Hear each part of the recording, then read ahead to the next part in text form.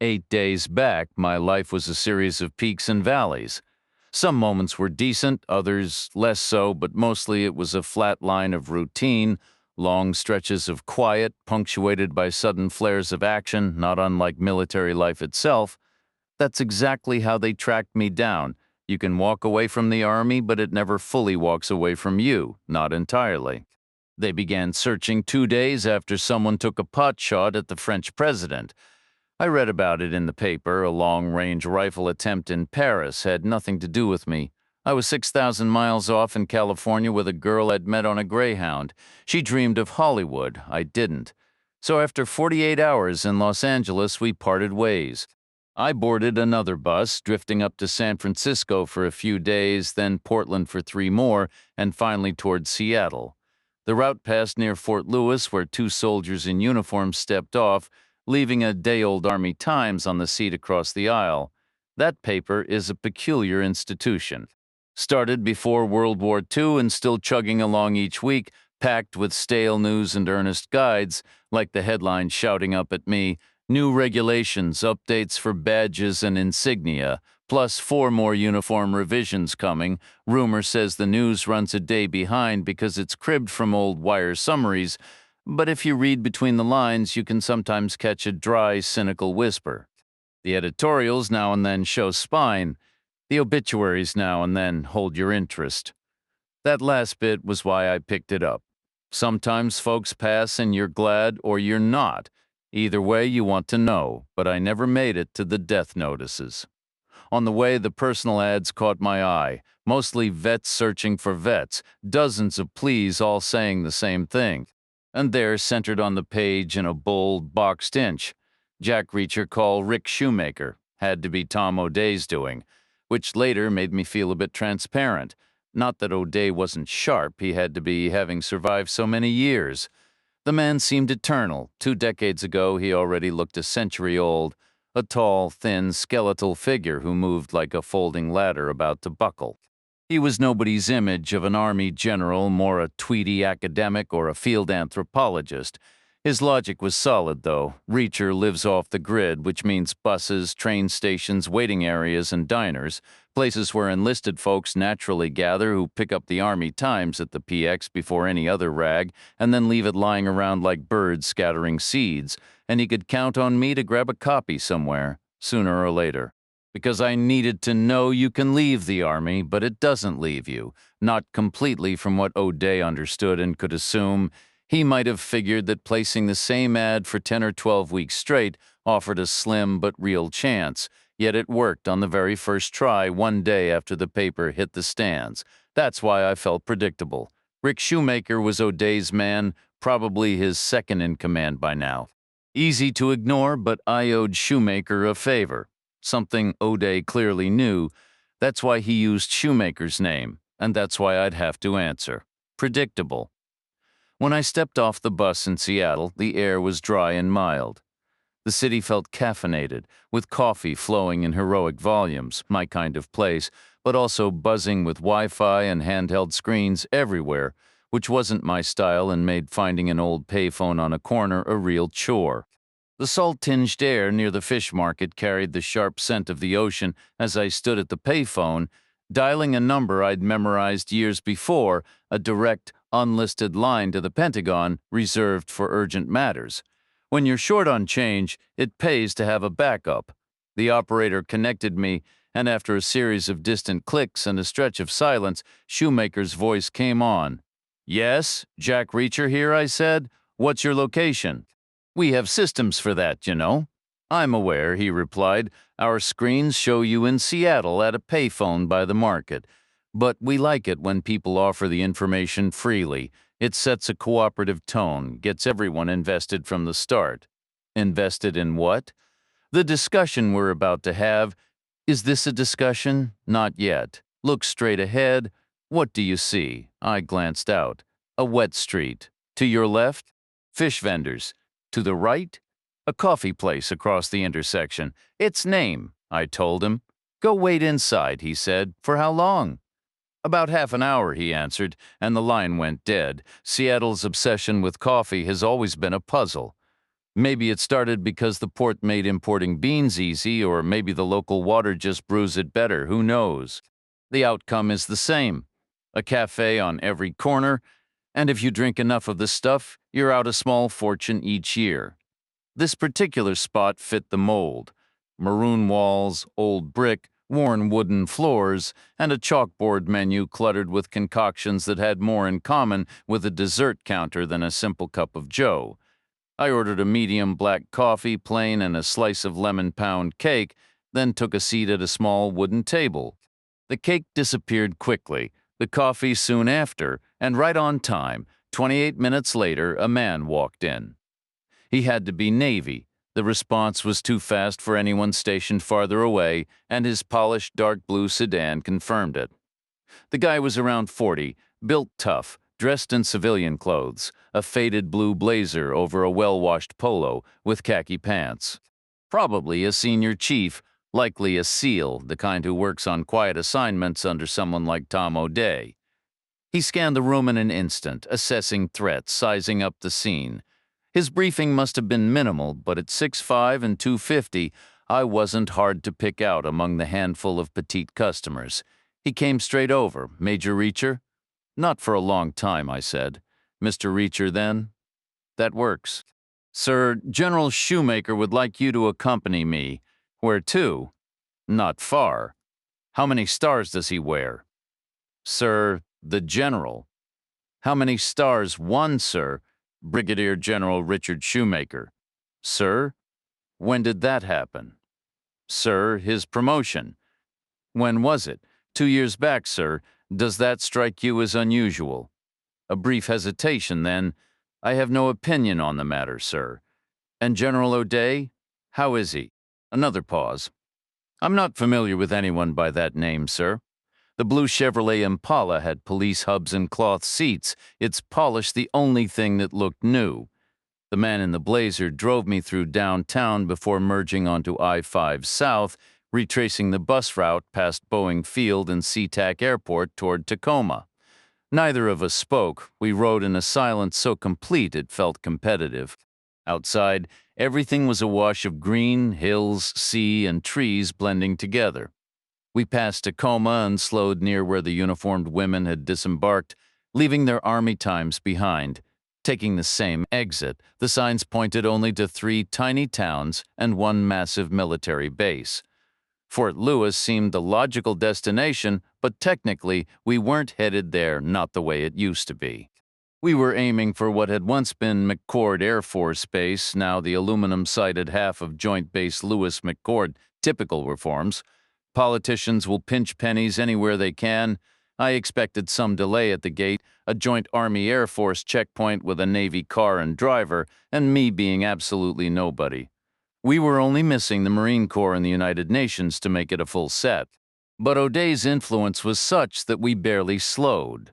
We swept through, took a left, then a right, were waved past a second gate, and suddenly the car was out on the tarmac, looking tiny beneath the hulking gray forms of C-17 transports. It felt like a mouse scurrying through a forest of metal giants. We passed under a vast gray wing and rolled across open blacktop toward a solitary white business jet standing in the sun. A Lear or a Gulfstream, whatever the wealthy favor these days. Its paint gleamed, unmarked except for a tail number. No logo, no name. The engines whined softly and the stairs were lowered. The driver executed a smooth arc, stopping with my door about 3 feet from the bottom step. I took the hint, climbing out. I stood for a moment in the mild spring air. The car pulled away, and above me a steward appeared in the oval cabin doorway. He wore a crisp uniform. "Sir, please come aboard." The stairs flexed under my weight. I ducked inside. The steward stepped back to my right, while on my left another uniformed man squeezed out of the cockpit. "Welcome aboard, sir. You've got an all-Air Force crew today. We'll have you there in no time." "Have me where to your destination?" he said before cramming himself back into the pilot's seat. He and his co-pilot began flipping switches. I followed the steward into a cabin paneled in walnut veneer, the seats upholstered in butterscotch leather. I was the only passenger. Choosing an armchair at random, I watched as the steward secured the door and took a jump seat behind the pilots. Within 30 seconds, we were airborne, climbing steeply, Chapter 2. I assumed we banked east after leaving McCord. Going west would mean aiming for Russia or Japan, and this plane didn't look built for that kind of journey. When I asked the steward our destination, he claimed he hadn't seen the flight plan. An obvious lie, but I let it go. Ironically, he turned out to be quite talkative about everything else. The aircraft was a Gulfstream IV, originally seized from a corrupt hedge fund in a federal case and later transferred to the Air Force for high-level transport. If this was how Air Force VIPs traveled, they were certainly fortunate. The jet was impressively quiet and stable, with incredibly comfortable seats that adjusted in every conceivable direction. In the galley, a proper drip coffee maker was brewing. I asked the attendant to keep it ready, but mentioned I'd handle my own refills, a gesture he seemed to appreciate, as if it acknowledged he wasn't just a flight attendant but a security detail, capable and proud of the role. From the window, I watched the Rockies pass below, their lower slopes thick with dark evergreens and their peaks capped in brilliant white. Then came the vast, sun-baked plains, a patchwork of farmland divided into countless small plots, worked and reworked season after season with little rain to soften the earth. Judging by the landscape, we skirted the edge of South Dakota and crossed a slice of Nebraska before pushing into Iowa. Given the curved logic of high-altitude navigation, our true heading was probably farther south, a great circle route that looks odd on a flat map but makes perfect sense on a round planet. We could be bound for Kentucky, Tennessee, the Carolinas, maybe even Georgia. The flight stretched on, marked by 2 full pots of coffee, until the ground gradually rose to meet us. At first I guessed Virginia, but the layout soon suggested North Carolina. 2 distinct urban clusters slipped past on the left, likely Winston-Salem and Greensboro fading behind us as we continued southeast. Ahead lay mostly open country until Fayetteville, but just before it sat Fort Bragg, home to Special Forces Command and a place that fit Tom O'Day's professional world like a glove, or so I thought. Once again, I was wrong, or at least only technically right.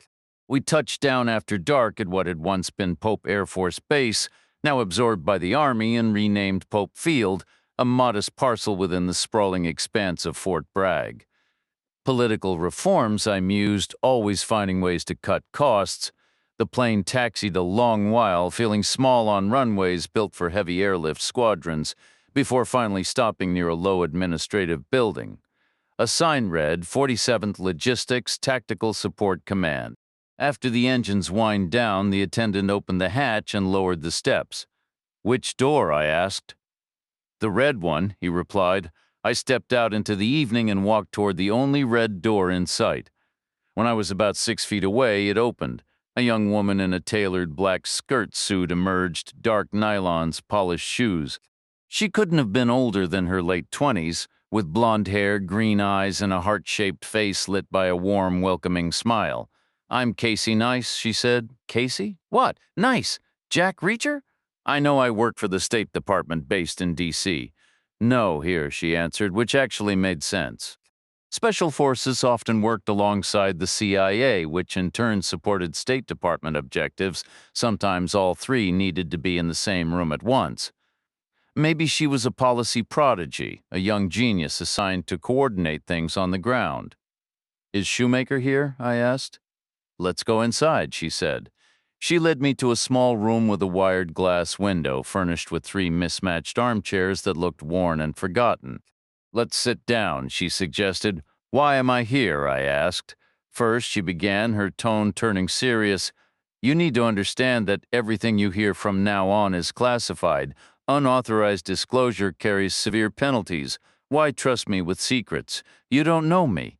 Your file has been reviewed. You held a security clearance. It was never formally revoked. You're still bound by it. Am I free to leave? We'd prefer you stay."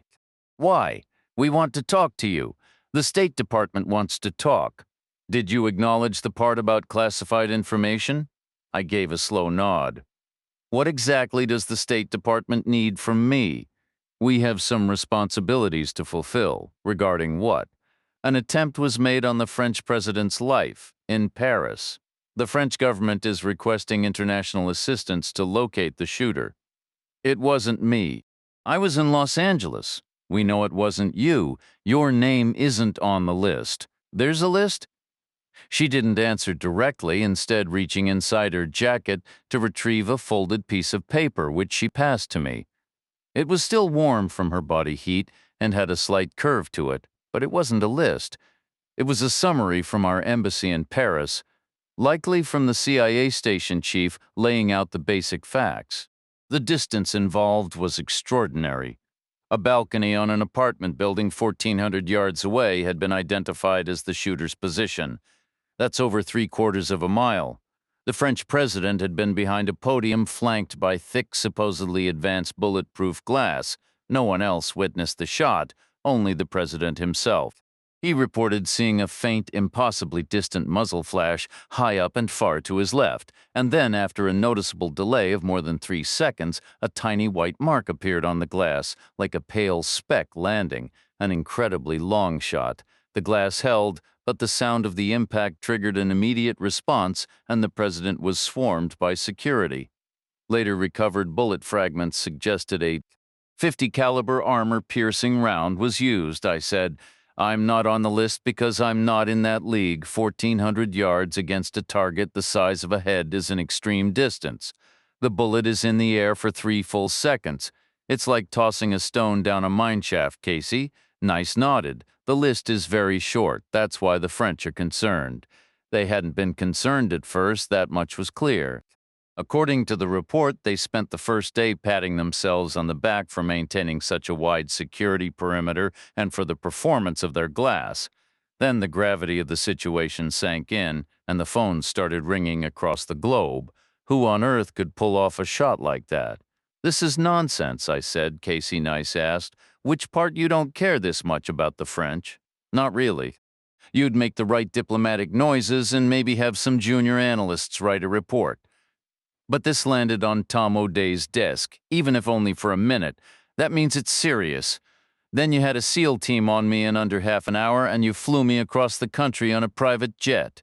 Obviously, both the team and the plane were on standby, but since you had no idea where I was or when I'd call, you must have teams and planes positioned all over the country, ready to go at any time.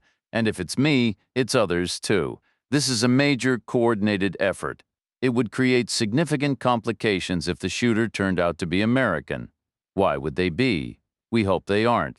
What could I possibly do for you that's worth a private jet? Her phone buzzed in her pocket.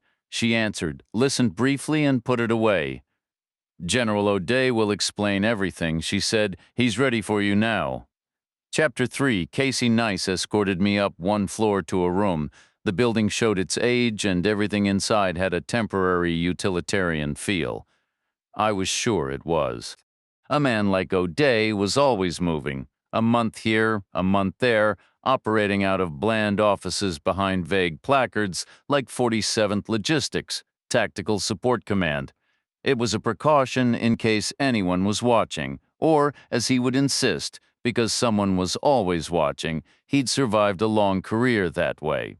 He was seated behind a desk, with Shoemaker in a chair off to the side, playing the part of the loyal deputy. Shoemaker had aged 2 decades, which was to be expected, because it had been 20 years since I'd last seen him.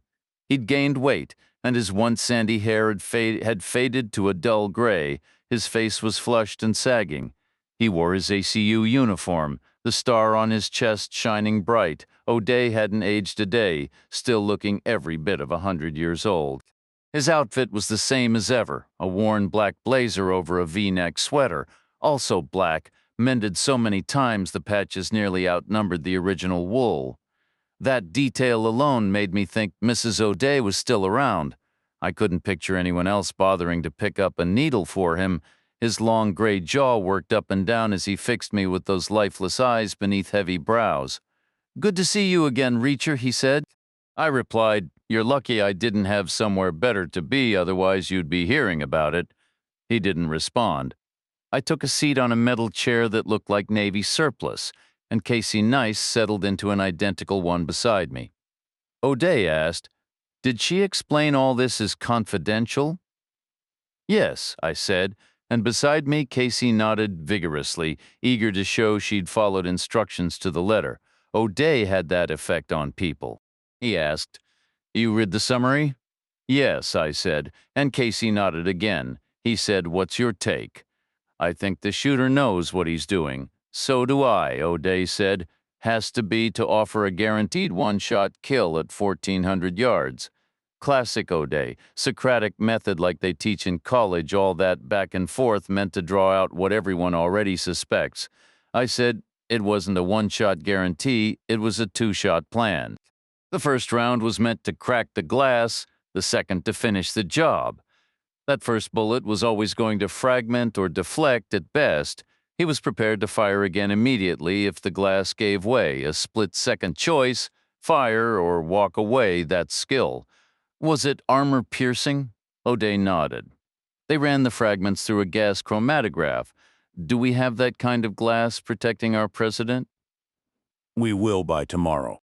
50 caliber. The recovered weight suggests it, which makes it even more impressive. That's a heavy, unwieldy rifle. It's been known to hit from a mile out, even a mile and a half once in Afghanistan, so maybe 1,400 yards isn't such a stretch. More Socratic circling, I said. Hitting twice at that distance is harder than a single lucky shot from a mile away. It's about consistency. This guy has real talent. "Agreed," O'Day said. "You think he served? Had to? No other way to get that good? Think he's still in?" "No, he wouldn't have the freedom to move around." "My thought exactly?" I asked. "Are we sure he was for hire? What are the odds a civilian with a grudge also happens to be a world-class sniper? More likely someone with a grievance pooled resources and shopped the open market. Maybe a small faction, which means more money to spend. Why do we care? The target was French. The bullet was American. How do we know? The chromatograph. There's an old agreement, never publicized. Each manufacturer uses a slightly different alloy blend, like a fingerprint. Plenty of the world buys American ammunition. This guy is new, Reacher. This profile hasn't been seen before. This was his debut. He's building a reputation here, and it's a hell of an audition. He has to land 2 shots fast with a 50 caliber from 1,400 yards out. Succeed, and he's in the big leagues for life. Miss, and he's relegated to the minors forever. Those are insanely high stakes, yet he took the shot, which means he knew he had to know he wouldn't miss. Absolute confidence, twice at that range. How many snipers are that good? It was a sharp question. I said, honestly, for our side, that skilled, in any given era, you'd be fortunate to find maybe one individual of that caliber in the SEALs, perhaps 2 in the Marine Corps, and another 2 in the Army. That makes a total of 5 active duty operators at any one time. But you just confirmed he isn't currently serving. Exactly. So you also have to consider a matching set of 5 from the generation just before them. Men recently retired, feeling a bit adrift, but still young enough to be fully capable. That's your pool. Those are your suspects, the prior generation? I don't see another group that fits the profile. Realistically, how many nations have that kind of capability? Maybe 5. So, an average of 5 eligible candidates per country gives us 25 potential shooters worldwide. Sound right in the general vicinity? More than just the vicinity, actually. 25 happens to be the precise number of retired elite snipers actively monitored by global intelligence agencies. You think their home countries keep close tabs on them? Without a doubt. Then, on any given day, how many of those 25 would you expect to have ironclad alibis, given that level of surveillance, considering they'd be watched very carefully? I offered. 20, try 21. O'Day corrected. That leaves us with 4, and that's the diplomatic headache we're facing. It's like 4 men in a locked room all staring at each other. I really don't want that bullet to trace back to an American. Are you saying one of ours is unaccounted for? Not entirely accounted for, no. Who is it? How many snipers that good do you personally know? None, I said. I don't exactly socialize with snipers. How many have you ever known? 1, I admitted. But it can't be him, and you're sure of that because he's in prison, and you know this because I'm the one who put him there. He received a 15-year sentence, right? That's what I remember, I said. When was that? It was a Socratic trap. I did the mental math. So many years had passed, a whole lifetime of different places and faces. A cold dread settled in my gut. Hell, I muttered. O'Day gave a slow nod. 16 years ago, he confirmed. Doesn't time just fly when you're having fun? He's out. He's been a free man for a year. Where is he now? Not at his last known address. Chapter 4.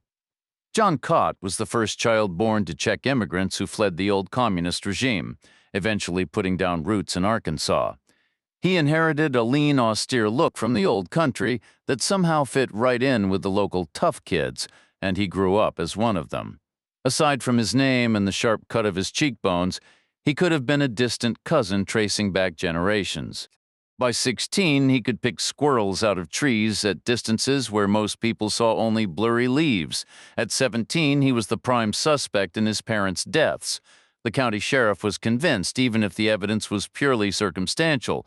None of that seemed to matter a year later to the Army recruiter who signed him up. For a thin, wiry man, he possessed an unnerving, preternatural calm.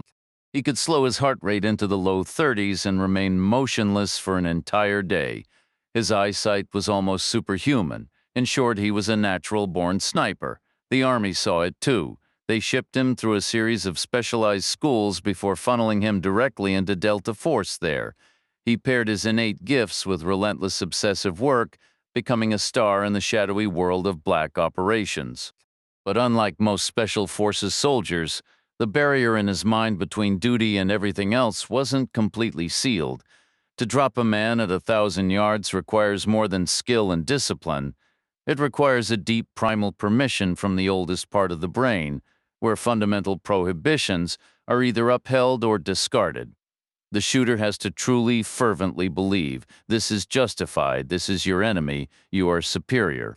You are the best, anyone who stands against you deserves to die.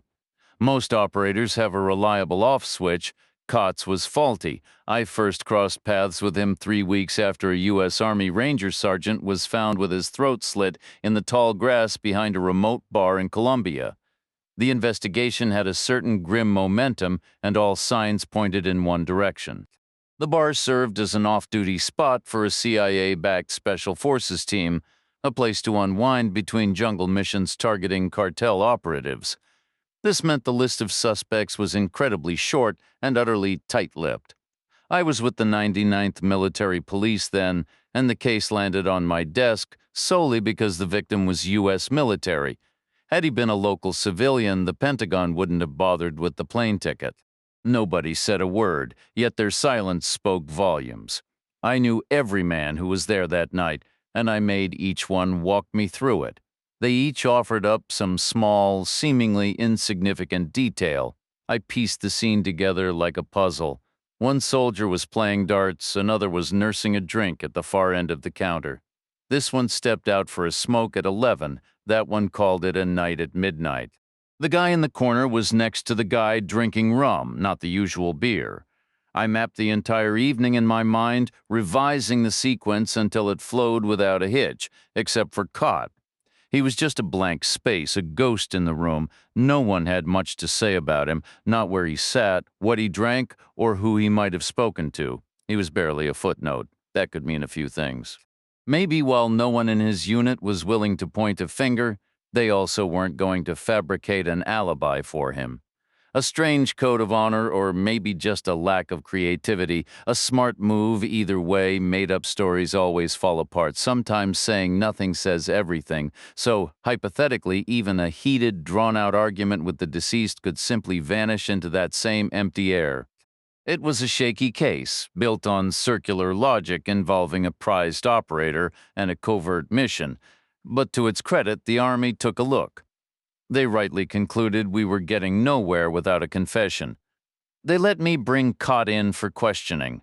Most of interrogation is just listening, and I listened to Cott for a long while before I figured out that at his core the man had an arrogance as solid and wide as his own skull. He wasn't drawing the line. The idea that anyone who challenges you deserves to die is combat zone nonsense. not a philosophy for life, but I'd known guys like that my whole career. I was practically raised by them. They have this need to explain themselves. They want you to get it. They crave your approval. Sure, maybe some pesky, temporary regulation was technically in their way once, but they were bigger than that, weren't they? Am I right? I let him talk, and then I backed him into a corner until he practically admitted that, yes, at one point he had been talking to the dead man. After that, it was all downhill, or maybe uphill is the better metaphor. It was like building pressure in a tire or stoking a fire under a pot. 2 hours later, he was signing a lengthy, detailed statement. The bottom line was simple. The dead guy had called him a coward. Just trash talk that spiraled completely out of control. Some response felt necessary. Some insults just can't be walked back, can they? Right? Because he was a star in a clandestine world. They cut him a plea deal. A variant of second-degree murder got him 15 years. I was fine with it. With no court-martial to stick around for, I pocketed an extra week in Fiji and met an Australian woman I haven't forgotten. I wasn't about to complain. O'Day said, "We shouldn't jump to conclusions. There's no proof he ever touched a rifle again after that night. But he's on the list. He has to be. What are the chances it's him? 1 in 4, statistically. Would you bet on it? I'm not saying he's our guy. I'm saying we have to accept there's a 25% chance he could be. Who else is on the list? 1 Russian, 1 Israeli, 1 Brit?" I said, "Kott's been inside for 15 years. O'Day nodded. "Let's start by considering what that would do to a man." It was another excellent question. What does 15 years in a cell do to a sniper? Precision shooting depends on so many things. Muscle control could deteriorate. Good shooting is a paradox. It requires being both relaxed and intensely focused at the same time. The balance had to be just right, gentle enough to eliminate minor tremors, yet firm enough to contain a sudden violent burst. General fitness might take a hit, which mattered, since a steady pulse and controlled breathing were key components, but in the end I settled on his eyes. O'Day asked, why? Everything he's looked at for 15 years has been right in front of him. Walls, mostly, even the yard. His eyes haven't had to focus on anything distant since he was young. It painted a satisfying picture in my mind, Kott, softened by time, maybe a little shaky, wearing spectacles hunched over despite his already small frame. Then O'Day read the prison release summary. Kott's background was a mix of Czech and Arkansan roots, but he had spent his sentence like some ascetic Eastern monk. He adopted yoga and meditation. His daily routine involved light exercise solely to preserve core strength and flexibility, followed by hours of profound stillness, his breathing nearly undetectable, all while maintaining a vacant 1,000-yard stare he claimed was essential practice. O'Day said, I checked with some of the staff here. They say Kott's yoga is about cultivating stillness and relaxed power. You fade away and fade some more, and then suddenly you shift to the next pose. The meditation is similar, empty your mind. Picture your victory. You're telling me he left prison in better shape than when he went in. He dedicated 15 years to it with intense focus. And let's be honest, a rifle is just a piece of metal. What matters is the mind and body controlling it. How does he get to Paris? Does he even have a passport? Consider the groups involved. Consider their resources. A passport is the easiest problem to solve. The last time I laid eyes on him, he was signing a confession that was over 16 years ago. I don't see what use I am to you now. We need to cover every possibility. What possibility could I possibly cover? You caught him once, O'Day said. If it comes to it, you can catch him again. Chapter 5. Showmaker stepped in then, as if the big picture was settled and it was time to drill down. Much depended on the motive for the attempt. Some factions would never contract an Israeli, which should narrow the odds to 1 in 3, except the Israeli in question apparently looked Irish and used a bland code name. Maybe the factions were unaware, that just muddied the water. Ultimately, the search for a clear motive had been scrapped. The State Department's roster of parties irritated with the French was exhaustive, so all 4 candidates were now on equal footing, no profiling permitted. I looked at Casey Nice and said, "This is still a load of nonsense." Once again, she asked, "Which part?" "The same part. This is a massive overreaction. Your government wouldn't offer the French a glass of water if they were stranded in the desert. Yet here you are acting like this was a direct attack on American soil. Why? What's France going to do? Cut off the brie supply? We can't afford to appear unresponsive. You're not appearing at all. You're hopping between safe houses and hiding behind fake corporate fronts. That's smart. No embassy watcher is going to pin down who you are or what you're doing. Not even the French. They can't tell if you're helping or ignoring them. So why the big show? It's about our standing. There's a 1 in 4 chance a convicted American criminal is working freelance somewhere on the planet. He wouldn't be the first, and he won't be the last. Our reputation could handle that tiny scratch, especially since the Frenchman is still breathing. No harm, no foul. O'Day shifted in his chair and said, "We don't write the policy. The last time you folks listened to Congress, the country was still using horse-drawn carriages." "Then who should I listen to?" I said. "The president, and let it hang," O'Day continued. "Everyone's annoyed with the French, which in the end means no one is uniquely annoyed with them. No one had a special reason to take that shot. Not this year, not more than any other time. So the current thinking is this was a tryout. Our guy was proving his worth ahead of a more significant job. The question is, for who? Nobody knows for sure, but everyone's convinced it's their own neck on the line. And why wouldn't they be? In their minds, they're the center of the universe. There's an EU summit on the calendar packed with heads of government, followed by the G8 and then the G20. That's 20 world leaders in one place, ours included. All lined up for the official photo, standing still and grinning, probably on the steps of some grand public building. The last thing they want is a shooter out there who can hit a target from over 3/4 of a mile away. So this is just politicians protecting themselves, in the most literal sense, all across the globe. Even our guy, what he personally thinks doesn't matter. The Secret Service is panicking enough for the entire administration. Which explains the private jet for me. Budget is no concern. But it's not just me, right? Please tell me you're not putting all your eggs in one basket? O'Day replied. "We have all the support we require," I said. "Odds are it isn't caught, and it definitely isn't 3 separate shooters. Do you want to gamble or do the job?" I let that hang. Showmaker informed me I'd be staying in temporary housing nearby and was confined to that section of the base. If anyone asked officially or in passing, I was to identify myself as a civilian contractor specializing in pallet logistics. If pushed further, I'd say I was assisting the 47th Logistics with an issue in Turkey. That made a twisted kind of sense.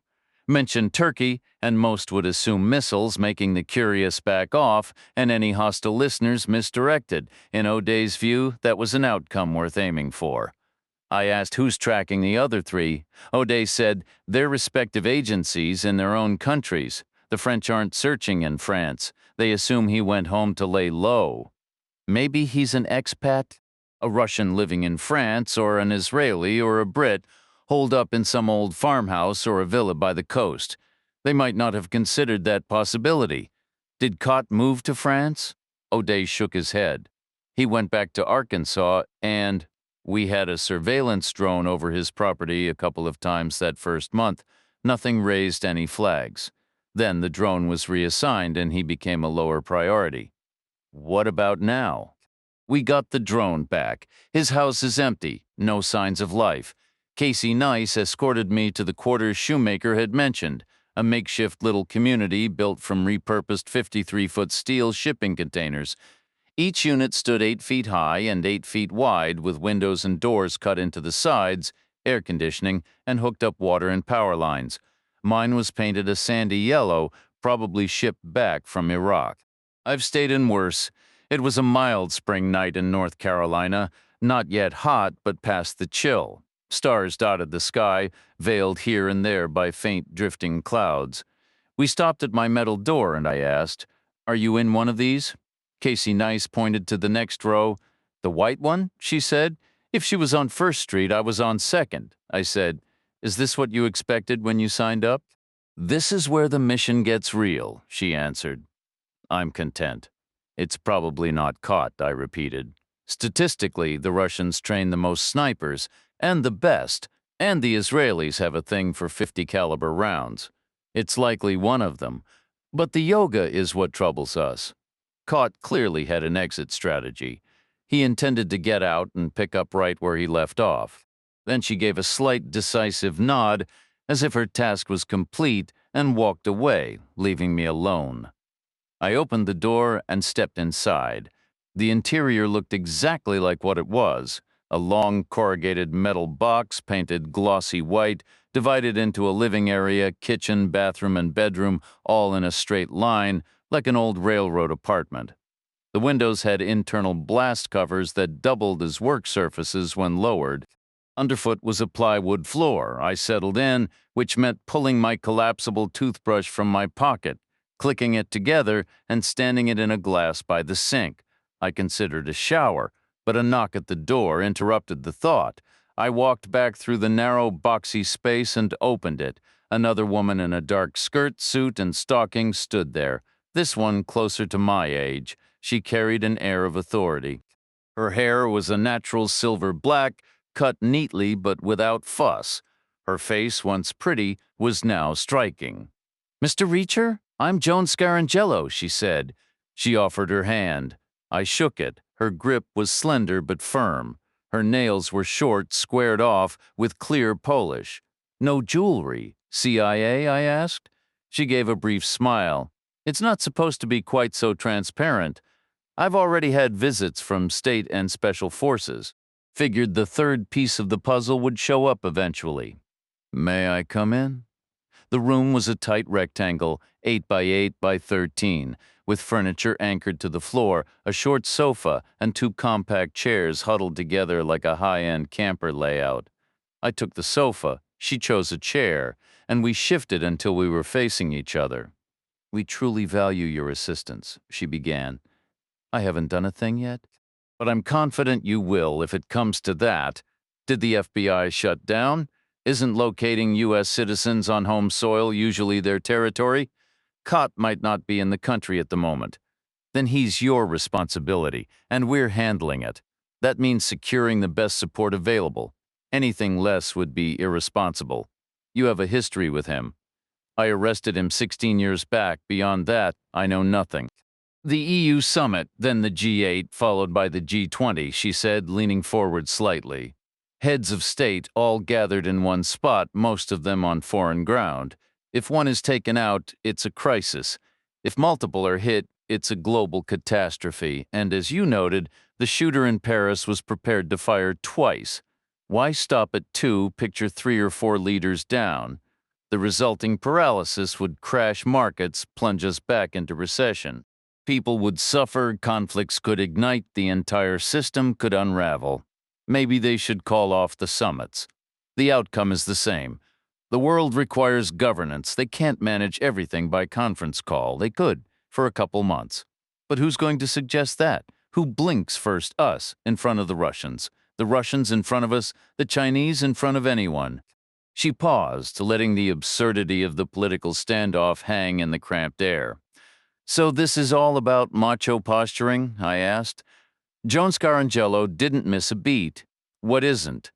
I shifted on the firm sofa.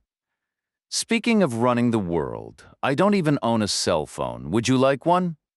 My point is, John Cott is someone I encountered for a single day over a decade and a half ago. I have no resources, no secure comms, no access to databases, no support system whatsoever. We possess all of that. We'll provide any intelligence we develop and then dispatch me to bring him in." She remained silent. I continued, "Here's the reality, Miss Scarangello. I may have just arrived, but I wasn't born yesterday. I didn't just wander in from some farm. If Cott's your man, you want me stumbling around out there because whoever's backing him will be forced to react. Whatever faction, as O'Day puts it, I'm meant to draw them into the light. That's the real assignment. I'm just bait." She didn't respond. I pushed further, a sardonic edge creeping into my tone. "Or maybe you're hoping Cott comes for me directly. He's got a solid grudge after all. I cost him 15 years. I'm sure that threw a wrench in his life plans. He's probably nurturing a healthy dose of bitterness. Maybe all that target practice was meant for me personally, not just professional development. No one is thinking of you as bait. That's a load of nonsense. Tom O'Day considers every angle, always picking the simplest and most efficient path. Are you afraid? You ever met an infantry soldier? This post is full of them. Go ask one. Infantry endures a mountain of misery. They sleep in dirt holes, freezing, soaked, caked in mud, starving, while mortars and shells and rockets rain down, plus bombs, chemical agents, airstrikes, missiles, and all that's waiting up ahead is razor wire and machine gun positions. But you know what they despise more than anything? Snipers, she replied. Exactly, I said. Death that comes at random, out of nowhere, any minute, any spot, no signal, no alert, every second of every day, no let-up. The strain gets intolerable. It drives some of them right over the edge. I mean, truly insane. And I get it. Right now, I'm sitting in a small metal box and I'm already feeling a little too at home. I crossed paths with your brother once, Scarangello said. Is that so? She gave a nod. Joe Reacher. I was a junior case officer back then, and he was with Army Intelligence. We collaborated on an operation, and now you're about to tell me he said glowing things about me, called me the toughest SOBie around. You're trying to use a dead man's words. I'm sorry for your loss, but he did speak highly of you. If Joe were here, he'd tell me to run from this mess as far and as fast as my legs would carry me. There's a hint in the job title, Military Intelligence. He knew Tom O'Day, too. You're not fond of O'Day, are you? I think someone ought to pin a medal on his chest, put a bullet in his head, and name a bridge after him. Maybe this wasn't the right call. I'm amazed he's still in the game. Operations like this are what keep him relevant, especially now he's right at the center of it. I stayed quiet. Scarangello added, We can't force you to stay. I shrugged. I owe Rick Shoemaker one. I'll hang around. Predictable. Scarangello left after that, her faint perfume lingering behind. I took a shower and turned in. O'Day liked to kick off each day with a briefing, and I intended to be there right after breakfast, which I couldn't locate. The early light showed we were parked in an isolated corner of Pope Field, which stretched for miles. I guessed I was at least a mile from the nearest mess hall, maybe 5, and I wasn't free to roam. Wandering around Fort Bragg without authorization wasn't wise, especially now. Really, it never was. So I circled back to the red door and found Casey Nice in a room with a table piled high with muffins and pastries on platters, plus large catering boxes of coffee, Dunkin' Donuts, not Army issue private catering reforms. Anything to pinch a penny? Casey Nice asked, quarters comfortable. I said, better than bedding down in a hollow log. Is that your usual routine? Just an expression. But did you sleep well? Like a rock? Meet anyone last night? A woman named Joan Scarangello. Good. Who is she exactly? A deputy to the deputy director of operations. That sounded junior, but it wasn't. In CIA lingo, a DDO belongs to a tiny inner circle, right at the top, one of the 3 or 4 best-connected people on Earth. Her natural habitat would be a Langley office about 8 times the size of my shipping container, probably with more telephones on the desk than I'd seen in my whole life. I said, they're taking this pretty seriously, aren't they? They have to, wouldn't you say? I didn't answer. Then Scarangello herself walked in. She nodded a greeting, picked up a muffin and a coffee, and left again. I grabbed 2 muffins, an empty cup, and a whole box of coffee. I figured I could set it on the edge of the conference table with the spout facing me. Refills on demand like a bartender serving himself. The morning briefing was held in a room next to O'Day's upstairs office. Nothing fancy. Just 4 plain tables shoved together into a square with 8 chairs for the 5 of us. Shoemaker, O'Day, and Scarangello were already in their seats. Casey Nice settled into the seat beside Scarangello, while I found a spot with empty chairs on both sides. I poured the coffee and took a bite of a muffin. Shoemaker began, dressed once more in fatigues with his star. His initial assessment was surprisingly sharp, hinting he might actually be worth the trouble. He stated Poland and Greece are both heading toward snap elections on the surface. That's democracy at work. But if you dig into the EU's rules, there's a clause that lets heads of state delay their summits if 2 or more members are voting. Essentially, they're taking cover. The EU gathering is off. That shifts our focus to the G8 summit in 3 weeks. Those arrangements are still firm, which gives us both a time frame and a clear objective. I started to say something, but O'Day thrust out a long arm, palm facing me like he was halting a dog, and cut in. You're going to remind us we're operating on a huge assumption and that the real target could be anything else. You're right, but understand this, we don't care about any other target. If something else gets hit, we'll be celebrating. For now, our working theory is that an assassination attempt on a world leader is a given. I said, I was actually going to ask who's in the G8. That must have been a stupid question, because everyone shifted uncomfortably and stayed quiet. Finally, Casey Nice answered, the US and Canada, the UK and France, Germany and Italy, and Japan and Russia. I replied, those aren't the 8 biggest economies anymore. Once upon a time they were, Joan Scarangello said. Some arrangements just become permanent. So if this is personal or nationalist, it could be any of them. But if it's a major terrorist statement, then, with all due respect, it's probably not Italy. I mean, who'd even notice? Their leaders change every other month anyway, or Canada. You wouldn't recognize their guy if you passed him in the supermarket. Same for Japan and France, the UK too. Some privileged guy takes a fall. It's not going to shake the globe. Germany might be a bit of a problem. Scarangelo nodded. Europe's largest economy, the only fiscally responsible adult in the room, and a national psyche that completely relies on politicians not being shot. Things could come apart fast. And Germany has a long way to fall. So it's us, Russia, and Germany that simplifies things. Just keep those 3 locked down, no outdoor strolls. Let the other 5 wander around. Or send their vice presidents too for the photo opportunities. You could spin that, show how confident we are by sending both. O'Gay gave a slow nod. That's Plan B, and it's already written. Plan A is to locate John Cott, and to hope that London, Moscow, and Tel Aviv have the same luck with their targets. Do we know anything about their guys? We know everything. The Brit is ex-SAS, name of Carson. Officially, he has over 50 confirmed kills worldwide. Not that anyone will admit it, one at over 1,800 yards, fully documented. The Russian is called Datsev. His first instructor fought at Stalingrad, which was a brutal education. The Israeli is Rosen. The best they ever had with a .50 caliber Barrett. And that's really saying something for the IDF. They all sound more impressive than Cott. No, they sound about equal. 1,400 yards was routine for Cott, until you put him away, that is. You sound like you think I shouldn't have. He was more valuable to us alive than the soldier he killed, I asked. Where's the G8 meeting? London, O'Day said. Technically just outside the city. Some old estate or castle, something like that. Does it have a moat? I'm not sure. Maybe they should start digging one. The goal is to not let it get to that point. I can't help you with that anyway. My passport had expired.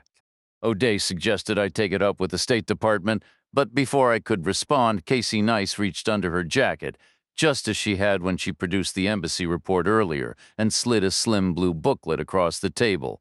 It was warm from her body heat. Inside were my name and photograph. The passport freshly issued the day before and valid for a full decade. Once the meeting wrapped up, I was summoned to Rick Shoemaker's office.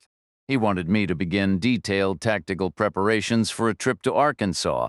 The idea felt absurd. Arkansas didn't require that kind of operational planning, and it seemed like the wrong direction entirely. If it's really him, I argued, he'd have stayed in Europe. He's probably in London by now, Shoemaker replied. Joan Scarangello assured us you understand your role perfectly. All I am is bait. You're serious about this? It's not a major operation, he said. Like you said, if Cott is involved, he won't be there himself. But if he is the shooter, they might have someone keeping an eye on the place. It's a logical first stop for us anyway. We need to confirm whether he picked up a rifle again. If he didn't, we're in the clear. Yoga and meditation only get you so far. You still need time on the range. they'll be expecting us to check. Probably low-level personnel. Nothing you can't handle. And we might learn something useful, assuming it's him. And if it isn't, you've got even less to worry about. Why send me? There are plenty of federal agents who could serve as bait, probably do it better, too. They could roll in with lights and sirens. Do you know how many Americans hold top-secret security clearances these days? No idea. Close to 1 million. Half of them are civilians, executives, contractors, subcontractors. In any group that large, a couple of hundred are bound to be seriously compromised. That sounds like O'Day talking. He's usually right and always paranoid. Fine, cut the number in half. We still have 100 potential traitors with top-secret access. National security has been out of control for a decade. That's why this stays tightly held. General O'Day prefers working with people he knows he can trust. I can't even rent a car. No driver's license, no credit card. Casey Nice will go with you, Shoemaker said. She's old enough to drive. Then she'll be bait, too. She knows what she signed up for, and she's tougher than she looks. In the end, the detailed tactical planning boiled down to grabbing my toothbrush from the bathroom and jotting down Cott's last known address, a rented place in the remote bottom left corner of Arkansas where the state borders Oklahoma, Texas, and Louisiana. Casey Nice stepped into her white cubicle wearing a black skirt suit and emerged 5 minutes later in blue jeans and a brown leather jacket, which I had to admit was more suitable for rural Arkansas. They put us on the same plane with the same crew. I let Casey go up the steps first, the only sensible move when one of you is a young woman in jeans and the other isn't. I took my usual seat. She sat across from me. This time, the steward knew our destination, Texarkana, a civilian airport with rental cars available. Not a direct route, just west and south over Georgia, Alabama, and Mississippi. One pot of coffee would probably suffice unless Casey wanted a cup too. I turned to her and said, "Showmaker told me, you know what you signed up for?" She met my gaze. "I believe I do." "Which is what?" "It's a theory they're testing. You've seen how things are. Everyone's working together now. The idea is that in the future the lines will blur completely behind the scenes, so we need exposure. I'm fine with it. I need to be ready. Most of my career is still ahead of me. What experience do you have up to this point?" "I'm not concerned about that, if that's what you're asking." "Good to hear," I replied. "Should I be? Ever stayed in a hotel with one of those oversized beds, the kind that's nearly 7 feet long? If we're ever out in the open, that's the distance you should keep from me. The best possible scenario is that Cott has no connection to any of this, that he was simply away on a fishing trip when your drones flew over, and now he's back home with a long, straight driveway and a loaded rifle by his kitchen window. Depending on how worked up he gets, the first shot might miss by 6 feet, but it won't miss by 7. I don't believe he's home. I think he's in London. Why him? The others seem like stronger candidates. Datsev was in the Red Army as a very young man, and then the Russian Army that ended 5 years ago. He left state employment. Rosen has been out of the IDF even longer. Carson, the Brit, has been out of the SAS longer still. But Paris was a brand new profile. Why would Datsev, Rosen, or Carson wait so many years before going into business? This feels like someone who just spent a year preparing before opening shop, a guy whose retirement has only just begun. You should still maintain a 7-foot distance. Datsev, Rosen, and Carson could have been otherwise employed. Private military contractors, security work, or maybe they were running quaint little bookstores until the economy turned. Maybe their pensions dried up, maybe they just got out of prison for unrelated crimes. Cott could have been on the freelance market longer than any of them, even if it's only been a year. Then they'd choose him first because he's the most experienced. He's in London. I'm certain of it. I'm not worried about Arkansas. I wasn't either. At first, we landed in Texarkana and secured rental cars from a row of businesses all catering to the aviation trade. Casey Nice presented a perfectly ordinary Maryland driver's license, and I caught a glimpse of her birth date, calculating she was 28. She paired it with a Visa card from a Maryland bank. In return, she got a stack of forms to sign and the key to a red Ford F-150 pickup truck, which appeared to be the vehicle of choice at the Texarkana airport. The truck had a navigation device plugged into the cigarette lighter. She entered the address we had. The screen scrolled as if consulting some deep well of local wisdom, then announced the trip would be 50 miles. I glanced back at the airport as we drove away. Our plane was still visible ahead, lay narrow, winding roads, lined with trees sprouting new leaves. I said we should stop for lunch. She asked, shouldn't we complete the assignment first? Eat when you can. That's the golden rule. Where? The first place we see, which unfortunately was not the rustic roadside diner I had envisioned. Instead, we passed through a tidy little crossroads town and arrived at a clean, compact commercial strip with a Shell station at one end and a family restaurant at the other. Sandwiched between were various discount stores selling life's essentials, including a pharmacy and a clothing outlet. The restaurant had simple wooden tables and mismatched plates, but the menu offered hearty, reliable food. I caught up on breakfast with coffee, pancakes, eggs, and bacon. Casey Nice ordered a salad and drank plain water. She paid presumably on O'Day's budget. Afterward, I made a quick detour to the clothing store, browsing the khaki section and the bargain racks. I selected underwear, socks, pants, a shirt, and a jacket that looked like it was designed for a rainy day on the golf course. I didn't find any shoes better than the ones I was wearing. As is my habit, I changed in the fitting room and discarded my old clothes in the trash. As usual, Casey Nice watched the whole process with quiet curiosity. She mentioned, I was briefed on this, but I wasn't entirely convinced it was true. I asked, you received a briefing about me? General O'Day refers to you as Sherlock Holmes. He might consider updating his own wardrobe first. We climbed back into the red truck and continued northwest, tracing the edge of Texas as we aimed for the Oklahoma border. The GPS marked our destination with a black and white checkered flag, reminiscent of a racetrack's finish line, positioned in what appeared to be complete isolation. I assumed more rotes would populate the screen as we neared the location. Sure enough, an hour later, a network of narrow, winding gray lines appeared, weaving through a terrain dotted with lakes and streams that hinted at a landscape carved by deep ravines. A quick look outside confirmed it. Low, wooded ridges stretched side to side like the corrugations on a washboard. Casey Nice pulled over about a mile from the flagged spot and tried her phone, but couldn't get a signal, probably for a satellite image. We were left relying on the navigation system, which placed the checkered flag half a mile north of our current road, adrift in a vast expanse of green. That's one long driveway, I observed. Let's just hope it isn't a straight shot, she replied. We crept forward until we spotted the entrance on the right, just a rough, stony path cutting through the trees, framed by makeshift gateposts of stacked rocks before twisting out of sight behind fresh spring foliage. A rusted, nameless mailbox stood on the shoulder, directly across the road. Clearly visible on the left was a house likely Cott's closest neighbor. Let's begin there, I suggested. The neighbor's house was modest but reasonably kept. A long, low structure of brown wood with a gravel area in front holding a pickup truck. Out back, a small garden was just visible. On one side sat a satellite dish nearly the size of a compact car. On the other, a rust-streaked washing machine sat with its hoses dangling, bleached and cracked, into the dirt. I pressed the doorbell and heard chimes echo inside, but no one answered. Then footsteps approached from behind the house near the washing machine. A man around 40 appeared with closely cropped hair and a beard of matching length, a thick neck, and wary eyes.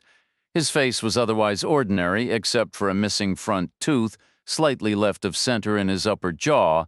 In a flat tone, he asked, "Can I help you?" In my experience, those two words can lead to anything from sincere assistance to a sudden, violent end. I said, "We're trying to find John Cott." "Not me," he replied. "Do you know where he lives?" He gestured through his sparse hedge across the road toward the driveway entrance. "Is he home?" I asked. "Who's asking?" "An old friend." "From where?" "Prison," I said. "Why don't you just drive up and check? We're in a rental. They charge you for tire damage these days, and that path looks rough." The man shrugged. "Couldn't tell you if he's there." "How long has he been living there?" "About a year." "Does he have a job?" "Don't think so. Then how does he cover the rent?" Beats me. Do you notice him coming and going? Only if I happen to be looking. When did you last see him? Hard to recall.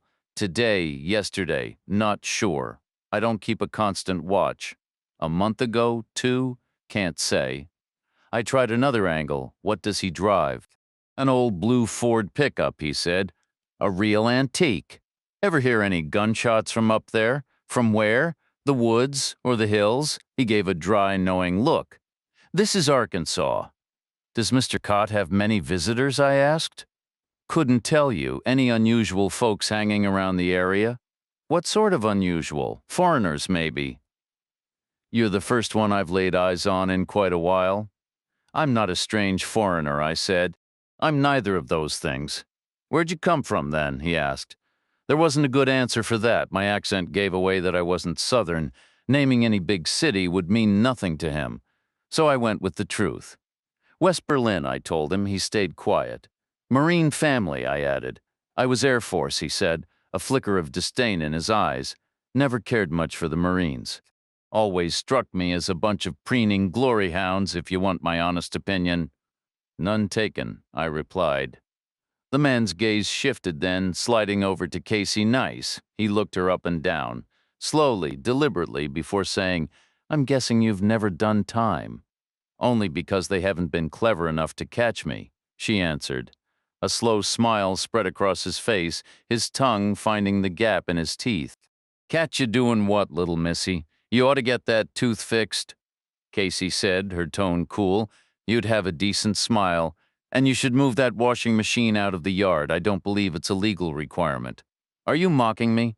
He took a step closer, glaring at her, then shot a glance my way. I met his eyes with a flat, empty stare, the kind that gives a man a split second to weigh his future mobility options. He hesitated, the tension thickening in the weak spring sunlight. Well, he finally muttered, I hope y'all enjoy your visit with your friend. He turned and walked away, disappearing around the back of his house on the side with a satellite dish. We stood there for a moment longer before climbing back into the rented truck and pointing it across the 2-lane road straight toward the rocky mouth of Cott's driveway.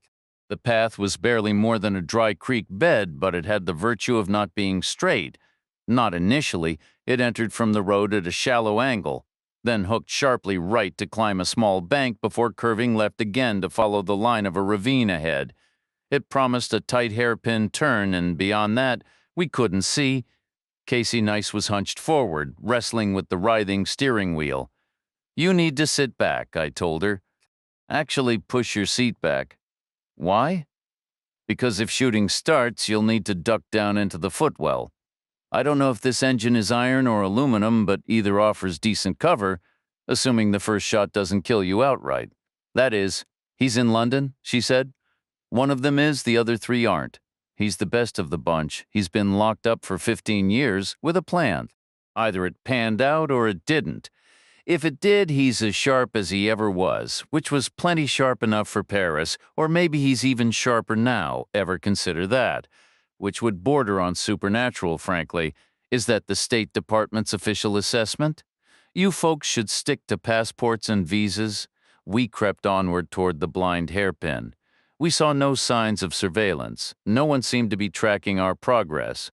From the air, the ravine we were following would look like a faint scratch on skin, but up close on a human scale, it was imposing, a gash about 30 feet deep, its bottom littered with tumbled rocks where only tough weeds and scrub bushes grew.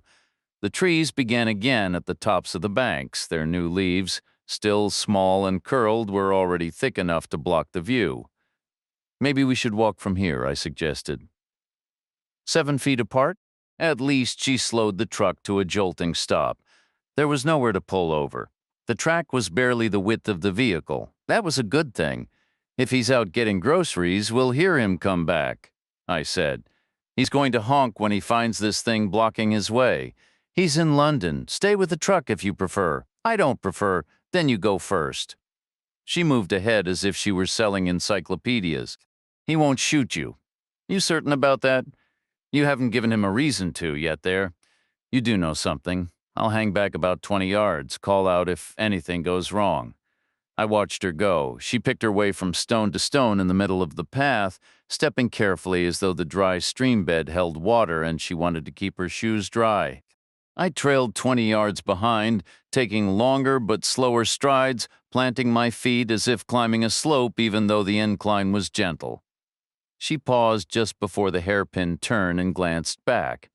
I shrugged, and she disappeared around the bend. I stopped to listen but heard nothing except the faint click of stones under her boots, so I picked up my pace, aiming to close the distance again. Past the turn, a long straight stretch ran along the uphill side of the ravine, then a break in the trees suggested a clearing and maybe a house built from the same dark weathered boards as the one below. A dull flash of blue paint winked through distant leaves to the left, possibly an old parked pickup truck, something from another era. About 100 yards separated me from the spot ahead. Casey Nice had shifted to the edge of the path. Slower going, but she seemed to prefer it. So did I. I sidled over to the opposite side, no sense offering a single straight-line target, no sense in her catching a bullet meant for me, or me catching one meant for her. We advanced in a diagonal lockstep until she reached the clearing's edge, where she paused and looked back. I signaled hold still, an old infantry hand signal from basic training, and she understood, retreating a step into the trees. I crossed the track in 3 long strides and joined her. "Want me to knock?" she asked. "Looks like you'll have to. Does he have a dog? It would have barked by now." She nodded, drew a breath, and stepped out. The sound under her feet changed from clicking stones to crunching gravel. I heard her knock, no doorbell, just 3 sharp raps from her knuckles on the wood. In the city, it might sound urgent. Out here, it felt fitting, where people could be busy somewhere distant. No answer, no footsteps or creaks inside, no movement around the house, nothing. She knocked again. Tap, tap, tap, silence. No one home, no watchers, no sign of surveillance. I stepped out and crossed over to join her. Most windows had closed drapes. The few gaps showed plain rooms cheaply furnished years ago. The house was a long, low ranch, very like the neighbors below, maybe built by the same hands at the same time. It felt solid. The clearing was beaten earth half-heartedly scattered with gravel.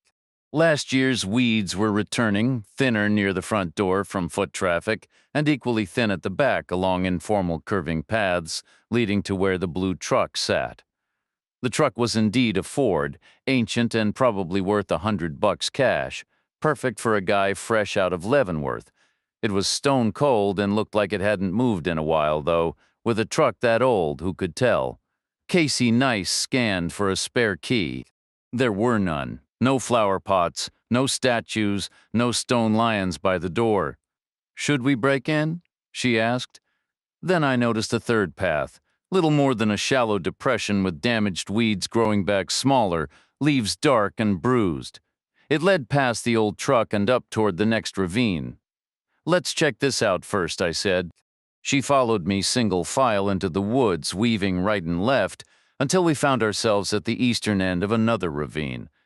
The trench was a near-perfect copy of the first one we'd found, a massive scar in the landscape that plunged maybe 30 feet down, its length stretching out like a colossal empty bathtub. It had to be some ancient geological shift, maybe a glacier from a million years back, dragging its weight of ice and stone across the earth, carving and grinding with a patience beyond human reckoning. Just like its twin, the bottom was littered with shattered rocks, sparse and barren. Tall trees crowded either side, making the gash seem even deeper and longer than it was, near the eastern edge. 3 pine trees had fallen. 2 lay parallel about 10 feet apart, bridging the drop like the skeleton of a forgotten bridge. The third had been cut into 10-foot sections and lashed across the gap between the fallen trunks, topped with a sheet of sturdy weatherproof plywood nailed firmly in place. Casey Nice asked, "What's this for?" We edged out onto the platform, grabbing at overhanging branches for balance until we found our footing on the solid board. From there, the view opened up. Trees pressed in behind us and to both sides. Ahead, the ravine arrowed straight west, a narrow corridor vanishing into the distance, its floor far below us, dotted with scant growth. The far end was a hazy gray smudge, as if the trench had run into some later rockfall and simply stopped short. I looked down at the plywood and saw two faint oval impressions side by side, each about the size of a football or a large ostrich egg. They were a dull silvery gray, the kind of stain metal leaves on wood over time, mixed with graphite from lubricant and a fine layer of settled grit, because grease at a microscopic level never really loses its stick. I crouched and ran a finger over the shapes. A rifle that big has bipod legs that fold down from the forestock, I said. They lock up or down. A careful man would grease the hinges, wipe off the excess, then maybe rub the cloth on the bipod legs themselves, especially the feet, since they're the only part that touches the ground. Come out here to practice often enough, shifting your stance just a little each time, and you'd leave marks exactly this size. Sherlock Holmes, she murmured. I gazed down the length of the ravine. What if those rocks form a kind of ledge or table? What if that's where he set up his targets? What rocks? She asked. We set off through the woods, keeping exactly parallel to the trench, adjusting our path around trees.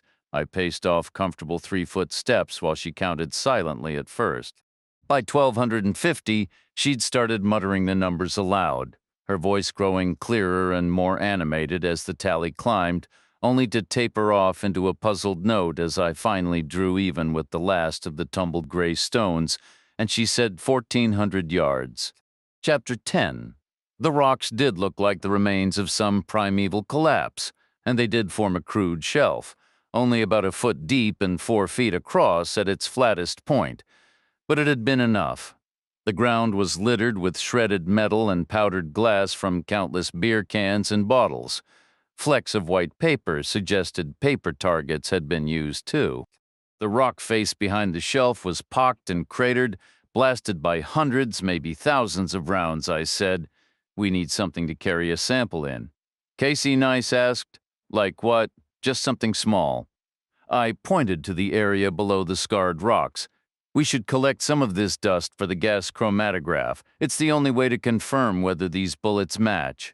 She checked her pockets, her expression shifting as she considered and dismissed one option, then reluctantly returned to it. She glanced at me, a little sheepish. What is it? I asked. I have a pill bottle, she said. That'll do. She pulled a small orange prescription bottle from her pocket, popped the cap and poured the pills into her palm before shoving them loosely back into her coat. After securing the cap on the empty container, she tossed it to me. Thanks, I said. I began sweeping the fine debris into small mounds, carefully gathering pinches of dust and grit between my fingers to drop into the bottle. I wasn't entirely sure how a gas chromatograph worked, but I knew it needed lead fragments, and I wanted to give it plenty to work with. So I kept at it, methodically filling the bottle more than halfway before sealing it and slipping it into my pocket. All right, I said, now let's go break into his house, which we did by kicking the door down. It's easier than people think. It's all about physics. Force equals mass times velocity squared, and that squared part means speed matters far more than weight. Gaining 20 pounds of muscle at the gym helps, sure, but increasing your kick speed by just 20% improves your force by 400%. It's simple math. Think of it like baseball. Swing a heavy bat slowly, and you might get a long fly ball, but swing a light bat fast and you're sending it into the bleachers. Most people approach a door with too much hesitation. They shuffle up and give it a timid push. Not us. We picked the back door over the front. It looked cheaper, with thinner wood and simpler hinges, plus we had a longer approach. I took 3 easy strides, building momentum naturally. My leg swung forward, my foot accelerating until my heel smashed through the lock like it was nothing. The door flew inward. Casey Nice slipped inside ahead of me. We were in a kitchen. The counters were worn. The cabinets painted a dismal, muddy color that couldn't decide between green and brown. An avocado green refrigerator and a vintage swooping metal range stood like relics from the 1950s. The air was stale and scentless, no lingering smells of food or trash, just a dry, hollow stillness. It felt abandoned. Casey moved toward the hallway door. Ready? She whispered. Wait, I said. I listened for the subtle hum of life, but heard only silence. The house felt empty, almost mournful, as if it had been vacant for a long time. "I'll take the living room, you check the bedrooms." She went left down a hallway paneled in dark, sludge-stained plywood. I turned right into a living room with an attached dining nook. The space was solidly built and proportioned well, but it was drowning in dark wood and bland vinyl wallpaper like a budget hotel. Brown corduroy furniture, a sofa, an ottoman, and 2 armchairs sat worn but usable. There were side tables, but no television, no newspapers, no books, nothing that suggested a life being lived. The place was empty, no phone, no discarded sweater on a chair, no empty beer glass or half-full ashtray, nothing personal. The only hints anyone had ever been there were the worn spots and the permanent dents in the couch cushions. From another part of the house, Casey Nice's voice cut through the quiet. "Reacher?" I answered. "Yeah. You have to come see this." There was a strange tension in her tone. I asked, "What is it?" "Just come look." I followed the sound of her voice into a room and stopped cold. There I was, staring right back at me. It was a photograph, black and white, blown up to life size, probably on a standard office copier and pinned to the wall with thumbtacks. The sheet was letter size, my face filling it almost edge to edge. Below it, more sheets had been tacked up like overlapping tiles, and on them someone had sketched the rest of my body in thick black marker, matching the grainy tone of the photocopied face. The drawing showed a full-sized figure standing straight, thumbs forward, planted firmly in shoes drawn down to the last lace. It was a decent likeness. My mother would have spotted the differences, but it was close, and right where my heart would be, a large kitchen knife about 10 inches long had been driven 5 inches into the wallboard. Casey Nice said quietly, "There's more?" She was standing in what might have been meant as a sleeping alcove. I walked over and saw the back wall papered with documents all about me. At the top was the same life-size photo. Just below it was the source, the bio page from my old Army personnel file, with my service headshot glued in the corner, neatly photocopied. Under that were dozens of other pages, all Xeroxed, all pinned up in tight rows, arranged in some kind of order. Selected with purpose, they were my failures. Mostly after-action reports detailing missed clues, broken connections, operations that went wrong. 30 pages alone were about Dominique Cole. Casey asked, "Who was she?" "She worked under me," I said. "I sent her to arrest someone. She was taken, tortured, and killed. I should have gone myself." "I'm sorry. Me too." She studied the wall for a long moment. "You couldn't have known." "She was exactly your age," I told her. Her voice softened. "There's more, I'm afraid." She led me to another room. On a table sat what looked like a homemade rack, the kind you'd use to pin paper targets on, sturdy enough to prop on a rocky ledge 1,400 yards from a rifle. Admirable initiative, except the targets were my face. Same grainy, life-size Xerox, right to the edges of letter paper. There were 2 stacks, one unused, one used. The unused ones were just the photo. The used ones were far worse. Many were shredded, either by the impact of a .50 caliber round or by stone fragments blasted back from the rocks behind the target, but a few had held together. One had a clean half-inch hole just below my right cheekbone. Another was pierced at the corner of my mouth, 1,400 yards out. A little left and low, but still impressive shooting. He improved as he went further down the pile. Among more torn pages were several that were chillingly accurate. 3 with holes right between my eyes, 1 slightly left, 1 slightly right, the last dead center, all from over 3/4 of a mile away. Casey asked, "How old is that photograph?" "Could be 20 years. So he might have had your file before he went to prison." I shook my head. "Some of those reports are about things that happened after he was locked up. He got the file when he got out. He seems really angry with you." "You think?" I said, the sarcasm sharp in my voice. "All this effort just to say hello? He's in London." "Maybe not," I said. "Why would he be? He's already set up shop right here. If he's so furious with me, why would he take an overseas job right now?" There are plenty of reasons. Money is the first one. This job is a massive payday, trust me. But second, he can't locate you. You're not an easy man to find. He could search forever and still come up empty. He wasn't thinking that far ahead. Maybe, but at this moment he doesn't need to find me. I came right to his doorstep, and there's a 75% chance he's here. He could have taken a dozen shots at us by now, but he hasn't. Because he isn't here. Was he ever here? Where are his things? My guess is he doesn't have things, maybe a bedroll and a backpack, a monk-like existence, or whatever you call people who live that. Simply he packed it up and took it all to Paris, and then on to London. That actually made a strange kind of sense. I nodded. Cott had owned nothing for 15 years. Maybe he'd grown accustomed to it. I took one last long look at the target with the perfect hole, right between where my eyes would be, and then I said, "Let's get out of here." The walk back to the red truck felt less tense than I expected, mostly because of the trees. It was a geometric impossibility to hit a long-range target through a dense forest. There would always be a trunk in the path ready to stop a bullet or send it spinning wildly off course, safe enough for now. The track was too narrow to turn around, and backing all the way down seemed unwise. So we drove back up to the house, executed a tight U-turn on the gravel patch, and headed back the right way. We saw nothing and no one on the track, and the two-lane road was deserted. I told the navigation system to take us back to the airport, and it began recalculating the same 50-mile route, just in reverse. After a moment of quiet, I said, "I owe you an apology? For what?" "I made a category error. I assumed you were a State Department official loaned to the CIA for some field exposure, therefore possibly a little out of your depth, but it's the opposite, isn't it?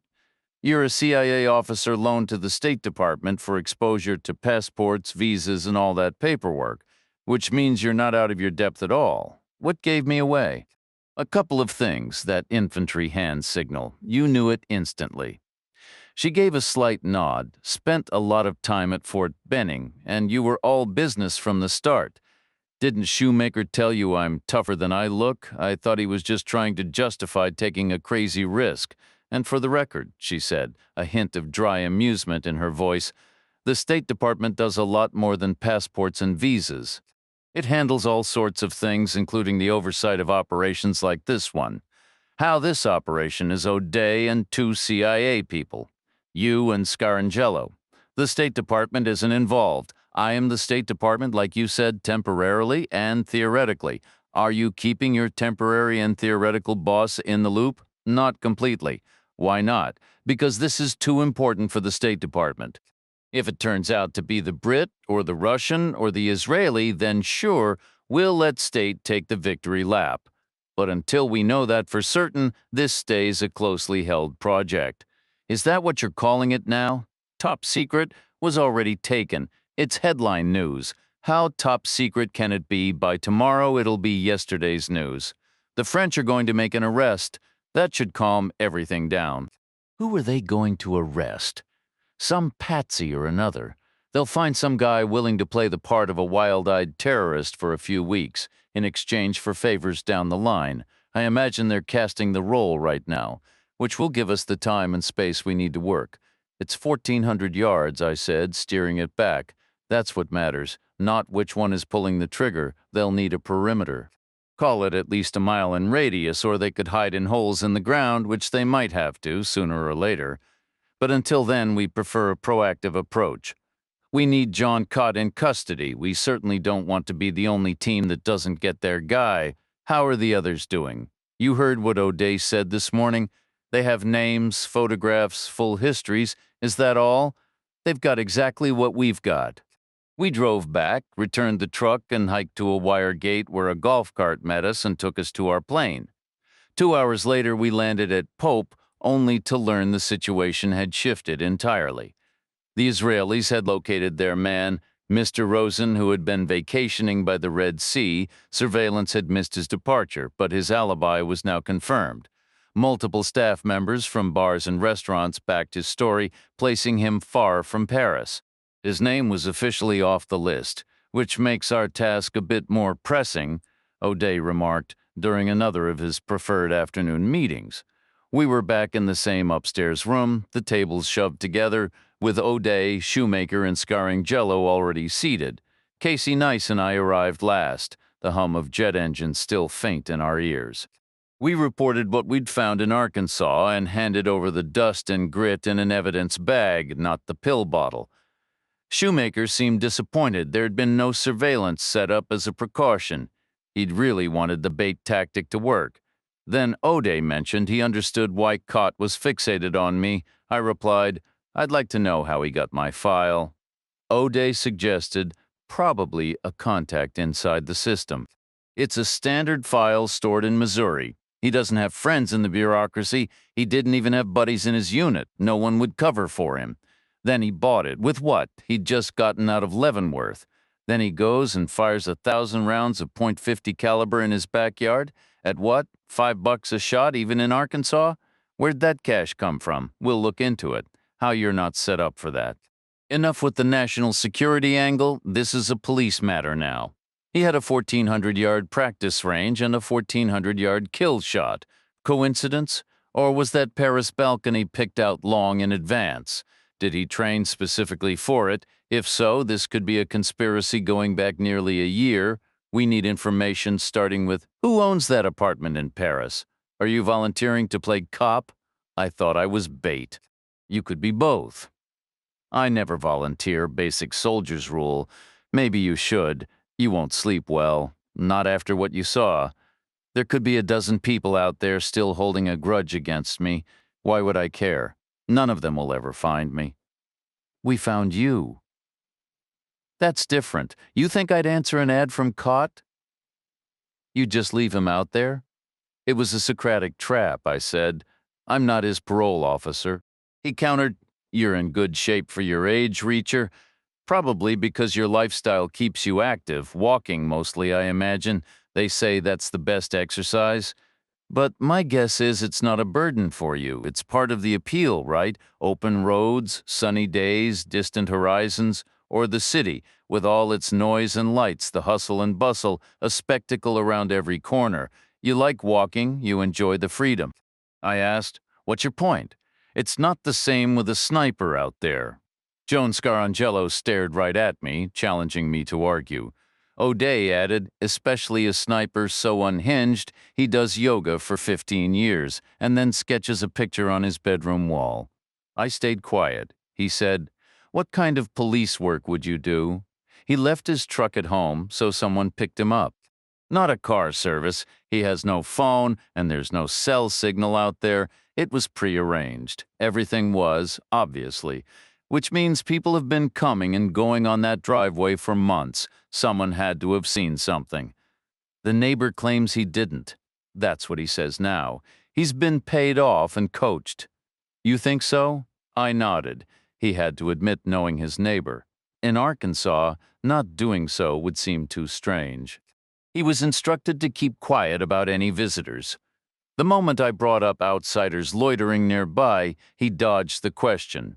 He made a crude remark about the Marines and began giving Ms. Nice an inappropriate look. O'Day glanced at Casey Nice. Is that accurate? She replied. I handled it. What exactly did he say about the Marines? Called them attention-seeking thrill chasers. Was he former Navy? Air Force? O'Day gave a knowing nod and turned back to me. Your take? I said the neighbor has a stash of cash hidden in his closet. Untraceable bills. Possibly, but he knows who gave it to him. And more of that same money is sitting in some gun dealer's cash register. Someone will remember selling 1,000 rounds of .50 caliber ammunition. That's a major purchase. He might have spread the buys across multiple dealers. Exactly? And it could have been several different people making those purchases to keep things clean.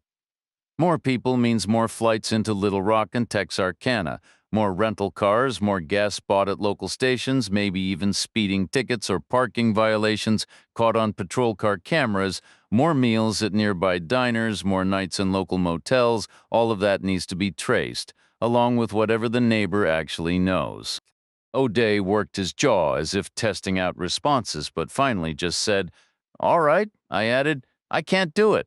I have no official standing. No one would talk to me. The FBI will handle it. I thought this operation was top secret, or at least tightly controlled. Divide and conquer, O'Day said. Give each agency a small piece as long as no one sees the full picture. Then I suggest they start immediately. Tomorrow is the earliest I can manage. He jotted a note on a pad. The Russians are hitting a wall, Comrade Datsev has vanished entirely. The British believe their man, Carson, is traveling on a recently acquired fraudulent passport. So they're screening anyone with a brand new passport who traveled to Paris during the relevant window. Trains, planes, cars, boats. They've got close to 1,000 names. Where was Carson last spotted? At home a month ago, a routine drive-by by special branch. And Datsev. Similar situation in Moscow, also about a month back. The key difference is neither has been linked to a 1,400-yard practice range. I have a feeling this one lands squarely on us. Carson or Datsev could have trained abroad. They wouldn't need as much time as Cott. He was playing catch-up. Maybe they all met up somewhere for a tryout before the real thing. Maybe there was a three-way competition. Winner takes the job, O'Day said. Maybe a lot of things. I asked, do we have photos? He opened a red folder and pulled out 4 color headshots. He removed one and set it aside. A curly-haired man with a tan and an open smile. Rosen, presumably the Israeli, now cleared. He slid the remaining 3 across the table toward me. The first was a shaven-headed man around 50, with a face as expressionless as a plank and dark eyes that tilted slightly upward at the corners, a hint of Mongolian ancestry. Fyodor Datsev, O'Day said, 52 years old, born in Siberia. Next was a man who might have once been fair but was now weathered by sun and wind. Short brown hair, a cautious stare, a broken nose, and a faint smirk that could be read as either mocking or menacing. William Carson O'Day said, born in London, 48 years old, last was John Cott. Some people grow softer with age, but Cott had hardened, pared down to tight muscle and tendon. His checked cheekbones stood out sharply, and his mouth was a thin, severe line. Only his eyes seemed larger now, burning out from the photo. O'Day said, that's his prison release photo, the most recent we have, a thoroughly unpleasant-looking group. I gathered the photographs into a neat pile and returned them to their place. How's the British Moat Project coming along, I asked. Scarangello shook her head. They won't be able to enforce a full-mile perimeter. You understand how crowded Great Britain is? It would be like evacuating all of Manhattan. That's simply not realistic.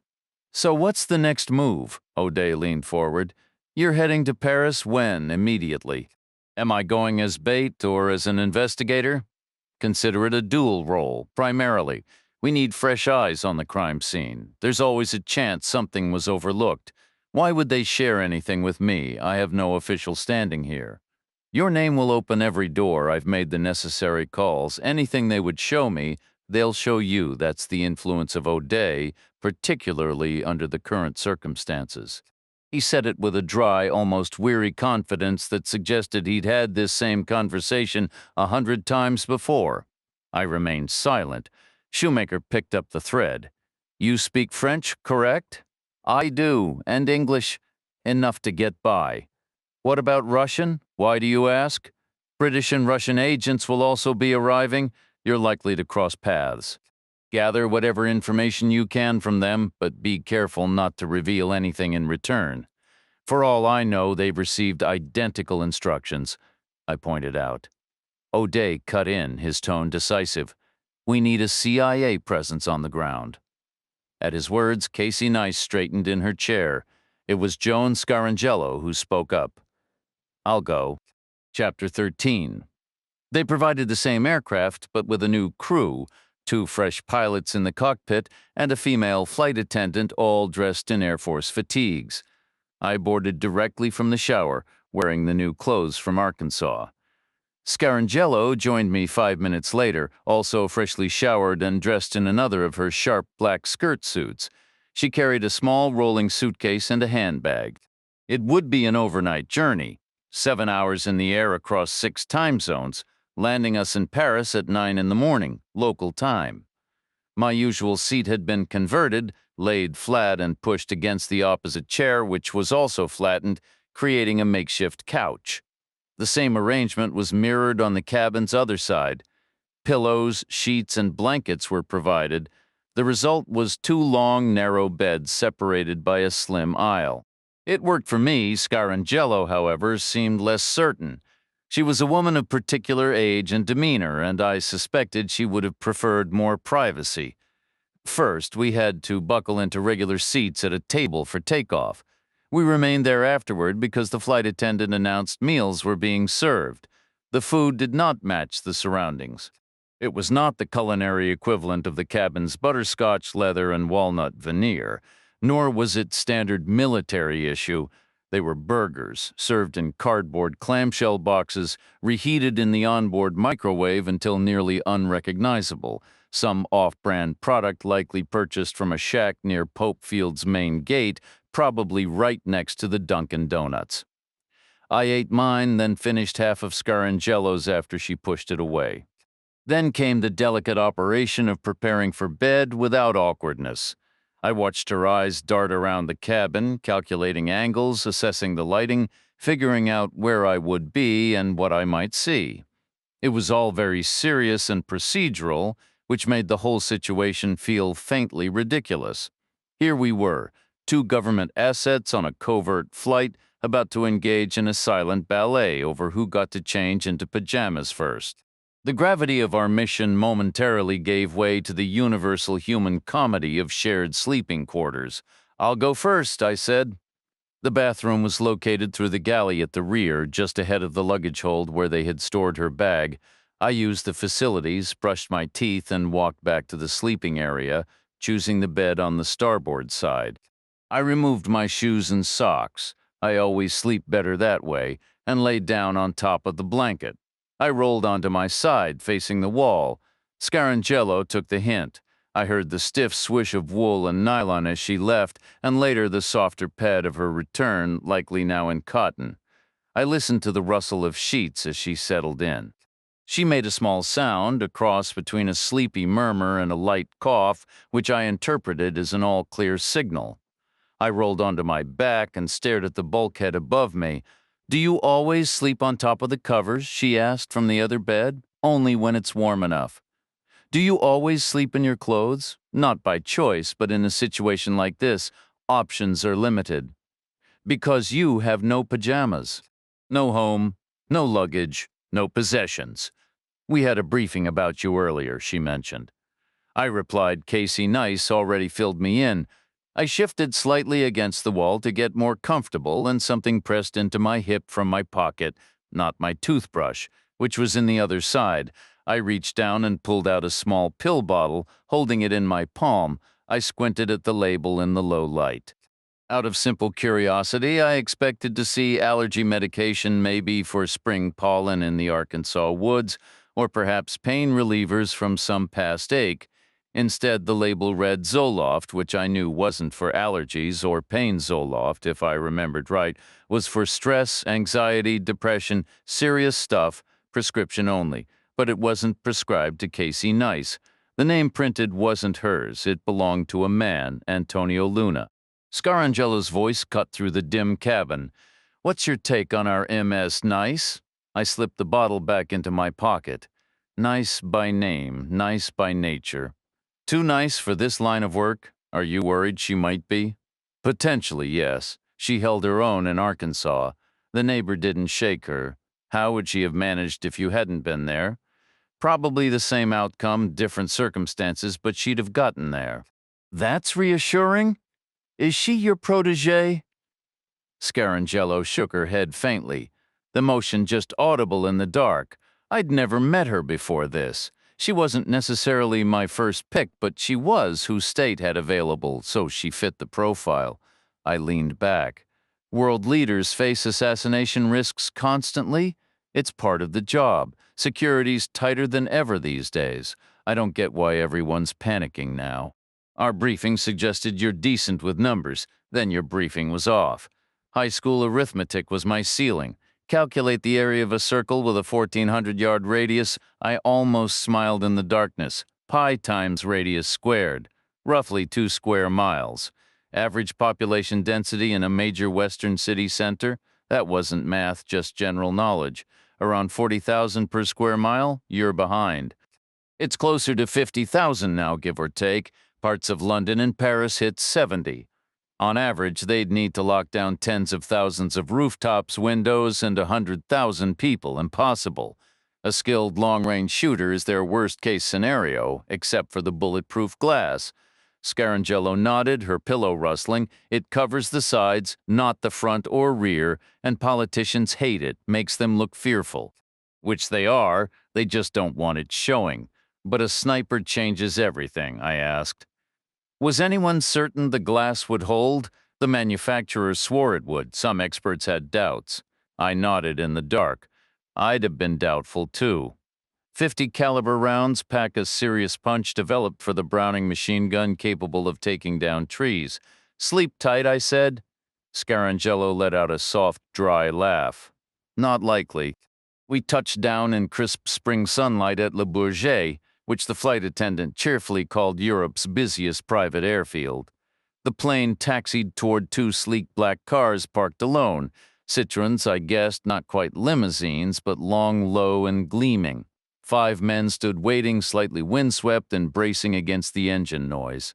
2 looked like drivers, 2 were gendarmes in uniform, and the last was a silver-haired man in a tailored suit. The plane rolled to a stop, the engines cut out, and the 5 men straightened up, stepping forward expectantly.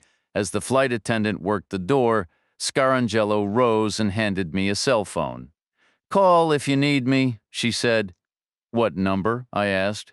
"It's programmed in," she replied. "Are we heading to separate places?" "Of course we are," she said, turning away. "You're heading to the crime scene, and I'm off to the DGSE." I gave a slow nod. The direction Général de la Sécurité Extérieure, France's answer to the CIA. A capable outfit, on the whole. This was likely Scarangello's polite notification, maybe a high-level info swap, or a conspicuous lack of one. "I'm also the bait," I pointed out. "Only as a secondary benefit," she replied. "Casey Nice accompanied me to Arkansas, 7 feet behind you." I nodded again. "Trickier to manage in apartment hallways." "He's in London," Scarangello stated, "whichever one he is." The aircraft door swung open, letting in a rush of cool morning air tinged with the sharp scent of jet fuel. The attendant stepped aside, and Scarangello exited first, pausing for a moment at the top of the stairs, every bit the visiting official. She descended, and I followed. A silver-haired man in a suit greeted her. Their familiarity was obvious. Perhaps he was her direct counterpart. They slid into the back of the first Citroën. A driver took the front, and they were gone. Then 2 uniformed gendarmes stepped before me, waiting politely. I pulled my crisp new passport from my pocket and handed it over. One officer opened it. Both glanced at the name, the photo, and then my face. It was returned to me with 2 hands, a gesture so formal it felt ceremonial. No one bowed or clicked their heels, but the aura of O'Day's influence made it seem as if they had. The second driver opened my door, and I got into the back of the other Citroën. We drove through black mesh gates past a terminal and onto the road. Le Bourget is closer to the city center, but the massive Charles de Gaulle Airport lies farther out on the same route, northeast of Paris, so traffic was a nightmare. A sluggish river of cars and taxis crawled toward town. Many taxi drivers appeared to be of Vietnamese descent, numerous women among them, some ferrying solitary passengers, others carrying groups fresh from emotional reunions. Overhead electronic signs warned of congestion and attention aux vents on rafales, caution for gusting winds. I couldn't quite place the word rafales until I saw cars shuddering slightly and flags snapping taut against poles, and then I remembered gusts. My driver glanced in the mirror. "Sir, do you have everything you need existentially?" That was a profound question, but I had no immediate requests, so I just nodded and stayed silent. Truth was, I was hungry and seriously undercaffeinated, but I assumed those issues would sort themselves out soon. The morning flights from London would land shortly after me, with the Moscow arrivals later still. The Paris police wouldn't want to run 3 separate tours of the crime scene, so we'd all go together. That likely meant I had time for a proper breakfast before my Russian and British counterparts showed up. They'd probably put me in a budget-friendly hotel to wait, and there would be pleasant cafes nearby. Paris, in my view, was a pleasant city. I was anticipating the day ahead. Then it truly began. We crossed the Périphérique, Paris's equivalent of the capital Beltway, where the city transforms from a cluttered outskirts into a vast living museum. Tree-lined boulevards, grand preserved architecture, intricate ironwork everywhere. We came down the Rue de Flandre, moving steadily toward the gap between the Gare du Nord and Gare de l'Est railway stations. Once the driver reached the city center, he shifted into full urban navigation mode, weaving through a series of tight side streets before finally pulling to a stop beside a green door in a narrow alley off Rue Monsigny. By my rough estimation, we were positioned roughly midway between the rear of the Louvre and the grand facade of the Opera. A small brass plaque beside the door read Pension Pelletier, a modest hotel, more than a simple rooming house, but less than a full-service inn, perfectly suited for a police department's travel budget. My driver informed me, "They are expecting you, sir." I thanked him, stepped out onto the sidewalk, and shut the car door. The morning sun was pale, the air lukewarm and still. As the car pulled away, I decided to postpone entering the pension. Instead, I walked back out to Rue Monsigny, directly across the way. Another slender street met it at a sharp angle, forming a small triangular wedge of sidewalk. As with so many forgotten corners in Paris, this space had been claimed by a cafe, its tables and chairs arranged under large canvas umbrellas. Like every Parisian cafe at that hour, it was about one-third occupied, most patrons motionless behind spread newspapers, surrounded by empty cups and plates littered with croissant flakes. I crossed over and took a vacant table. Shortly, an older waiter in a white shirt, black bow tie, and a long white apron approached. I ordered a substantial breakfast, a large pot of coffee, a croque madame, toast layered with ham and cheese, crowned with a fried egg, and 2 pains au chocolat, those rectangular pastries hiding rods of dark chocolate. A tough assignment, but somebody had to shoulder it. 2 tables over, a man was reading his newspaper, the front page facing me.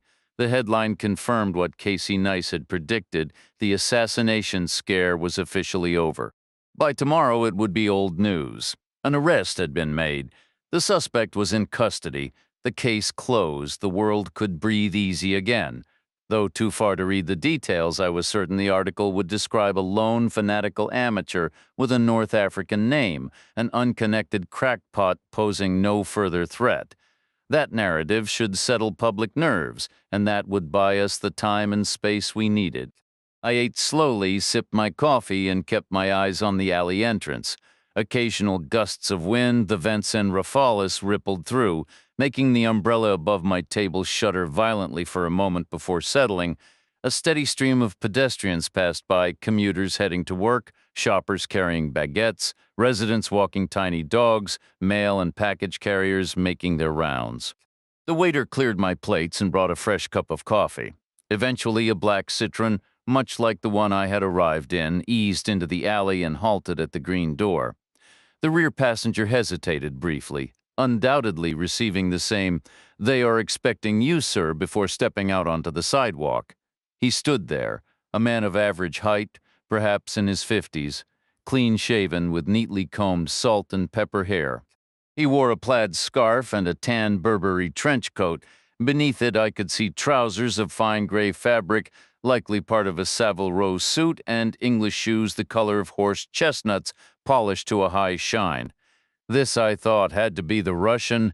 No British operative would dress that conspicuously unless auditioning for a Bond film. The new Moscow, after all, was flush with luxury boutiques. The apparatchiks had never enjoyed such finery. His car reversed and drove off. He studied the green door for a moment, then, mirroring my earlier move, turned away and walked toward the cafe. As he approached, his gaze swept over the patrons, eyes flicking left and right, pausing on each person for less than a second before moving to the next. He made a quick assessment, but it must have been accurate because he walked right over to me and asked in English, "You're the American?" I nodded. "I thought the Brit would beat you here." He didn't, the man replied. I left in the middle of the damn night. He extended his hand. Yevgeny Kenkin, pleased to meet you. You can call me Eugene, that's the direct translation, or Gene if you prefer. I shook his hand. Jack Reacher. He took the seat to my left. So, what's your take on all this? His English was fluent, his accent neutral, not distinctly British or American, but a polished international sound. I said, I'd say one of us, you, me, or the Brit, has a serious problem. Are you CIA? No, retired military.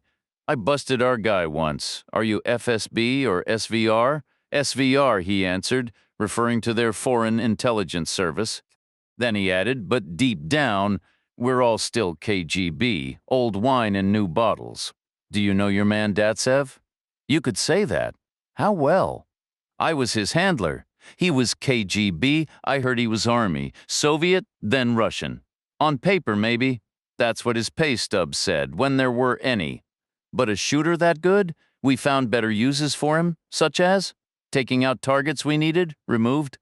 But not anymore. Kenkin leaned back. Do you follow soccer? A little, I said. The top players get big offers. One day they're broke in some small town, the next they're millionaires in Barcelona or London. And Datsev got an offer like that. He claimed to have a pocket full of them. Got angry when I wouldn't match the bids. Then he vanished. And now here we are. How good is he? Uncanny? Does he favor 50 caliber rounds? Horses for courses? At that range, absolutely. I stayed quiet. Kenkin went on, but I don't think it's him. Why not? He wouldn't agree to an audition. He has nothing left to prove. So who do you think it is? I think it's your guy. He's the one with something to prove. 15 years in prison changes a man. Just then a cell phone rang. I waited for Kenkin to answer, but he didn't move. And I realized it was coming from my own pocket, the phone Scarangello had given me. I pulled it out. The screen read, blocked. I answered, yes, it was Scarangello. Are you alone? No. Can we be overheard by 3 governments, probably? Not on this line, she said. Don't worry about that. I just heard from O'Day. The chromatograph results are back on the fragments from Arkansas. And they're not the same. Not armor-piercing. They were match-grade, cast and machined for precision. American-made, unfortunately. Those run about $6 each. Is O'Day tracking the money? The FBI is on it. But this is good news overall, right? Could be worse, I said. She hung up and I slipped the phone back into my pocket. Kenkin watched me. What's American-made and costs $6 each? Sounds like the setup to a joke. What's the punchline? I didn't answer. The same elderly waiter approached, and Kenkin ordered coffee with white rolls, butter, and apricot jam, all in fluent, rootless French. After the waiter left, Kenkin turned back. And how is General O'Day these days? You know him? Of him. We studied him in training. He was something of a KGB role model. Doesn't surprise me. He's doing fine, same as ever. I'm glad he's back. I'm sure you are, too. Did he ever really leave? Kenkin made a non-committal face. We understood his influence was fading. For an old warhorse like him, long stretches of calm were the worst. An incident like this kept folks on their toes. There's always a bright side, I suppose. Another black Citroen then eased through the crowded sidewalk and swung into the narrow lane. Driver up front, a passenger in the back. It halted at the green door and paused for a moment. "They're waiting for you, sir." The passenger stepped out. He was a sturdy man, maybe in his early 40s, slightly suntanned, with close-cropped fair hair and a broad, angular face. He wore faded blue jeans, a thick sweater, and a short canvas jacket. On his feet were tan suede boots that looked like they might have been British Army surplus.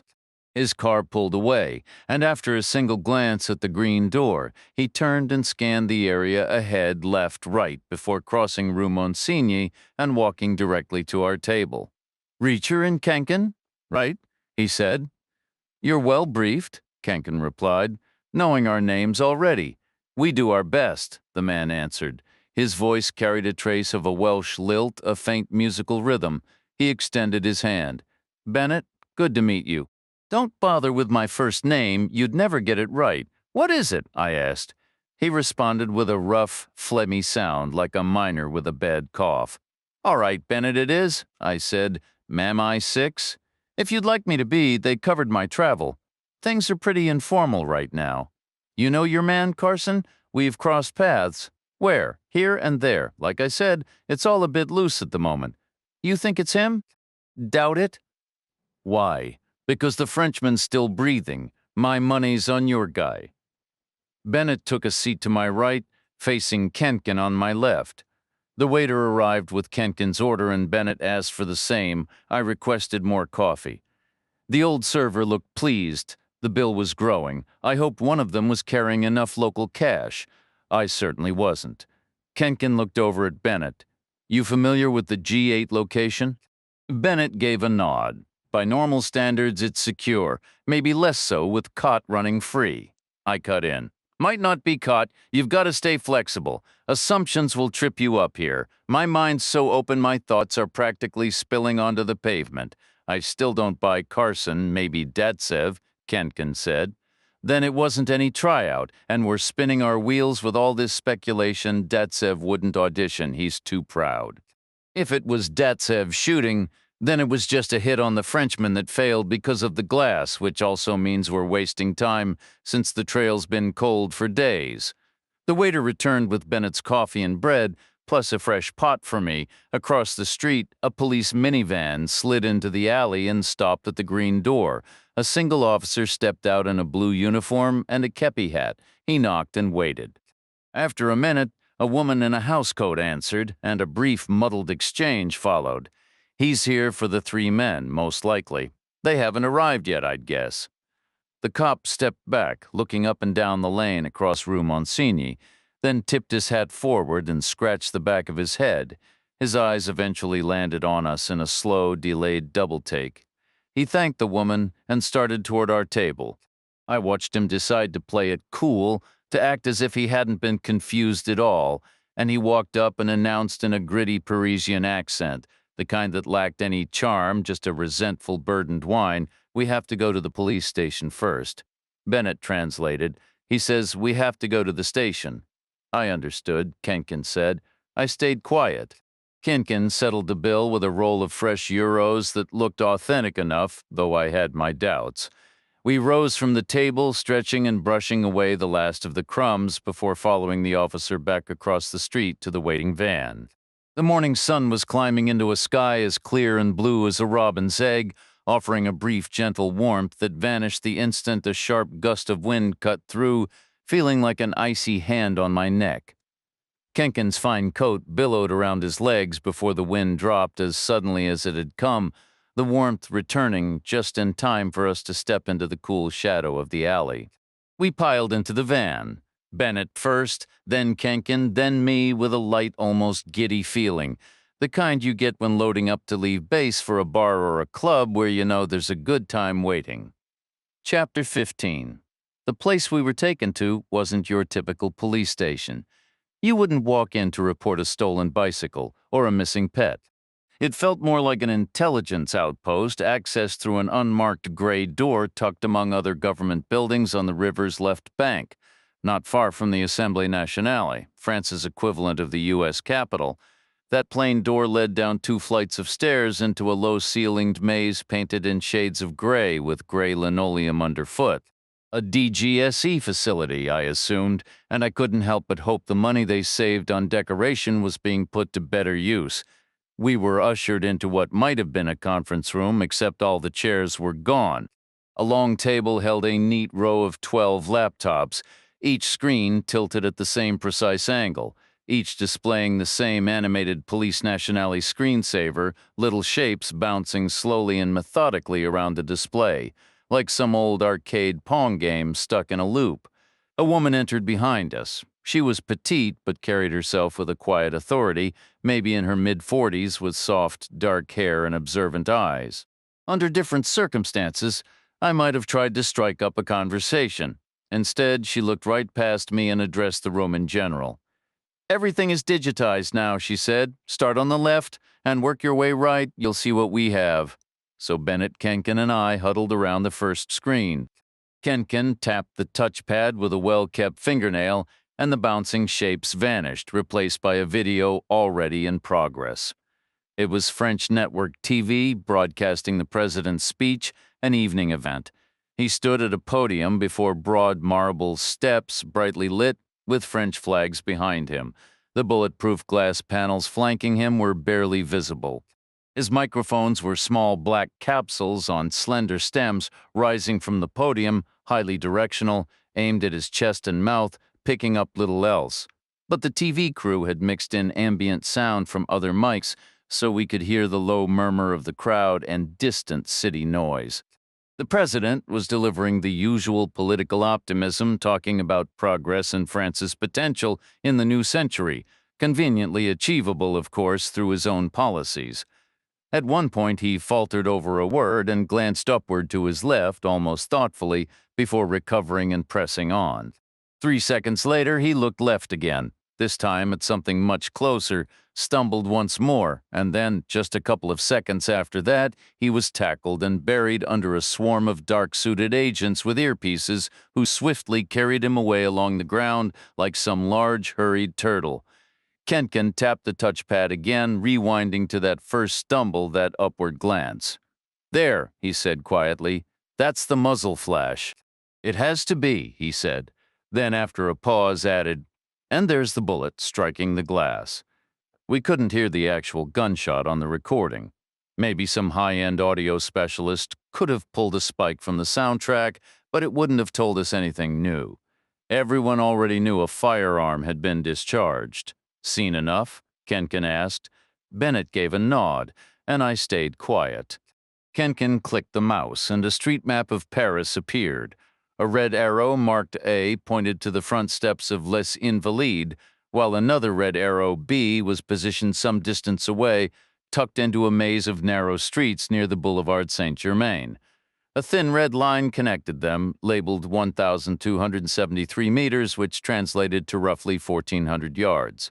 Bennett noted, "Les Invalides is the old military hospital." "I know," Kenkin replied, "a monument now, quite impressive, and a logical spot for a major political address.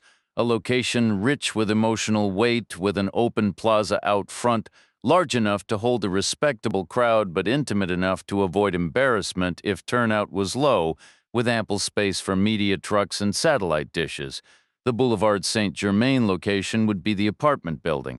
An extremely long shot, more or less straight west, over low buildings and plenty of open ground running nearly parallel to the river, and less than 1,000 yards from where we were standing right then.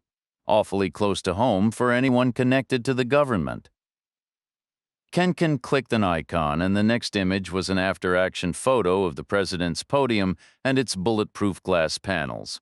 The podium was a solid piece of work, probably built for quick setup, breakdown, and storage. The glass shields were nearly transparent panels, each about 7 feet tall and 4 feet wide, and maybe 5 inches thick, standing parallel to box in the podium at a polite distance, like the sides of a roomy phone booth. "Okay," Kenkin asked. Bennett nodded again, and I remained silent as Kenkin clicked forward to a close-up photo of where the bullet had hit the glass. It was just a small white chip, with fine cracks extending about an inch outward like spider legs.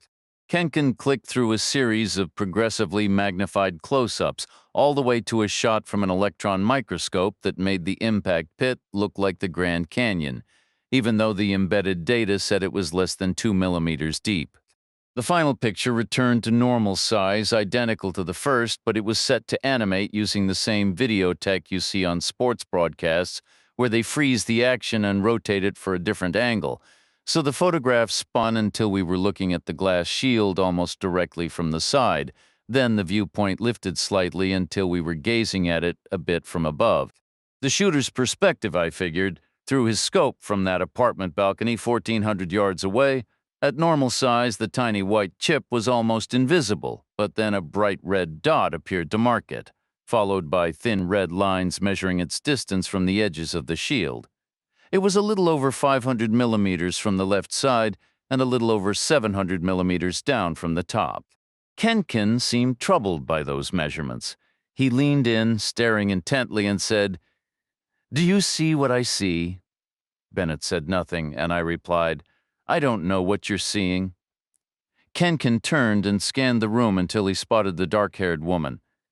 "Can we go to the apartment now?" he asked. The woman responded, "Don't you want to see the rest of the presentation?" "What's in it?" "Forensics, trace evidence, ballistics, metallurgy, things like that." "Does it tell us who the shooter is?" "Not exactly." "Then no," Kenkin said flatly. "We don't need to see that stuff. We need to see the apartment." We rode over in the same police van with the same complaining officer behind the wheel. The woman with dark hair joined us, bringing along her 2 laptops, and a senior officer from the Police Nationale came as well, a grizzled veteran in a blue uniform.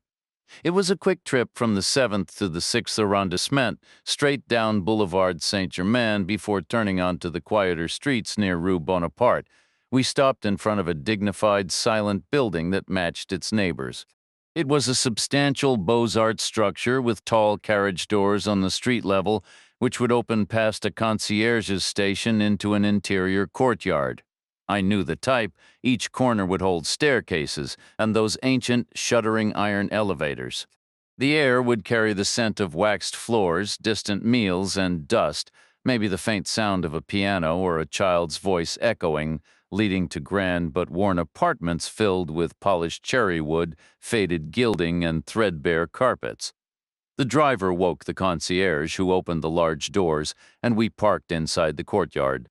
We took the stairs in the rear left corner, climbing 5 flights to a door that was simply locked with no police tape or official seals. I said, "Who owns this apartment?" The older police officer answered, "The owner passed away 2 years ago. Someone must hold the title, naturally, but there were no heirs. It's a legal tangle. How did the shooter get inside? Keys were likely available.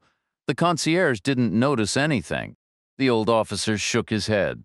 "Neither did the neighbors. Are there street cameras? The footage was unclear. And no one saw the shooter leave?" "I believe everyone was distracted by the chaos on TV." He produced a new-looking key, worked it in the lock, and the door opened.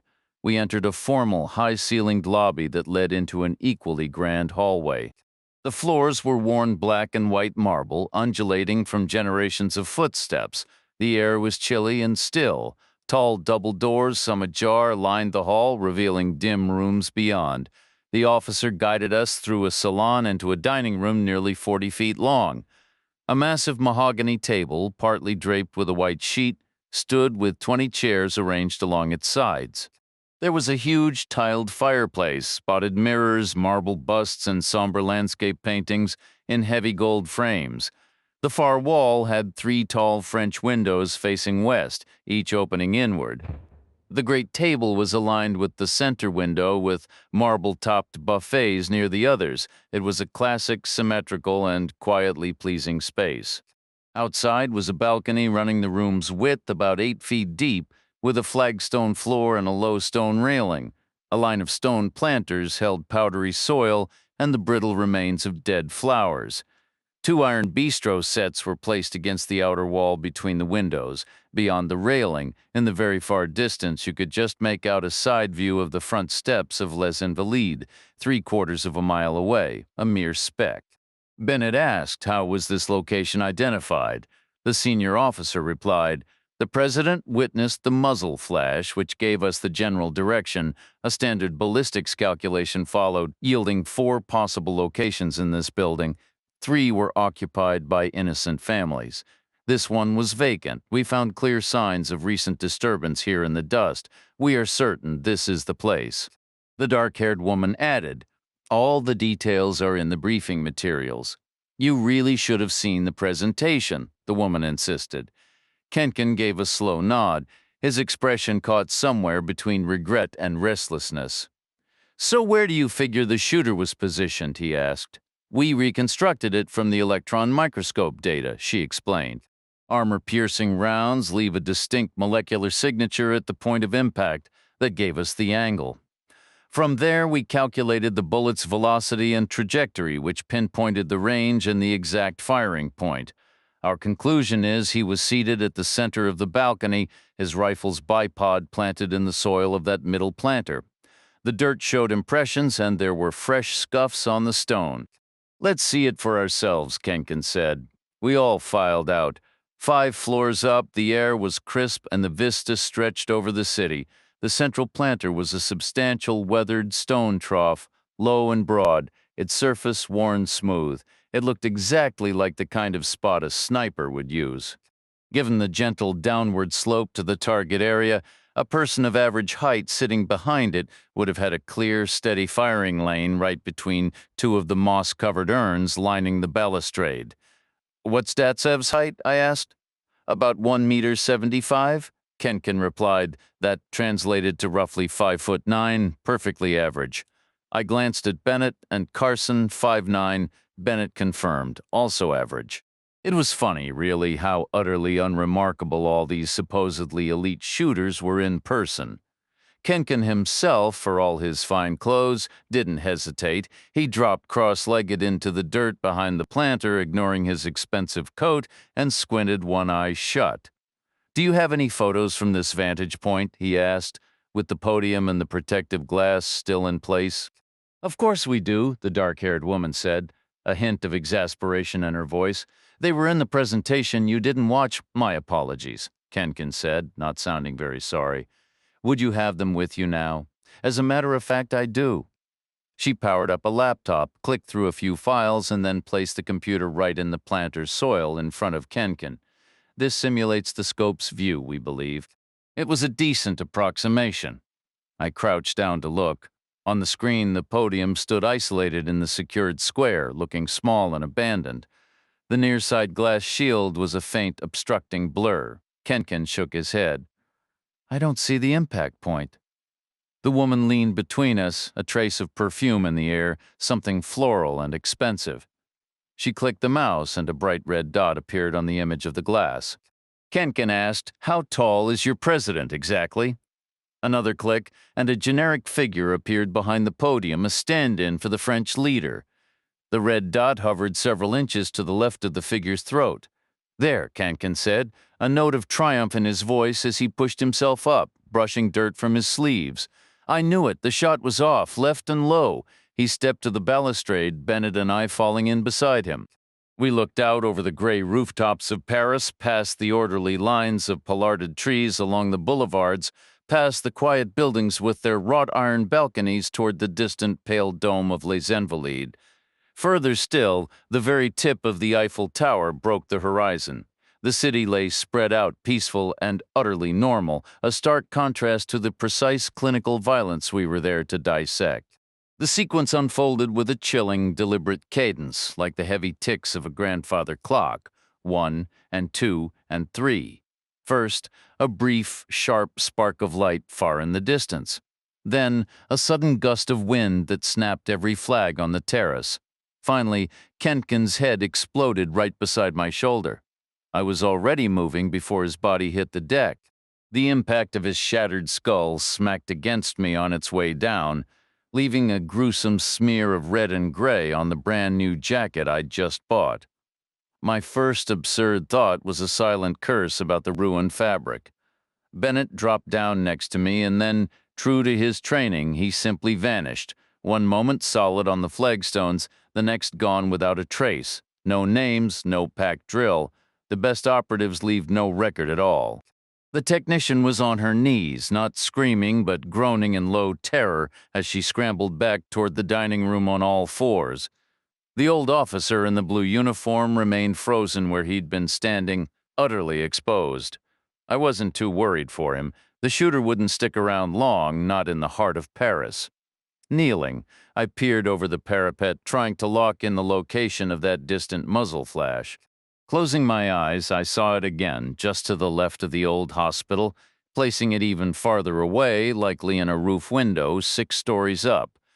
When I looked, the geometry pointed toward the Boulevard de la Tour Maubourg, or a side street behind it, a gray mansard roof with what would surely be an ornate oval window framed in stone.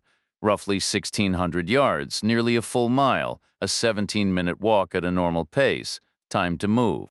I spun around, leaped over the still-crawling technician, and hurried through the dining room, the salon, the hallway, and down the stairs to the courtyard and out to the street. Heading straight for Les Invalides was pointless. The shooter would already be gone, and every minute I spent getting there was another minute for him to put distance between us. Sirens wailed in the distance, that distinct two-tone French alarm growing louder. So where was he heading? Not north, and not by car, not with those sirens. The river bridges were traps nowhere to go but into the water, and the police had boats.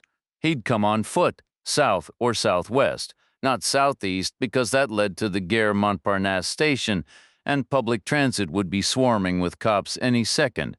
For the same reason, he'd avoid the metro. He was on the surface streets by now, a couple hundred yards into his escape, maybe skirting the École Militaire, which would put him on either the Avenue de la Motte-Piquet or the Avenue Low-Endel. I took the Rue de Sèvres. Not running passing police would be twitchy, but walking with long, determined strides. I'd be moving much faster than he was. He'd be strolling, the picture of innocence with nowhere in particular to go. But what was he carrying? No 50 caliber sniper rifle breaks down easily without serious tools. Most are around 5 feet long and weigh over 30 pounds. Was it rolled in a rug, hidden inside a bolt of fabric, or had he stashed it somewhere already? Turning onto Boulevard Garibaldi, I calculated he was now about 300 yards ahead, likely crossing my path in the distance. I pushed forward hard for 3 fast minutes until I reached the Rue de la Croix-Nevert, the continuation of Low-Endal. That meant the Rue du Commerce, the extension of Motte-Piquet, was just one long block ahead. The chase was narrowing, the hunter closing in on a ghost who believed he'd already disappeared. The man had to have taken one of the side streets heading southwest, deep into the quiet residential heart of the 15th arrondissement. I picked the first turn onto Rue de Low-Endal, reasoning it offered more cover than the busier Motte-Piquet. It positioned the massive bulk of the École Militaire between him and the screaming sirens, which I guessed were the rapid response units racing from the Eiffel Tower district. I turned the corner and picked up my pace, my eyes fixed on the misty distance, and promptly collided with a small figure hurrying the other way. In the split second before impact, I registered an older Asian man, Vietnamese perhaps, moving with a spry energy that belied his years. The collision was jarring. He felt compact and unexpectedly solid. I slowed, expecting him to rebound and continue on his way, allowing for a quick apology and no further delay. But he didn't bounce away. Instead, he grabbed fistfuls of my jacket and clung on, his weight pulling down as if his legs were about to give way. I stumbled forward a step, leaning over to avoid his feet, and he used his grip to pivot me in a clumsy half-circle before leaning into me and shoving me toward the street. Then he struck. Releasing his right hand, he cocked it back, fingers curled into a vicious rabbit punch, and drove it straight for my groin. I twisted just in time, so the blow landed hard on the sensitive spot just inside my hip bone. A sharp nerve jolt shot down my leg, momentarily numbing my foot. Sensing an advantage, he threw all his weight into pushing me toward the curb. Behind me, I could hear the buzz of Parisian traffic, a narrow street where drivers routinely hit 40 miles an hour while glued to their phones. This had gone far enough. I locked my hand around his throat and pushed him to arm's length, well out of punching range. He could have tried to kick, but the pressure of my grip seemed to communicate the stakes clearly enough. I began marching him backward across the sidewalk, and that's precisely when the police arrived. There were 2 of them, young patrol officers in a modest sedan, wearing the standard-issue blue uniforms that in Paris often blur the line between cop and municipal worker. But their badges were genuine, and their sidearms were very real. The scene laid out before them was undeniable. A very large white man was choking a much smaller, elderly Asian man and forcibly marching him backward. A politician would call it a public relations nightmare. So I stopped, obviously, and let him go. The man immediately bolted, weaving left and right before vanishing into the cityscape. The cops didn't chase him. Why would they? In their eyes, he was the victim, and they had just witnessed the crime firsthand. The perpetrator was standing right there. Case closed. I had a fraction of a second to decide run or stay. I figured the long shadow of John O'Day's influence would reach me just as fast either way. By now, the rifleman was certainly long gone, and staying put meant I wouldn't have to get winded, so I stayed.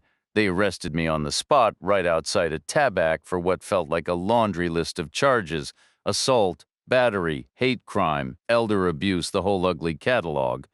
They stuffed me into the back of their car and drove to the precinct station on Rue Lecourbe. The desk officers searched me, confiscating Scarangello's cell phone, my new passport, my toothbrush, my bank card, all my American cash, and even Casey Nice's empty prescription bottle. Then they deposited me in a holding cell with two other occupants. One was drunk, the other was clearly high. I made the drunk guy surrender his spot on the bench. It's always best to establish the pecking order right from the start. It would spare him a whole lot of hassle down the line. I settled into his spot, my back against the cool wall, and settled in to wait. I figured I'd be logged into the system within 20 minutes, and I was certain Scarangello would be searching for me by then. It took her a full hour to track me down. She arrived with the silver-haired man in the expensive suit, who clearly carried some weight around that precinct. Every officer in the room snapped to attention. A minute later, my belongings were back in my pockets, and 60 seconds after that, we were standing on the sidewalk. I was free and clear. That was the kind of pull O'Day commanded. Scarangello slid into the back of the same black sedan she'd used from the airport, and I followed her in. The suited man remained on the curb, shutting the door firmly before calling out to the driver in rapid French, "Take them directly to the airport." The car pulled away quickly. I twisted in my seat to see the man watch us for a moment before turning and disappearing back into the station. Scarangello broke the silence. "Why did you run?" "I didn't run," I replied. "I don't care for running. I walked. Why, I'm here as your investigator. I was looking for the shooter. That's what investigators do. You were miles off. You were in a completely different part of the city. I assumed he wouldn't have stayed in the area. You assumed wrong. So what happened? They apprehended him and his rifle. They got him. He waited right there on the scene. Which suspect was it? None of them. It was a Vietnamese kid, maybe 20 years old. And the rifle? An AK-47. "That's nonsense," she said, "in your professional opinion." I opened my mouth to respond, but she raised a hand to stop me. "Don't tell me anything. I don't want the raw details. There could be subpoenas flying by tomorrow. It's safer if I don't know. I'm going to wait for the official report." I said, "I was going to ask if you'd mind a small detour. The plane is waiting. It can't leave without us. Where do you want to go?" I leaned forward and spoke to the driver in French. "Head for the Bastille and turn right." The driver considered for a second. "Onto Roquette?" "All the way to the end," I confirmed. "Then wait at the gate." "Yes, sir," he said. Scarangello turned to question me again, but her gaze didn't reach my face. It landed on the shoulder of my jacket. The fabric, once red and gray, was now a dark, stained brown and purple, and on closer inspection was speckled with tiny, pale fragments of bone. She asked, "What is that?" "Just a guy I used to know," I said. "That's revolting. Consider it raw data. You need a new jacket.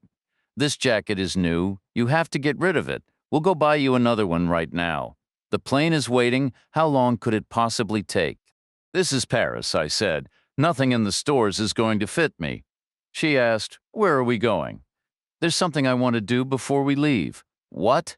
"I want to take a walk." "Where?"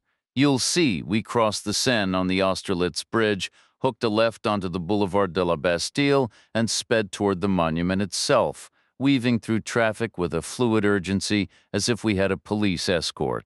The monument sat at the center of a frenetic traffic circle. The Place de la Bastille, and its fourth exit was the Rue de la Roquette, leading east directly to the cemetery gates. "Père Lachaise," Scarangello noted, a flicker of recognition in her tone. "Chopin is buried here, and Molière, and Edith Piaf and Jim Morrison," I added, "from the Doors. We don't have time for sightseeing. It won't take long," I said. The driver parked at the ornate gate, and I stepped out. Scarangello followed. A small wooden booth sold maps to all the famous graves like a macabre version of a Hollywood star map. We walked in on a wide, gritty path, turning left and right past elaborate stone mausoleums and white marble headstones. I navigated from memory, the route imprinted from a damp, sullen winter morning many years before. The air here felt different, thick with silence and old stories, a stark contrast to the city's noise just beyond the walls. I moved slowly, pausing now and then to examine the surroundings until I located the correct spot. It was now a stretch of lawn, bright with the fresh green of spring, dotted with headstones that were wide and low to the ground. I found the one I was looking for. It was a pale stone, hardly touched by weather. The two lines of inscription still sharp and clear: Josephine Moutier Reacher, 1930 to 1990. 60 years of life I had come into the world precisely at its midpoint. I stood there, my hands hanging at my sides, another man's blood and brain matter drying on my jacket. "Family," Scarangello asked quietly. "My mother," I told her. "Why is she buried here of all places? She was born in Paris, and she died here." "Is that why you know the city so well?" I gave a slow nod. "We visited from time to time. After my father passed, she made her home here on the Avenue Rap, across from Les Invalides. I came to see her when I could." Scarangello fell silent for a while, perhaps out of respect. She moved to stand beside me, our shoulders almost touching. "What was she like?" she finally asked. I thought for a moment. Small, with dark hair and striking blue eyes, very feminine and incredibly stubborn. But she was usually cheerful. She made the best of whatever came her way.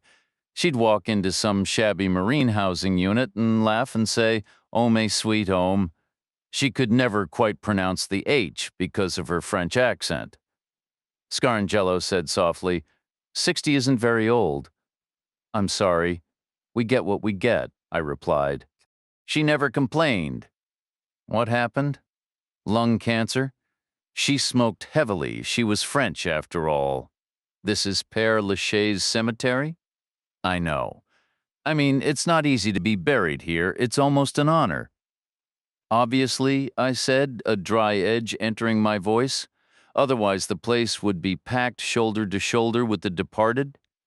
Was it because of war service? Scarangello studied the headstone again. Which war? World War II.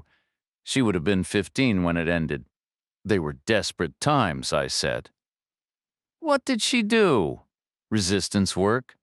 Allied airmen shot down over Holland or Belgium were funneled south through Paris. There was an underground network. Her job was to guide them from one train station to the next and put them on the right path. When was this? Most of 1943. They say she made about 80 trips. She was 13.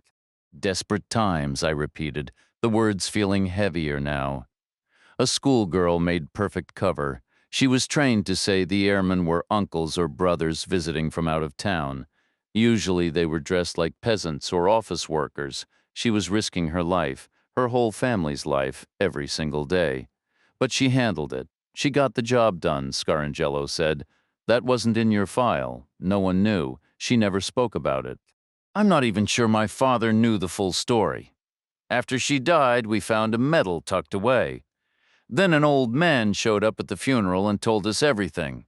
He'd been her handler. I assume he's gone now, too. I haven't been back since we buried her. This is the first time I've seen the headstone. My brother must have arranged it. He chose well. I nodded. A simple memorial for a woman who never sought attention. I closed my eyes and let the memory surface the last time I saw her alive. We were having breakfast, both her grown sons, in her apartment on the Avenue Rap. The Berlin Wall was coming down. She was already very ill by then, but she'd mustered the energy to dress neatly and act as though it were any ordinary morning. We drank coffee and ate croissants. Or rather, my brother and I did.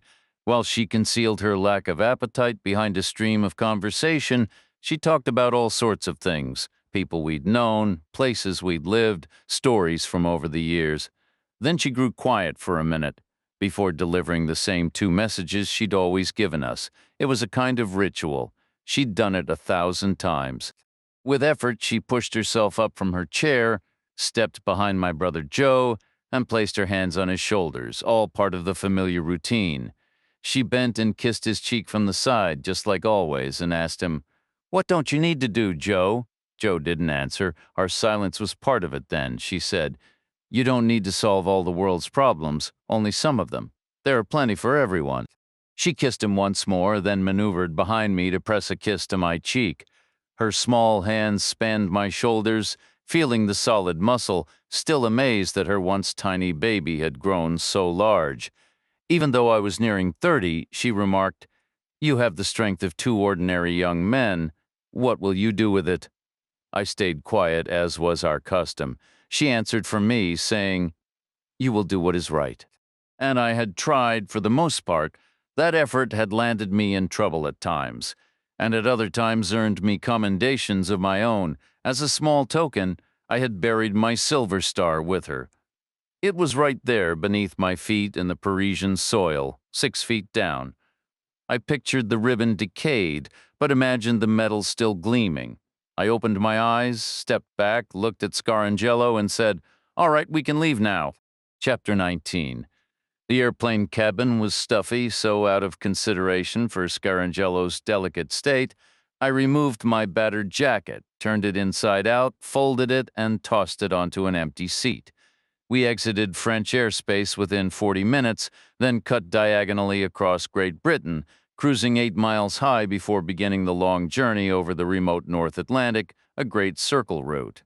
We ate food the crew had grabbed at Le Bourget, then settled into reclined seats on opposite sides of the aisle, positioned head to toe, near but not too near. I asked her, who exactly was the man in the suit? She replied, the head of counterterrorism for the DGSE. Was the Vietnamese kid with the AK-47 one of his? His? Another pawn for the press? No, he was genuine, still up there at an attic window. I said nothing. She asked, "What? You don't want me telling you things? Is this something O'Day will piece together?" I'm certain he already has. Then you can give me the detailed background. What do you recall about the Soviets? Many things, I said. Above all, they were pragmatic, especially regarding human nature and the caliber of their own personnel. They maintained a massive army, which meant their average soldier was often lazy, inept, and not exactly brimming with talent. They accepted that reality and knew there was little they could change, so instead of trying to train their troops up to the level of modern weaponry, they engineered their modern weaponry down to the level of their troops.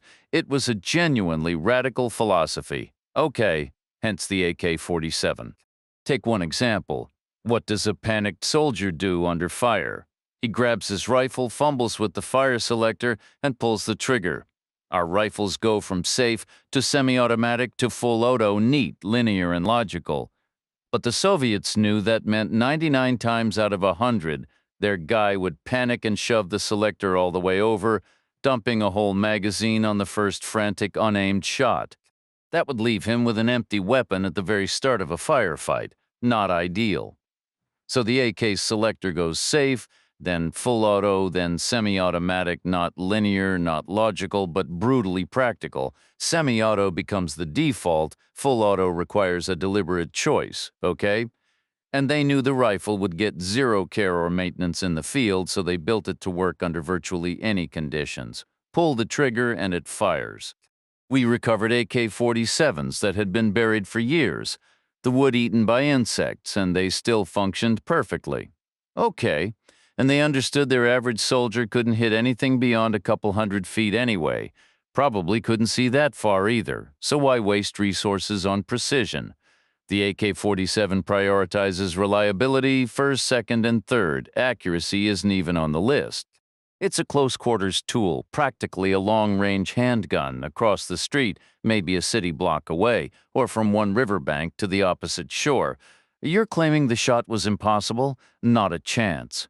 Give Kott, Carson, or Datsev the finest AK-47 ever assembled, and they'd be ineffective past 400 yards.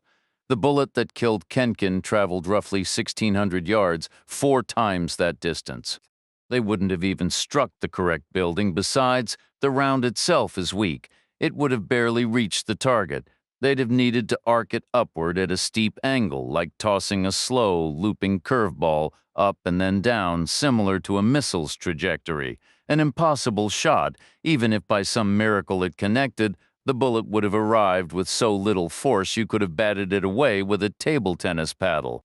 It would have just ricocheted off his hair product, but it didn't. It took his head clean off his shoulders. So what does that mean? It wasn't some 20-year-old Vietnamese kid with an AK-47. Then why was he positioned there? My guess is he was part of a packaged arrangement. Carson Datsev, whoever it was, hired some local assistants in Paris that could easily be Vietnamese. There's a large community there.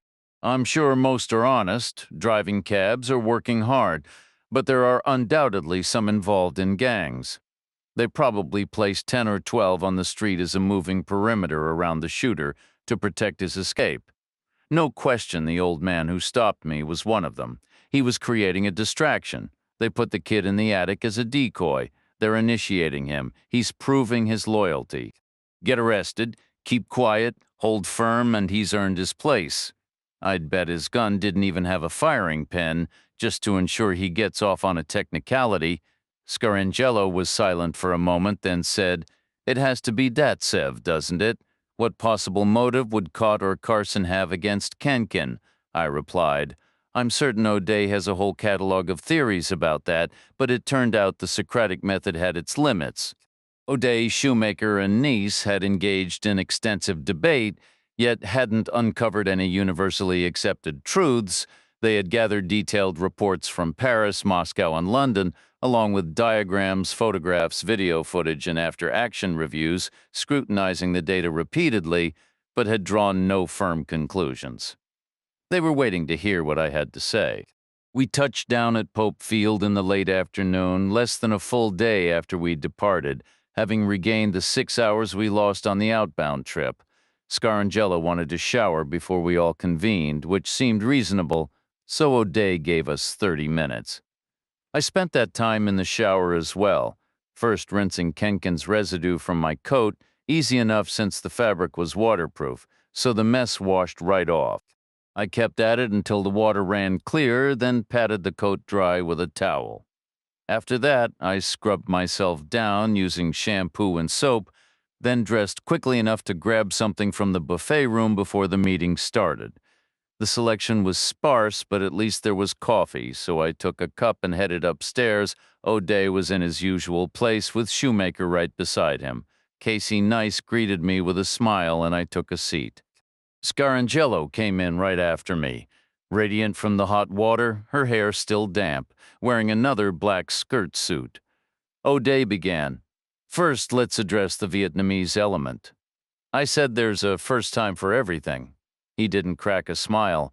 I figured he was probably only around 80 during that old conflict, maybe overseeing some of the strategy and was still a bit touchy about it. Casey Nice stepped into the awkward pause. She said, "We're operating under the assumption that the sniper or his employers hired local criminal elements for support, or as a way to secure permission to operate on their turf, possibly both." "Likely," I agreed. "Unless the employers are Vietnamese themselves, maybe it's a state-sponsored operation. Maybe they're planning to move into Russia. You can't be serious." "Not entirely," I admitted. "I see your point. It was local backing." "In that case, pride and discipline will keep them from revealing anything useful, which leaves us with nothing but our own take on a messy half-told story." "Not half-told from Kenkin's perspective. We believe he came to Paris desperate to persuade us and the British that Datsev wasn't involved. Do you agree?" I gave a nod. "He claimed an audition was beneath Datsev, and according to the DGSE, Kenkin was fixated on proving the shot was designed to miss, which it was by all accounts, left and slightly low. Moscow insists Datsev never misses, and left and a little low just happens to be Kott's calling card from his time in Arkansas. Those paper targets we saw tell the same story." I leaned forward. "Cott wasn't the one on that balcony." O'Day glanced up. "How can you be sure?" "The DGSE agent concluded the shooter was seated behind a planter, but Cott spent a full year training in a prone position. It becomes second nature, like how you sleep. Everyone has a natural stance. Sitting behind a planter isn't his. O'Day nodded slowly. Good to keep in mind, Casey Nice added, but Kenkin couldn't have known that. All he could argue was that Datsev wouldn't have missed. So he was feeling confident, right up until he was shot. That's where it gets murky. First, it wasn't Datsev, then suddenly it was. There's history between Datsev and Kenkin, but presumably none between Kenkin and either Kott or Carson. Stand up, I said. She blinked. What? Stand up and take off your shoe. Why? Just do it. She rose, looking puzzled. Which one? Either. I stood as well. She bent and slipped off her left shoe. I walked over to the door, a standard painted wood panel, about 6.5 feet tall and 2.5 feet wide. Imagine this is a glass panel. Tough glass, I give you one solid swing with that heel to shatter it. Show me where you'd aim. She hesitated, then limped over barefoot, reversing the shoe in her grip. She stopped short. I don't know enough about this. It's materials science, the physics of durable surfaces. Datsev, Kott, and Carson aren't scientists either. Go on instinct. Her eyes darted across the door. She lifted the shoe tentatively, adjusting her aim as she mentally tested different spots. Walk me through it, I said. Not near the edge, she began. I think it would just chip, like taking a small bite out of a big cookie. All right. Not dead center either. The impact shock would spread out evenly, then maybe rebound internally and cancel itself out. It might just flex like hitting a drumhead. So where? Somewhere off center, but not too far. So the stress is uneven, the internal pressures would work in your favor. Show me. She took a final look, mimed a firm swing, and placed the heel against the paint inside the upper left quadrant. If the door was scaled up to the size of the bulletproof shield in Paris, her mark would be a little over 500 millimeters from the left edge and about 700 millimeters down from the top. The second shot was meant to kill, I said, not the first. The first was only meant to break the glass, so it wasn't a miss, it was perfectly on target. Casey Nice hopped on one foot to get her shoe back on, and we returned to our seats. I think Kenkin understood this from the beginning, I continued. What the DGSE pieced together didn't make Datsev less likely. It made him more so. He arrived in Paris hoping his son was in the clear, but everything he saw told him otherwise. Shoemaker remarked, any one of those three could have made that first shot, but consider the follow-up shot. That's what was weighing on Kenkin's mind. The shooter had to shift his aim roughly 6 inches up and to the right to hit the target, and do it incredibly fast from 1,400 yards out. That means moving the muzzle a precise 7/1000th of an inch, not a fraction more or less, and it had to be smooth, fluid, and exact, all while staying perfectly calm. There was no time to settle, check the sight picture, or control your breathing. If the glass had shattered, the French official would have been scrambling instantly. Instead, he was swarmed by agents within 2 seconds. Picture it.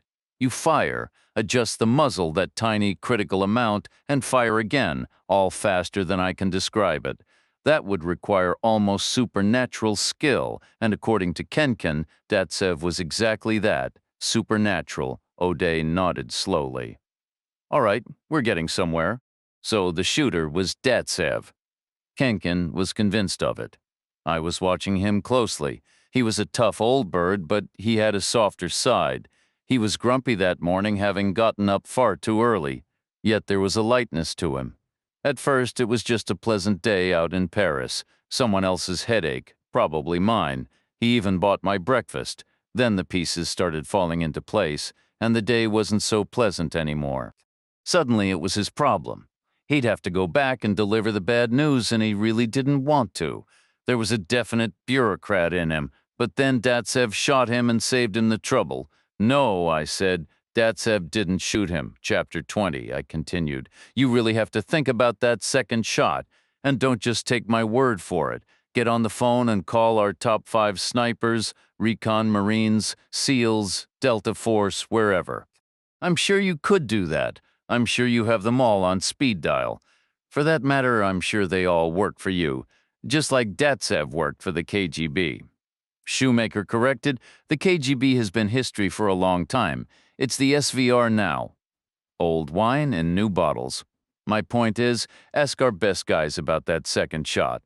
Ask them about two trigger pulls like a rapid double tap, with nothing in between except a 6-inch deflection at 1,400 yards, and they're doing it with a rifle over 5 feet long that weighs more than an iron bar. What would they tell me? They'd tell you, hell yes, sir, we could make that shot blindfolded. So, what's the issue? The issue is then you'd say, knock off the rah-rah nonsense, soldier, and give me the truth, and to a man they'd swear that shot was impossible. Apparently Kenkin didn't think so, he bought into his own legend. But Datsev is human, just like you or me. Well, like me anyway, he couldn't have made that shot. No one on Earth could have made that shot. So what are you suggesting? There were two shooters. The room fell silent then, and I used the pause to finish my coffee. I said one of them was either Datsev or Carson, and the other one was John Cott. O'Day lifted his head slowly, like an old turtle emerging from sand, and said, "You just told us quite emphatically that Cott wasn't there." I said he wasn't on the balcony. He was in the dining room, lying prone on the table, the end section of which was about the size of a 4x8 sheet of plywood. He was aiming right over his partner's head. Think it through, two snipers. One is cross-legged behind the planter, the other is prone on the table. They've been in position for 30 minutes. They're in the zone, breathing slow, just floating. The French doors are open. The one behind the planter is set up on the glass shield. He's chambered an armor-piercing round by pure instinct. He's chosen the exact same aiming point. Ms. Nice did, above and behind him. The sniper on the table is ready, a precision round loaded and waiting. He's got the Frenchman in his sights, the crosshairs resting right on the temple. Could the guy be wearing body armor under that suit? Possibly, but why gamble on an unknown? The head's the surer bet, so there it is, framed in the scope. He's just waiting for the window to shatter, but it never did, so they clear out fast, getting away from the scene. Caught, though, he stays in Paris. He'd rather end the whole investigation right there. He sets up watch on that balcony day after day, or maybe someone in French intelligence tips him off worth looking into. Either way, his moment finally comes. 3 investigators show up. When he saw me through his scope, he must have thought he hit the jackpot. His pulse must have raced before he steadied himself and squeezed the trigger and hit Kenkin accidentally. Not accidentally. He nailed me dead center. A perfect shot, an absolute sure thing. I was a goner from the instant he fired, but that bullet was in the air for almost 4 seconds, and there was a sudden gust of wind. I remember seeing it. The muzzle flash, then a flag snapping taut, and then Kenkin went down because the wind pushed the bullet. Just about 1.5 feet over 1,600 yards, it drifted it slightly, leftward as it flew from my chest straight to his head. You can't prove that I can. If Datsev had been aiming at Kenkin, Bennett would have been killed next in line. You can't argue with the wind. It was right there. The flags whipped wild and then went still just as quick. It was a gusty morning all along. Check the records. O'Day fell quiet for a moment, then he said, 2 shooters? Good grief. Then he added, we need to take this theory to London and Moscow, assuming we're all agreed. Rick? Showmaker paused briefly, then nodded. I'm in, he said. Joan? Scarangello said, better to assume 2 if it turns out to be 1 than 1 if it's really 2. We should lean toward caution. O'Day didn't ask Casey Nice. I said, I'm heading to London now. O'Day said, now. I don't care about the photo in his room. I don't even care that the little punk took a shot at me. That's part of the job for someone like me. But he got sloppy and he missed. Shouldn't have tried on a windy day. He killed a man who didn't deserve it. That's different. That was a mistake. And like you said, I caught him once. I can catch him again. And then what? I'll tear his arm clean out of the socket and beat him to death with it. Negative, O'Day said. You'll go to London when I say so. This is a delicate operation. Preparations need to be made. You can't order me around. I'm a civilian, doing a service for your country. Let's do this properly. I didn't answer, he said. Kenkin wasn't an innocent man, he was KGB. He did terrible things. I stayed silent, he said. I told you so. Told me what? It's not the same when there's a sniper out there? Scarangelo asked, will they work together in London too? Probably, I said. It's a target-rich environment. Doubling up would multiply their impact. So who's the likely second shooter, Carson or Datsev? I'm not a betting man. If you were, then Carson. Kenkin said Datsev wouldn't audition. That didn't sound like bragging to me. It felt real. Wait until we're ready, O'Day said. Then you can go to London. The meeting broke up and I headed down and out the red door, making for my makeshift quarters. But Casey Nice caught up to me a few steps later and said, you want to go get some dinner? Sounded good to me. The last hot meal I'd had was that croque madame in Paris, bought by Yevgeny Kenkin himself. I said, where? Off base, she said. Barbecue or something like that. You have a car? Sort of. What does that mean? You'll see, deal, I said. I should change, she added. She was wearing a black skirt suit, dark stockings, nice shoes, perfect for Washington, D.C. Or Virginia, but maybe a little out of place in a rural cabin near Fayetteville. I told her, I don't mind waiting. Give me 5. She replied, though it ended up being closer to 10. The wait was justified. A knock came at my door, and when I opened it, there she was with her hair pulled back, wearing an outfit that echoed her Arkansas look. It was that same brown leather jacket over a plain white tee, paired with jeans that were a similar shade but cut lower. These were thoroughly worn in scuffed and faded, what some might call distressed. That term always struck me as odd. How could anyone be upset about being in a pair of jeans that looked that good? She dangled a set of car keys from her finger, holding them up with a hint of warning. I should probably apologize now, she said. What for? You'll find out. And I did. About 200 yards later, in a fenced lot near Pope Field's Perimeter Road. The space was packed with exactly what you'd expect: aging pickup trucks, domestic muscle cars from 2 decades back, and banged-up European sedans brought stateside after tours in Germany. I scanned for anything unusual and spotted a tiny lavender Mini Cooper, then tucked further back a newer model yellow Volkswagen Beetle, half hidden behind what looked like a monstrous old farm rig. I figured the Beetle was hers, given the apology, maybe a graduation gift, complete with a daisy on the dash to match the paint. But no, it was the hideous farm vehicle beside it. What on earth is this? I asked. Parts of it used to be a Ford Bronco, she explained. The rest is just sheet metal welded on whenever the original bits fell off. The brown color, that's an even mix of rust and mud. I was told not to wash the mud off. It acts as a protective layer against corrosion and adds some structural integrity. Where'd you get it? Bought it from a guy at Fort Benning? How much? $22. Impressive. Hop in. It's unlocked. I never bother locking it. Honestly, why would I? The passenger door hinge was more rust than mud, and it took a good shove to get it moving. It screeched open just wide enough for me to slide in sideways, and I noticed Casey Nice was doing the same on her side, like we were both limbo dancing toward each other. There were no seat belts, there weren't really seats either, just a frayed green canvas sling hanging off a tubular metal frame.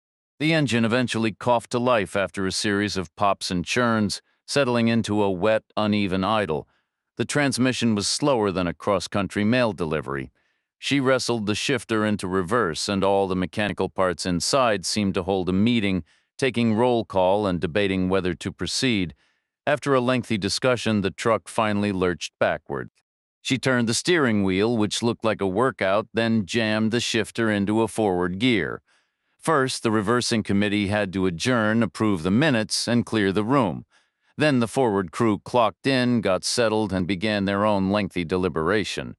Several seconds ticked by before the truck grudgingly slouched forward, stuttering at first, then gradually building momentum as it rolled stubbornly toward the exit gate.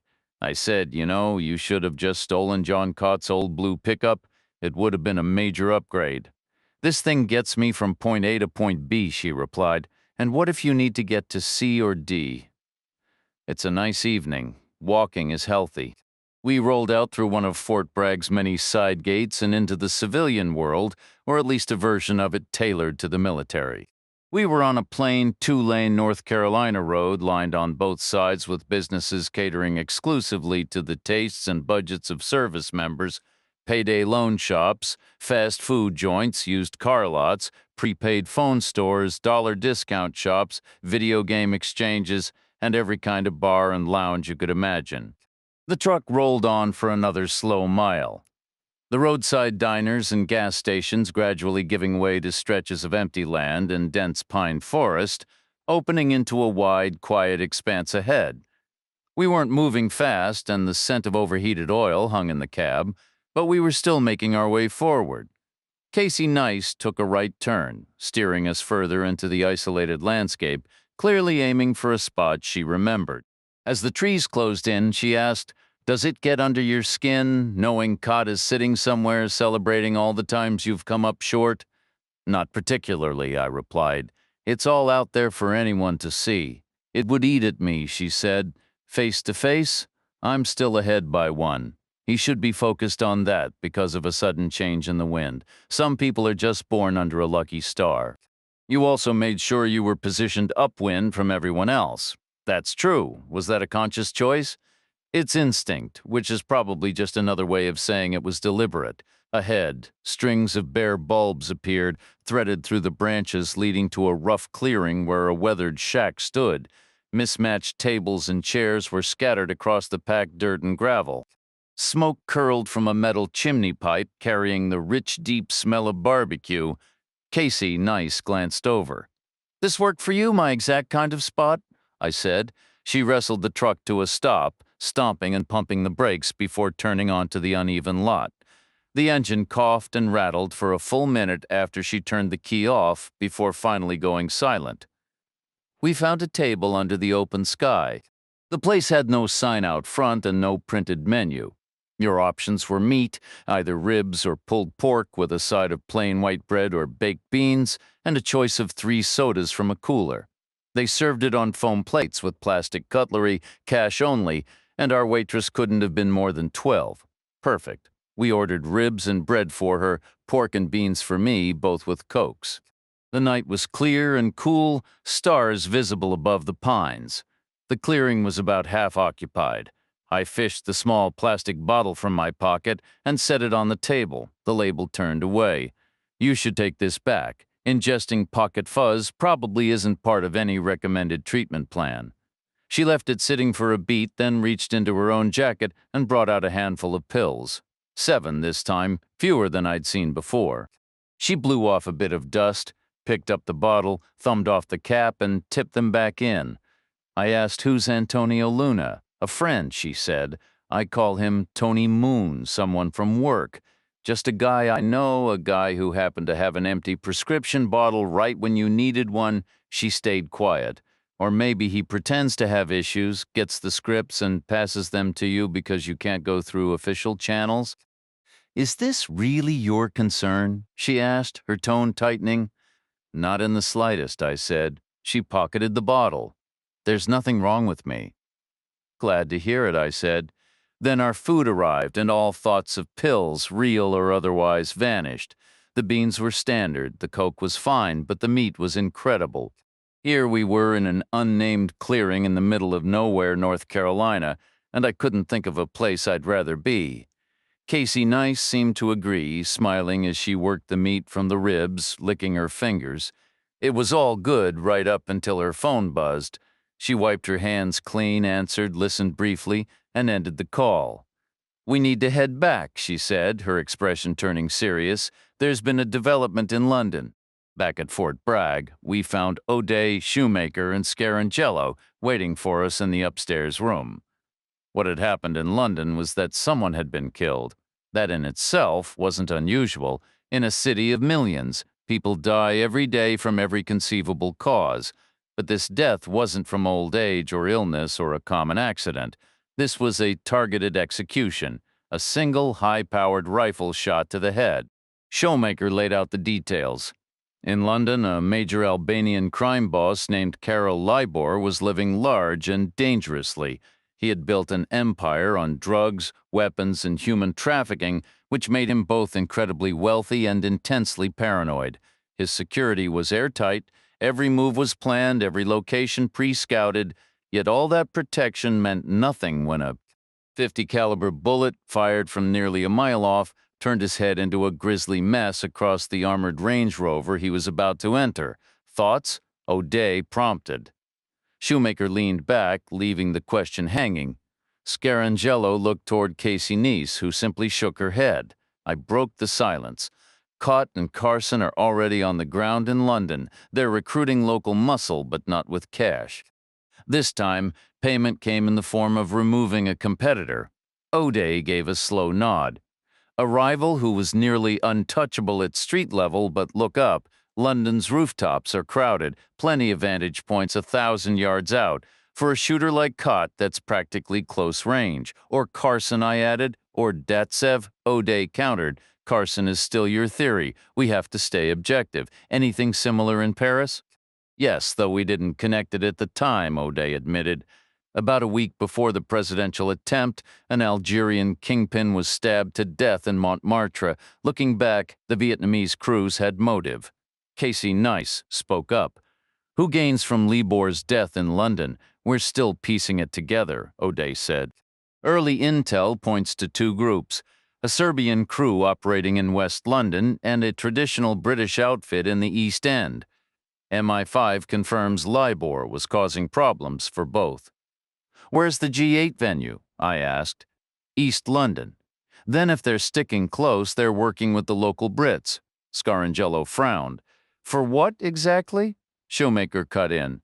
Part of the payment is like an old-school tribute, permission to operate on their turf. The rest buys logistics, safe houses, lookouts, and layered security on the day, just like we saw in Paris. That complicates things for us. Scarangello noted. I shook my head. Actually, it simplifies things. We're not hunting two men anymore. We're tracking a whole network. Maybe 50 guys call it local support. I call it a trail of breadcrumbs. O'Day shifted topics. By the way, you were right about Cott's neighbor. The FBI recovered most of 10,000 in cash. Not in his closet, though. Where? In the washing machine on his front porch. Clever, I said. I should have checked that. Who paid him? He won't talk, and enhanced interrogation isn't currently in vogue. He's terrified, that tells us something. Also, the French recovered the bullet that killed Kenkin this morning, O'Day continued. It was mangled from hitting the building, but the composition matches the fragments from Arkansas, possibly from the same batch. I nodded. That brings up travel. He didn't fly commercial. You'd have a record, and you can't check a 50 cal rifle and ammo without raising eyebrows. Two options, Shoemaker said, a cargo ship out of Mobile or Galveston, or a private flight from practically anywhere. Private airfields in Europe barely have customs. It has to be a private plane, O'Day concluded. These people aren't pinching pennies, 10 grand for some backwoods guy in Arkansas. That's overkill. He would have taken a few hundred and been thrilled. They're not shopping for bargains, they're buying silence. They're after quick fixes, and they've got the funding to pull them off. Casey Nice wondered, how did they reach London today? Most likely by train through the Channel Tunnel, Scarangello replied. There's a passport check in Paris, but otherwise it's a smooth and fast ride straight from city center to city center. What about their rifles? How did they move those? Could have been golf bags or ski bags. Plenty of travelers haul odd-looking luggage without a second glance. How did they connect with local support in London? Who did they know to contact? Probably from prior research, maybe arrangements made in advance. We'll have more answers by morning, O'Day cut in. Take the rest of the evening for yourselves. We'll meet again at breakfast. I headed down the stairs and out the red door, but soon heard the sharp click of dress shoes and the soft whisper of dark stockings behind me. Turning, I saw Joan Scarangello catching up, her eyes holding a weary intensity. We need to talk, she stated. About what? You? What about me? Not out here. Where then your quarters? They feel empty, like neutral ground. We walked over together. I unlocked the door and we settled in as before, me on the sofa, her in a chair, angled so we faced each other directly. Did you enjoy your dinner? She asked. It was all right, I said. You? I spent it debating with Generals O'Day and Shoemaker, arguing over the menu. No. About your part in London. It won't be like Paris. The British are different. They'll run their own operation, they'll take advice and intel, but they won't let us act directly on their soil, and we have to respect that. They're crucial allies in many ways. So, my position is that you should go as an acknowledged asset, but O'Day argued against it, because then I'd be too restricted to do anything useful. Scarangello nodded. He wants you there as a private citizen, not tied to us, which means if you're caught roughing up some high-profile target on a London street, there will be absolutely nothing we can do to help you. I'll be careful. I'm serious, she insisted. General O'Day is discussing actions that are blatantly illegal. Your mere presence there would be a violation. Allies take a very dim view of unacknowledged assets operating inside their borders. If you mess up, you'll be treated as a common criminal, nothing more. Actually worse. The embassy checks on regular criminals, but no one will check on you. They'll run a mile in the opposite direction because we'll tell them to. I'll be careful, I repeated. She paused, then said, I read the John Cott file. And, you handled the interrogation very well, thanks. You gave him enough rope and he hung himself. He was arrogant, couldn't stand being challenged. I nodded. That sums it up. Then her tone shifted, turning dry and pointed. I think you're just as bad as he was. I stayed quiet. She pressed. This is where you tell me you've never cut anyone's throat. I would if the situation called for it. I believe it's too risky to send you to London in any capacity. Then don't, meaning you'd find a way there on your own. It's a free country. I could take your passport back. It's right here in my pocket. Feel free to try. I could cancel it in the system. You'd be detained at the airport. Your call, I said, doesn't bother me. Cott will come home eventually. I'll deal with him then. Meanwhile, there'll be all that paralysis, crashing markets, recession, people going hungry, wars igniting, the whole world falling apart, none of which will trouble me much. I can take care of myself, and I don't exactly have a large stock portfolio to worry about. She fell silent, I added. You need the best help available. Anything less would be negligent. I believe I've heard that line somewhere before, and you're the best help? That's yet to be seen. Either the job gets done or it doesn't. I might be the one to do it, or maybe not. The future is unpredictable, but my history suggests I can handle myself without causing harm. You could cause harm by getting detained within minutes, she countered. Then we'd have a security crisis layered with a diplomatic mess. I'm not convinced I can rely on you. Then come along yourself, I proposed. You could approve each step. We could consult side by side, not from a distance. She gave a slow nod. That's essentially the arrangement I settled on with O'Day. Seriously, not me personally, she clarified. Casey Nice will accompany you. Unofficially, she isn't on their watch list far too junior, and currently she isn't even CIA, she's with the State Department. What are the rules? You follow her instructions precisely. After Scarangello departed, leaving a faint trace of clean soap and warmth in the room, I waited a moment before heading out myself back to the familiar red door. Upstairs in Shoemaker's office, I found him at his desk. Scarangello filled me in on your dinner discussion, I said. He looked up, pleased. Absolutely thrilled, I replied, my tone dry. I'm doing backflips over here. Try to see the advantage. You'll require updates and intel. We'll provide them to Nice, and she'll pass them to you. Without her, you'd be operating blind. Has she ever worked a field assignment abroad? No. Has she worked any field assignment? Not in a formal capacity. Do you genuinely believe this is wise? It's a necessary middle ground.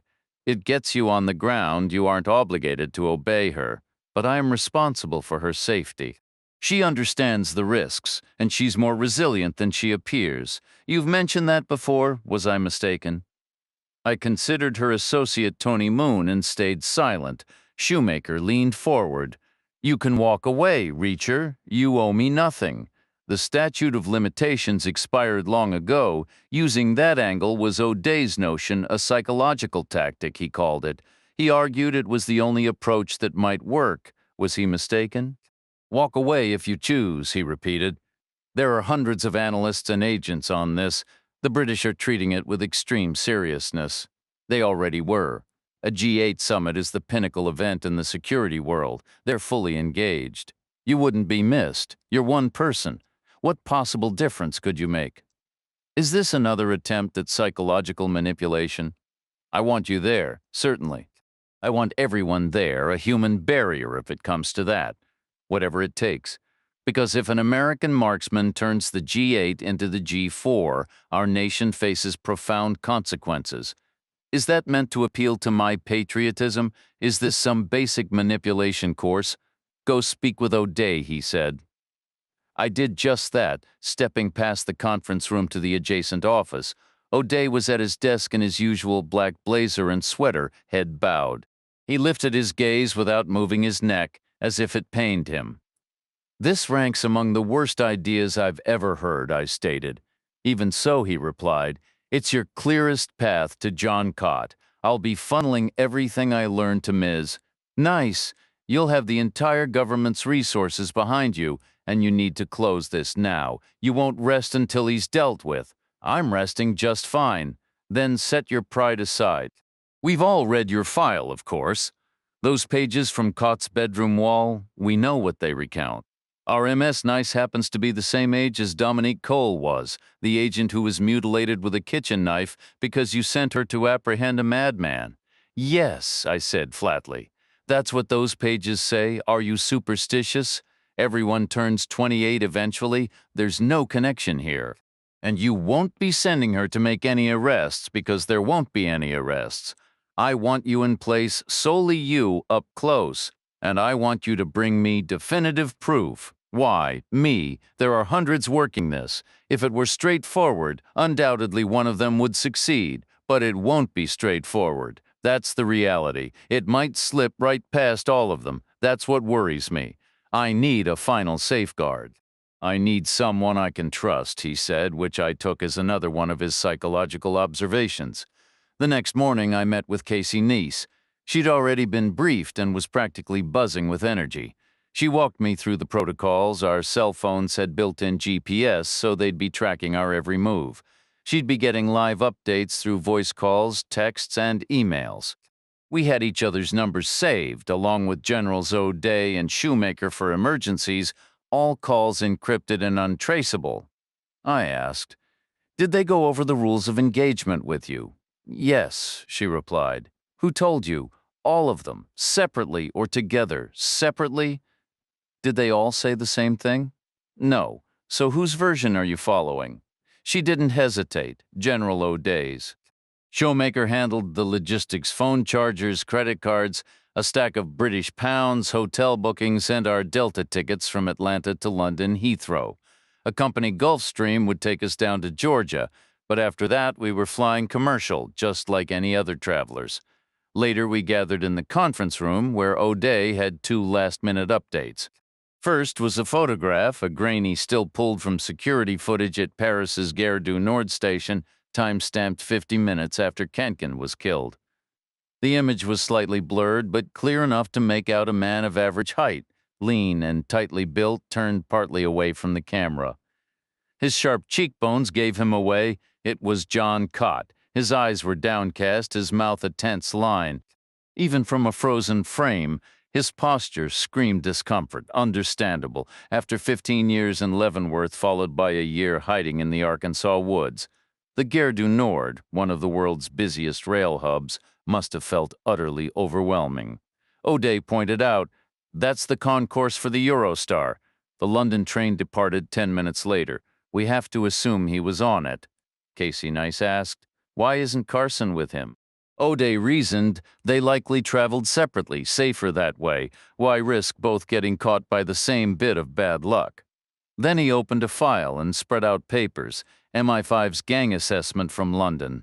They were confident it was a local English crew, the Romford Boys, named for their base in Romford, just inside the orbital highway on the city's eastern fringe, mostly white, mostly homegrown. Their operations mirrored Carol Liebor's drugs, guns, and trafficking, with protection rackets and loan sharking on the side. O'Day listed 4 key names, White, Miller, Thompson, and Green, sounding more like a law firm than a criminal outfit, backed by an inner circle of 30, plus hired muscle looking to prove themselves. There were no gruesome stories of torture or showy murders. Their victims simply vanished, never to be seen again. After the briefing, Casey went to pack. I took another shower, dressed, and tucked my toothbrush in my pocket. We met aboard the Gulfstream. She was wearing her Arkansas clothes again and said, "General O'Day mentioned you have doubts about all this." I stayed quiet. About working with me, I mean. I still said nothing. She told me, "You can't blame yourself for what happened to Dominique Cole. O'Day let you see the file." I'd already seen it. On Cott's bedroom wall. It wasn't your fault. There was no way you could have known. I stayed quiet. She went on. "I'm not here to make an arrest. I'm going to keep my distance. It won't happen a second time." I agree. I said situations like that are usually the outlier, not the standard procedure. It might be wrapped up before we even land. The British team must be working flat out. No doubt. We'll get their full report the second O'Day does. We'll be fine. Now you sound uncertain. I'm not entirely sure what we're walking into, I said.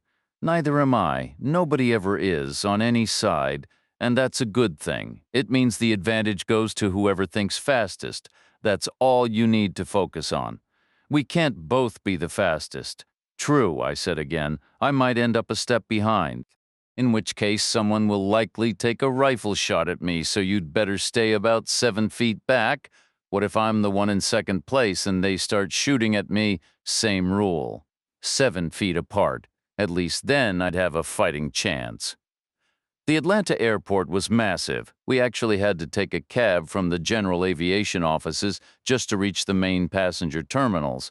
Casey Nice checked in at one of those automated kiosks, but I went to the old-fashioned counter, where a quick look at my new passport got me a stiff cardboard boarding pass. We had premium coach seats, which always sounded like a contradiction to me. Nice said it meant extra legroom. She launched into a long, convoluted explanation about a government algorithm designed to save taxpayer money. Apparently, everyone starts in regular coach unless there's a compelling reason to upgrade. The only box we ticked was that we were required to begin work immediately after landing. That got us the legroom, which in the end wasn't much at all. We went through security, shoes and coats off, pockets empty, then wandered through what felt like a shopping mall to reach our gate, stopping for coffee for me and juice for her. She had a small rolling suitcase and a bag that was somewhere between a purse and a tote. She blended in far better than I did, looking like any other traveler. We sat on thinly padded chairs and waited, eventually boarding after all the regular coach rows had filled. Our seats were the usual cramped design. The extra space in front of them would work for her, but not for me. If I shoved the bony part of my lower back hard against the seat, I could just manage to bend my knees a little past 90 degrees. That was the best it was going to get. The pilot announced a flight time of 6 hours and 40 minutes. About 2 hours in, after the meal service, the cabin crew cranked up the heat, clearly hoping we'd all doze off and leave them in peace. I'd overheard them call it coshing in their chatter. It was fine by me. I'd slept in worse contortions. My headrest had those little adjustable wings, so I clamped my head in place like it was a medical brace and closed my eyes. Casey Nice said, "I take the pills because of anxiety." I opened my eyes. "Do they help?" "Yes. How many do you have left? 5? You had 7 last night at dinner? You were counting?" Not intentionally. I just noticed. It's an observation. They were small, yellow, in your pocket, 7 of them. I took one last night and one this morning. Because you were anxious? Yes. About what? Getting the briefing right and carrying out the mission. Are you anxious now? No. Because of this morning's pill? It's worn off already, but I feel okay. That's good, I said, because this is the easy part. I know. Doesn't Tony Moon's doctor worry he'll never actually get better? People take these for years, some their whole lives. Is that your plan? I don't know. What else makes you anxious? She was silent for a moment.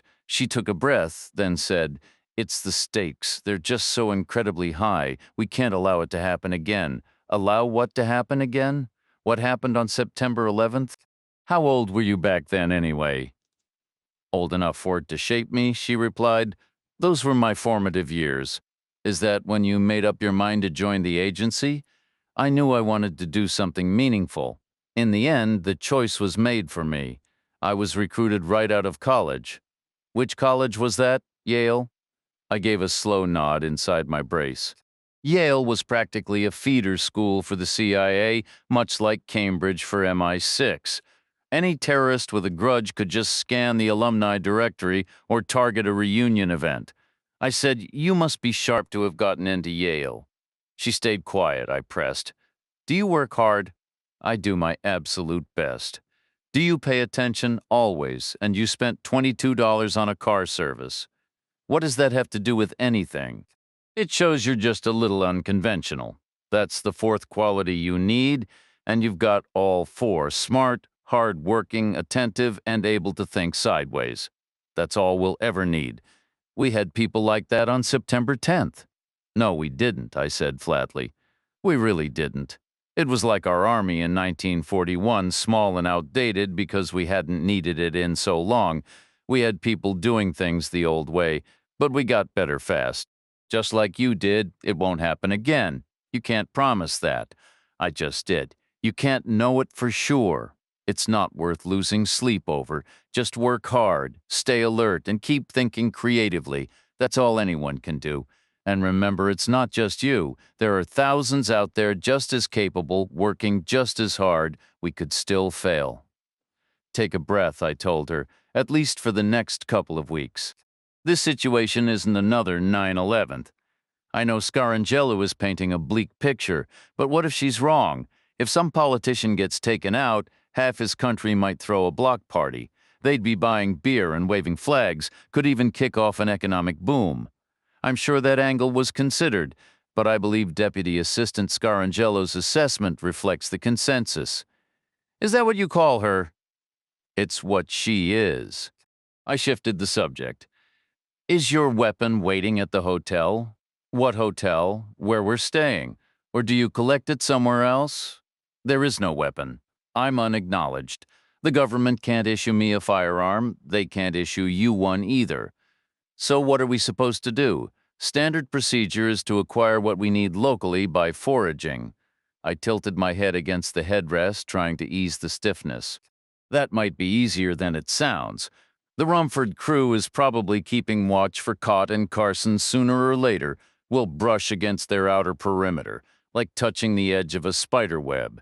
And if that outer layer is armed, then we're about to be armed too, because we'll take whatever they're carrying. That's one option they'd want us to consider. General Shoemaker also believes making contact with Romford's outer security could be a useful tactic on its own. He suggested posing with a business proposition. If we get past the first layer, we can use it to triangulate the second and get a clearer idea of the center where Cott and Carson are located. If I ask you something, will you give me a straight answer? That depends. How many other unacknowledged assets is the U.S. sending? 7. And how many undercover British operatives? Last I heard? 13? What, about the other 6 countries involved? They'll likely send 2 each, except for Russia. They'll match us with 7. When are they all arriving? Probably ahead of us. We might be the last to the party. And how active is this Romford group? Active in what way? Making deals with suppliers, wholesalers, retailers, that kind of thing. I don't really know. They've got to be at least moderately busy, right? Drugs, guns, trafficking, it's all commerce.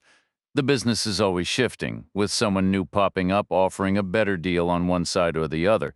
Because of that, they're used to dealing with unfamiliar faces.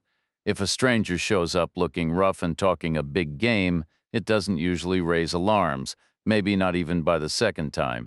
But you just pointed out 37 people who are all going to have the same thought Rick Shoemaker had. After the 3rd or 4th attempt, that security perimeter is going to start firing without hesitation. So we're scrapping the spiderweb approach. We're doing something different. Different how? I'll figure it out later, I said, mostly because my mind had gone completely blank at that moment and she was down to her last 5 pills. Chapter 24. I managed maybe 3 hours of stiff, upright sleep, my head propped against the window before the cabin lights flickered on about 90 minutes from landing. The sounds of carts and service preparations echoed from the galley. Casey Nice looked like she hadn't slept a wink. Her face was pale and had a slight feverish sheen, the glamour of overnight travel. She asked, "Have you ever been to London?" "A couple of times," I said. "What's the briefing?" "You've never been for an operation?"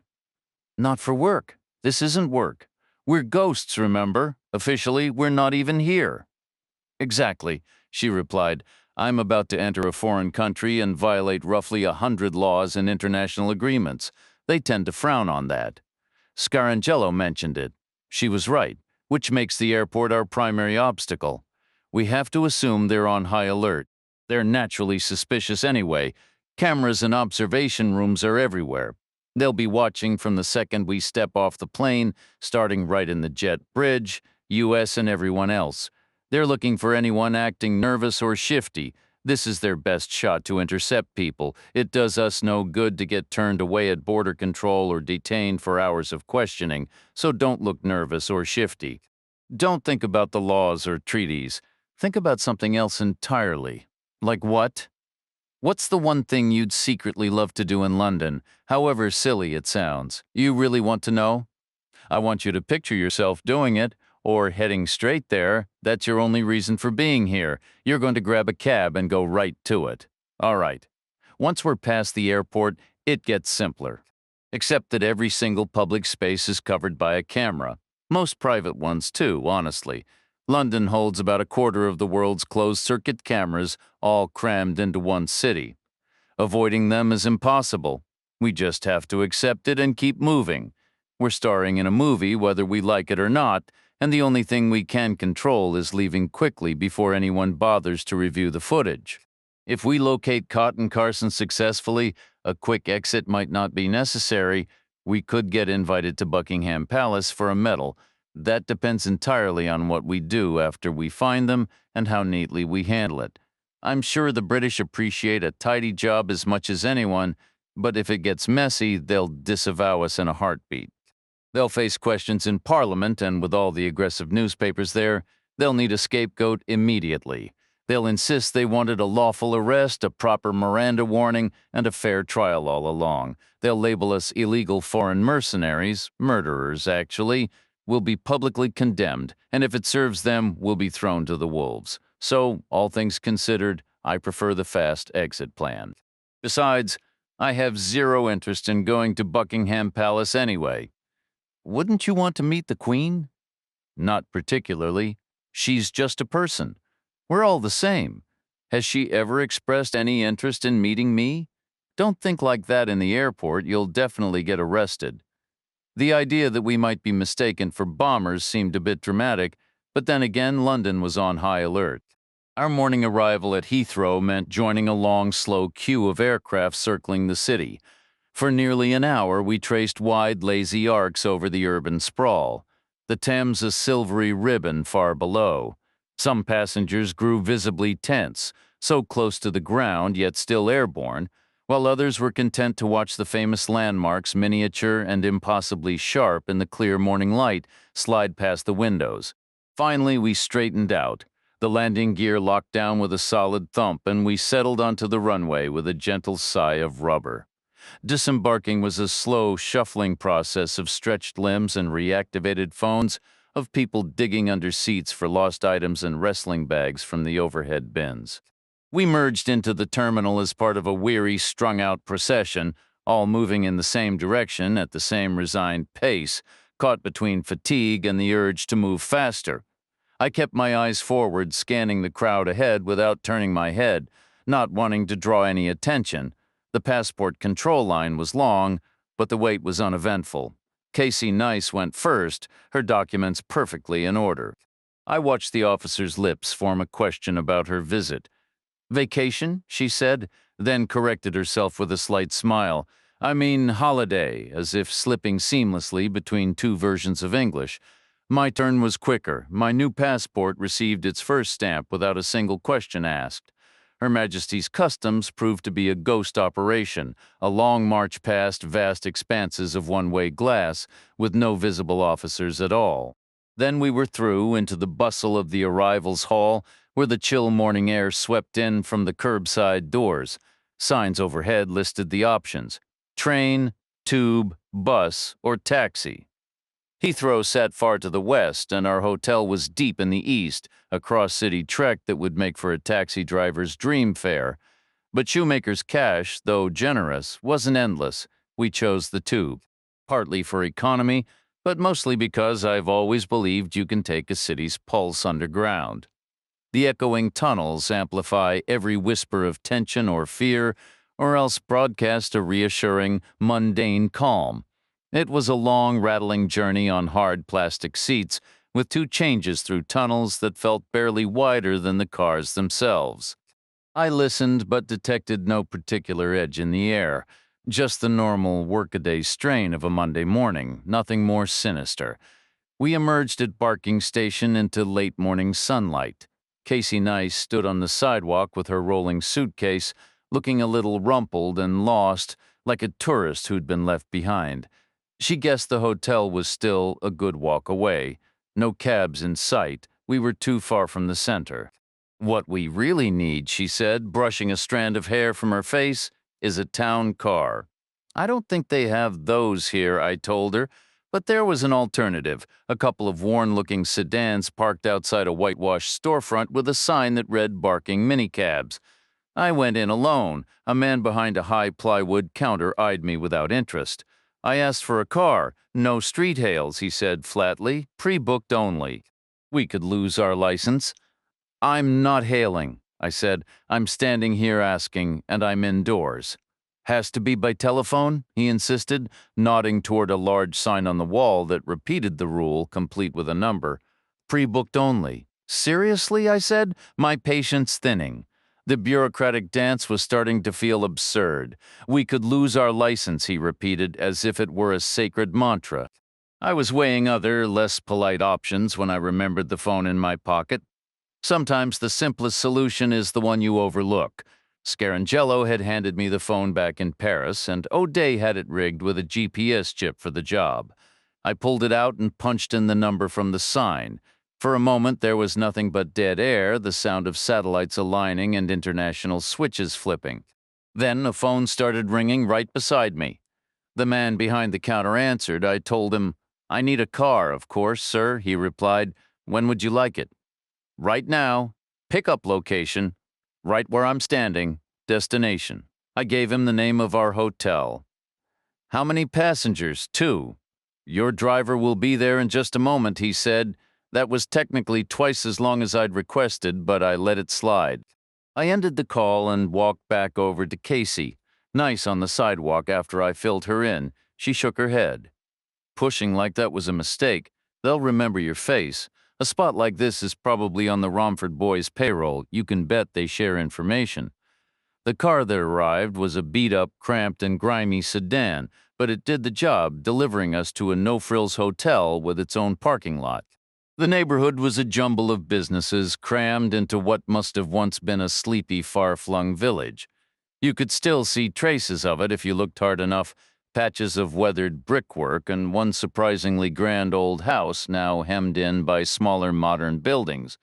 That old manor house must have been the center of its own little world 2 centuries ago, with London just a story told by travelers.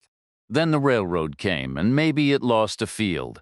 Then came the cars and the buses, and it lost its orchard, then its gardens, until all that was left was a modest flagstone patch out front, just big enough for 2 careful cars.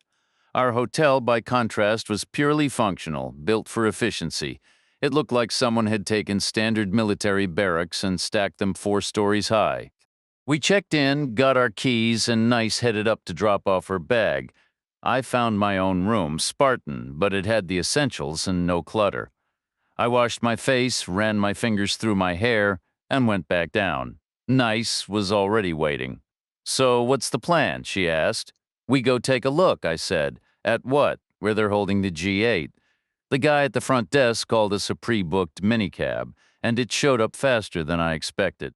Nice gave the driver the address, and we headed out, moving in what felt like a northeasterly direction through streets that seemed suburban but oddly tense, as if they were all a little more crowded and hurried than they were meant to be. A sign told us we were in Romford, but we skirted west of the town center, then curved around above it on a smaller road that suddenly opened into a wide green wedge of parkland. It spread out like a slice of pie, widening until it met the roaring traffic of the orbital motorway, the M25, according to the signs. Sitting in the middle of all that green was an impressive brick house, all gables, chimneys, and steep roofs, with countless little windows glinting in the light. It could have been genuinely old or a very convincing Victorian replica. Surrounding it was a wide expanse of raked golden gravel, which was itself encircled by a simple manicured lawn. The effect was less peaceful garden and more corporate campus. The whole scene was enclosed by a tall brick wall forming a perfect, generous rectangle around the property. It was a clever balance. The wall was clearly part of the estate, but from inside the grounds you'd still feel like you had plenty of room. Beyond the wall lay a narrow sliver of green, and then London resumed on either side, pressing in. I asked, "Is this it?" Casey Nice replied, "Yes, Wallace Court, the Derby family's home for centuries. The house dates to the 1500s. The wall is Victorian. It's a conference center now." I nodded. Another grand old estate, prosperous once, perhaps clinging to its luck a little longer. The Victorian owner must have sensed change on the wind. Maybe he'd invested in the railways, so he built that wall, a fortress against the encroaching world. And I imagined it worked, well enough for another 100 years, until the motorway came and the constant roar made living here unbearable finally. The family surrendered, the home became a business venue where maybe the din made executives feel connected and buzzed.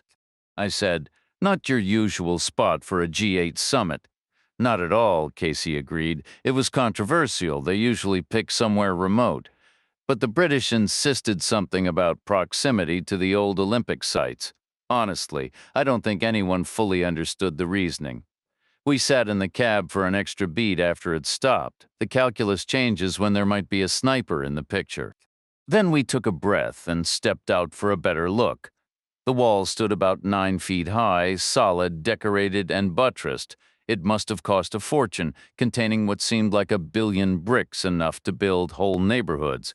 I pictured that Victorian Derby, probably sporting mutton chop sideburns, a man of colossal stubbornness. Honestly, he might have been better off selling up and buying a private island.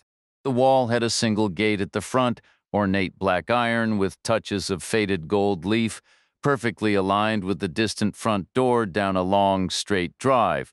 All things considered, it wasn't a terrible location. Unconventional and debated, sure, but not suicidal. Post infantry along the outer face, armed and spaced every 10 yards, set up serious security at that one gate, and you've neutralized 99% of conventional threats. An armored vehicle might breach the bricks, maybe, but nothing smaller would. I could see why 8 intelligence agencies had approved it. They deemed it sufficient until the summit was still nearly 3 weeks off, but preparations were already underway. Panel vans were unloading in the distance. A policeman stood guard at the gate, and he was watching us intently. Not a friendly Bobby, but a compact, tough-looking officer in a Kevlar vest, cradling a Heckler & Koch submachine gun. Casey whispered, "He's made us. That's his job," I said. "We can't just turn and leave. That looks suspicious. Then let's go have a chat." I ambled over, stopping at a respectful distance, using the universal body language that says, "I'm not a threat." I said we were hoping to take a look inside. The officer's accent was local, his tone flat. "Were you, sir?" He delivered the "sir" with deliberate neutrality, as if the word were a required formality he didn't actually mean. "I might have been misinformed," I offered. "My guidebook is very old." "What guidebook?" "My father gave it to me." I think his father gave it to him before that. It's practically a family heirloom. It says that on certain days of the year you can get in to see the house and gardens for 6 pence. You should take that book to an antique dealer. I figured the admission might have gone up with inflation. This hasn't been a private home for 30 years, and right now it's completely closed. I told him we should move along, and we did. But we took our time. We scanned everything around us. Left, right behind us, up at the trees, and across the rooftops. We passed row houses, duplexes, blocky apartment buildings, gas stations, corner stores, and watched the traffic flow under a wide gray sky. Our cab was long gone, so we kept walking. Casey Nice looked worn out when she asked, "What now?" "Back to the hotel," I said. "We both need some rest." But that didn't happen. O'Day called before we could even reach the elevator, and what he told me made me wish I'd placed a bet. Earlier, Scarangello had asked who might fill the second sniper slot. I'd said Carson. Turns out I was right. Datsev had been located, arrested, in fact. News had just come in from Moscow. More than 3 weeks back, he'd been smuggled out of the city in the trunk of a car, taken to a private airfield, and flown 4,000 miles east. There he'd waited, patient as snipers are, until the moment was right. One shot from 1,200 yards out, straight through the head of a bauxite smelter owner, business as usual in the rough and tumble world of privatized resources.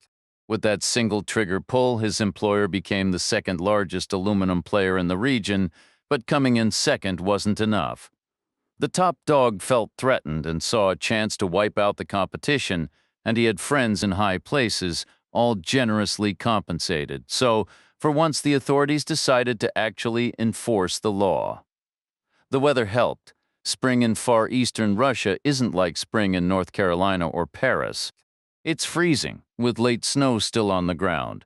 The new number two's plane was grounded. His whole team holed up in a local hotel, Datesev included.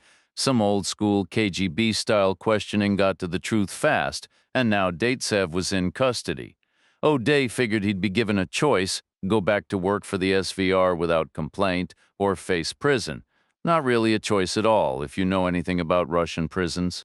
O'Day had already moved Datsev's file from freelance back to employed.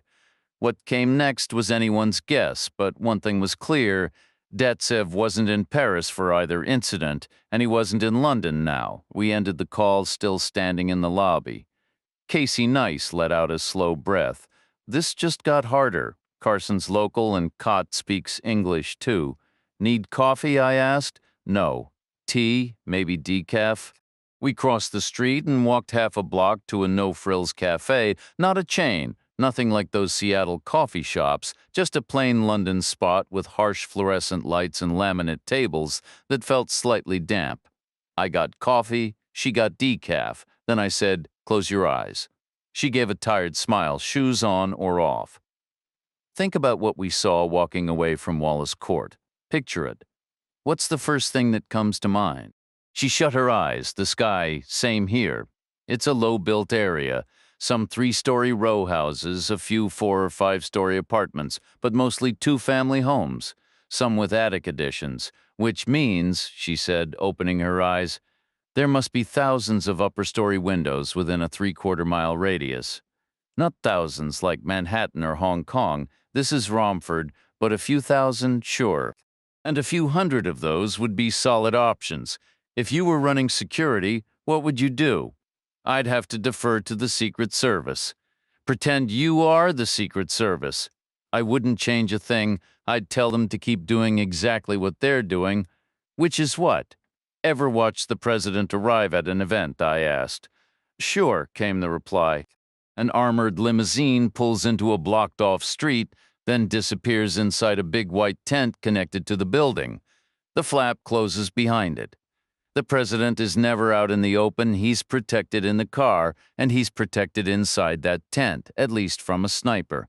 A shooter wouldn't know the precise moment or the exact spot where the president steps out. The tent blocks the view. He could take a wild shot, I guess, but what are the chances even the best estimate would be off by 20 feet in a couple of seconds? I nodded. And the Secret Service brings that whole setup with them, right? They always do. Their own armored car and their own tent flown in on an Air Force cargo plane. It doesn't matter what the British say about running their own event if you want the U.S. President as a guest, the Secret Service dictates the terms. You're getting a tent attached to your building, like it or not, And the president isn't going to tell the other leaders they can't use it. He's not going to say, sorry, everyone else has to use the service entrance. Not all of them have armored limousines, though. Doesn't really matter, I said. A couple of Mercedes sedans with tinted windows would work just as well. Which one has the prime minister? Which ones are just aides and staff? It's the same basic idea as the tent. So what's your point? If I'm John Cott or William Carson, I'm not happy. I'm looking at obvious, foolproof security measures that will definitely be used: a landscape with no elevation, a very flat line of fire, and maybe a few hundred possible sniper positions at most. Honestly, if the British were willing to pay enough overtime, they could put an officer in every single bedroom window. You're saying an attack isn't possible? Where would it happen? The car goes straight into the tent. She leaned forward. You're forgetting about the photograph. Later, I asked Casey Nice about that photograph, and she laid it all out for me. She explained that, like most things in politics and diplomacy, it was a much bigger deal than it seemed. It was more than just a ceremonial handshake. The image was loaded with meaning. It was about perception, solidarity, and a chance for smaller nations to stand literally shoulder to shoulder with the major powers. It spoke to status, validation, and the headlines back home. In short, it was about exposure, both symbolic and literal. An outdoor setting was considered essential. The world needed to see them out there among their peers, chatting, laughing, clapping each other on the back, making deals, looking every bit as significant as anyone else. Nice told me they'd be outside for more than just the photo op. They'd wander the grounds in pairs or small groups throughout the day. If the Italian leader had an issue with debt or the euro, he needed to be seen in a serious private stroll with the German chancellor. They might only be talking about their kids or a soccer match, but the image would play well in Rome. Likewise, our president would be seen with the Russian leader. The British and French would huddle together, and the Japanese prime minister would confer with the Canadian. The possible pairings were endless. Plus, she added with a wry smile, they all got on each other's nerves regularly, and a few were still closet smokers, so breaks outside were always necessary. Cott and Carson are going to have visible targets, she said firmly. Believe me? Is there any chance they cancel the meeting? I asked.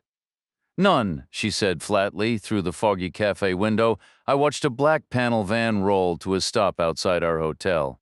Couldn't they take the photo inside? I pressed. Theoretically, yes, she conceded, but not under these circumstances. Not now. So reasonable caution isn't an option.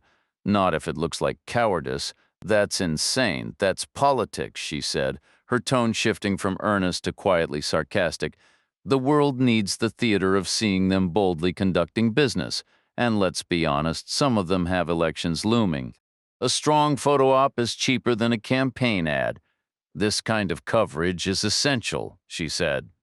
Across the street, the black panel van remained parked at the curb. No movement, no one entering or exiting, I asked. What happens if it starts to rain? They'll wait it out, she replied. It might not stop. This is England, after all.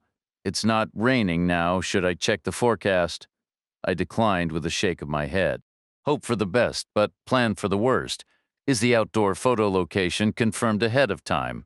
The back patio, she said. There are some low steps there. The shorter ones usually stand on those.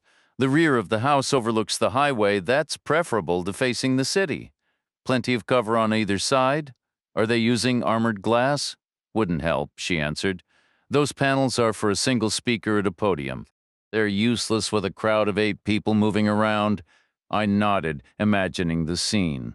8 individuals emerging through a set of patio doors, all feigning polite surprise at the abrupt shift from their weighty discussions to the circus of a press call.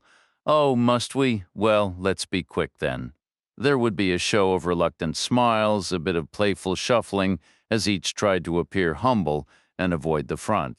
They'd stick close together, a tight little cluster bound by professional solidarity and a shared desire for the spotlight. No one would risk being isolated. A photograph splashing across the news with one figure set apart from the group would tell its own story, outcast, ignored, aloof.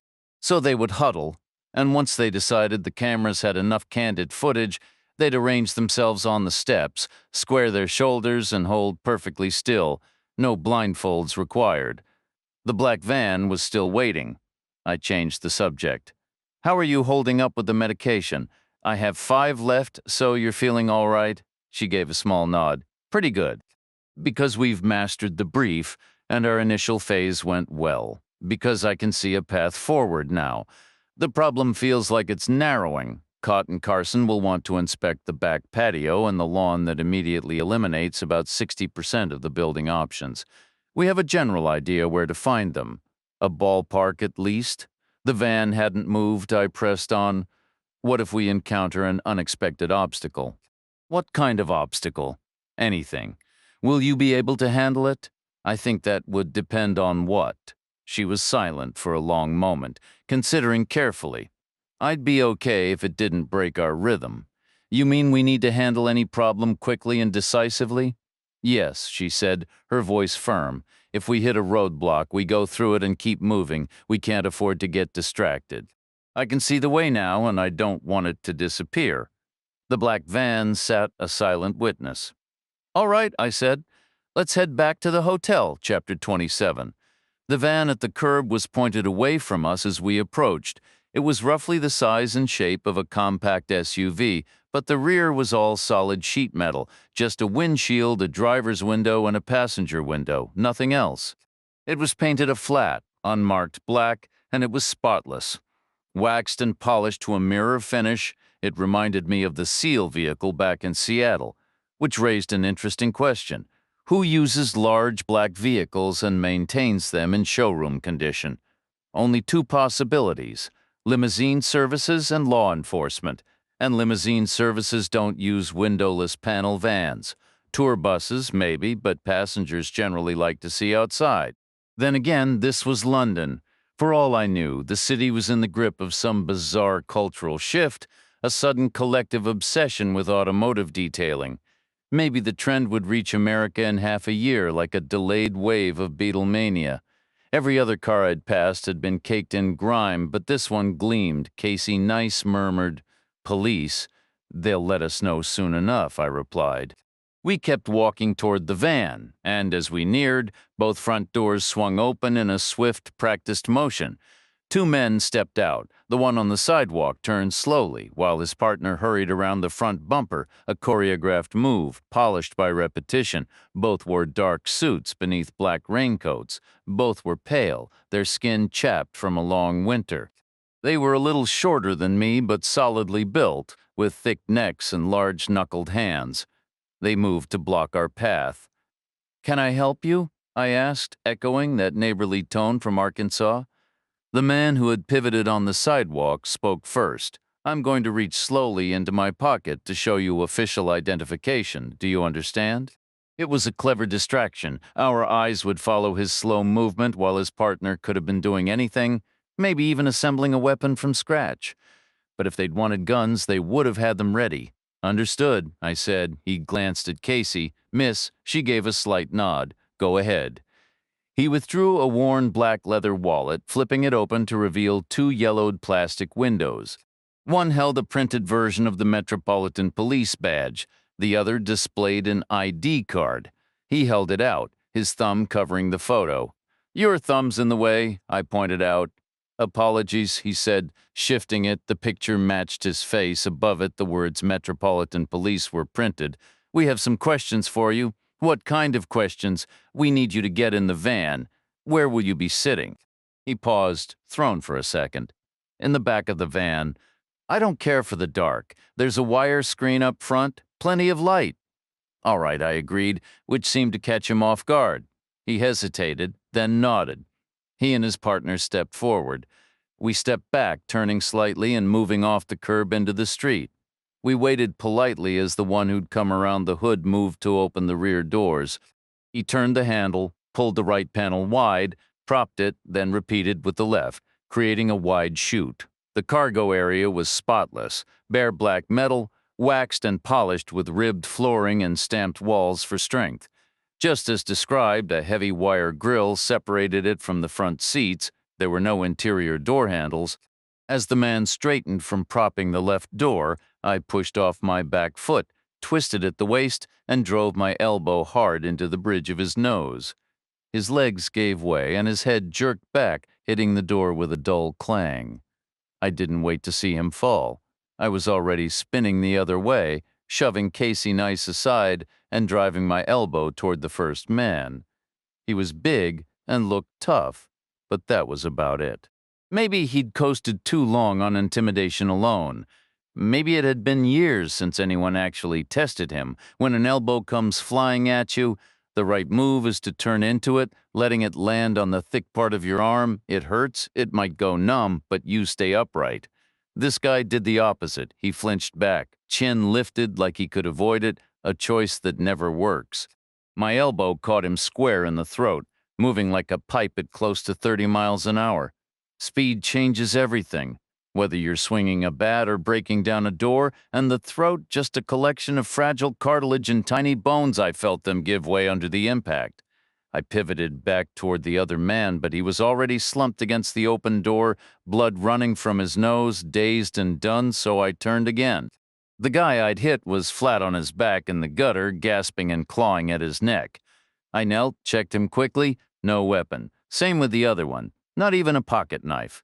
Guess they figured they didn't need hardware in the middle of London in broad daylight. Casey Nice stumbled back into view, her face pale. "What are you doing?" she breathed out. "Later," I said. "We're out in the open. Get them into the van." The one in the gutter was barely getting air. I grabbed a fistful of his raincoat, hauled him up, and wrestled him headfirst into the cargo area. The other one was bleeding down his front, so I hooked him by the collar and belt from behind and dumped him in after. I kicked the door props away, slammed the doors shut, and checked the latch. Secure. Casey stared at me. "Why would you do that?" "You said to handle problems fast and decisively." "They're police officers. Get in. We need to lose this van." "You've lost your mind." I scanned the street. A few cars passed. Pedestrians kept walking. No one stopped. No shocked faces. No phones coming out. People have a way of looking the other direction, no matter where you are. "You told me if we hit trouble, we'd deal with it quick and clean," I said. I walked around to the driver's side and climbed in, shoving the seat back until it hit the wire screen. I'd be driving practically folded in half on the left side of the road, with a manual transmission and a diesel engine, none of it familiar. Casey slid into the passenger seat, still ashen. The key was in the ignition. I started it, worked the clutch, and tested the gear stick. Felt like a dozen gears in there, reverse included. I guessed left and up, then fumbled for the turn signal. Casey said quietly, "I meant problems other than cops. Cops are a problem like any other. Maybe worse, they can slap cuffs on us and drag us back to the airport. Nobody else can do that, which they'll definitely do now. They'll come after us with everything they've got. You just attacked 2 officers. We're fugitives from this moment on. You made everything 1,000 times harder. You just made this 1,000,000 times more difficult. You've turned an already tough situation into something completely impossible." I flicked on the turn signal and glanced at the side mirror. Pulling away, the van jerked forward thanks to my uncoordinated left foot. "Except those men weren't police officers," I stated. Shifting gears once, twice, 3 times, my movements grew a little more fluid as I settled into the rhythm of driving, easing the van into the left lane. She countered, "We saw his badge. I'd wager it was printed on a home computer. You'd wager? What does that even mean? Are you planning to attack 100 officers on the off chance one is a fake? That's insane." I shifted again, pressing the accelerator to match the flow of traffic. No cop anywhere would refer to his badge as a government identification document. Cops don't work for the government, not in their own minds. They work for their department, for each other, for the brotherhood, maybe for the city on a good day, but the government, they despise it. At every level, the government is the enemy, a constant source of frustration and red tape. A real officer would never use that term. "This is a different country," she insisted. "Cops are the same everywhere. I know because I was one, and I've met plenty, including here. The badge doesn't change the mentality. Maybe that's just what they call their identification here. I believe they call it a warrant card. which he knew we wouldn't understand. So he used simpler words. He would have said, "I'm a police officer, and I'm going to slowly show you my ID," or my identification, or my credentials. The word police would have been in there. Absolutely. The word government would not. That's a guarantee. She fell silent for a long moment, then unbuckled her seatbelt, twisting around to kneel on her seat and peer through the metal grill. "Reacher," she said, her voice tight, "one of them isn't breathing." I risked a quick glance back but couldn't take my eyes off the winding road long enough to be certain. Maybe his breaths were just very shallow. Casey Nice's voice cut through again. "Reacher, you have to do something. What am I, a doctor now?" I shot back. "We need to find a hospital. Hospitals have the police on speed dial. We could leave the truck at the emergency entrance and run." I kept driving with no clear destination, taking the easiest turns at each intersection, just going with the traffic on these meandering, endless roads. I figured we were heading generally north, away from the river, with Romford likely off to our right. We passed a blur of anonymous storefronts, fast food joints serving kebabs, fried chicken, pizza, and burgers alongside insurance offices, mobile phone shops, and carpet retailers. No hospitals in sight. If the man had stopped breathing, he was likely gone minutes ago. I finally steered off into a bumpy asphalt lot boxed in on two sides by rows of single-car garages. The space between them was empty, save for a rusted, broken bicycle. No people, no activity. I stopped the van, fumbled the gear shift into neutral, and turned to look, and waited. The man wasn't breathing. The other one was staring straight at me. The lower half of his face was a crimson mask. The upper half was ghostly pale. His nose was clearly broken, and his eyes were wide open. I locked eyes with him. "I'm coming around to open up. You make any move against me, and you'll end up just like him."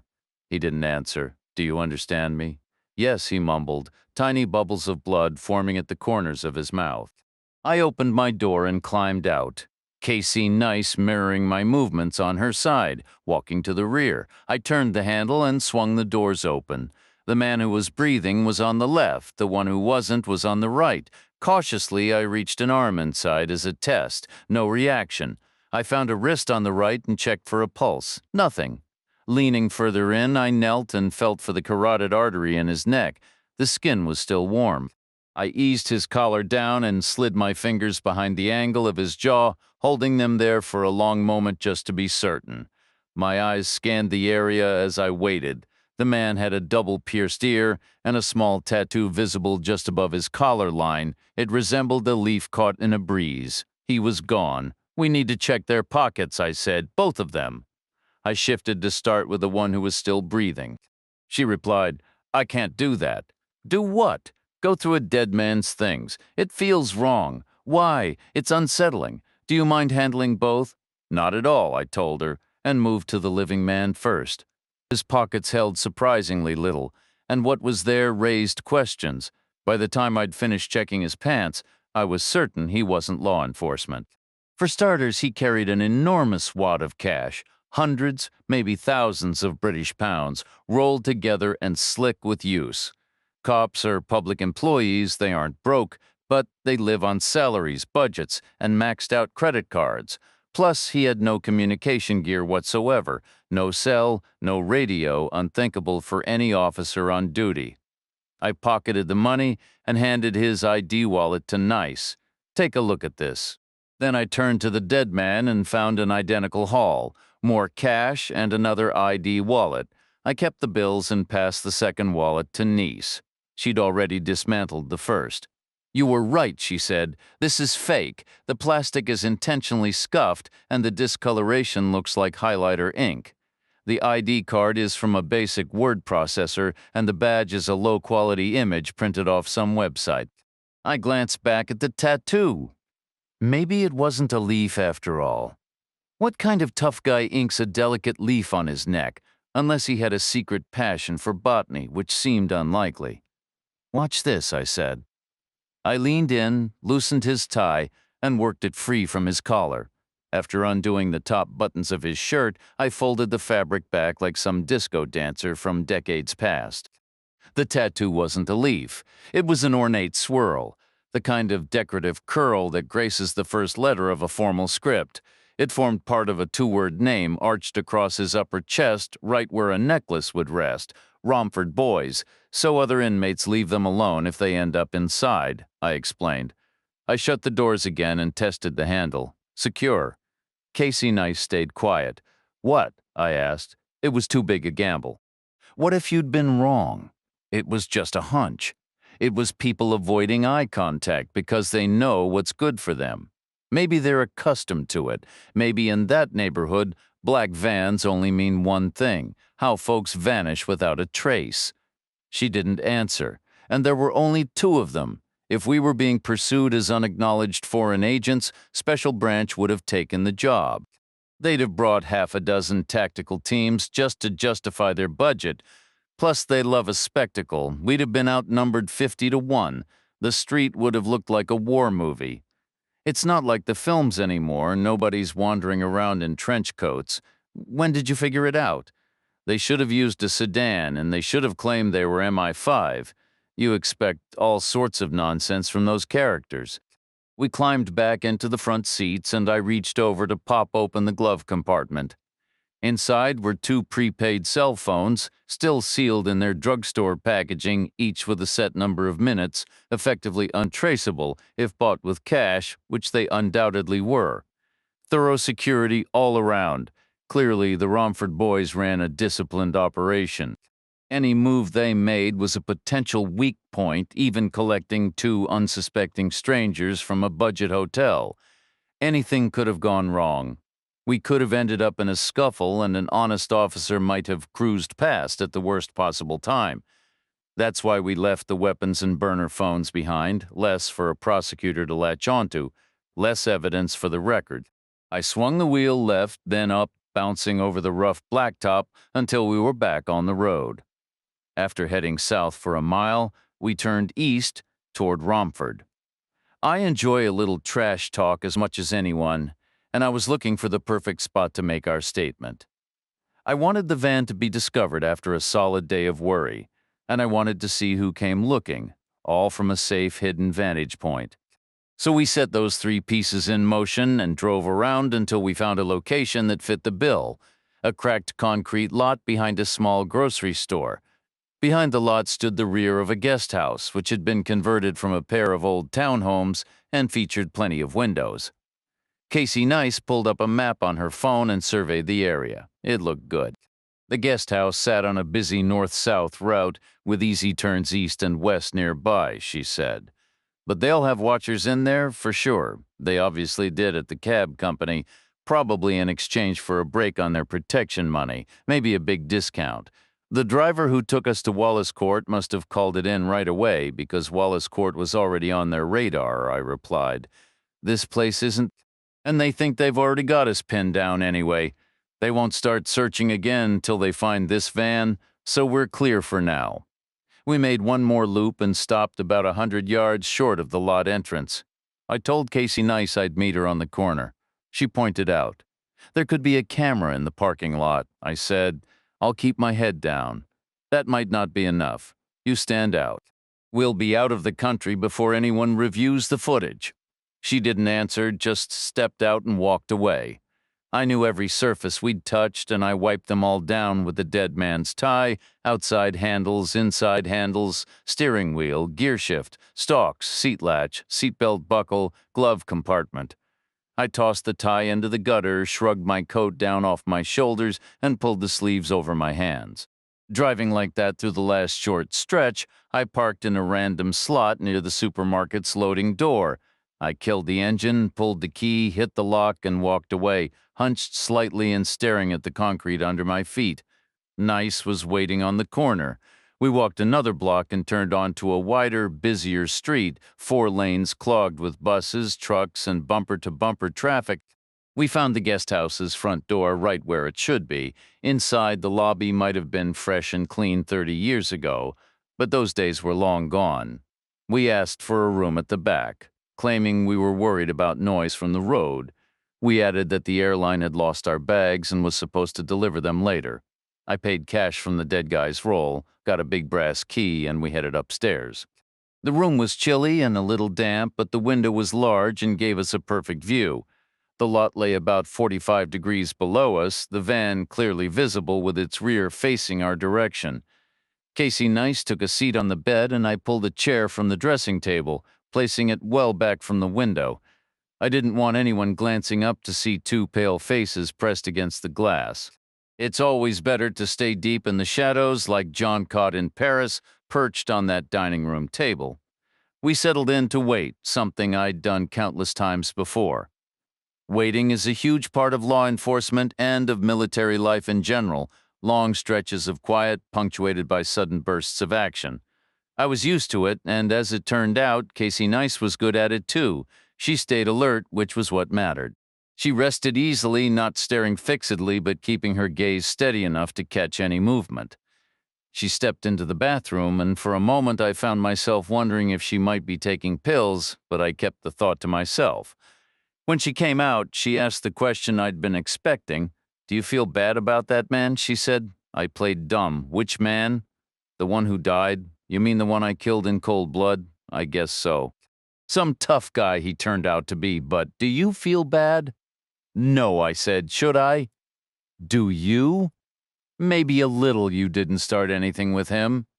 "Still, he made his choices," I told her. "He could have spent his time doing something decent, helping seniors, reading to kids, raising money for charity. I'm sure this town has a library. He could have done a world of good. Instead, he picked a life of shaking people down and causing pain. Then one day he opened the wrong door, and what walked out to meet him was his own problem, not mine. Besides, the guy was useless, a waste of space, too dumb to keep breathing. Being stupid isn't a capital offense, and there's no death penalty here anyway." "There is now." She didn't answer, and we fell quiet again. The daylight softened into dusk, and a yellowish vapor lamp flickered on in the parking lot below, mounted high on a pole and washing most of the black van in its glow.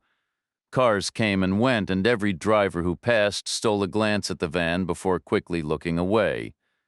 At first I figured they recognized it and were nervous. Then it hit me. There had to be another reason. Our other guest must be making a racket in there, I said. That was my mistake. I should have told him to keep quiet or made sure he couldn't make noise. It was going to throw off my schedule. I hadn't planned to give them a full day of fretting, just a couple hours, tops. But at first, nobody in Romford seemed eager to play hero. Not a soul lifted a finger to help. They all just averted their eyes and hurried out of the lot. Another reminder, I suppose, that bullies don't exactly inspire loyalty. Casey Nice said, "I'm getting hungry. There's probably every kind of fast food on this block," I said. "Kebabs, fried chicken, pizza, burgers, you name it. This place might be the junk food capital of the world. Should we go get something? Eat when you can. That's the rule. Are you hungry? A bit? What sounds good to you?" "Pizza," I said. "Plain cheese, less chance of finding rats or pigeons in the toppings, or worse. Something to drink? Whatever comes factory sealed in a bottle or can. Will I be safe going out? Depends what you order. I mean, walking around here alone. Worried about getting mugged. Worried about a Romford boy recognizing me. They're not hunting for us. They think they've already got us cornered. There's a difference between hunting and accidentally spotting. If you had to describe yourself in 7 words, what would they be? You mean how I look or how I am? I mean, if you were that cab driver turning us in, I'm not sure. Female, average height, ponytail, brown leather jacket, that's what he said. You can't change your height or being a woman, but you can let your hair down and lose the jacket. Then you're just another 20-something in jeans and a tee. There are 100,000 like you around here. You'll blend right in. So she reached up and pulled the band from her hair, shaking it loose until it fell around her shoulders. She slid the jacket off, first one arm and then the other, folded it and laid it on the bed. When she turned back, I looked at her. Did she remind me of Dominique Cole? In some ways, yes. In others, not at all. Casey leaned more toward Scandinavian. Lighter hair, fairer skin, paler eyes. Cole had been all dark tones, like someone from the Mediterranean coast. The summer I spent with her in D.C. was brutally hot, even by the city's own sweltering standards. Day by day, her skin took on a deeper tan. a fine layer of dust seeming to settle over her. She lived in shorts and a simple t-shirt, that same kind of shirt that now connected her in my mind to Nice.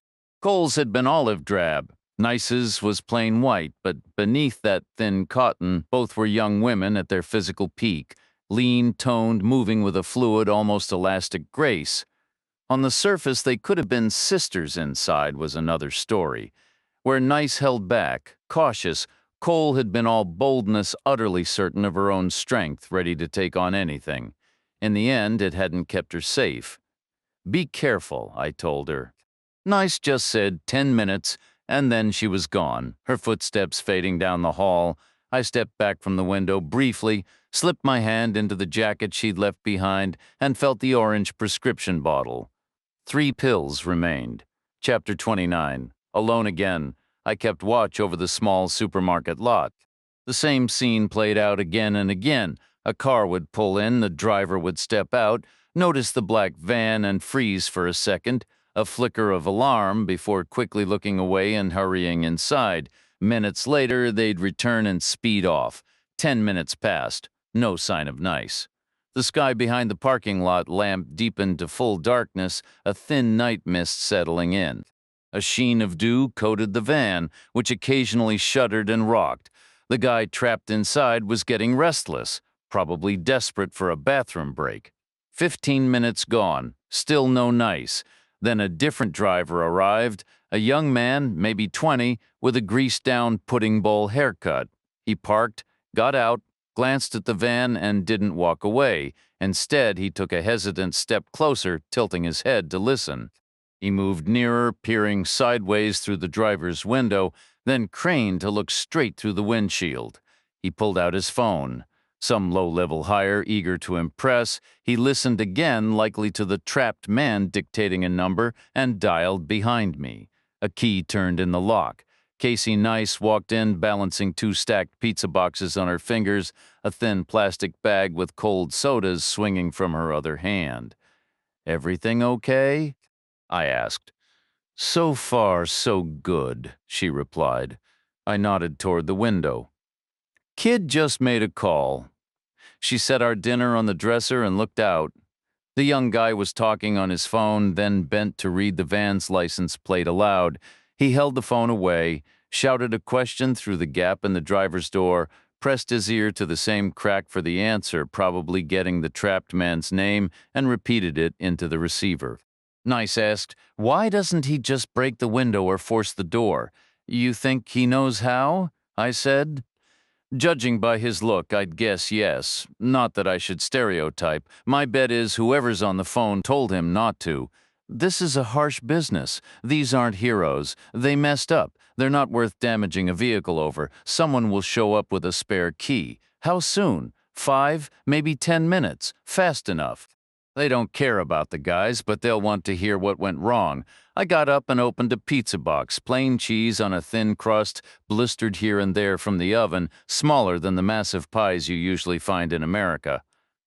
"Thank you for dinner," I said, the way my mother taught me. "You're welcome," she answered softly. We each took a slice. The Coke was ice cold and sharp. Down in the lot, the young man was pacing, waiting, no doubt expecting a pat on the back for his trouble. Casey Nice's phone chimed softly. "Text from General O'Day," she announced, glancing at the screen. "He's asking why we've stopped moving." "Tell him we're taking a break," I suggested. "He can see we're not at the hotel. The GPS gives us away. Then say we're at a movie or catching a play. Tell him we're expanding our cultural horizons. Or maybe getting manicures, say we're at a spa. He'll know that's not true. He's already looked at a map of this area. He knows exactly where we are. So why bother asking? He wants our reason for staying put. Tell him to back off. Trying to manage every detail from across an ocean is a waste of time. I can't do that. He's sharing information, and I'm expected to do the same. That's how this partnership is supposed to function." I looked back down at the parking lot. Nothing had changed. The van sat silent, the young man still waiting. "Fine," I said. "Tell him we're following up on Shoemaker's idea. Say we're making an approach to the outer security ring. I'll have to explain our method, though. He'll know it wasn't some fake sales pitch." Go ahead, it won't bother him. It might. They were concerned about your directness. Scarangello was shoemaker, maybe? But O'Day doesn't get emotional about these things. You're sure. Try it, I told her. Give him the full story. Her thumbs danced across the screen while I turned back to the window. The scene outside remained still, the pale light, the thin mist, the van, the waiting kid. When I looked back, she was setting her phone on the bed and picking up another slice of pizza. I took a drink of Coke and waited. Down below, the young man kept glancing toward the road, then returning to the van to lay a hand on its side and speak through the door seam, likely offering more empty promises. Yes, I called them. They're on the way, just another minute. Nice's phone chimed again, O'Day's reply. She read it twice before relaying. He sends his sincere congratulations and says to keep going. I nodded. Human life doesn't mean a thing to him. All that matters is the outcome. Nice stayed quiet. I added, ask him for the MI5 intel on these Romford people. Photos, backgrounds, criminal records, everything he has. We need to know exactly who we're up against. She began typing again. Below us, the young man was back at the van door, his posture pleading. He shifted his weight, made calming gestures with his hands, and kept looking hopefully toward the entrance. They're coming, I swear. And then they arrived. Two black vehicles sped into the lot, both with tinted windows. The first was a four-door Jaguar sedan, the second a long, low two-door coupe that radiated authority. A Bentley, I figured. They braked hard right in the center of the open space. All four doors of the Jaguar swung open, and four men stepped out, all white, all in dark suits. They fanned out like a security detail, facing outward, alert and ready. The greasy-haired kid hung back. The Bentley's driver emerged, another suit-clad figure. He scanned the area thoroughly before walking a wide arc to the passenger door and opening it like a professional chauffeur, and then a giant unfolded himself from the car. He emerged headfirst, hunched and compressed, then straightened in deliberate stages, like some intricate mechanical toy that starts as a compact shape and clicks open, piece by piece, to reveal a formidable figure inside. The man was enormous. His arms were longer than most people's legs, his hands broader than shovels. His torso was like a sealed oil drum, squeezed into a long three-button jacket that would have reached the ankles on someone of normal height. His feet were massive, his neck a solid foot wide, his shoulders spanning a full yard. His head was larger than a basketball. He had large ears that jutted out sharply, a heavy brow, prominent cheekbones, and small, deeply set eyes, all balanced on a weak, sloping chin. He resembled a museum's Neanderthal reconstruction, except he was fair-haired and pale, and towered over any ancient ancestor. He might have stood 7 feet tall and weighed well over 300 pounds. His movements were loose and rangy, covering yards in a single stride, his massive shoulders rolling, his enormous hands swinging freely. Casey Nice whispered, "Good Lord, I doubt it," I replied. "No beard, no sandals." The man closed the distance to the van in 2 long steps where most would need 4, and with a sweeping gesture like a bird taking flight, he signaled his driver. The driver fished out a key. The giant stepped back, a full 4 feet in one motion, and the driver unlocked and swung open both rear doors. The 4 men from the Jaguar tightened their half circle, turning inward like spectators at a boxing match. Everyone waited. The wounded man slid out slowly, feet first, wincing in pain. He steadied himself against the van's floor, straightened up, and turned to face what came next. Under the vapor lights, the blood down his front looked almost black, his skin sallow. The giant stepped forward and peered past him into the dark interior. From my angle, I couldn't see the giant's expression, but he seemed to ask a brief question, likely, what happened? The wounded man didn't really answer. He just shook his head, exhaled, and held out his hands, palms up in a gesture of helpless defeat. The question was repeated. This time, the man mumbled a few syllables through his battered mouth. Maybe he said they jumped us or they got away. The giant absorbed this, his huge head dipping slightly as if physically swallowing the bad news. He stayed quiet a moment, then began speaking again. His body language now exaggeratedly friendly, a clear sign he was taunting the guy. since there was nothing left to learn. Two of you, right? And two of them? One, a woman? Was it her who did this to you? On and on, sarcastic and demeaning. I could see the wounded man's face growing more miserable, more terrified, as if he knew what was coming. And then it did. The giant moved with shocking speed for someone so large.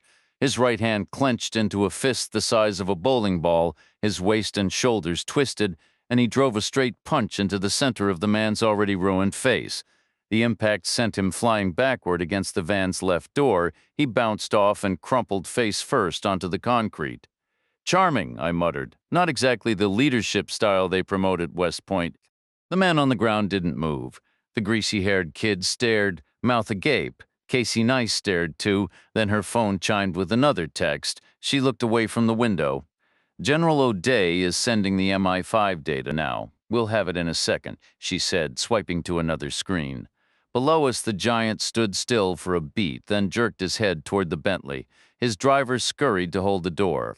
The big man strode over, carefully realigned himself, and began the meticulous process of folding his enormous frame back inside, like a transformer shifting from action figure to dump truck. He bent his knees, hinged at the waist, tucked his elbows, hunched his shoulders, ducked his head, and backed awkwardly into the seat. The driver shut the door and circled the front of the car to slide into his seat.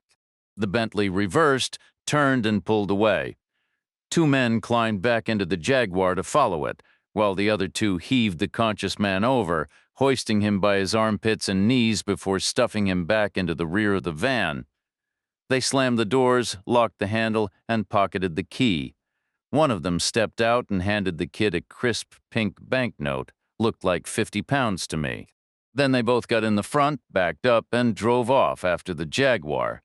Left alone under the streetlight, the kid just stood there clutching the money, his expression sour with disappointment.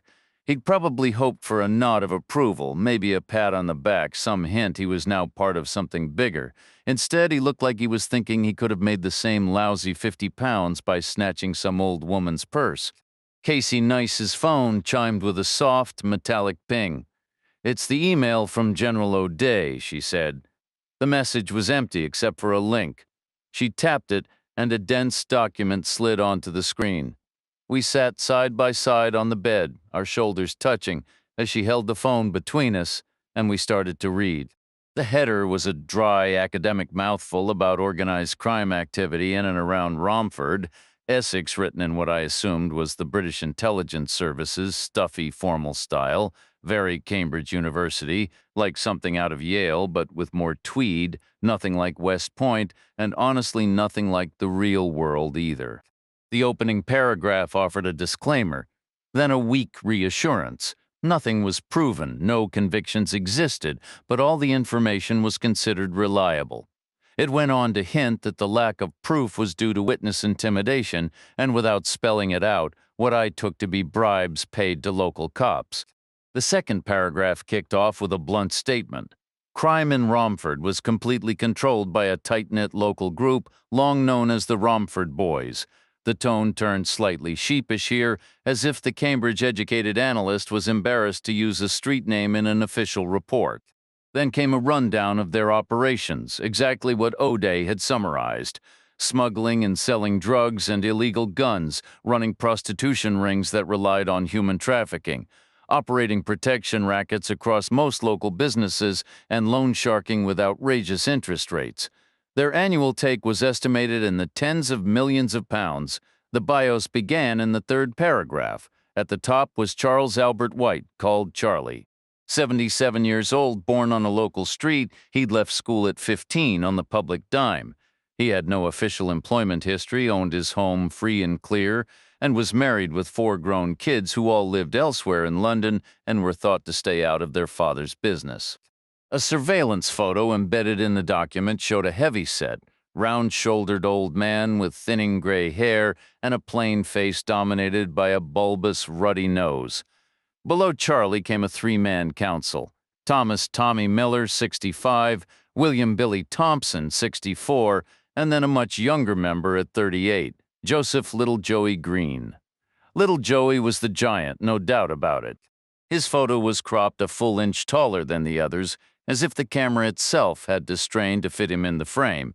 He was listed as 6 feet 11 inches tall and weighed 22 stone, which, as far as my grasp of foreign measurements went, translated to a solid 308 pounds. He served as their enforcer. MI5 was, as usual, meticulous in noting the absence of formal proof or convictions, yet little Joey's rapid ascent to equal footing with men old enough to be his grandfather could only point to a terrifying level of effectiveness. The official record credited him with 11 confirmed homicides, and a number of severe assaults too high to tally grievous bodily harm was the dry legal term which felt fitting. Casey Nice asked, "Why do they call him Little?" "Because they're British," I replied. "They have a taste for irony. If they named him Big Joey, he'd probably be 5 feet tall." She continued scrolling, but the file ended there with Little Joey as the final entry. I said, "This isn't enough. We need the supporting players, the hangouts, the addresses. You should check back with O'Day right now. The sooner, the better. Information rules everything, and ask what he's got on those Serbian contacts out west." "What for?" "We're going to need serious firepower, preferably elephant guns after seeing what Little Joey can do. I don't imagine the Romford boys will be lining up to sell us any, so we'll have to look elsewhere. We don't have time for all that now. This hotel is almost certainly paying protection, and you can bet the Romford boys are already making calls to track us down." I nodded. "All right, finish your pizza and we'll get moving. I've lost my appetite. We should leave now." She closed the document and swiped her phone back to the home screen, emphasizing her point. I asked, "Where do you want to go?" "We can't return to our hotel. They've already been there once. It'll be the first place they check." "Your things are there?" She stayed silent. I said, "We could chance 5 minutes in and out just to grab them." "No," she said. "Can you manage without yours? You don't have any belongings." "I'm accustomed to that. Maybe I could get used to it too. The Sherlock homeless approach. How bad could it be? We could swing by a store and I'd pick up a toothbrush." I said, "The worst part is not putting on fresh clothes in the morning." "Right now, that sounds far better than the alternative, and no pajamas." "I can handle that." "Okay," I said, "we'll head into central London, maybe the Ritz or the Savoy. We've got plenty of cash thanks to them, and they won't have lookouts in places like that." "How do we get there? We can't call a taxi." "We'll take the bus," I said. I doubt London's public transit is paying protection money. So we left the room empty-handed, dropped the key at the desk, and stepped out into the night. Big red buses were moving in both directions on the road outside. We decided to head south, planning to switch at the next major intersection and go west toward the city center. All our money was in large bills, which we assumed wouldn't be accepted on a bus, so we slipped into a convenience store and bought travel cards named after shellfish. Then we found the nearest bus stop and waited in the shadows until the right bus came rumbling through the traffic. It was past 7 in the evening. I was worn out, and Nice looked utterly exhausted. She hadn't slept in nearly 36 hours. The outer sprawl of London felt endless, and the bus was crawling. So we took a risk and got off again in Barking, where we knew we could catch the subway for a faster ride. We checked the map at the station and took the District Line, which had a stop at St. James's Park, a name that hinted at proximity to some upscale areas, and it was. We emerged into the cool night air to see signs pointing toward Westminster Abbey in one direction and Buckingham Palace in the other. Directly across the street stood a grand hotel, 5 stars, part of a glossy international chain. It wasn't the Ritz or the Savoy, but it looked perfectly suitable in every way. We entered the hotel, and the clerk at the front desk clearly saw our exhaustion as an opportunity. He informed us that only premium suites were available for the night, quoting a rate that could have covered a month's rent on a decent house with a pool near Pope Field. Since the Romford boys were footing the bill, it didn't matter much to us. I peeled off the substantial amount from one of the well-worn cash rolls, and in exchange we received key cards along with a rundown on room service, dining options, club access, business amenities, and Wi-Fi details. Casey Nice picked up a toothbrush from the lobby store, and we took the elevator up. I walked her to her door, waiting until it clicked securely shut, then continued to my own room. The space earned its premium label not through size, but by burying the bed beneath an avalanche of overly decorative pillows. I pushed them all onto the floor, tossed my clothes on top, slid under the covers, and fell asleep almost instantly. 11 hours later, the room phone woke me. It was Casey Nice, her voice sounding remarkably lively and upbeat. Whether that was the result of a solid night's rest or some pharmaceutical assistance, I couldn't tell, she asked. Want to grab breakfast? My internal clock read just past 8 in the morning, and sunlight was streaming through the window, I replied. Sure, knock on my door when you're set. About 10 minutes after I'd showered and dressed, she did just that. She was wearing the same clothes as the previous day, which didn't seem to bother her in the slightest. We rode down to the restaurant and were seated at a two-top in a quiet corner. The room buzzed with polished professionals debating schedules and closing deals, some in person, others glued to their cell phones. I went for a hearty British-style breakfast, loaded with fats and sugars paired with coffee instead of tea. Casey opted for something lighter and placed her phone beside her napkin for quick access. She began, according to General O'Day, as of this morning, there's no word from MI5 or the local police about any casualty among the Romford boys. Looks like Charlie White is keeping it quiet. I gave a slow nod. That was to be expected standard operating procedure. The unfortunate individual had likely been disposed of in a car compactor or a rural Essex pig pen around the same time I was drifting off. She continued, and General O'Day reports that 6 of the 8 nations have already tried to make undercover contact with the outer security ring. All attempts have failed. Another nod from me, a predictable outcome. The Romford boys were playing it safe, willing to risk missing a real opportunity in order to shield their operation, she added. We'll receive a full list of names later today. Location data is trickier. There are numerous possible sites, including isolated rural spots. We also assume they're already utilizing Carol Libor's existing network, which gives them even more options. I nodded a third time. Cott and Carson were needles in a sprawling, shifting haystack, and they'd remain that way for the foreseeable future. Then she said the best way to approach the Serbians is through a pawn shop in a neighborhood called Ealing. It's an outer western suburb roughly halfway back toward the airport. I checked the map. You've been productive. I hope you got some sleep. I did, she said brightly. I feel fantastic. I didn't inquire about medication. She leaned forward slightly. You knew that minicab service was crooked from the start, didn't you? Right from the beginning? I shrugged. An educated guess. You used them to draw attention. Having them pick us up from the hotel and take us to Wallace Court was part of the plan you formulated on the plane. You decided to make the security perimeter come to us. She was crediting me with more foresight than I deserved, especially with a word like plan. I shook my head. I wasn't sure what to expect. Nobody ever is. It's all about how you react in the moment. She paused, letting that hang in the air between us. So you're telling me you don't have a plan at all? I have a strategic goal, which is to be gone before anyone reviews the security footage. She suggested, let's head to Ealing. We returned to the St. James's Park tube station. The map indicated the same district line we'd arrived on continued west, ending at Ealing Broadway Station, which, according to Casey Nice's phone, was exactly where we needed to be. That seemed almost too convenient. We waited on the platform inside the distinctly tubular station, living up to the local nickname, boarded the train, and settled in for the lengthy ride. I broke the silence. Talk to me.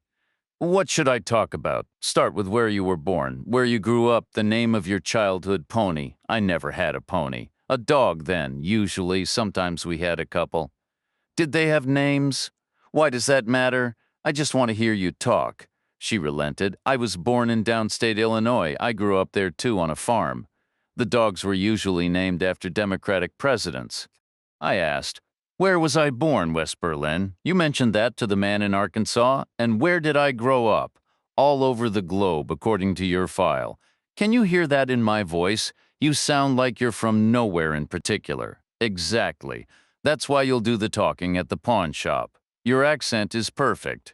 These Serbian guys are probably paranoid about entrapment. A British accent might set off alarms, suggesting an undercover officer. A foreigner is less suspicious, and you sound authentically American, assuming they can even tell the difference. All right, she said, sounding agreeable enough. Pills or not, she was holding up well. The train rattled along, swaying gently, before emerging from the tunnel into daylight, moving slowly and steadily like any local commuter line. We disembarked at the Ealing Broadway terminus, an ordinary above-ground rail station, and stepped out onto the street. Ealing resembled the distant eastern suburbs we'd seen earlier, once separate villages now absorbed by the city, looking somewhat uneasy about it. There was a long stretch of storefronts, some larger civic buildings, and small clusters of family-run shops. One had its windows painted over with a sign for Ealing minicabs. Right beside it was another establishment, secured with iron bars and a sign reading Ealing Cash Loans. I'd been expecting to see the classic British pawnbroker symbol, 3 golden balls hanging from a black bar, but had to settle for a small neon imitation placed high in the window. The window itself was crammed with forfeited items, some small, some possibly valuable, many just sad tokens of last resorts. Ready? I asked.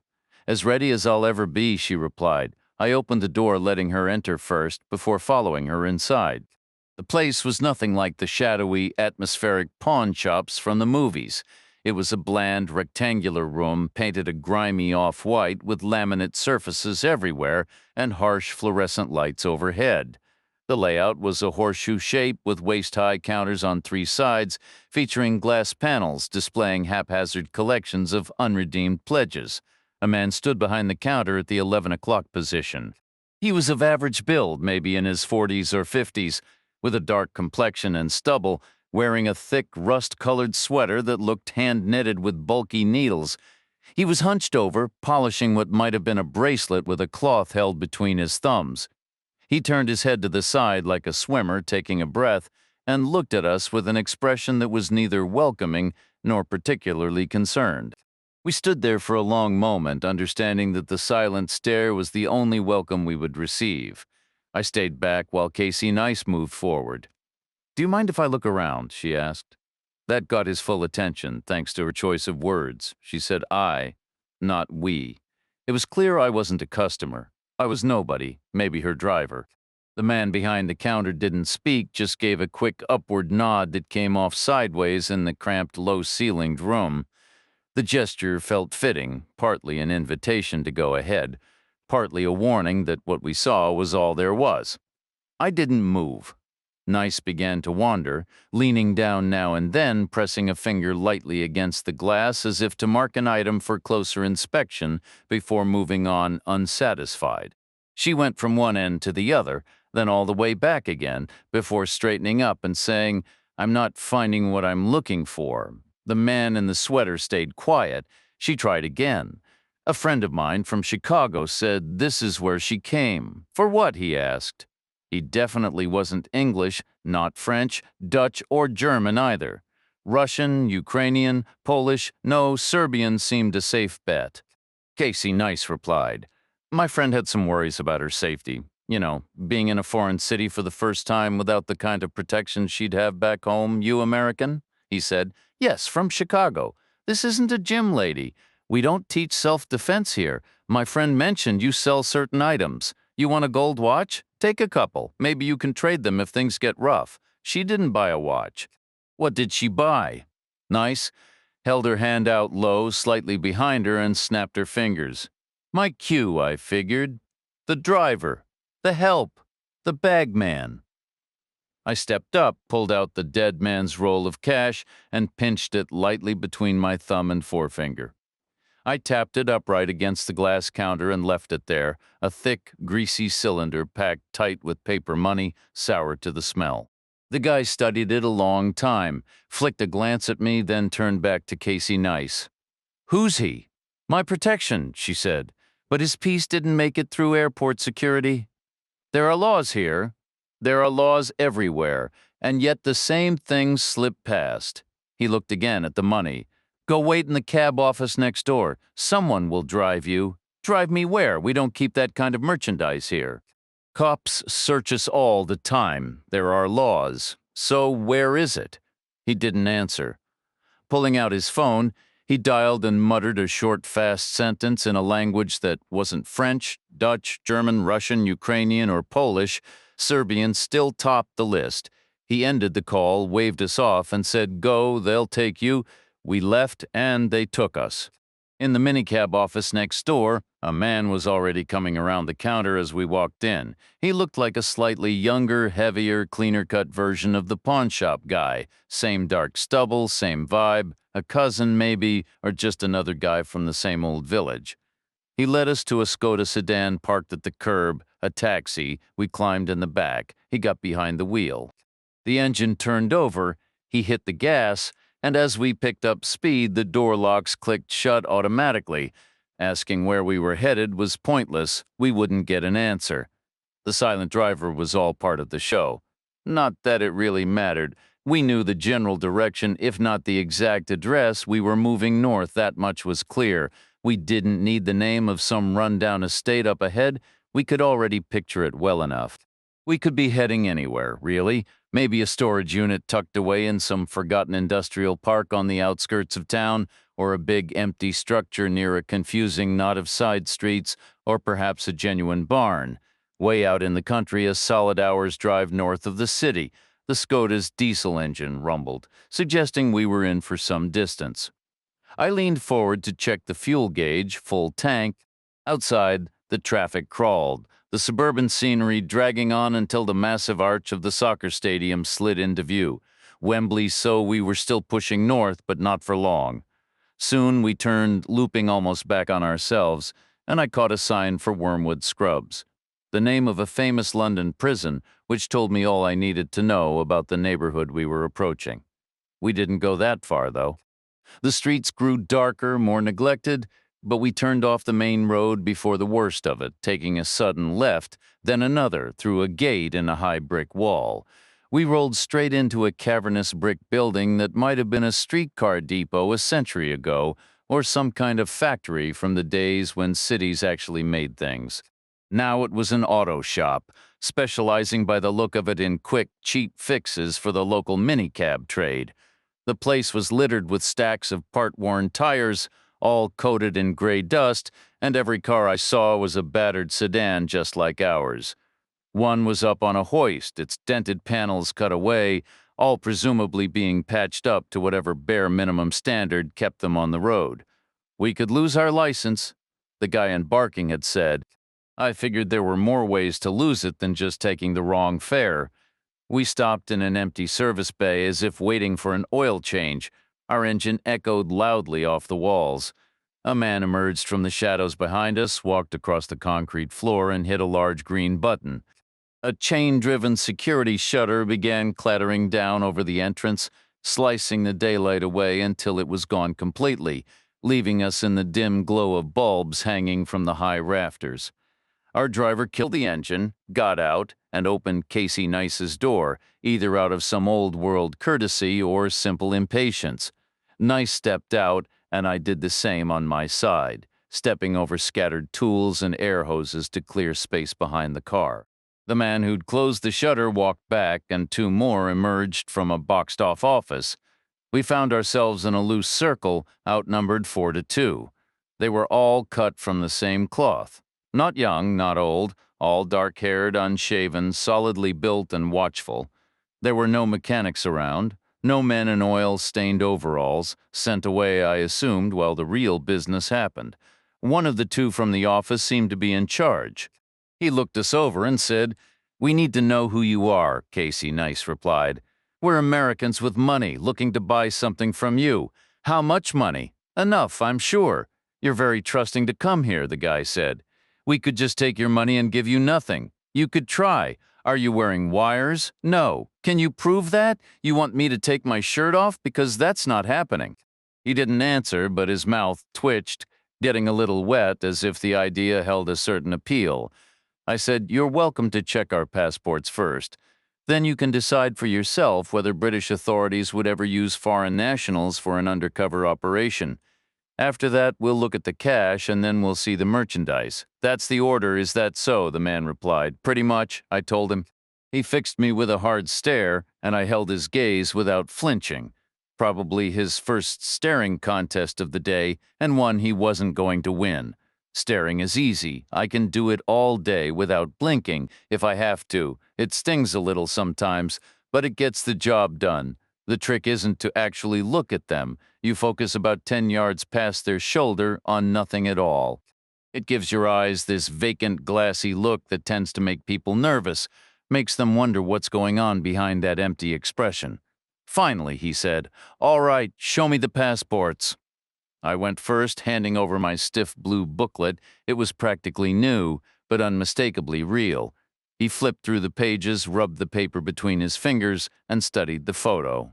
He must have read the details, too, because he glanced up at me and said, "You weren't born in America only on paper," I said. "Children of active-duty military count as American-born for all legal purposes. Active-duty military. You remember us, I'm sure? We came and cleaned up in Kosovo." He paused for a second, then said, "And now you're a bodyguard?" I nodded. "You better believe it." He handed my passport back without bothering to check Casey Nice's. One was enough. "Come into the room," he said. "We'll talk there." The room was a cramped 15 by 15 space that had been walled off from the main workshop decades earlier, probably when someone ran a new electrical line. The walls were single-layer brick, plastered smooth and painted a glossy institutional green, the color of canned pea soup. There was a metal-framed window with a desk beneath it and 3 worn armchairs. No gun cabinets, no closets, just a place to do business like a sales office behind a lot full of old cars. "Take a seat," the man said. When we didn't move immediately, he sat down first, maybe to set an example or put us at ease. We followed. "What are you looking for?" he asked. "What do you have?" I said. "Handguns? 2. We both carry throws people off. Any preference?" "Something that works, and something you have ammo for, mostly 9mm around here, easy to get in Europe. That works? You like Glocks? Is that what you've got? Glock 17s, brand new. We can do a matching pair if you want, and 100 rounds each." He paused, then nodded. "I'll get you a price." He stood up, stepped out, and closed the door behind him. Then I heard the lock click. For a second, I almost brushed it off as part of the act, more of the over-the-top cloak-and-dagger theater we'd been dealing with since the gnome at the pawn shop counter. Maybe some buyers think a locked door adds authenticity, makes it feel like there are secret storerooms full of oil-slick weapons just waiting behind another, more important lock. But by the next second, I knew that wasn't it. This was a lock too far. We were still in the polite phase, 2 wary parties feeling each other out like buying a used car. You don't lock customers in a room. Not this early. Not unless you've already decided how this ends. The third second brought a sharp, familiar coldness across my face, neck, and chest, a clear signal that things had gone wrong. My eyes met Casey Nice's, and the stakes instantly felt higher. In the background of my mind, a checklist formed on autopilot: walls, a door, a window, 4 men outside. By the 4th second, the who and the why crashed into focus, making everything worse. To the Serbian crew, we were supposed to be nothing but customers. At most, maybe part of some bizarre cultural exchange where FBI agents from the States were picking up extra work in London. But probably not. Customers get service, not a locked door, unless the business plans to fold fast. So why lock us in? Only 2 explanations made sense.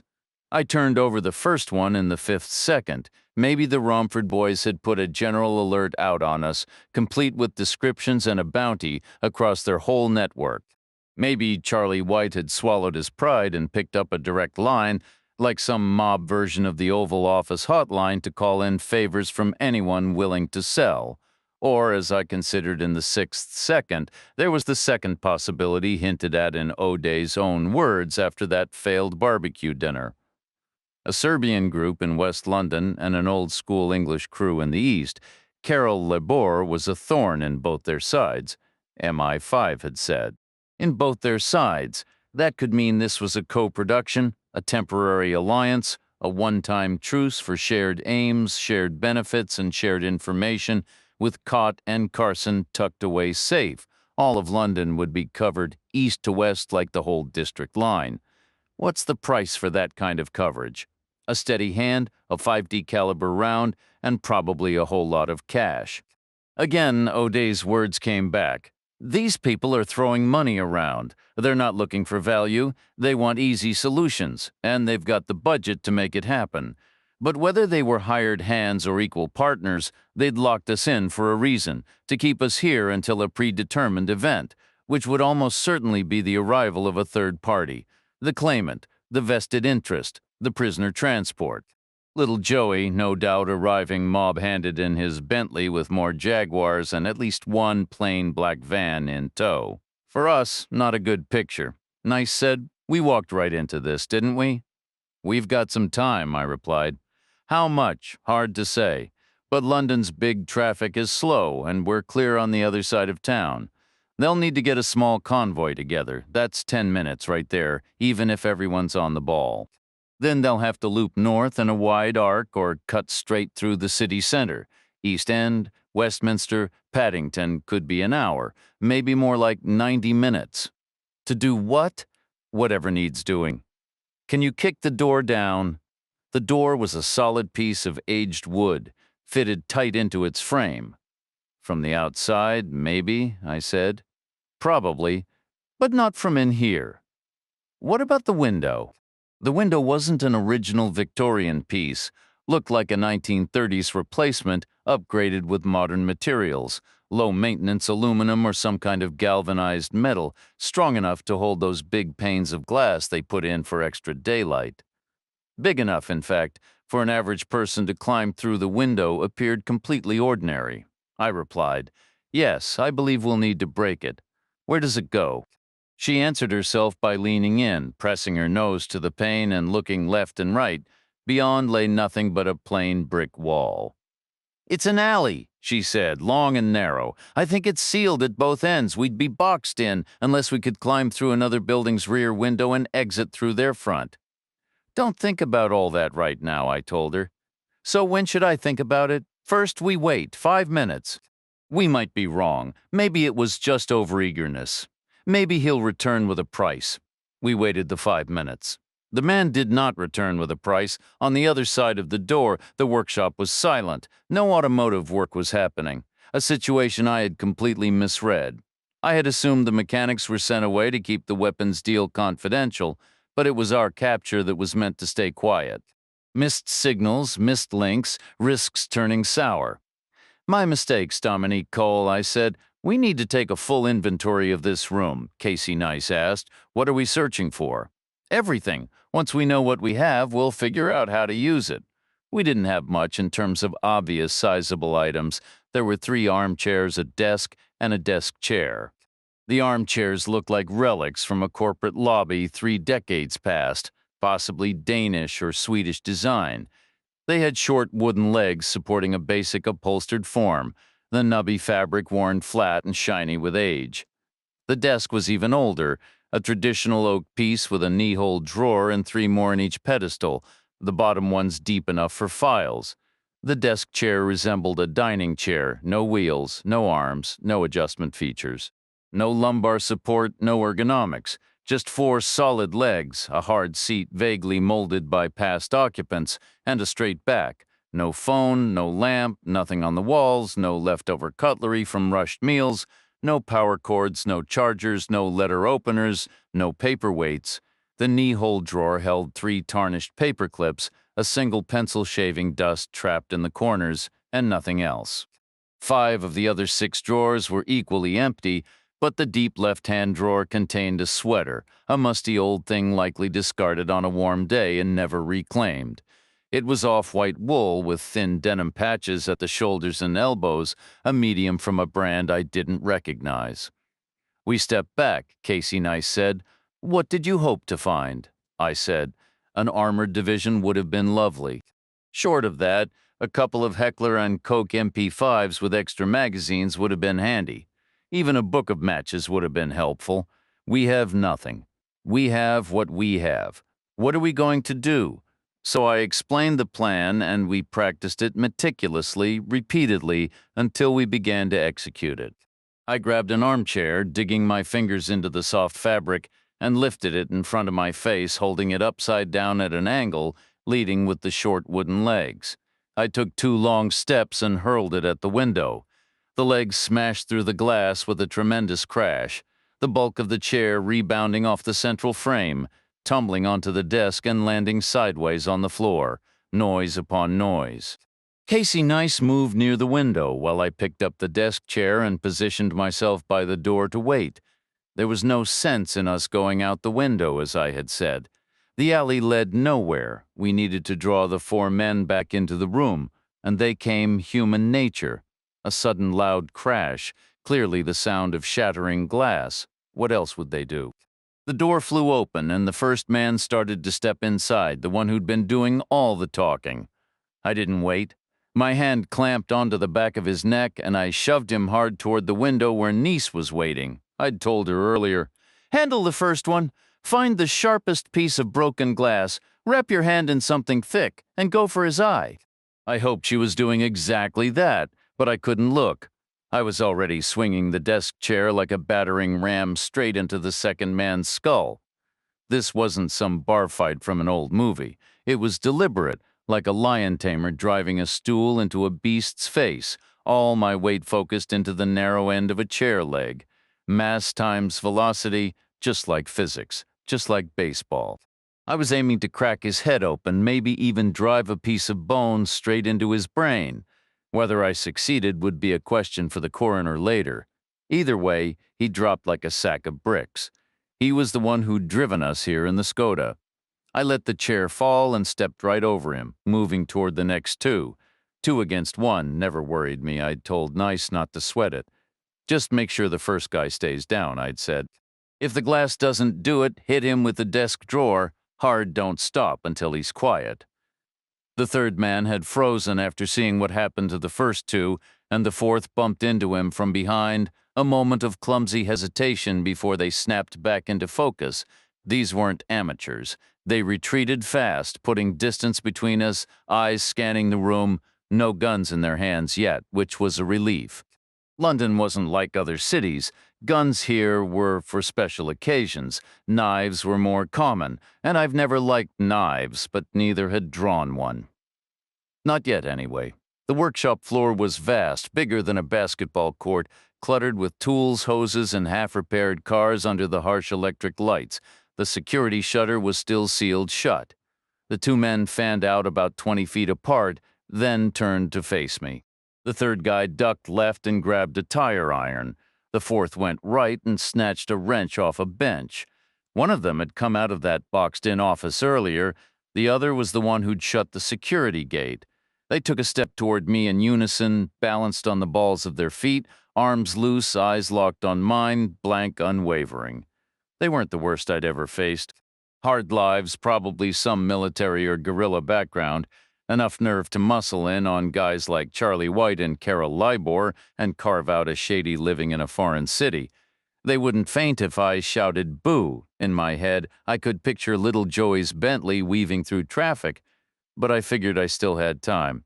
No need to rush. Let them come to you. Let them commit. Their moves would show you their weaknesses. We stood there for what felt like a full minute, though it was probably less, locked in a silent, unmoving triangle. We were all tense, all swaying slightly to stay loose, their eyes fixed on me while I kept my gaze shifting between them, relying on my peripheral vision to learn the layout, judge the angles, and map my options. The Skoda we'd come in was parked to my left. Beyond it, a car was up on a lift, its undercarriage black with grime. Next came an empty service bay, then a dusty sedan slumped in the corner with a flat tire and a missing front fender.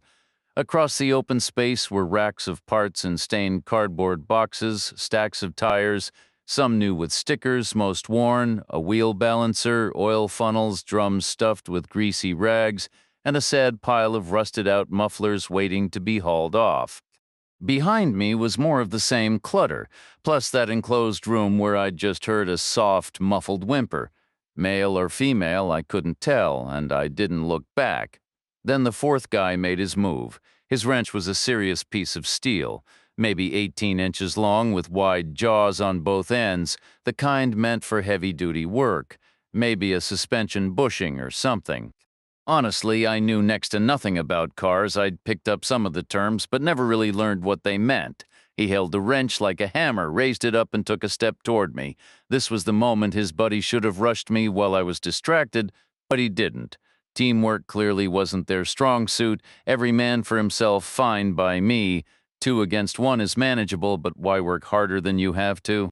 He took another step, the wrench still held high. Instead of backing up, I stepped forward. I wanted my subconscious to be certain about what was behind me. Empty space since I'd just moved out of it. Besides, advancing is always better than retreating. It throws the other guy off. Just a little here he was, coming at me with a wrench raised like a club, and I wasn't giving ground. Come and get it, pal, I thought. He kept coming, a flicker of doubt now in his expression, and behind him his partner finally shifted, taking a single step. Showtime. I kept my eyes on the guy with the wrench, watching his hips and waist for the first hint of action. It came. His legs braced, his elbow lifted an inch. His intention was plain as day. He was going to lunge at me, swing that wrench down like a tomahawk, aiming for my head, but perfectly happy to settle for a shattered collarbone if he missed. So I went for him first, a long, quick skipping step, the kind a boxer uses to close in on a wounded opponent. In that split second, all his confidence vanished. He shifted from offense into a defensive panic, his back arching, his elbow hiking even higher as if he needed to wind up for an even bigger blow. And that was his mistake with a blunt instrument. A big backswing is just wasted motion. Right when it mattered, his weapon was moving the wrong way. I slammed the heel of my left hand up under his elbow, using his own momentum to force the backswing further than he'd intended, driving his arm past vertical until the weight of the wrench was arcing down behind his back, about to smack his own rear. Then I reached around with my right hand, grabbed the wrench, twisted it, and tore it clean out of his grip. That part wasn't wasted motion. Taking his weapon was my backswing. I pivoted and drove my fist back at him instantly, a sharp, brutal uppercut that connected solidly beneath his cheek. The impact likely shattered whatever molars he had left and rattled his brain inside his skull like a marble in a tin can. He toppled sideways, a dead weight hitting the floor with a heavy thud, the air rushing from his lungs as his head bounced once. I was already moving past him toward his partner. Certain the man wouldn't make the smart choice, he didn't. Instead of hurling the tire iron, he clutched it tighter, scrambling backward in a defensive crouch. The fight was decided then and there. Now it was just him and me. I adjusted the wrench in my grip, sliding it until the heavy end was snug in my palm, and thrust it forward like a blade, extending my reach to what felt like 6 feet. You could have searched every jungle from here to the Amazon and not found an ape with arms as long as mine were in that moment. He could swing that iron all day and never come close, I demanded. Where are Cott and Carson? He stayed silent. The 2 men your friends are protecting, I pressed. Where did you put them? No response. I jabbed the wrench's sharp jaws into his chest, a quick, punishing stab, he cried out, and stumbled back a step. I closed the distance. Tell me where they are. It was clear he had no idea what I was talking about. His expression was utterly vacant. No deception there. Maybe the crews were working together on a need-to-know basis, and he wasn't on the list. I switched tactics. Then where are the guns? He didn't speak, but his eyes flickered with recognition and stubborn defiance. He knew, and he wasn't talking. From behind me came a faint, distressed sound, and Casey Nice's voice cut through. Reacher, we need to go, so I ended it. I feinted with the wrench again, and he swung the tire iron to block it with a loud clang of metal. I jabbed once more, he parried again, his entire attention fixed on the duel happening from the waist up, which was exactly my plan. It left him wide open. I stepped in and drove my foot up hard. It was a clean, powerful strike, all momentum and mass, like connecting with a fastball. The tire iron clattered to the concrete. He folded, dropping to his knees, gasping and heaving, head bowed right in front of me. That gave me all the time I needed.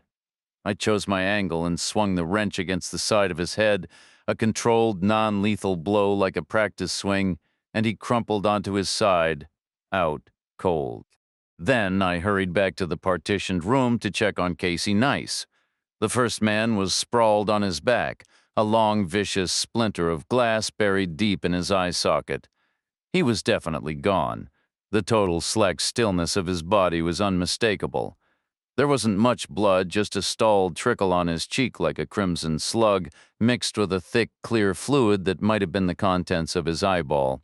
The soft whimpering was coming from the second man, the one I'd hit with the chair. He was slumped in the doorway, his hair dark and matted, a substantial pool of blood spreading beneath his head. His eyes were shut. He wasn't getting up any time soon.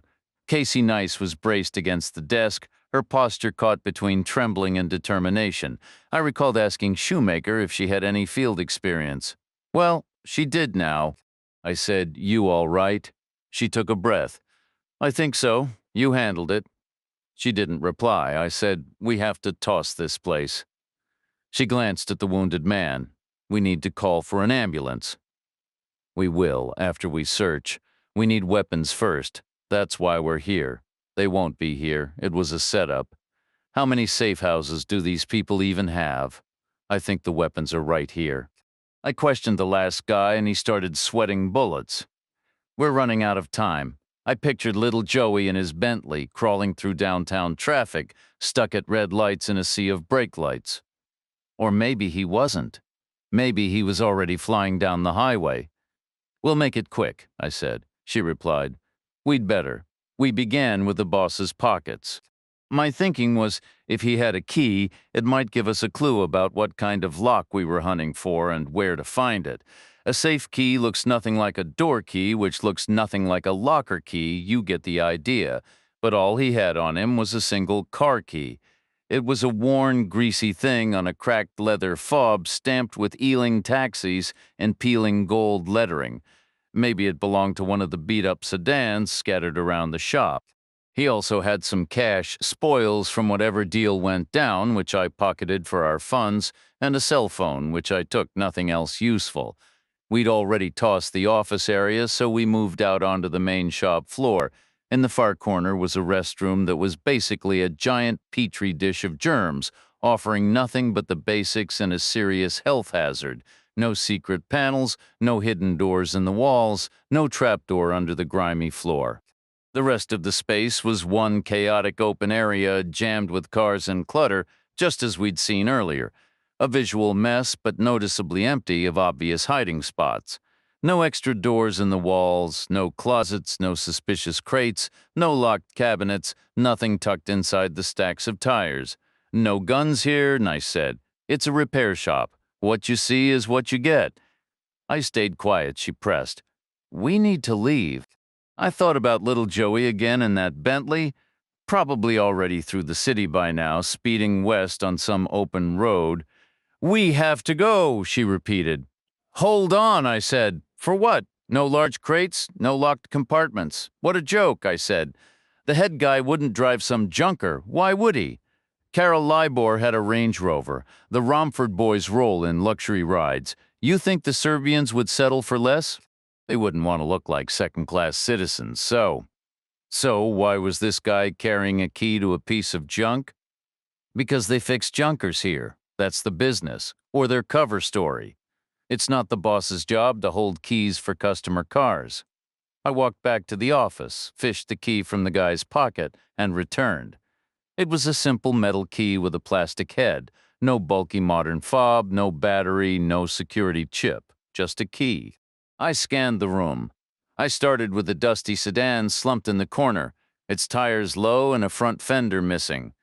Why would a car sit here long enough for the tires to go flat? That's bad business. A car should be on the road making money. If it's beyond repair, you scrap it. This whole shop needs to turn a profit every square foot. I checked the trunk, a large square box, a locked compartment right in the open. I tried the key. It didn't fit. "Nice," said Reacher. "We have to move." I tried the next car and the next. The key didn't fit any of them. I even tried the Skoda we came in, knowing it was pointless. And it was. I went from vehicle to vehicle. No match. Nice's voice tightened. We're out of time. I took one last look around and gave up. Fine, I said. I went back to the office doorway and crouched beside the guy lying there. He'd stopped moaning but was still breathing. Must have a skull like a rock. I found the Skoda's key in his pocket and tossed it to Nice. Start the car, I moved to the roller door. It had a palm-sized button mounted on a switch box connected to the winding mechanism by a long, curved metal conduit. I jammed the button down, the motor kicked in with a jolt, the chain tightened, and the door began to rattle upward. Daylight crept back into the space, inch by creeping inch, spilling across the concrete floor and climbing the far wall through the growing gap. I saw Casey Nice sitting in the driver's seat of the Skoda, her head bent as she studied the controls. A puff of black smoke erupted as the diesel engine coughed to life. My eyes scanned the workshop. I saw another palm-sized button and another. They were mounted on the hydraulic hoists, controls for raising and lowering. The hoists were mostly empty, except for one. A car was suspended high up on it, its grimy undercarriage exposed, the trunk lid elevated well above my head. Out of sight, out of mind. Some detective I was turning out to be, I hustled back toward the Skoda, signaling for Nice to wait, then hit the hoist's button. A grinding noise filled the air as the platform began its slow descent, passing my eye level and continuing down. The vehicle on it was a boxy, outdated sedan coated in a fine layer of dust, its tires looking soft. The hoist settled with a final shudder, the car rocking once before going still. The grinding ceased just as the roller door at the entrance reached the top of its track, its own noise cutting off. The only sound left was the heavy, rhythmic thrum of the Skoda's idling engine. I approached the dusty sedan. Its trunk lid was less dusty than the rest of the body. It was smeared with finger marks around the lock and dotted with palm prints near the lip. This lid had been opened and closed countless times recently, far more than the passenger doors. The key fit the lid sprang up on a protesting hinge. It was a decent-sized sedan, and the trunk was deep and wide, the kind of space meant for luggage or sports equipment. It was full, but not with suitcases or golf bags. It was packed with handguns, all meticulously wrapped in plastic, and stacks of ammunition boxes. At a glance, they were all Glocks, brand new, mostly Model 17s, the classic with some longer-barreled 17Ls and some compact 19s mixed in. All 9mm, which matched the stacks of parabellum ammunition boxes, each holding 100 rounds. Casey Nice got out of the Skoda and came over. She peered into the trunk and said, "Sherlock Holmes, the 19 will fit your hand better," I said. "You okay with the shorter barrel?" She paused for a second. "Sure." So I unwrapped a compact Glock 19 for her and a standard 17 for myself. I loaded both from a single box of ammunition and grabbed 2 more unopened boxes. We left the hoist down and the trunk gaping open, got back into the Skoda with Nice driving, and backed up, turning toward the exit. "Hold on," I said. She braked, stopping with the hood of the car just touching the bar of harsh daylight falling through the open doorway. "Where are we exactly?" "Wormwood Scrubs," she said. "Give me an American comparison." "Probably the South Bronx, but the British version, where they don't hear gunshots as part of the daily soundtrack. Probably not. In fact, when they do hear them, they still call the police, who show up with a SWAT team, armored vehicles, and about 100 very interested detectives, likely. And I never fully trust a weapon I haven't tested. What? "We need to test, fire the Glocks." "Where?" she asked, her voice tight. "Well, if we did it right here, the police would come. They'd call ambulances for anyone who needed them, and then they'd gather enough evidence to put a major dent in this whole Serbian operation they seem to have going out here. All in all, you might call that a public service. Are you completely insane? Aim for the other cars. I've always wanted to do that, 2 rounds each, and then we get the hell out." Which is precisely what we did. We lowered the windows, leaned out with our shoulders, and aimed backward. 4 shots rang out, spaced apart, deafeningly loud, each shattering a different windshield. Before the final echo could bounce off the brick buildings, we were already moving, rolling forward slow and steady, perfectly ordinary, just a local car service properly arranged by phone. We found the main western route into the city and headed toward the center. Less than a mile along, a quick little convoy sped past us going the other way, a big black Bentley coupe in front, followed by 4 black Jaguar sedans, with a small black panel van bringing up the rear. We pulled over in a no-parking spot on a side street near Paddington Station. The idea was to lock the car and walk away. It was a bustling area, full of options for moving on: buses, black cabs, 2 nearby subway stations, and regular trains. On foot, we could head south toward Hyde Park or north through Maida Vale toward St. John's Wood. We'd definitely be caught on camera, probably many times over, but it would take hundreds of hours of patient review for anyone to piece together who we were, where we'd come from, or where we were headed. I checked my appearance to make sure I was presentable for the public. My jacket was made of thin, stretchy material, great for freedom of movement on a golf course, I'm sure, but it clung to whatever I had in my pockets. That might have been fine with golf balls, but it wasn't ideal with the Glock. I wanted it on the right side, and it barely fit, mostly because there was already something else in there, the main guy's cell phone. It was a cheap prepaid burner, pretty much identical to the pair we'd found in the Romford boys' glove compartment. I handed it to Casey Nice and said, "See if you can pull up the call log." She tapped through some arrows and menus, scrolling up and down. "He made a 30-second call to what looks like a local cell number," she said. 3 minutes later, the same number called him back for 1 minute. That's the last activity on it. I nodded.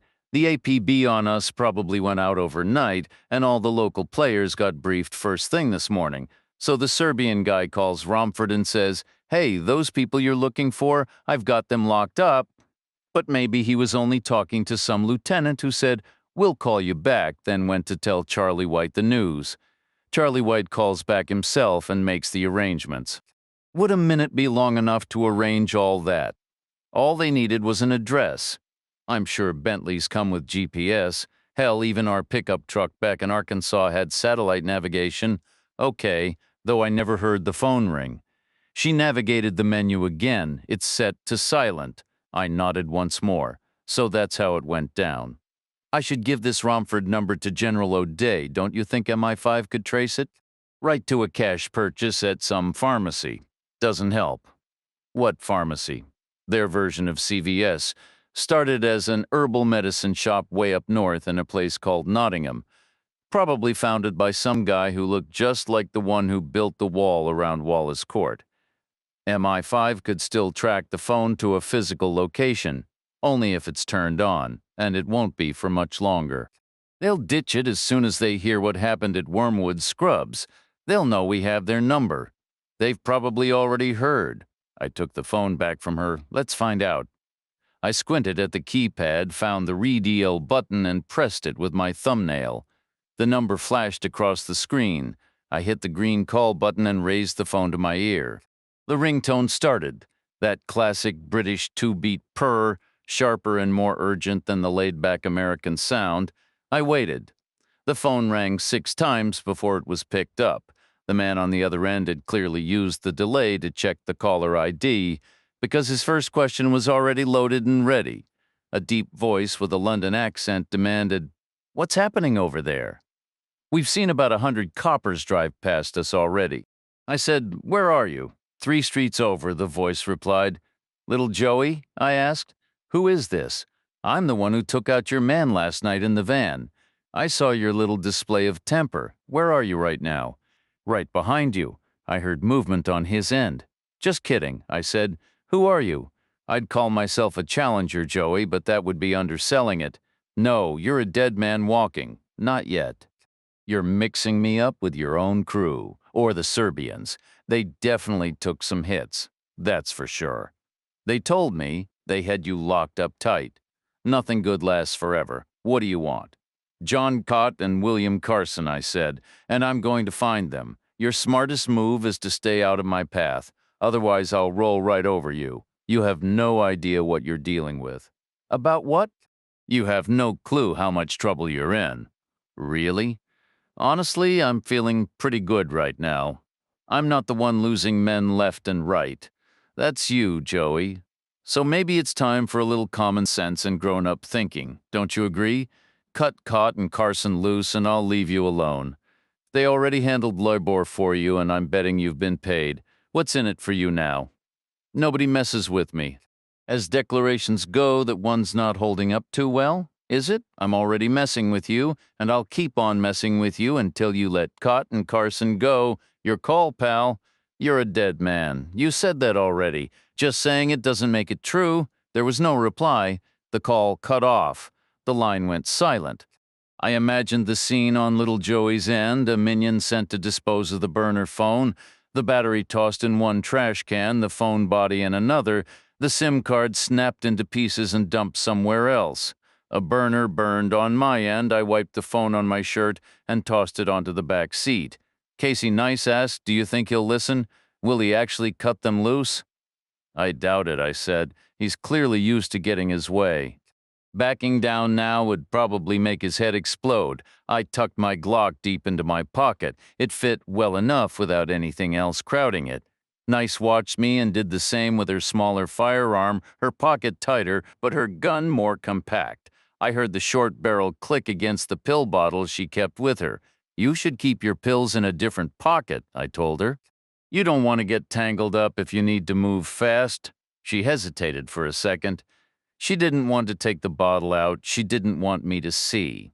"How many are left?" I asked. "Two," she said. "You took one this morning?" She nodded silently. "And you want to take another now?" Another silent nod. "Don't," I said. "Why not?" "Because they're the wrong pills for right now. You have no reason to be anxious." "You're doing great. You're a natural. You were outstanding this morning, from the pawn shop all the way to handling that piece of broken glass. That last part might have been a step too far." I saw her hand move almost on its own, as if cupping the memory of the dirty sweater wrapped around that jagged edge. She was reliving it, and she didn't like what she felt. Her eyes squeezed shut, her chest began to heave, and then the tears came. All the tension, the shock, the horror it poured out of her. She shook and sobbed, her eyes darting wildly around before she finally looked at me and collapsed against my shoulder. I held her tight in an awkward, chaste embrace, both of us bent toward each other from our seats. She buried her face in the fold of my jacket, right where Yevgeny Kenkin's blood had been. After a while, her breathing slowed, and she muttered, "I'm sorry," her voice muffled by the fabric. "Don't be," I said. "I killed a man." "Not exactly," I told her. "You saved yourself and you saved me." "Think of it that way. He was still a person." "Not exactly," I replied. "My grandfather shared a story with me once. He worked in Paris crafting wooden legs, but he was taking a holiday down south near some vineyards. He was sitting on a hillside having a picnic, and he had his pocket knife out to crack open a walnut. He spotted a snake racing toward him, and without a second thought, he drove the blade right through the center of its head, pinning it to the dirt just inches from his leg. What you did was no different. That man was a snake, or maybe something worse. A snake doesn't understand what it is. It acts on instinct. But that guy knew exactly what he was choosing. Same as the other one yesterday, who certainly wasn't spending his days helping little old ladies or reading to kids or raising money for charity. She pressed her forehead against my sleeve. Maybe she was agreeing, or maybe she was just drying her eyes. She whispered, "That doesn't make me feel any better." Showmaker mentioned you understood what you were getting into. In theory, yes. Actually, living it is something else. There's always a first time. Are you going to tell me it gets easier? I didn't answer that directly. Instead, I said, "Keep the pills. You don't need them now. And even if you think you do, hold on to them. This is just the start. It's going to get tougher down the line." That's not exactly comforting. You've got nothing to worry about. You're handling it. We both are. We're going to come out on top. She didn't respond. She held on for another moment, then slowly pulled away, and we both settled back into our own seats. She let out a shaky breath, wiped her nose, and dragged a leather sleeve across her cheeks. "Can we go back to the hotel? I really need a shower. We'll find a different hotel." "Why?" First rule, switch locations every day. but my new toothbrush is still there. Second rule, keep your toothbrush in your pocket at all times. Guess I'm buying another one. Maybe I'll grab a new one too, and I want to buy some clothes. We can do that. I don't have a bag anymore. Not a problem. I've never carried one. It's all part of the lifestyle. You change right in the store. No, I mean, how are we supposed to carry the ammo boxes in our other pockets? They won't fit. She was right. I tried the box jutted halfway out, and my pockets were bigger than hers to begin with. I said, "But this is London. Who's going to recognize what it is? Maybe one person in 1,000? But what if that one person is a cop, like back at Wallace Court, wearing body armor and carrying an automatic weapon? We can't walk around the city with boxes of live rounds in plain sight?" I nodded. "All right, we'll get a temporary bag." I scanned the street in every direction, though I don't see any luggage shops around here. She gestured toward the corner. "There's a convenience store over there, like a tiny supermarket. One of those chains, I think. Go buy something gum or candy. Their bags are flimsy plastic. I saw the one you used for the Coke last night. It was practically see-through, just as bad as our pockets. They have heavy-duty bags, too. They won't give me a heavy-duty bag for a pack of gum. They won't give you any bag. You have to buy them separately here, which means you can pick whatever kind you want. You have to pay for the stuff and the bag it goes in. I read about it in a magazine. What kind of place is this? An environmentally conscious one? You're supposed to buy a sturdy bag and reuse it? I didn't say anything else, just got out and walked to the corner. The store was a stripped-down version of a full supermarket, essentials, snacks, drinks, and sure enough, a stack of bags near the registers. I picked one out, it was brown, and looked about as eco-friendly as you could imagine, as if it had been woven from recycled hemp by dedicated artisans somewhere far away.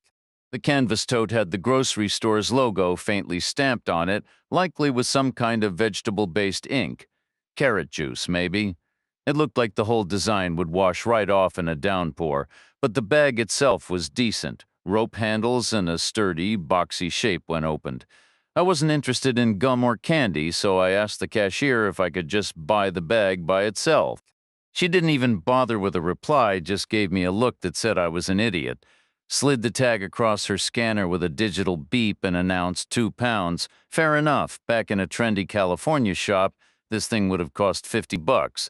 The Romford boys covered it. I pocketed their change and headed back to where we'd left the Skoda. It was gone. My hand went to the Glock in my pocket. The tactical part of my brain did the math. 17 in the mag, plus 1 in the pipe, minus 2 spent in that Serbian garage, 16 rounds ready. It pushed me back against a real estate agency's window, cutting my field of exposure from a full circle to a half, but mostly it was shouting one name, Dominique Cole. I took a slow breath and scanned the street. No traffic officer in sight, which made sense. Nice would have peeled away the second she spotted one. Digital footage from a camera can be deleted with a button, but a live cop remembering her face alongside the Skoda's plates? That's a problem you can't just erase. Entire operations have collapsed over smaller details. But there was no cop on the block, no uniformed person strolling with a notebook, and no crowd gawking at the empty parking spot either, as if there'd been some dramatic scene, and nice wouldn't have gone quietly. Not for the Romford boys, not for the Serbians, not for anyone. Her doors locked, and she had a loaded piece in her pocket. 16 rounds, same as me. The street buzzed with normal city life, no sign of a major disturbance. That much was clear. I edged along the broker's window and slipped into a doorway, narrowing my exposure to a mere 90 degrees, like I was only covering one section of a baseball field. Traffic moved one way from my right to my left, a steady stream of compact cars, black cabs, the occasional sedan, and delivery vans. No drivers craning their necks, no passengers scanning the sidewalks, no one hunting for me. I took a step out and checked the corners. No one lying in wait. She knew the risks when she took this job, and she's a lot tougher than she appears. A cold memory flashed. Captured, tortured, killed. I should have handled this myself. I'm staying far back this time. It won't happen again. I left the doorway and walked against the traffic flow. Pedestrians crowded both sidewalks, rushing in both directions in their budget suits and light raincoats, clutching tightly rolled umbrellas as Brits do, always prepared, along with briefcases, shopping bags, and backpacks. Everyone was just moving, no suspicious loitering, no ominous black vans idling at the curb, no hulking guys scoping out the area, no patrol cars. I pulled out the phone Scarangello had provided, found Nice's number in the contacts, and dialed. A long stretch of scratchy silence followed, maybe the network connecting or an encryption protocol engaging, then the ringtone, a soft, drawn-out American purr right in the middle of London. It rang 6 times. No answer. I ended the call. Hope for the best, but plan for the worst. Maybe she was driving and couldn't pick up. Maybe something harmless spooked her off the curb and she was just circling the block. A simple, innocent explanation. Left, then left again and again, as many times as needed until I was done in the store. Eventually, she'd spot me standing there and swoop in to collect me. I kept my eyes fixed on the corner up ahead. She didn't appear. The worst-case scenario played out in my head. Her phone in another man's grip, some stranger with a cold, assessing look in his eye as he watched my name flash on the screen. Maybe they'd decide to pause right there and try to pull me in. An impromptu 2-for-1 deal. A hasty trap set nearby, with Casey Nice as the lure and an ambush waiting in the wings. I glanced at my own screen. No return call, always planned for the worst. The only other contact in the phone was O'Day. Our cells had GPS, they'd be tracking our every move. He could guide me to her, step by literal step, at least until they tossed her phone. I dialed and heard that same staticky silence again, then killed the call because the Skoda was finally rounding the corner. Nice was behind the wheel, but she wasn't alone. A solid but shadowy figure was leaned back in the seat behind her, tilted forward as if peering over her shoulder. As the car drew nearer, I recognized him, maybe mid-40s, slightly sunburned with close-cropped fair hair and a blunt, squared-off face. He wore a sweater under a short canvas jacket, blue jeans no doubt, and those tan suede boots that looked like British Army Desert issue. Bennett, the Welshman, with the impossible first name. Last seen vanishing into the Parisian streets. MI6 or MI5 or something murkier in between. It's all pretty fluid at the moment, he'd said, in that lilting cadence of his. The Skoda swerved to the curb and jerked to a stop right in front of me. Both Nice and Bennett looked up, necks craned beneath the windshield, eyes slightly wide with a silent, urgent appeal. Nice more than Bennett, as if willing me to play along like this was all perfectly routine. I opened the passenger door, slid into the seat, hauled my legs in, and shut the door, keeping the environmental bag in my lap. Nice hit the gas and pulled away, she said. "This is Mr. Bennett." "I remember," I said.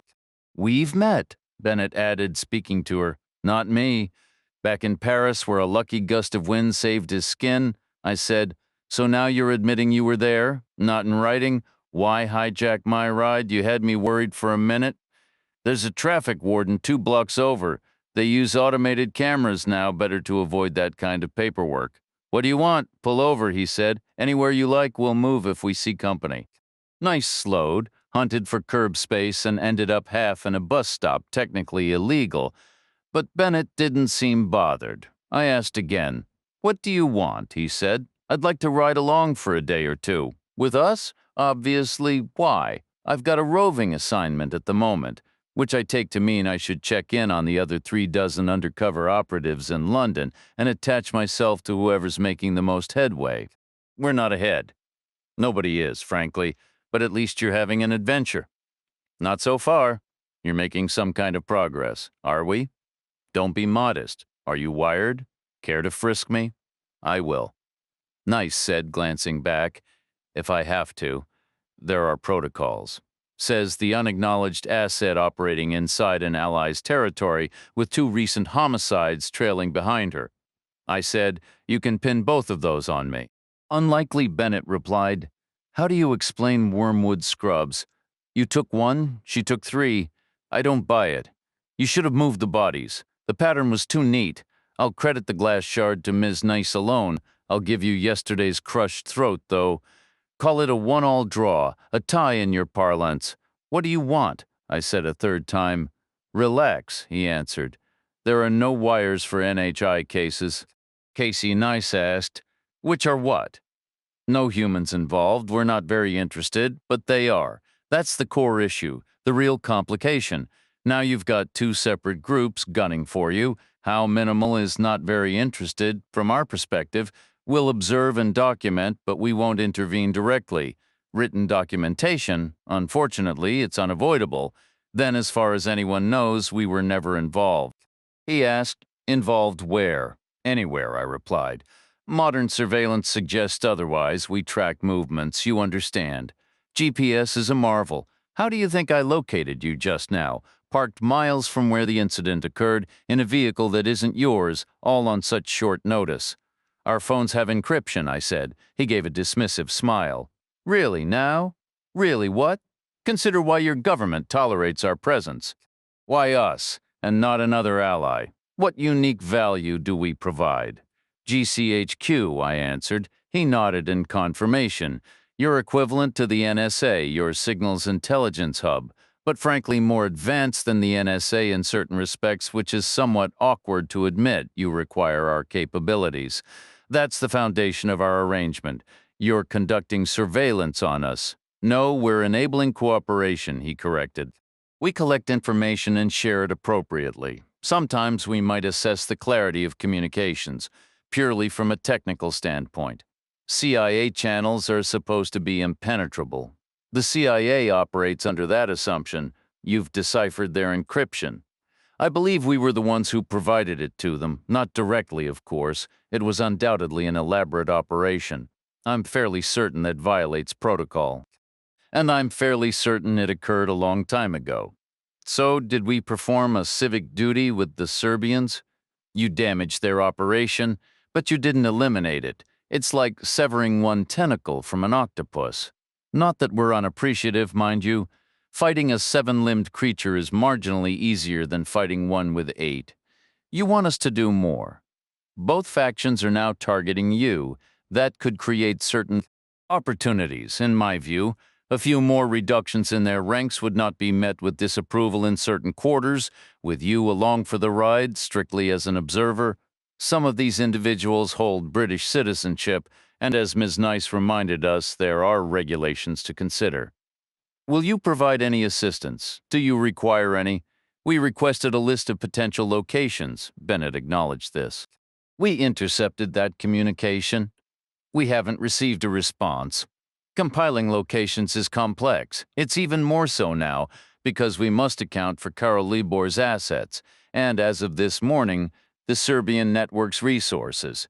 If the Serbians are genuinely collaborating with Romford, then logic dictates they might have stationed Caught in one location and Carson in another, deliberately separated. It's a safer strategy. Logic also suggests they would utilize secluded addresses.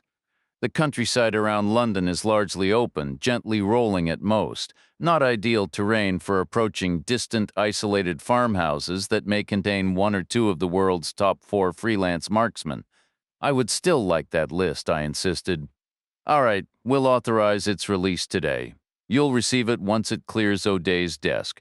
But your assumption is remote farmhouses? Widely spaced, not exclusively. There are other plausible scenarios, such as they maintain safe houses, they have numerous rental properties with tenants who would be perfectly happy to vacate for a week or two, and there are plenty of individuals indebted to them who would welcome a chance to reduce what they owe by providing room and board to a stranger and then maintaining absolute silence about it. But you believe a location far from observation would be preferable.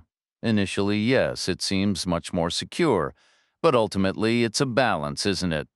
They must assume we have contingency plans for locking down the city center, a post-9/11 style protocol. I'm certain every major city does. They wouldn't want to be trapped outside such a perimeter, not when they need to transport a large caliber rifle through it. So, overall, I suspect they'll move into the urban area sooner rather than later. They might already be here.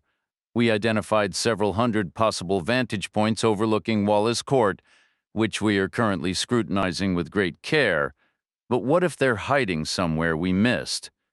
Do you have a procedure for locking London down? We have a plan. Then why not activate it? Because we're still hopeful.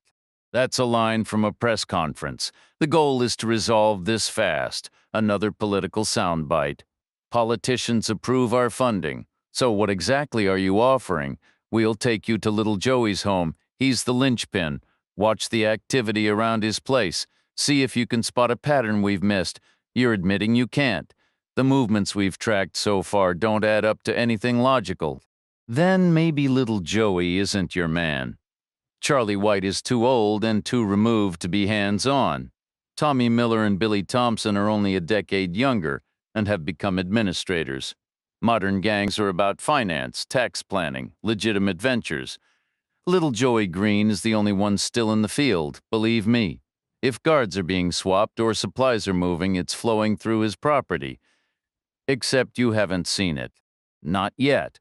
How much time before the politicians lose their nerve? Not much. Do they have a backup plan? It would be better for everyone if we never reached that point. So now we're doing you a favor. It's mutual assistance. That's how partnerships are meant to function, right? Do you monitor the direct line between Downing Street and the Oval Office? Why do you ask? Curiosity. By custom, we avoid that particular channel. Good to hear, he said. Let's get you settled in a different hotel. You should rest. I'll message you when it's time to head to Little Joey's. I said you have our numbers. He stayed silent. Stupid question, I said. Bennett took over driving from Nice, heading south to Bayswater Road, skirting the edge of Hyde Park, then east to Marble Arch before turning south on Park Lane into Mayfair, a neighborhood too wealthy for the usual turf wars, at least of any kind I understood. We passed the Grosvenor House and the Dorchester, finally stopping at the Hilton. Bennett said, they won't search for you here. Given the cash you took, they'll assume you choose somewhere more luxurious, somewhere with a grander name, like Brown's or Claridge's, the Ritz or the Savoy. I said, how do you know about the money we took? It was in Ms. Nice's report to O'Day, which you just happened to test for clarity. The selection process is randomized, a matter of statistics, engineering protocols, something about mean time between failures. We should ditch our phones, Casey Nice said. We can't, Bennett agreed. She's right. You need to maintain regular contact with O'Day. That was his condition with Scarangello. If you go silent now, the deal is void and you'll be cut loose by everyone. In that case, you'd better be out of the country within the hour, or you'll be tracked like ordinary criminals. You know about Scarangello, too? Try to remember, anything that lands in Maryland passes through Gloucestershire first, and vice versa. You must be listening to everything, more or less. So, who's financing this operation? Have you pieced that together? Not precisely. And you're the elite unit, right? The geniuses, so much sharper than the amateurs at Fort Meade. Normally we're quite effective, but not this time, it seems. So, now you want to offload it onto us? You want us to keep talking to O'Day so you can eavesdrop while we take all the risks. We didn't build an empire by being polite. The Welsh built an empire, the British built an empire, and the Welsh are British, just like the Scots, just like the English for that matter. I had nothing to say to that. Nice handed me the ammunition boxes, which I tucked into a reusable shopping bag before we stepped out of the car and entered the hotel lobby. The Hilton was perfectly suited for what we needed. It was a chain, sure, but this location on Park Lane had been dressed up to the nines, and the prices and attitude matched the fancy decor. The staff eyed us with initial suspicion, probably because we had no luggage except for a bag full of bullets. They were equally hesitant about accepting cash until they saw the thick rolls of bills we carried. Instantly, we were mentally upgraded from questionable tourists to eccentric billionaires. Our accents ruled out Russian, so maybe Texan, but either way, the politeness level shot up dramatically. The bellhops looked especially let down that we had no other bags for them to carry. You could almost see them imagining the hefty tips they were missing. Our rooms were on separate floors, but we went to Nice's first to do a security sweep, and because I wanted her to have a box of ammunition close by. A last stand in a hotel room was a remote possibility, but remote things do happen. And in that scenario, having 116 rounds would be a lot more comforting than just the standard 16. Her room was clear and felt safe. Architecturally, it was like 1,000 other hotel rooms I'd seen, but it was polished to a much higher standard, complete with a view 20 floors up overlooking the park.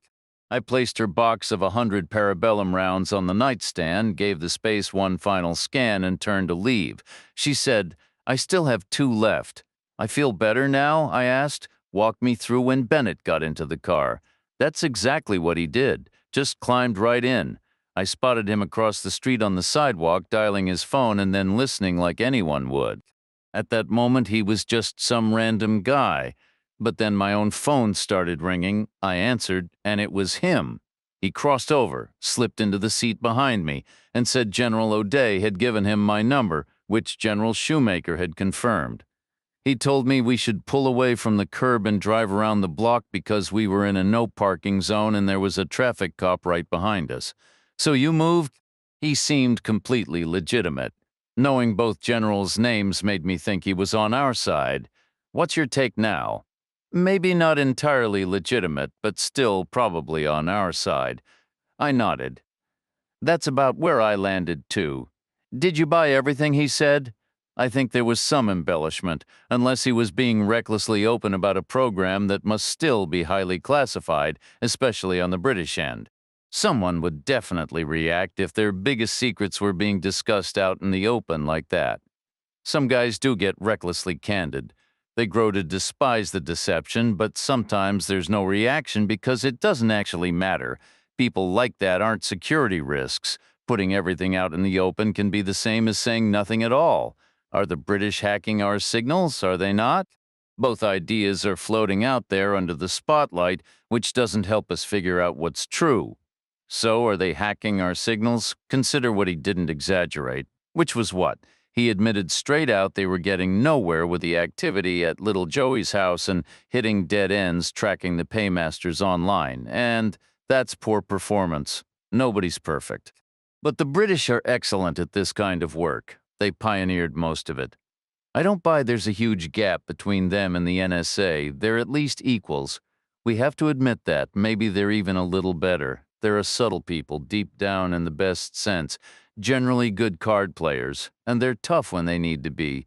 In the end, they always do what it takes, but they're making zero progress. This is a difficult investigation, so difficult that even the NSA and GCHQ can't get a foothold, apparently. So what are the odds that a new analyst and a former military investigator will find the key piece everyone else missed? What could we possibly notice that they haven't? There might be a detail. There isn't. Bennett is now following O'Day's line of thinking just a few days behind. He was in Paris. He knows Cott was targeting me. Now he knows Cott is in London. He believes he can provoke a reaction by putting us out in the open, right in the spotlight, as potential targets. It's a desperate last-ditch play, and it's entirely about his own goals. He doesn't care about our safety. He's just waiting for the gunshot. That's all he's after. He needs a result before the politicians start to overreact. I'm certain you intended to be in the spotlight anyway, not as a target. Does a label from someone else change what we are? Exactly. We have to proceed regardless. We don't have an option. It's the same with the phones. We have to brief O'Day. Bennett gets what he wants from every angle. Only because we also get what we want first, in fact. So in the end, it balances out. That makes 2 governments now viewing us as nothing more than live bait, which is one government too many. We're relying on them in numerous ways. What information they choose to share depends on their subconscious perception of us. They can develop a bias. We have to be alert enough to spot it. And then do what? We need to think entirely for ourselves. There may be instructions we have to disregard. She glanced away, silent, but after a moment she gave a slow nod. It was a gesture that could have been thoughtful or grimly resolved, or a mixture of both. It was hard to decipher.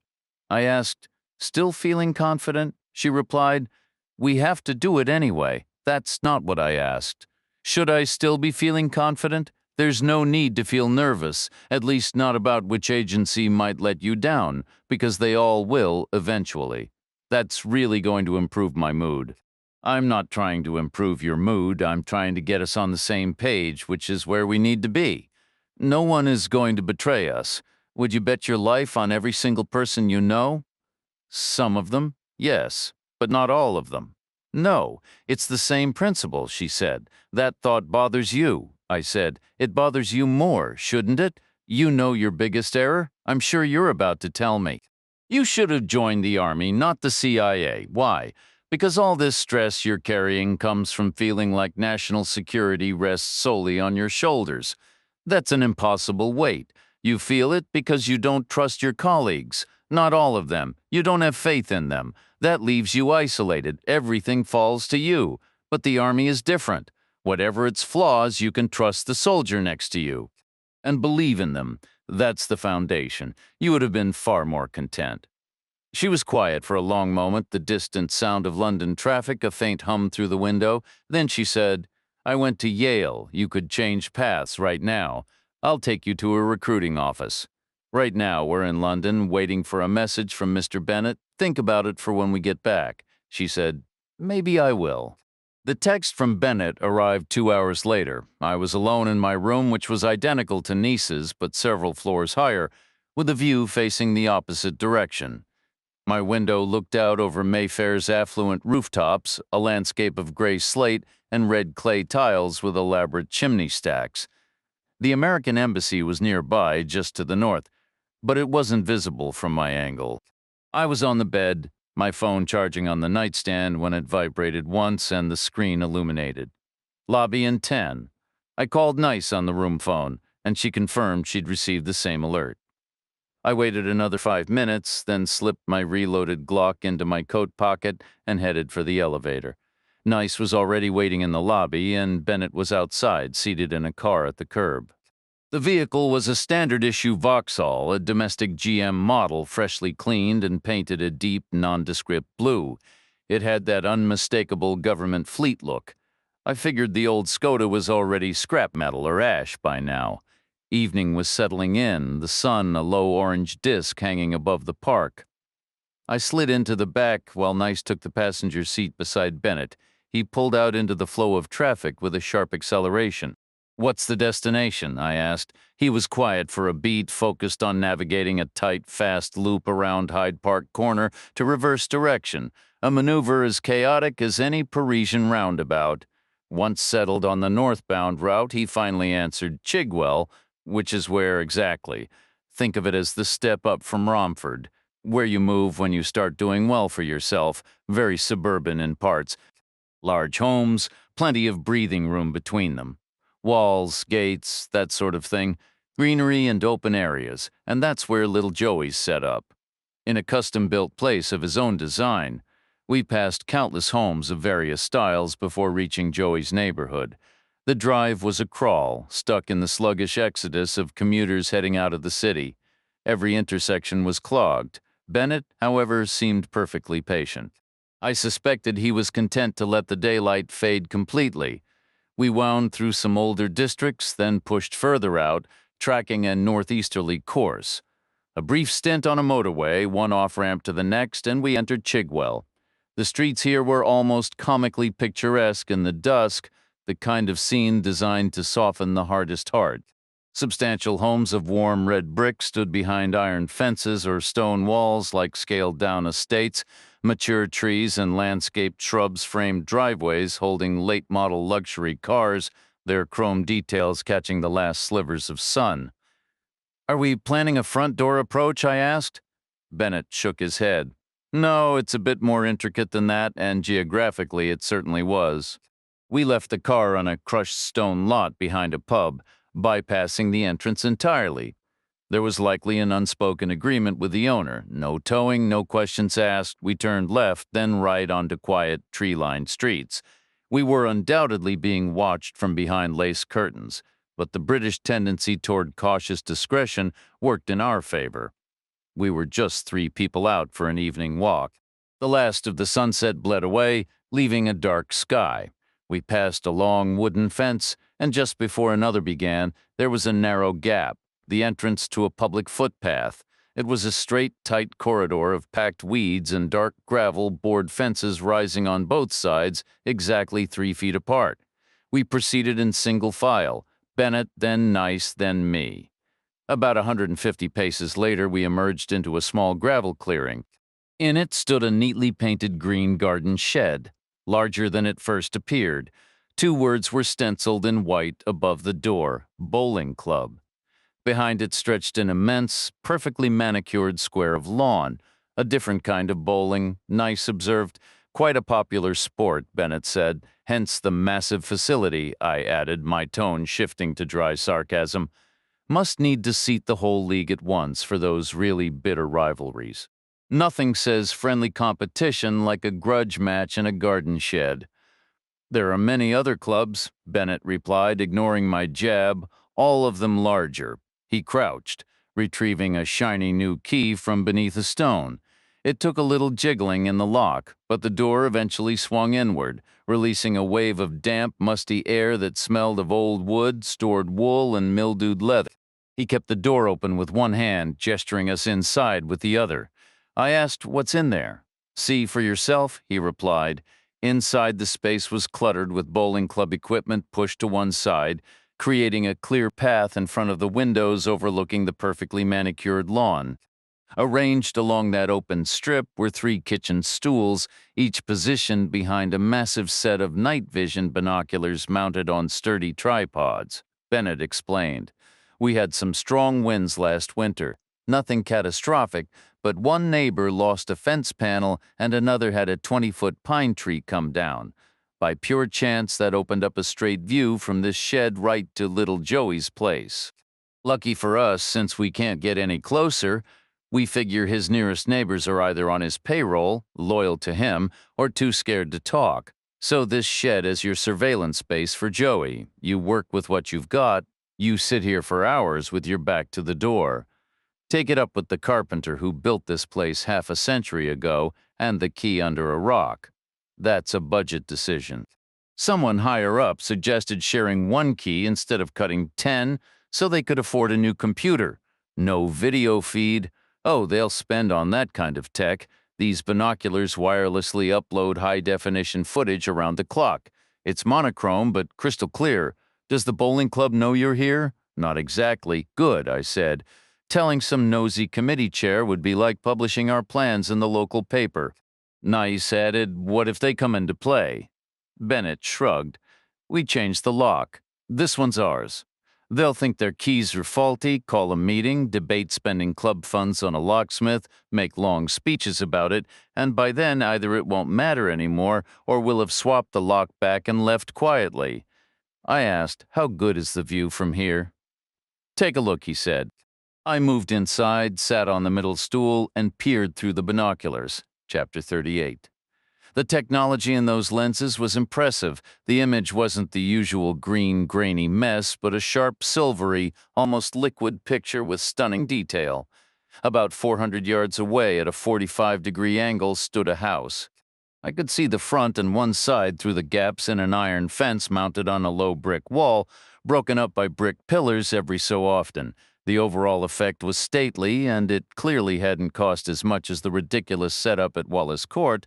The house itself was a large, solid brick structure designed in a symmetrical, vaguely Georgian style, utterly conventional. It had a roof, windows, and doors all where you'd expect them, like a child's drawing of a house after being told to add more rooms. A curved driveway entered through one electric gate and exited through another, paved with blocks that looked pale in the night vision, maybe brick red in daylight. Parked hastily at an angle near the front door was a small black sports car. I leaned back. That's little Joey's house. Yes, Bennett confirmed. Great sightline. We got lucky. Did he design it himself? One of his many talents? It looks like every other mansion in the suburbs, Bennett said. Look closer. I leaned in again. Roof tiles, bricks, windows, gutters, all arranged in a standard rectangular shape, taking up most of the lot. What am I supposed to be seeing? Start with the Bentley. I don't see one. It's right there by the door. That's not a Bentley. It's way smaller. No, the house is way bigger, bigger than a car, bigger than a normal house. Little Joey stands 6 feet 11 inches tall, standard 8-foot ceilings feel like they're closing in on him, and ordinary doorways force him into a permanent stoop. That house looks like any other from the outside, but every single measurement on the original blueprints was scaled up by 50%. It's all perfectly proportional, as if the whole structure had been uniformly inflated, the antithesis of a dollhouse. It's an identical replica, just significantly larger. The doors soar past 9 feet, and the ceilings stretch way up into the air. I shifted my gaze, concentrating on the car parked outside, and made myself perceive its true scale. Instantly, the house performed the exact transformation Bennett described. It expanded, maintaining flawless proportions, not a miniature copy, but a dwelling built for a giant. I leaned back in my chair. What do average-sized people look like going through that door? Like action figures, Bennett replied. Casey Nice slipped in behind me, settling onto a stool to get her own view. I asked, "Walk me through what you've observed so far first. Consider our location," Bennett began. We're adjacent to the major highway heading toward East Anglia and right by the Beltway, giving quick access east-west or a fast disappearance into the urban sprawl within minutes. It's a logical hub for operations. That's why everyone reports here, not solely because Joey is a control enthusiast. He positioned himself near them. I'm certain that's why he constructed his home in this spot. He believes an effective leader must oversee every detail personally. Who exactly have you witnessed checking in? Plenty of faces, but we can't account for most of them. Explain it to me, we sensed something was brewing when Joey abruptly doubled his personal security detail. At the time, the reason was unclear, but now we suspect that coincided with Cott and Carson's initial outreach prior to the Paris assignment. Now they're here, as arranged, and they'll require their own protection along with supplies and distractions, all of which would be coordinated through this location. Even if they're holed up somewhere distant for Joey Green means the far side of the Beltway. We aren't discussing remote wilderness. 30 minutes from here is the most isolated concept Joey can fathom. But you're not seeing evidence of it? Bennett shook his head. We anticipated a consistent pattern, additional activity layered over their normal routines, but it's not materializing. We spot occasional outlier vehicles and track them as far as possible. We've even run computer simulations based on their headings. They never lead anywhere consequential. Beside me, Casey Nice offered, perhaps Cott and Carson returned to France to wait. There's far less exposure there, wouldn't you agree? Since we're focused here, maybe this is a just-in-time operation. They could be planning a last-minute return that would align with what you're seeing or not seeing. Individuals who aren't physically present wouldn't require regular provisioning. Bennett countered. Why would they gamble with a potential security lockdown? That would be sloppy. I added, and Carson isn't known for being sloppy, correct? Is Cott? Cott would assess a lockdown like any other variable. Distance, conditions, elevation. He'd avoid the risk because it's unpredictable. Lockdowns are emotional, not logical. My guess is Cott has been tucked away inside for days, ours too, but there's no discernible pattern here, just the usual traffic. I asked, is Joey home right now? Absolutely. His car is out front. I leaned forward again, studying the scene. The colossal door making the car look toy-like, the townhouse windows as vast as pool tables. Maybe Cott and Carson are situated somewhere they don't need Joey's men for meals. Maybe they're ordering delivery, pizza, fried chicken, cheeseburgers.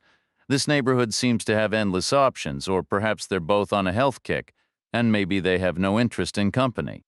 Cott was incarcerated for 15 years. He's got a lot of lost time to make up for. Maybe all that meditation reformed him and cleansed his desires. Regardless, they'd need security, partly for rest cycles, but also because Joey enjoys making an impression, a minimum of 4 men at a time, which meant 12 different faces rotating through each day. There was no other way to manage it. They came for the briefings, and they stayed for the debriefings. Joey was a firm believer in the debrief. The more he knew, the more secure he felt. In his world, information wasn't just power, it was the crown itself. He wanted every secret, every whispered confidence filed away for a day when it might prove useful. This whole Carol Libor situation was about to start a trend. Soon every boss would be wanting a personal sniper of their own. I asked, "What about Joey's meals? He gets his deliveries like clockwork," came the reply. "Does he eat a lot? Twice what I do. The man is twice my size. A van pulls around back to the kitchen door. Sometimes it comes twice in one day. Heaven forbid a man in his position should ever push a shopping cart. Does he ever sample the merchandise? He's been known to take the new arrivals for a test drive. Not often, though. His tastes run to the rougher side of things.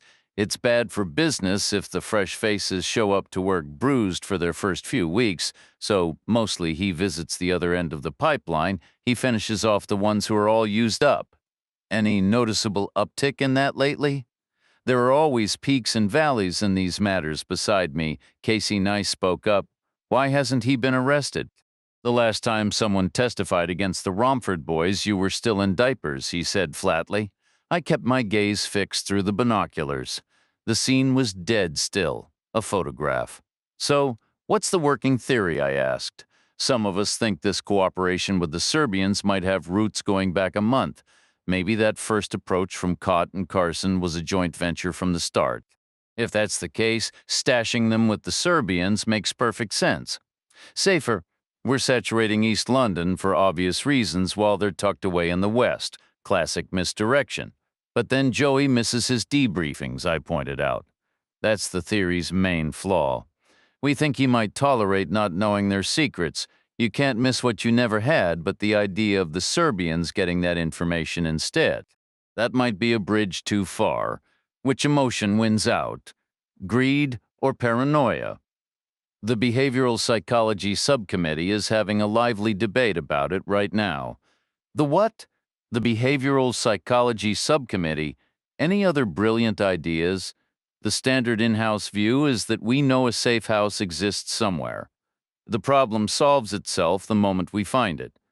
London is a city of cameras and recognition software. We have rivers of real-time traffic data. We've got programmers working around the clock and analysts working even harder. All very smart people, I assume. Exceptionally smart, which is why you're better than the NSA, right? And far more cost-effective, he said without a hint of irony. I leaned back in my seat. The whole scene felt staged like a bad community theater production. "I'm curious why you brought us out here," I said, the skepticism dripping from my words. "You could have just told us. Joey has a house, and it's as exciting as watching paint dry. You didn't need the binoculars for that. We're sharing the full picture. You're overcomplicating the picture, or you're blowing smoke. How do you figure to explain that? I'd first have to believe a single word you're saying. Why wouldn't you?" he asked, his tone shifting from bureaucratic to vaguely amused. "It's a simple chain of logic, but I have to trust every single link." "Why wouldn't you?" he repeated, a smirk playing on his lips. "All those things you mentioned before, your no humans involved protocols, the special procedures. You're hacking our phones right this minute. Individually, you're intercepting CIA traffic wholesale. You could probably listen to the hotline into the Oval Office if the mood struck you, but you don't out of some quaint sense of decorum. If any of that is true, it's all classified way above top secret. You talk about it. You don't just go to jail. You get a one-way ticket to the tower for a date with an axe, or whatever the modern equivalent is, life in a concrete box for treason. I'm not going to any prison. Why not? Because I wasn't telling you anything I learned from inside any official building. What building? Any building at all. So what were you telling us? You know how this world works? There are a million stories and a million rumors. 99% are pure fiction, but there are always 3 or 4 that have the ring of truth to them. The trouble is they all contradict each other. So you use your hard-earned instincts, your gut feeling, and you pick the one you choose to believe. Why believe any of them? Because one of them is almost certainly real. Hacking our phones isn't a story or a rumor, I said. It's a documented fact. It's a minor fact, he countered with a shrug, a small piece in a very large, very messy puzzle. The small clues we uncover often point toward larger truths still hidden. That's how deduction works. If we're willing to strike at minor American interests, what's stopping us from going after major ones? The current flows through the same circuit. And if we're already targeting high-value assets, why wouldn't we aim for the very heart of power? So, what you've shared with us are just your personal theories. I can't provide concrete proof, but I know they're correct. How can you be sure? It's human nature, he said. You understand how it works. No matter your original plan, if you possess the capability to act, you eventually will. The lure is constant, and it can't be ignored indefinitely. Don't pretend you believe otherwise. What about your other claims, such as, you're convinced Cott and Carson are in London? Absolutely certain. Based on your expertise and inside knowledge, everything I understand tells me they're here. And they're being protected, fed, and kept comfortable by the Romford boys. That's the standard procedure. The protocols are quite formal. You're 100% sure, he said, even more. And the security, supplies, and amenities would be managed directly by Joey, without a doubt. 100%, but there's no visible movement between Joey's place and any other location, and that isn't just my opinion, it's an established fact. I mentioned that Ms. Nice and I had a talk. The entire British establishment is hitting a wall, so what are the odds that a new analyst and a former army investigator will be the ones to crack this wide open? Bennett stayed silent, but I suppose you needed to appear that way. You want one of us to be the one to say it aloud, so you can act shocked, to make your conscience feel a bit better. He didn't respond. A straightforward, logical chain, I repeated. Cott and Carson are in London, the Romford boys are sheltering them, yet there's no comings and goings from little Joey's driveway, Bennett said, all accurate. Therefore, Cott and Carson are inside little Joey's house. Bennett said nothing. Joey increased his security for a reason. He was anticipating visitors. Honestly, where could be more secure? The police can't approach, and no ordinary person would be foolish enough to try. And if Joey wants to keep these men close, perhaps thinking about future opportunities, then his own home is the perfect place. He'll let them lay low there as long as necessary. They'll depart when the moment is right. They could even walk from here to Wallace Court if needed. They arrived in one of those random vehicles you noticed, probably driven around to the back. Following that vehicle afterward was pointless. It wasn't going anywhere else. It had delivered its cargo, not picked it up. But beyond all that, you're witnessing exactly what you should expect to see. 2 shifts of house guards swapping in and out, and plenty of food being delivered. Enough for 3. Bennett didn't reply. Now, you can act amazed, say we must be right. You had no clue, and you're so terribly sorry for accidentally positioning you just 400 yards from where 2 of the world's top snipers might be staring out a window. I'm sorry, he said, but look for the bright side, okay? There always is one. If you witness a weapon fired inside that house, you could call in every SWAT team and armored vehicle in the city. Mission accomplished right then and there. If you see a weapon discharged, which isn't guaranteed, but which might become more probable if they had a target to aim at. This wasn't my plan, he said. Whose was it then? Like I told you earlier, they didn't build an empire by being polite. We, but not me. Not personally, no apologies needed, I said. This is precisely where I intended to be. I remained in that exact spot for another half hour, with Casey Nice beside me at her own set of binoculars, both of us observing the unchanging view and attempting to piece together its meaning. Bennett stood behind us, recounting the activity they had already documented and fielding our occasional questions. The afternoon light began to fade, casting long shadows across the quiet street, a mundane scene hiding an extraordinary secret. I said, "What would it take to get you inside that place?" He replied, "Besides seeing a gun go off. Let's pray it doesn't come to that. A clear visual on either of them would do it." "Which you still don't have." "Not yet." Some windows showed light, upstairs and down, filtered through what seemed to be pale roller shades. Yet there were no silhouettes, no motion, no telltale flicker from a TV screen. The heart of the home was likely tucked away in the rear or on the far side out of our line of sight. Maybe a kitchen and a den back there with spare rooms above, Or perhaps they had their own private suite, like a city apartment, only bigger, built for this very situation, or maybe for some future scenario involving elderly relatives. I shifted the topic. When do you figure they'll set up shop down at Wallace Court? Bennett let out a slow breath. That's the million-dollar question. Got a million-dollar answer? We'll start shutting down roads a day or two before the event. They'll know that. And they'll know a day or two often stretches to 3 or 4. My bet is they'll arrive 5 days early. That's a long time to wait around. Snipers eat that up, all that patient, hidden waiting. It's part of the whole mythos for them. Could you intercept them while they're moving? Sure, if we knew the exact day and time they plan to roll out, we could stage a traffic stop, a busted taillight, something minor, but we don't have that intel. To be safe, we'd have to pull over every vehicle connected to them for nearly a week.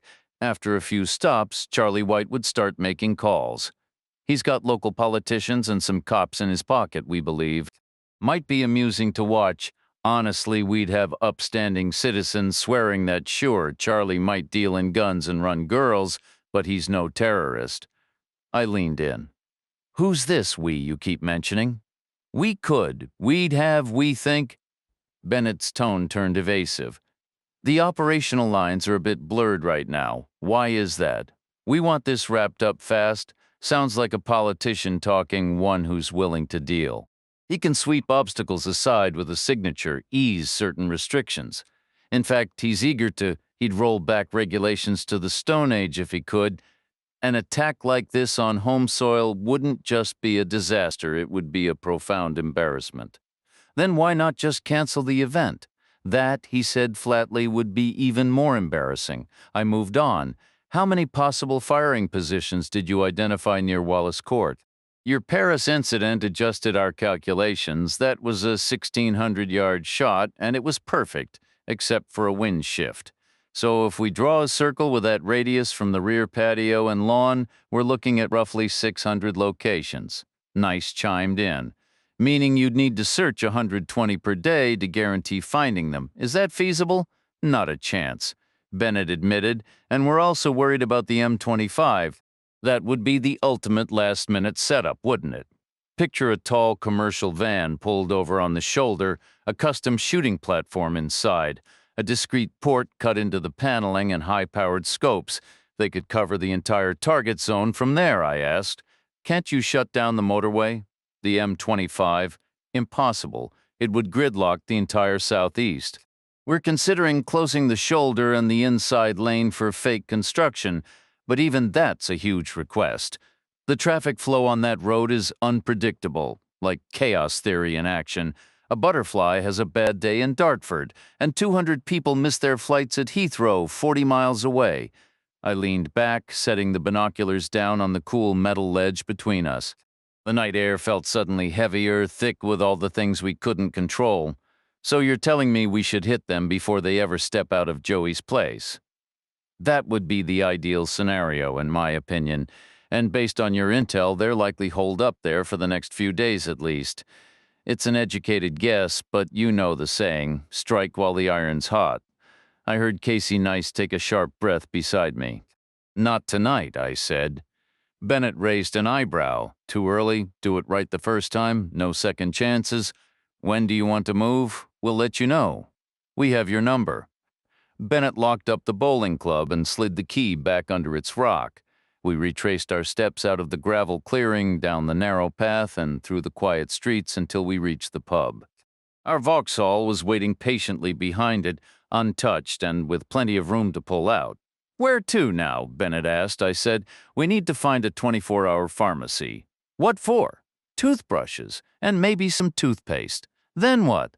The hotel. I thought you Americans never slept. First light, I told him. Be ready. You're driving. Where to? Wallace Court. Why there? I want to see the view from that back patio. Bennett shook his head. Wallace Court won't matter if we get them at the house. Hope for the best, plan for the worst. The endgame might come down to the last few seconds right before they pull the trigger. We need to understand the terrain. We have to narrow down those 600 possible spots. Give me a top 10 list, at least a top 50. You know those streets are crawling with Romford boys? I'm counting on it. I want to be seen. I want them to know I'm still here, still looking. That message needs to get back to John Cott, fast. Wouldn't surprise be more effective. Surprise has its place, I agreed, but sometimes you want to rattle the cage. Guys like him don't rattle easily. It doesn't take much to miss at 1,600 yards, a faster heartbeat, a moment of doubt. He hates me for putting him away. He hates himself for letting me break him. Either one of those could throw off his rhythm. Put them together, and 2 + 2 makes 5. I want him to know I'm coming. That's the only way I live long enough to get close. He dropped us at the Hilton's entrance. We went inside, and he drove off. We agreed to meet in the hotel's rooftop restaurant in 20 minutes, a late dinner, just the two of us. I figured she'd want to clean up, so I did the same. We met at the host stand, standing about an arm's length apart. She looked good, a mix of determination and the natural resilience that comes with being 28, still plenty of energy, maybe even a flicker of optimism left. We were seated at a table by the window with a sweeping view of the city lights, broken only by the dark shape of the park below. The glass was reflective enough that we could watch the room behind us, scenic and practical, a 2-for-1 deal. We ordered drinks, bottled water for her, black coffee for me. The room was all candlelight, crystal, and the soft sound of a piano somewhere in the background. She said, "This feels glamorous, like something out of a movie." I suppose it does. This is the part where you try to send me away, isn't it? Why would I do that? Because from here it gets hard, which is exactly why I'd want to keep my numbers up, not cut them down. But you'll worry about me, you'll look at me and see Dominique Cole. That's worth an extra heartbeat or two. What if I promised not to worry? Then I'd say you're lying. The only way to get to Cott is through little Joey first, and Joey won't be easy. He's got a reputation with new girls, likes it rough. If you get caught, you get a bullet. If I get caught, I'll be begging for one. Let's assume neither of us gets caught. That's the more likely outcome. Joey's a big target. He doesn't have to be hard to take down. The target is heavily protected, with a driver and 4 security personnel in a Jaguar wherever he travels. Our plan is to render that protection obsolete. Once they're out of a job, they'll vanish. People don't fight for free. She looked at me across the table. "You're sure you want me involved in this?" I didn't reply immediately. It reminded me of a question Dominique Cole had asked long ago about making an arrest, a question I wish I'd answered differently. A waiter arrived, and we ordered. I chose a ribeye. She went with a duck. After he left, she pressed again. "Do you really want me there?" "Not my call," I said. "You're in charge." Joan Scarangello made that clear. The strategy seems solid. I agree. But pulling it off won't be simple. I'll welcome any help offered. She leaned forward slightly. "What if you'd never picked up that newspaper? Where would you be right now?" "Probably in Seattle or somewhere else entirely, and all of this would be unfolding without you. Does that ever cross your mind?" "Not often. I did pick up the paper." "Why did you make the call?" "Just curiosity." "Not exactly," I replied. I had a feeling O'Day would be mixed up in it. I try not to be curious about his line of work. So, why call? I owed Shoemaker. From when? About 20 years back. What kind of debt? He kept quiet about something. Care to share? Personally, I'd rather not, but you could argue the details are relevant to the mission. In that case, you have a right to know. Okay, what happened? To make it quick, I shot a man who was supposedly trying to escape. Is that considered wrong? The escape story was fabricated for the report. It was a straightforward execution. National security is a messy business. It's all about perception. Sometimes retribution is public, sometimes it's not.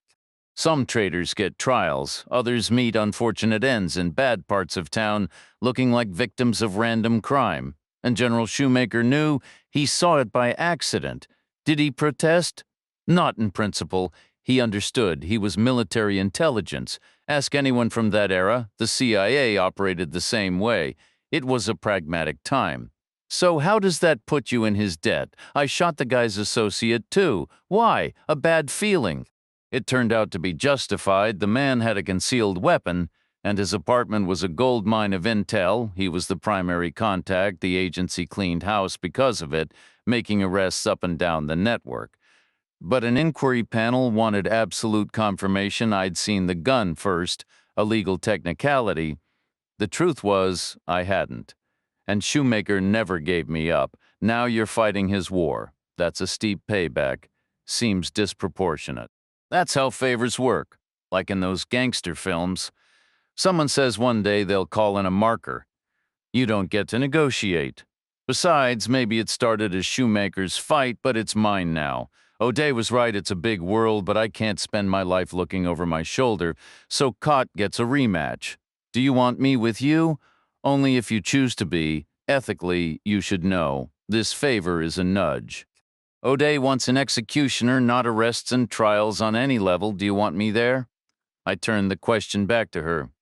Where do you want to be? I want to be part of it. You already are. We're moving into a phase that doesn't exactly play to my strengths. What's wrong with your skills? I'm a decent shot, but hand-to-hand isn't my forte. It doesn't matter. We'll balance each other. The physical part is the least of it. This game goes to the quickest thinker, which is where you excel, or at the very least, 2 heads are better than 1. She was quiet for a moment. I said, we start again at 7 tomorrow. Take the rest of the night off. We rode the elevator down together, but I got out alone on my floor a couple of levels above hers. The turn-down service had been through my room. I walked to the window and reopened the drapes, looking out at the dark rooftop stretching into the distance, the city lights flickering like distant stars. For a second, I thought about how different this night might have been if I'd just kept walking past that newsstand. Most of what I was looking at seemed to be roughly 100 yards off.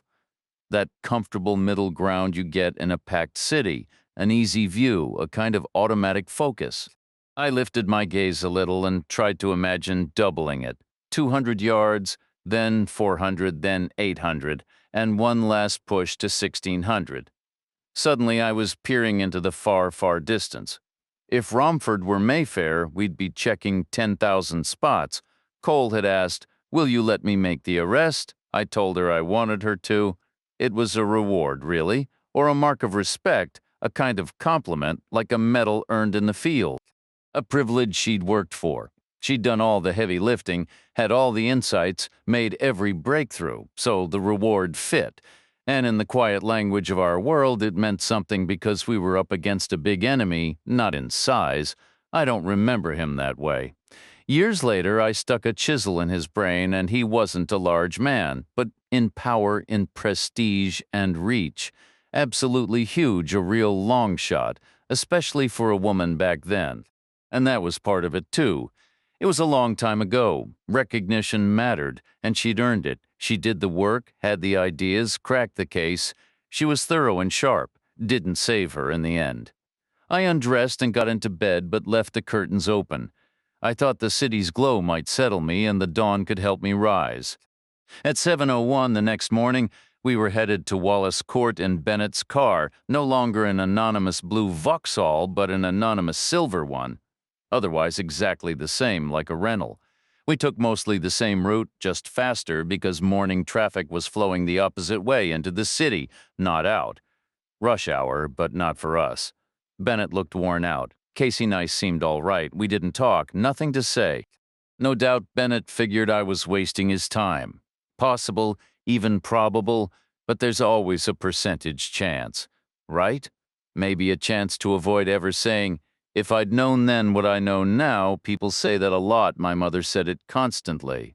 She meant it sincerely, but she'd recite it like an elocution drill, like someone practicing a foreign language, which she was fixating on the 3 tumbling vowel sounds at the end and none of the consonants in between. If I add known then what I know now like drum beats, ominous, a little sinister, like timpani opening some gloomy symphony. Shostakovich, maybe. I know now. I knew 20 minutes into the visit. As we neared, I began to recognize sights from the minicab ride, the second one, properly booked by phone. I'd seen these streets before, suburban but squeezed, a little busier and tighter and faster than they were meant to be. I even remembered some of the storefronts, carpets, cell phones, rotisserie chicken, cheeseburgers, kebabs. Then came the sudden green space, the fine old house, and that stubborn wall still holding London at bay after all this time. The same compact, tough-looking guy was on duty at the gate, wearing a Kevlar vest and cradling a submachine gun. Bennett gave him a nod. The guy took a step toward the gate, but his eyes landed on me, and he came back over. "You're the gentleman with the guidebook," he said. "Sixpence to see the grounds. Welcome back, sir." Then he turned and opened up. No radio check, no paperwork, no badge, just a nod and a wink. The guy was in tactical gear, but it was blue and had Metropolitan Police stitched and printed here and there in subdued black, along with monochrome versions of their insignia like corporate branding. No question he was a cop, and no question Bennett wasn't. Yet Bennett was nodding and winking, and the guy jumped right to it. Things are pretty fluid these days. We pulled up the long driveway and stopped on the gravel near the entrance where another armed officer stood watch. The house had a patchwork look with later additions stuck on here and there, but its core was a long rectangle, stretching much wider than it was deep. Not that it felt shallow inside, I was certain the rooms were generous, but the sheer length of that uneven front dominated everything. It reminded me of a row of shoeboxes lined up side by side. Maybe in Queen Elizabeth's day they couldn't easily find oak beams long enough to span from the front to the back. Her father had been busy building up the Royal Navy, after all, which used up whole forests of oak. We climbed out, and Bennett gave a quick nod to the second policeman, who nodded back. Then he hurried us inside, almost impatiently, as if he was either embarrassed to be seen with us or worried about snipers. Having survived Paris, he probably didn't want to take any chances in London. The front door itself was massive, cut from a single ancient tree and reinforced with iron bands and nail heads as large as golf balls. Inside, the air felt heavy with age. Dark wood paneling, polished to a deep gleam, covered the walls. The floor was worn flagstone, and a huge limestone fireplace dominated one end. There were heavy oak settles, tapestry-covered chairs, and electric lights fitted into iron candelabra. Stern portraits of Tudor-era men looked down from the walls. Bennett turned right into a corridor, and we followed, eventually entering a room that had been updated with white paint and an acoustic tile ceiling. Beyond it was a smaller, similar space with a large door set into the far wall. "That's the side entrance," Bennett said. "That's where your president's holding area will be. We expect they'll all use it. From there, they can come through here with secure access to wherever they need to go. Every room has natural light, but they're all large, and all seating is arranged in the center. No one should need to get near a window where they could be seen from outside. The only real vulnerabilities are the informal walk on the lawn and the group photograph. We retraced our steps but turned right earlier into another hallway with a wide plank floor that creaked underfoot. It led to a narrow room that ran left to right, its far wall made up entirely of French doors. Clearly not original to the period, that were glass from top to bottom, opening onto a patio. Bennett explained, "They'll use this as a staging area. They come in, get organized, do a head count, make sure no one's left behind, then they step out." I paused for a moment, putting myself in their position, and looked out through the glass. Our location was slightly off-center relative to the building's symmetry, and the patio curved gently, meaning they'd emerge a little to the side of the deepest section. That was actually fine. It would make the group look naturally clustered rather than desperately staged.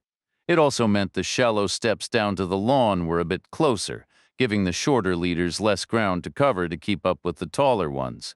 The photographers would likely be corralled off to the right, so the house would appear at an angle in the background, which was certainly better than a straight-on brick wall looking like a police lineup.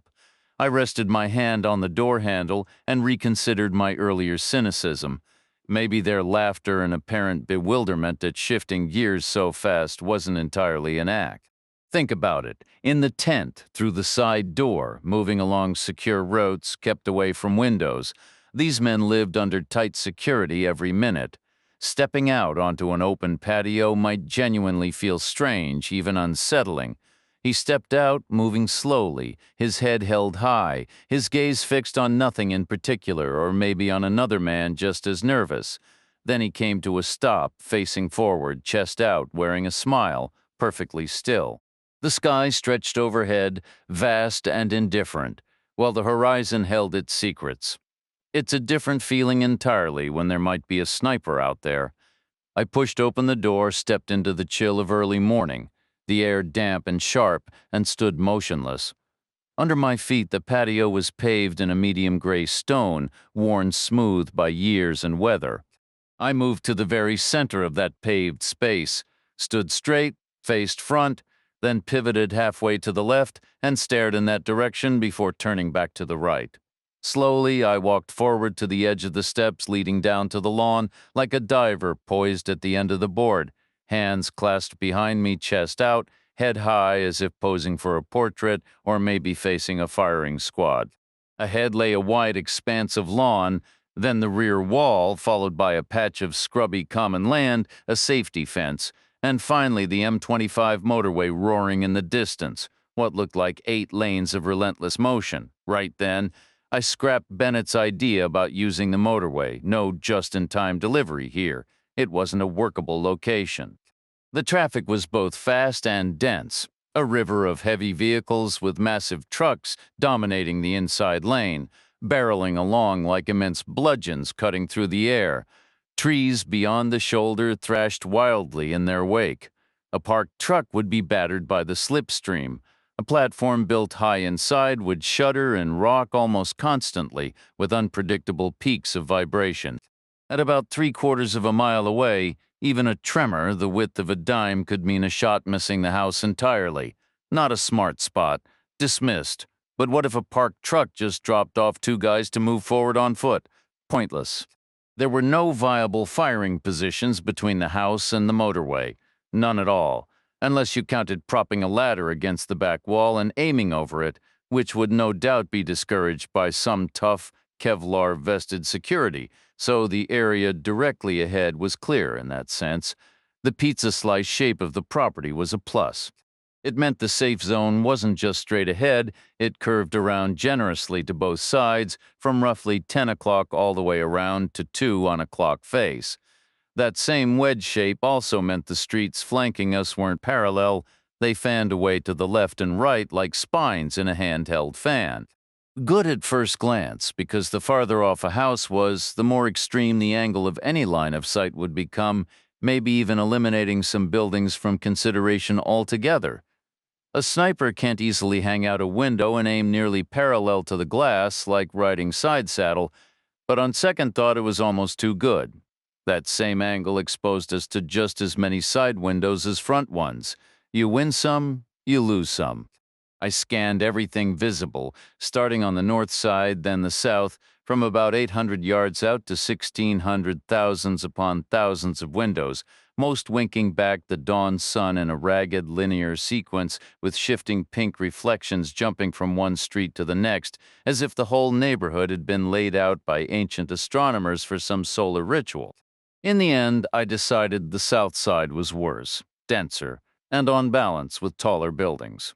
At random, I picked out one about 1,500 yards off, most of a mile away, a tiny thumbnail of a place, a tall, narrow red brick house, handsome with a steeply pitched roof. It looked like it had plenty of attic rooms, maybe even proper attics. A single dislodged roof tile could work just as well as an open window. I imagined John Cott stretched out on a flattened sleeping bag, positioned on a plank laid across the rafters above a top-floor plaster ceiling. A sliver of light came from ahead where a roof tile had been shifted sideways, impossible to notice from the outside, too high up, just one among many. We had fierce winds last winter, Bennett had mentioned in his rhythmic tone. I saw Cott's eye in my mind, steady and unwavering behind the scope, the inch-wide gap in the roof granting him a 20-yard sweep side to side at the far end of the arrangement. I pictured his finger resting on the trigger, loose but prepared to tighten, moving through the slack, pausing, then advancing again, like engaging a tiny mechanical switch, the soft click of a precision part setting off a tremendous chemical blast, the kick of the recoil, the bullet beginning its long trip, more than 3 full seconds in flight, 1,000, 2,000, 3,000, half an inch wide like a human thumb, soaring like a missile straight and true, governed only by the unchangeable forces of gravity, elevation, temperature, humidity, wind, and the Earth's curve. I fixed my gaze on the distant house and counted 3 slow seconds in my head, trying to visualize the bullet's path. It felt like I ought to be able to see it approaching, right toward me, like a minuscule speck growing larger. Flash, 1,000, 2,000, 3,000, game over, that's when I understood. More than 3 whole seconds in the air. I moved back into the anteroom much quicker than I had left it. Bennett was watching me, and I asked him, "The bulletproof glass in Paris was new, correct?" "Yes," he replied, "upgraded, at any rate." "Do you have any details about it?" "No," he said, "other than it's glass and, well, stops bullets." "I need to know everything: who designed it, who researched it, who funded it, who made it, who tested it, and who approved it." "We already considered that." "Considered what?" "Borrowing the shields and flying them in from Paris. Placing one on each side, they aren't very wide, but given how the streets are laid out, they'd cut the field of fire by about 10% each, but we decided against it. Politicians are civilians. They'd instinctively hide behind the shields. Maybe subconsciously, but it wouldn't look good, and they couldn't stay there indefinitely, which would leave the shooter the other 80% to target anyway, so overall we thought it would be a net negative. That wasn't my idea. All I need is the information quietly, if possible. No need to turn it into a big production. Make it seem like just you and me. Like a private project outside the usual channels. Like a hobby. But fast? How fast? As fast as you can. What does the bulletproof glass have to do with anything? We're not using it. I told you that. Maybe I want to use it myself. Maybe I want to ask if they sell directly to the public. Are you serious? It's a side project, Mr. Bennett. Just a small inquiry, nothing to do with anything else, but fast, okay? And face-to-face only. Nothing written down, nothing through official channels. Understood. Like a hobby, he gave a nod and glanced back toward the corridor, which likely led to other hallways, staircases, and rooms. He asked, "Do you need to see anything else?" "No, we're finished here," I said. "We're leaving and not coming back. Like the Darby family after all those years when the highway went through. No more Wallace Court for us." "Why not?" "Because it's never going to reach this point." "You sure?" 100%, he didn't respond. "You said that would be a favorable outcome. You said we were supposed to help each other. You said that's how it's supposed to work." He said, "It is." "Then relax. Trust me. Crack a smile. It's never going to get this far." He didn't crack a smile. We drove back to the hotel, crawling the whole way in traffic.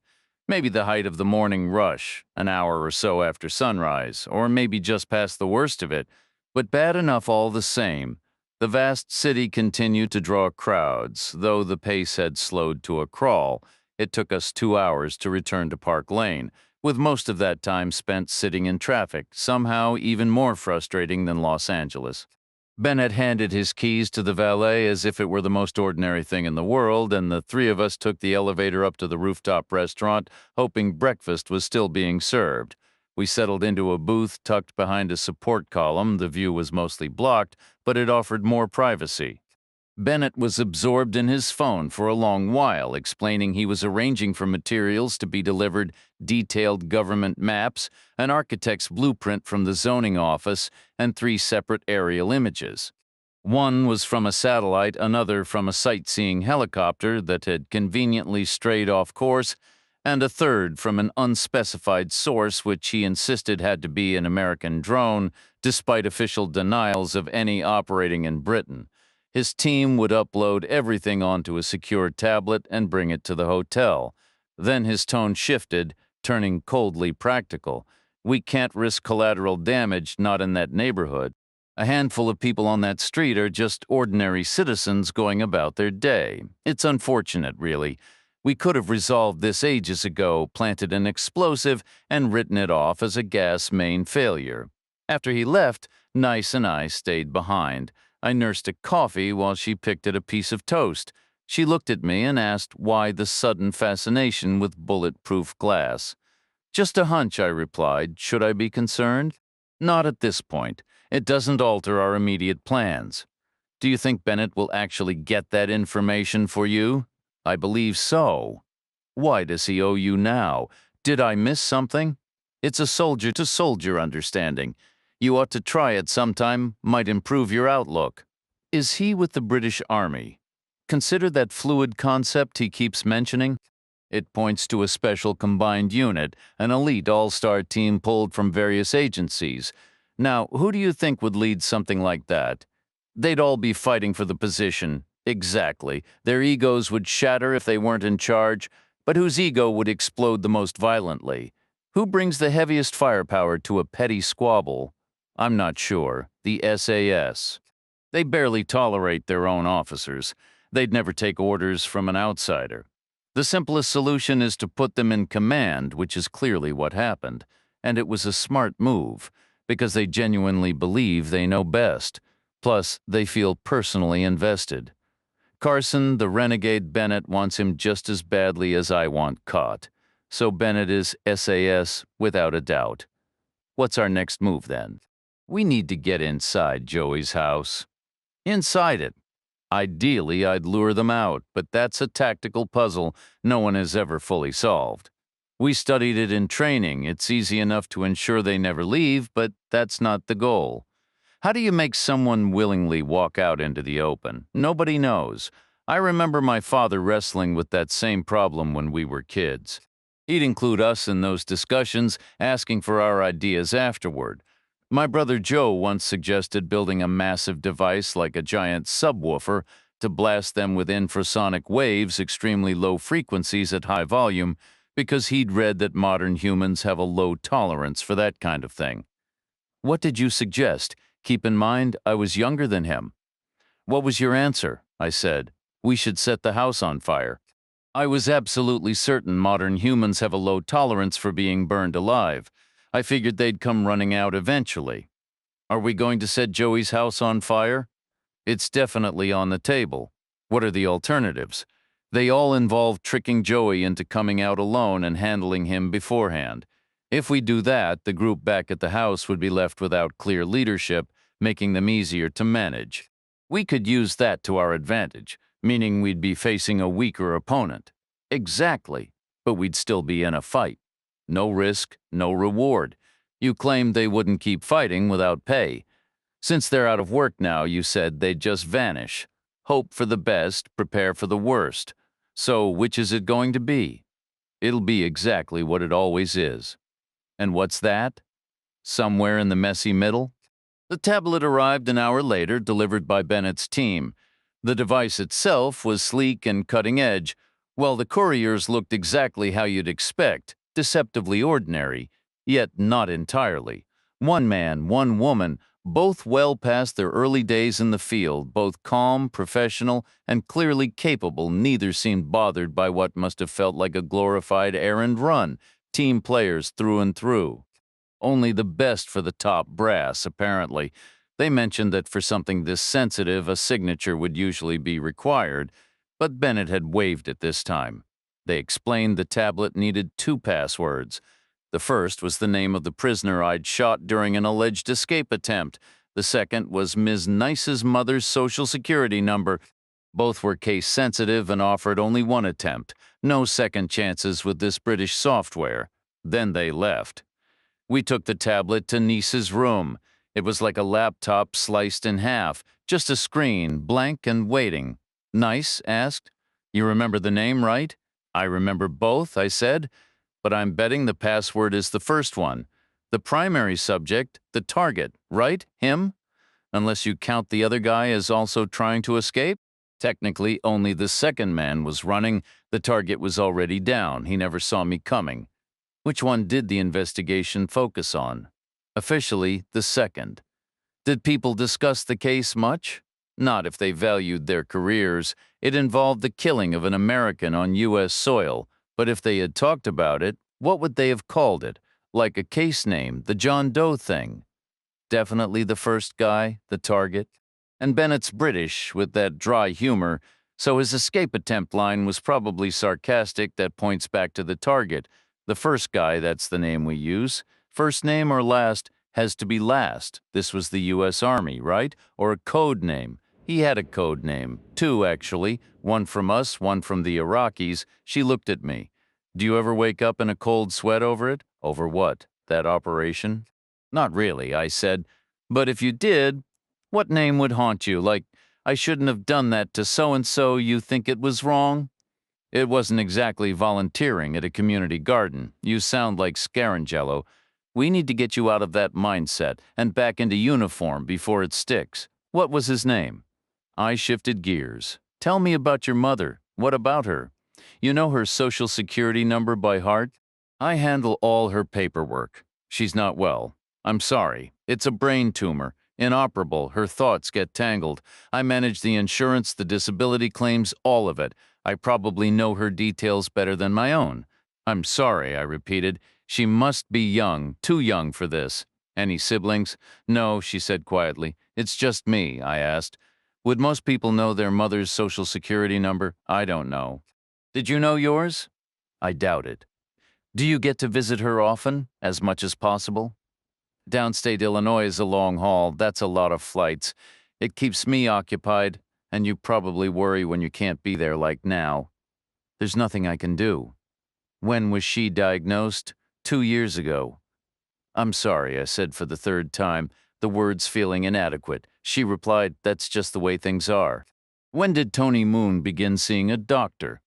It's unrelated. You're completely certain of that? My mother isn't with us anymore, but you're thinking of her. A bit? And so you're feeling somewhat uneasy. Not about her. It's not connected. I stayed quiet. She told me, I have one pill remaining. You took one last night? I needed to sleep, I asked. Are your supervisors aware of your mother's situation? She gave a nod. It's mandatory. Family circumstances have to be disclosed, they've been understanding. They try to keep my weekends clear when possible. So, somewhere at Langley, there's a personnel file noting your mother's illness and your handling of her affairs. That has to be confidential, because everything at the CIA is classified. And somewhere in the Pentagon, there's another file with the name of a man I shot in the head 2 decades ago, which I know for certain is classified. Yet somehow MI5 in London accessed both files to create unbreakable passwords for us. They're like DNA or fingerprints. She nodded once more. Mr. Bennett's theories about hacking could be correct. If so, he's flaunting it, unless O'Day gave him the files. Why would he do that? That's a question we'll put to Bennett. What was your guy's name? Archibald, I said. It's not a name you hear every day. Lowland Scottish, I added, coming through Old French and Old High German. The 3rd Earl of Douglas was known as Archibald the Grim. No such drama in my case. My guy was called Archibald the Worthless Piece of Trash. She pressed a button and the screen illuminated with a dialogue box. She tapped it with a finger, prompting a blinking cursor and a keyboard image below. She typed Archibald, 9 letters, starting with a capital A and the rest lowercase. She verified the spelling, Archibald, then glanced at me with raised eyebrows. I nodded confirmation. She touched Submit. After a pause, a green check mark appeared, the dialog box vanished, and an identical second box took its place. She tapped a button to switch the keyboard to numbers, typing 3 digits, a hyphen, 2 more digits, another hyphen, and 4 final digits. She reviewed it, touched Submit. The green check appeared again. The box disappeared and was replaced by rows of thumbnail images. The municipal maps would have been perfect if we were planning to repair a sewer line or install fiber optic cable. They showed extensive underground detail beneath the sidewalks and the road itself. In a movie, we would have discovered a storm drain about as wide as my shoulders running under Joey's kitchen floor. I would have climbed down into it 2 blocks away and crawled along, a sudden thunderstorm threatening to drown me before I reached my destination. It would have been a gripping scene, but in reality, there was no storm drain. Nothing was wider than my wrist. Gas line, telephone line, electrical supply, water main, and sewer pipe. The house itself was depicted merely as the grateful endpoint for those utilities. It was drawn as a large blank rectangle with no interior detail whatsoever. The leftover architect's blueprint from the zoning office was more useful. It was printed small, but Nice ran her fingertips over the computer screen to enlarge it, then moved it around so we could scrutinize each area in detail. We could even pretend it was us moving, not the plan, and take tiny walks through the house from room to room and up and down the stairs. The plan was covered in the architect's handwriting, which looked like every other architect's handwriting, perhaps a required skill in architecture school. But the words he had written were straightforward. He was giving us the structural details, and as we studied the kitchen layout, I noticed a small penciled notation near the back door that wasn't on any official document, a possible pantry addition from decades ago, a hidden quirk in the house's history. Wood, metal, brick, plaster, and glass. That was useful information. Nearly every item on the list was a custom fabrication, which made perfect sense. If you need a standard door, you go to a store for something 4.5 feet tall, you track down the few craftsmen still working in their shops. That 50% increase in size probably multiplied the cost by a factor of 100. The house was just 2 stories, with no usable attic and no basement. Upstairs held the main bedrooms and bathrooms, along with a completely separate guest suite featuring its own bedrooms, bathrooms, and an attached living area. Downstairs contained a kitchen, a breakfast nook, a formal dining room, and a collection of other spaces variously called living rooms, parlors, libraries, studies, or offices. At a glance, the floor plan seemed almost cozy until you remembered the sheer scale. Those so-called nooks were as large as most people's living rooms and probably half again as tall. They felt like museum halls after dark, not exactly cavernous, but certainly not built for human comfort, dimly lit and full of echoes. Casey Nice asked, "Do you see a way inside?" I replied, "Without an armored vehicle, our options are pretty much limited to doors and windows, which will be wired with alarms, which will be overkill. They won't need a siren on the roof to know we're coming." And where exactly would that be? In a house with 4 guards and 2 elite shooters, they outnumber us 3-to-1, in a structure that's far easier to defend than to attack. If those were rhetorical questions, then yes, that's a fair assessment. How long would it take to build a massive subwoofer? I should have picked up some cigarette lighters when I bought that shopping bag. She said, "I'm serious. Back at Fort Benning, they'd tell us we need to start this planning process from about 100 hours ago." Who would say that? The instructors. The ones who lived long enough to become instructors by making it up as they went along every single time. They know detailed plans are worthless. "Reacher, we still need some kind of plan." I said, "Let's review the aerial photos." The photographs were technically impressive, crystal clear, steady, high-definition color images, whether taken from a satellite miles above, a silent drone invisible in the sky, or a helicopter hovering 1,000 feet up. In practical terms, however, they were nearly useless, showing us nothing more than we'd already seen through the night vision binoculars, the same empty views, just from a different angle. A note on the helicopter shots mentioned the house wasn't the primary target. The mission had focused on a garden meeting over drinks. Those reference photos showed nothing but 3 men throwing their hands up in surprise. By sheer luck, the coverage of the house itself was the best of the set. We could make out all 4 walls reasonably well, doors, windows, points of strength and vulnerability. There was more strength than weakness overall. It wasn't an easy target even before considering who was inside. I said, "We'll come up with something. We have time. We need to handle Joey first anyway," she asked. "Do you at least have a plan for that?" "What I did last time worked well enough.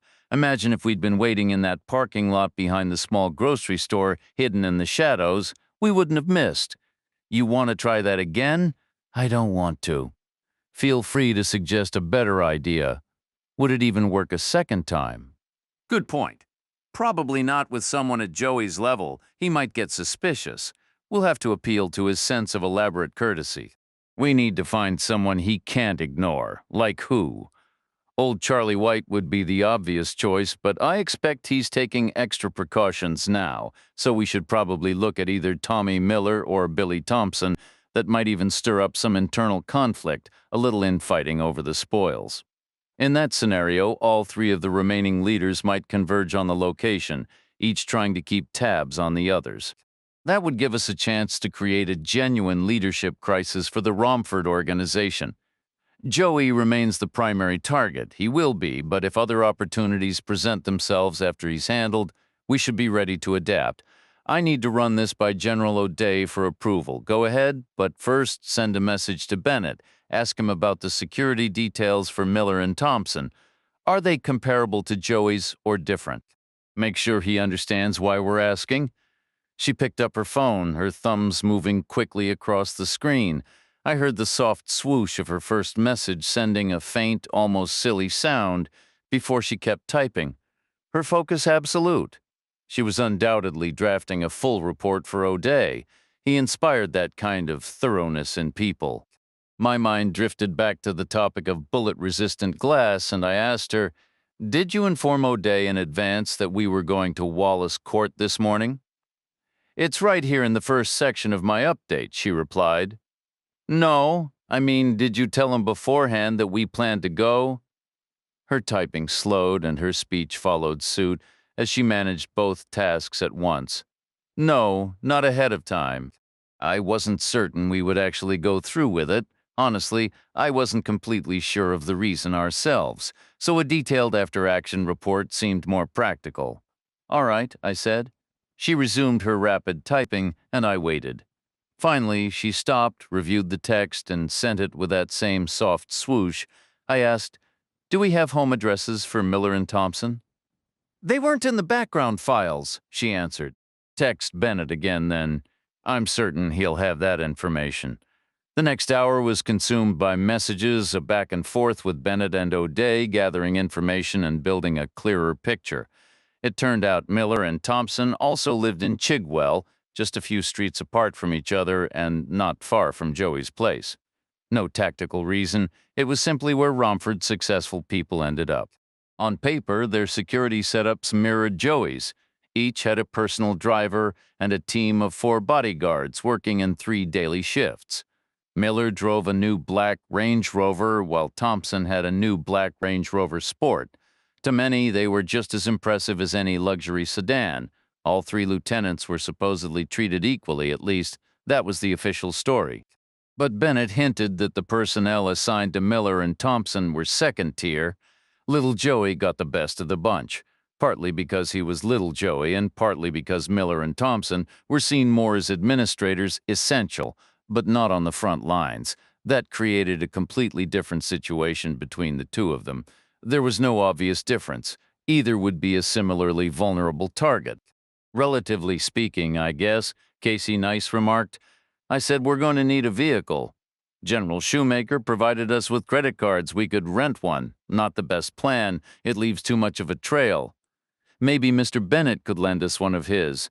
I'm sure all his vehicles have GPS trackers installed. He'd be worried about legal exposure if anything went wrong. So what's the alternative?" "Our second option would be to steal one, but ideally we should locate another pair of low-level operatives and take their panel van. That would buy us a few crucial seconds with Miller or Thompson. They wouldn't immediately recognize a threat. We'd look like their own people, at least for a moment. So that means we're planning 2 separate engagements, not just one, with 2 more to follow after that," I added. "First, the foot soldiers, then Miller or Thompson, then little Joey Green. Finally, whoever is left barricaded inside his house. So we have to get through 4 distinct confrontations. What are the odds of that? Think of it like the World Series. It's a tall order, but somebody manages to pull it off every single year. That's a total of 18 individuals we're talking about. 20. You're forgetting the drivers. Miller, Thompson, and Joey each have one. But the good news is, we won't be facing all 20 at once. The driver and 4 bodyguards make it 6 at a time when we're dealing with the major players," I said. Some of those bodyguards are the absolute best, standing in front of a man who's nearly 7 feet tall. We can aim over their heads. This feels insane to me. That's because you don't know what's coming. And to that, I always say what? She paused, thinking it over, then repeated it word for word. She had a knack for remembering phrases. You say nobody ever knows what to expect on either side, and that's a good thing. It means the advantage goes to whoever thinks fastest. That's all I need. Exactly, I replied. Strange things are about to unfold, situations will shift, the ground will feel like it's moving under us, but if we keep our minds sharp and quick, we'll make it through. You're sure about that? Like you mentioned earlier, it's all relative. In the end, it comes down to thinking faster than Joey Green, and history's verdict on that was settled long ago. Modern humans survived, Neanderthals didn't. What did you mean about strange things happening? It sounded like you had something specific in mind, only that nothing ever goes exactly as planned. It felt like more than that. Are you keeping things from me? I stayed quiet. Just then, Bennett reappeared in person and upped the ante. We got a call to Niece's room saying he was downstairs asking us to meet him in the restaurant for lunch, his treat. Nice powered down the tablet, locking those semi-useful photos behind our dual passwords, and we took the elevator up. We found Bennett at a window table with our drinks already waiting, bottled water for Nice, black coffee for me. The coffee was a dead giveaway. He was about to ask for something big, and he did. He explained that the Behavioral Psychology Subcommittee had reconvened to review the report he'd submitted that morning. Apparently, they'd overstepped their mandate by actually thinking for themselves. They'd started from the same hunch I'd had about internal conflict. If Miller or Thompson were taken out then, depending on the still unknown balance of power between Charlie White and his lieutenants, somewhere between 15 and 20% of the Romford boys' profits would suddenly be up for grabs. Interesting, but not nearly as explosive as it could be. What if, they proposed, we aimed higher from the start? What if we targeted Charlie White himself? That would be cutting off the head of the beast, not just a limb. It would certainly draw all 3 lieutenants to the scene, even if I didn't get them all at once. A brutal war of succession would likely follow. The 2 old-timers against the young upstart, fighting for the whole operation. The old guard knew the business inside out. The newcomer had the physical advantage, making their initial clashes lively. In the chaos, they might even forget, however briefly, that Charlie paid off cops and council members every single week. That could open a narrow, bribe-free window just long enough to make arrests and build cases. So, Bennett finished. What did we think? I looked at him. How's that information coming on the bulletproof glass? It's in progress. When? How urgent is it? Really? I want it the minute you get it, and I want you to get it soon. He gave a slow nod. So, what about Charlie White? All right, you? What's the plan? Where does he live? Still in Romford, born and raised there. He likes to think of himself as a genuine man of the people, a single-family home, meaning? Detached, nice translated, of course, Bennett said. A normal-sized place, but it has a wall just like Joey's, or a fence, whatever you want to call it, brick and wrought iron to keep the grateful working class at a distance. Security detail, 6 bodyguards and a driver, top tier, highly competitive. Does he leave his compound often? Bennett replied, as it happens, he's heading out tonight. Where to? To meet with the Serbian delegation, to offer his sympathies. Is that part of the usual formalities? One of the most essential. They're business partners, and the Serbians lost a man. The same scenario played out just last night, but in reverse because of the individual you neutralized. An hour from now, is the behavioral psychology panel going to circle back and suggest we target the Serbians as well? We'd welcome that outcome, but realistically, you shouldn't engage all adversaries simultaneously. I stated, we haven't agreed to engage any of them. The committee asked me to emphasize that we may have downplayed the caliber of the security teams protecting Miller and Thompson. They're more capable than initially indicated. The implication is that shifting focus to White isn't a major leap. Is any of that accurate? No. It's a substantial leap, but they have to employ psychological tactics. Whatever proves effective, Effectiveness improves with prior intelligence. Have you reviewed our dossiers? Bennett smiled. Did you catch my not-so-subtle hint with the passwords? O'Day provided your files. Why? Because we requested them. In the past, he would have told you to take a hike. He's not the man he once was, he's finding his footing again. His influence had been waning for a couple of years. Kenkin mentioned the same thing in Paris. We could assist you if needed. 4 of Charlie's guards will be in a trailing vehicle. Naturally, we could intercept it, a traffic stop or something similar. Then you'd only face 2, plus the driver, and Charlie himself. 1 guard up front with the driver and the other in back beside Charlie. That's their standard protocol. What type of car? A Rolls-Royce, black, naturally armored, similar to Carol Libor's Range Rover. Only the rear doors and rear window, and only rated against handguns. They market it as the anti-opportunistic assassination package for clients who might have enemies passing by on the street. And the follow car is a Jaguar. They have a fleet of them. I remained silent. Bennett continued. Traffic stops come at a high cost, not just financially. There's operational exposure, risk, and potential liability. Imagine a pregnant woman delayed from reaching the hospital or an elderly man suffering a heart attack from the commotion. Questions would be raised. It's not a tactic we could authorize without the promise of a substantial return. Now it was my turn to smile. You didn't build an empire by playing nice, right? You're proposing that if we target Charlie White, you'll manage the chase car for us. But not if we opt for Tommy Miller or Billy Thompson. So our choice is between confronting 2 of Charlie's guards or 4 of theirs. Charlie's will be superior, but likely not twice as capable. Therefore, this is an incentive, crafted and suggested by the Behavioral Psychology Subcommittee. Am I correct? We're here to support one another. That's how the system is designed to function. When will I receive the specifications on the ballistic glass? 1 minute after I do. Which will be when? Very shortly. What time will Charlie depart for his condolence visit? Late after sunset. It's a cultural tradition. They have their own rituals. We've gathered some details, including a probable route. And we believe we've identified a suitable location for the maneuver with the chase car. I'll transmit what we have via another terminal. Then he departed. Casey Nice inquired, "Is this one of the strange developments you anticipated?" I replied, "No, this segment was entirely foreseeable." The new terminal arrived, delivered by the same personnel as before. They informed Nice that her new access code was the customer service number for her mother's health insurance provider. For me, they said, my new password was the name of the other individual Shoemaker had witnessed me eliminate.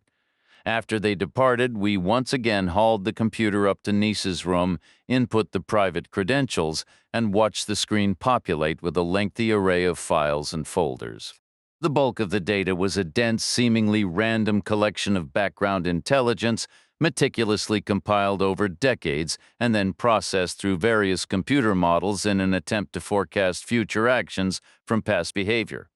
For instance, on every east-west trip Charlie White had ever made across the city, he had consistently avoided the M25 motorway, opting instead for the North Circular Road. This road, along with its southern counterpart, represented a much earlier vision for an orbital route once situated on the distant fringes of the metropolis, but now utterly engulfed by relentless urban sprawl.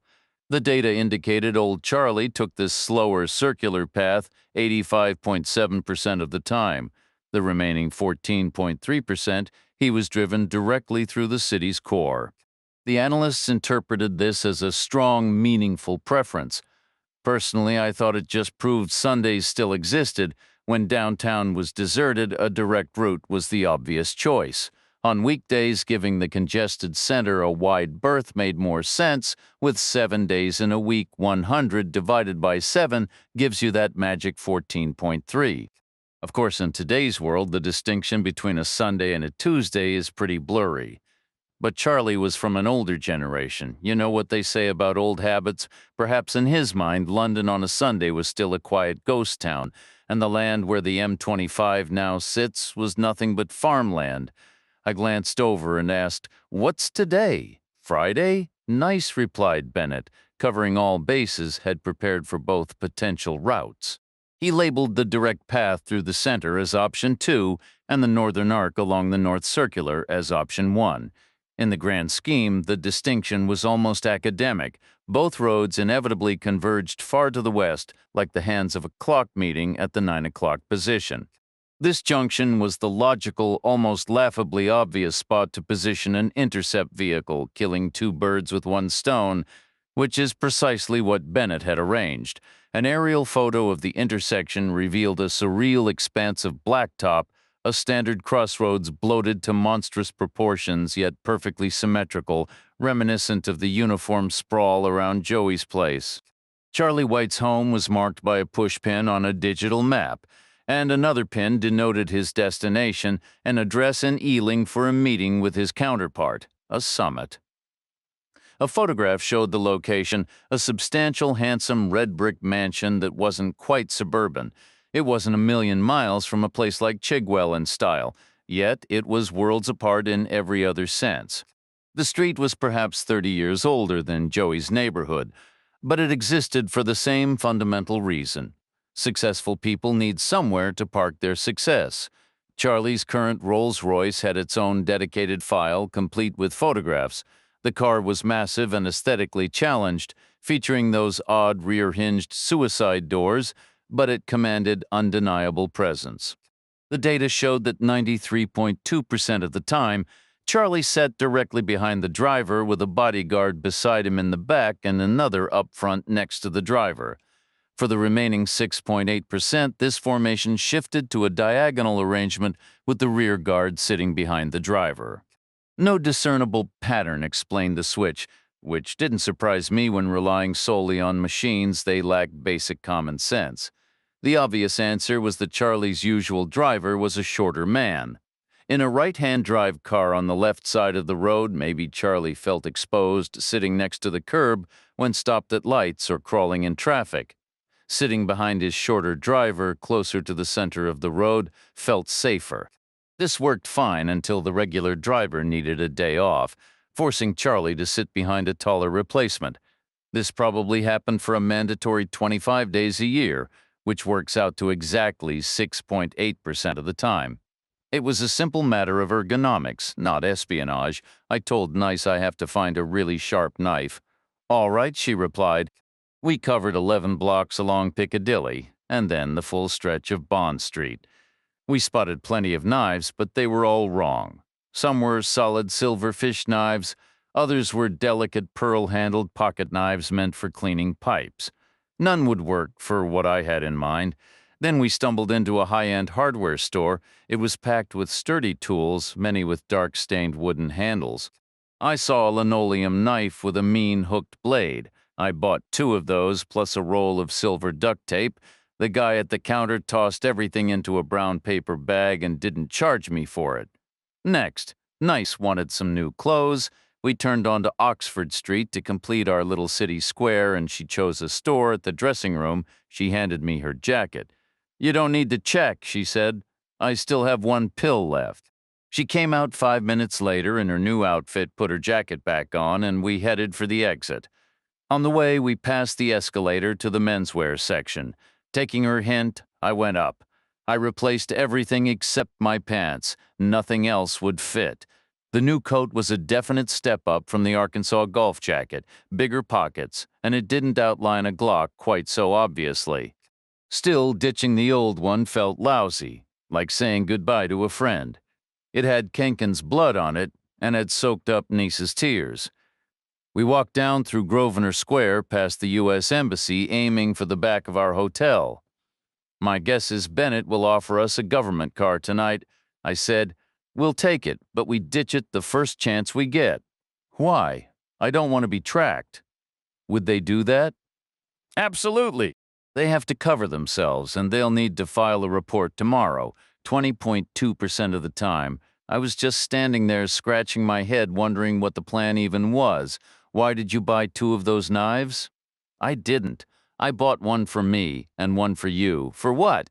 Like I said before, we're on our own now. There might be orders we have to ignore. She stayed quiet. Best of both worlds, I added. We do the job, but we do it our way. Okay, she said, which also means we leave our phones at the hotel tonight. Bennett showed up again just after 4 in the afternoon. He handed us the keys to his silver Vauxhall and said he'd already programmed the crossroads into the GPS. He suggested we position ourselves a short distance west of the spot, ready to pick up the Rolls-Royce right after the chase car was taken out. He figured Charlie White wouldn't wait around or try to help it. Etiquette was too big a deal. Being late in Ealing would be rude, even disrespectful, and for London gangsters, that stuff mattered. Charlie was expected at the Serbian boss's house at 10 p.m., which meant there was an 84% chance he'd leave home exactly 1 hour early, building in a 20-minute cushion for traffic or other delays. If he had to, he'd park around the corner and wait. That was his usual move for sensitive meetings. Etiquette was everything. 10 o'clock meant 10 o'clock. But his loop around the North Circular would probably be smooth, so he'd likely reach the pickup point before 9:30. Bennett said his team would be in place and on full alert from 9 o'clock on, and he advised us to do the same. How's it going with that glass information I gave you? I asked. You'll get it when I do, he said. I know that, but when will you get it? Tonight at the latest, hopefully before we kick things off at 9. If not, I'll have it right after. Where's it coming from? I can't tell you that. Who else did you talk to? What kind of notes did you make? Nobody, and none at all. It's about as under the radar as possible. That's likely the reason for the delay. All right, I replied. Take a moment. We're going to do the same. We'll connect again tonight. You might not spot us, but remember, we're out there and we're counting on you. Bennett held my gaze silently before departing. We had an early dinner at 5:30, knowing we'd need sustained energy hours later, and stress tends to slow digestion, not speed it up. Afterward, we placed our phones together on the windowsill, high above Hyde Park, and she stated, I'm informing General O'Day that we suspected a breach by British intelligence. It's our only viable justification. I'm directly disobeying orders here, I said. I get it. And this will only work once. They'll broker some new arrangement where the intrusion becomes authorized in exchange for concessions. After that, we couldn't possibly invent another random excuse without it seeming deliberate. So this is our only shot. Is it worth it? For the British? We only need one shot, there won't be a second chance. But why choose this moment? It's as good a moment as any other. What's that supposed to mean? We leave at 7:30, I said. At 7:30, we were beside the silver sedan in the hotel's driveway, mentally mapping the local streets and arriving at a frustrating realization. To reach our destination, we either had to navigate a complex maze of back alleys or loop around Hyde Park Corner toward Buckingham Palace. Casey Nice argued that the back streets significantly increased our chances of getting lost and missing our deadline for the simplest of reasons, I agreed. Then she pointed out that Hyde Park Corner was like a speedway where a minor collision or a traffic stop would be just as trivial a failure. I agreed with that too. But then she mused that the narrow back streets could be even worse for bumps and tickets. Tight spaces, parked cars, confusing signs. Probably the risk was greater there. So Hyde Park Corner it was I offered to drive, but she insisted, which was for the best. She was more skilled. It felt like plunging into a fast-moving current, riding the flow, and then ejecting at the precise point. 2 bold moves separated by a lot of tense silence. But Nice executed both perfectly, and we emerged onto Grosvenor Place unscathed, right alongside Buckingham Palace's side wall, which bore an uncanny resemblance to the side of Wallace Court. Perhaps the same builder had worked on both, back when he had a client list full of people with similar security concerns. We left the car in a no-parking spot about 100 yards from the St. James's Park tube station. 100 yards felt sufficient to obscure our true destination. We could have been going anywhere given the many attractions in the neighborhood. The station itself served 2 different lines. The Circle Line, which, true to its name, ran in an underground loop reminiscent of Chicago's downtown loop, and the District Line, our intended route, which stretched across London from east to west. We ducked into a brightly lit pharmacy and purchased 2 disposable cell phones with cash. Then we continued to the subway, used our prepaid travel cards, descended to the platforms, and waited for an eastbound train, carrying us away from Ealing, away from the major intersection, and away from Bennett. We exited the tube at Barking and walked up to the Barking minicab's office, where Nice activated her new phone and called for a car from the sidewalk outside. A typical assortment of worn-out sedans was parked along the curb: older Fords, Volkswagens, Seats, and Scotus, models we didn't recognize, but which were obviously perfect for the job, much like Crown Victorias back in the States or Mercedes over in Germany. After a moment, a man emerged from the office, fishing in his pocket for a key. He appeared middle-aged, local, and somewhat drowsy. Spotting us, he showed no particular reaction. Maybe he only worked part-time and hadn't caught the latest underworld bulletins. Where to, he asked, per fleet. I told him mostly because I liked the ring of the name. I'd noticed it on a road sign earlier and guessed it lay east and a bit south of Barking. The man pointed to a battered Ford Mondeo, the color of dirty dishwater. "Hop in," he said. We settled side by side in the back. He slid behind the wheel and pulled away smoothly, working the gears as he navigated the side streets, the diesel engine humming quietly. I assumed he was planning to merge onto the main Purfleet road at the last possible moment to avoid traffic, a strategy that suited me just fine. I waited until we reached a desolate stretch ahead where weeds pushed through the sidewalks, windows were boarded up, and a sad row of shuttered workshops stood empty. Then I drew my pistol, held it up so he could see it clearly in the mirror, and pressed the barrel against the back of his neck. "Pull over right here," I said. He did, immediately breaking into a sweat. "I don't have any cash on me," he stammered. "Been robbed before?" I asked. "Plenty of times." "This is different. We're not here to rob you. We're going to pay you for your time, every minute of it. You'll even get a tip. But we're driving now, and you're riding in back." "Understood?" The man stayed silent. "Put your hands behind the seat," I told him. He complied, and I bound his wrists with a good length of duct tape, then wrapped another section around his elbows. It wasn't comfortable, but it kept him out of commission. "You breathe okay through your nose?" I asked. "What, no stuffy nose, no sinus issues, no cold symptoms?" "No," he muttered. So I wound several more yards of tape around his head, covering his mouth again and again. After sliding out, I opened his door, found the seat recline lever, and laid him flat. I taped his knees and ankles together, then lifted his feet and maneuvered him backward and upside down over the seat into the rear. Casey Nice caught his shoulders, and we arranged him on the floor, cramped but manageable. I fished a cell phone from his pants pocket and left it on the sidewalk. 2 of the Romford boys' 50-pound notes went into his shirt pocket. We figured that was a fair gratuity. Nice took the front passenger seat, and I got behind the wheel. We drove off at 8:25 p.m., roughly 3 miles from our destination, Romford. Navigating by a blend of guesswork, memories from earlier trips, and mental images from the maps on Bennett's second computer, we made it to Romford with about 20 minutes to spare. But we agreed we needed finer detail, so I pulled over and Nice hopped out to a newsstand, returning with an AZ Street Atlas. With our bound passenger grunting softly on the floor behind us, we hunched together and located Charlie White's address, tracing a route that spanned a couple of pages, maybe 5 minutes' drive. Rush hour had ended, and traffic was flowing, though not as quickly as it seemed. It took us 7 minutes, not 5, to reach the top of Charlie White's street. The block felt like a tougher, grittier version of Little Joey's.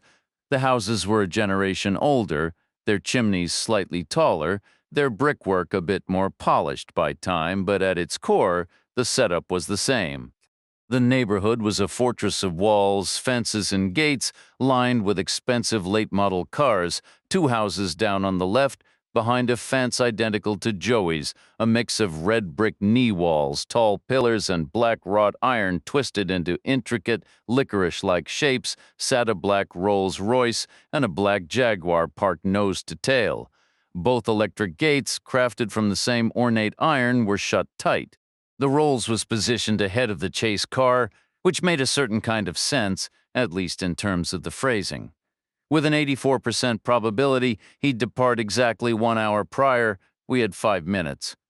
I studied the map and said, "They're making for the North Circular Road. They'll turn left out of the driveway and head away from us.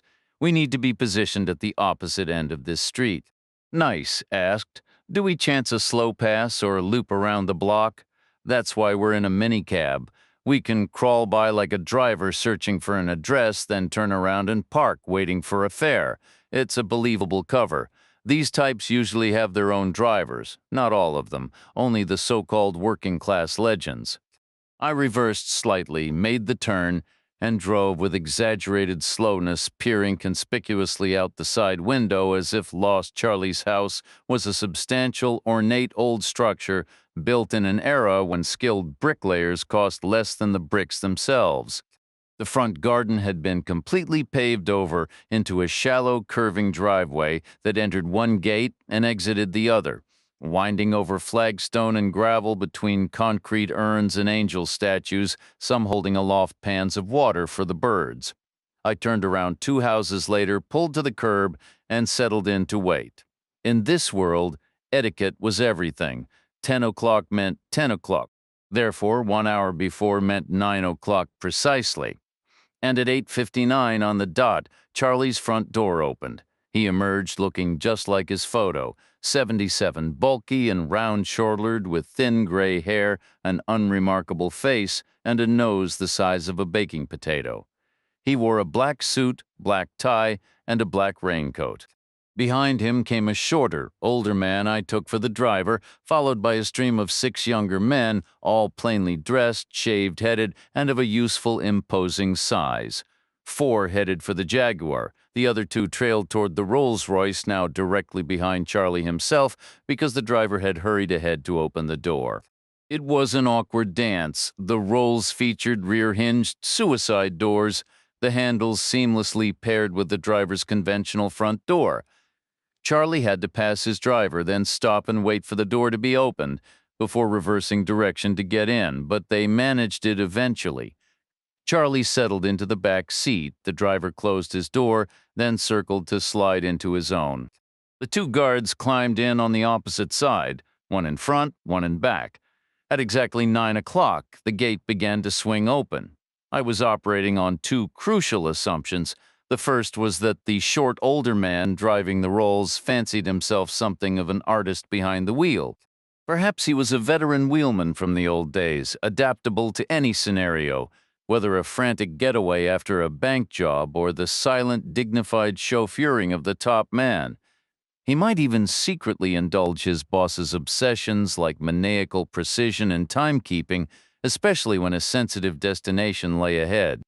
I anticipated the driver would accelerate as the gate reached a certain familiar point, ensuring it was fully open by the time the car arrived, allowing a swift, seamless passage with mere inches to spare, a kind of mechanical tribute to his employer's own obsession with punctuality. That's how a true artist would handle it. So I needed to guess his exact moment to hit the gas and time mine about 3 seconds earlier, since I was still a good way down the street and had ground to cover. Arriving too soon or too late wasn't an option, so I began a slow creep forward, figuring a cabbie might need to finish jotting a note or stow his pen before really focusing and pulling away. I saw the Rolls begin to move when the gate was roughly 2/3 open, a smooth, hushed acceleration as though the driver planned to merge into the street in one continuous, elegant motion. Watching the gate's pace, the car's speed, the width of the sidewalk, and the gap I still had to close, I let instinct take over and pressed the accelerator when it felt right. The beat-up Ford lurched ahead 10 yards, 20, then I slammed the brakes and came to an abrupt halt right in the Rolls' intended path. The Rolls driver hit his brakes in response, stopping his grand grille just 2 feet from Casey Nice's door, with the chase car halting close behind his bumper. What happened next was a blur.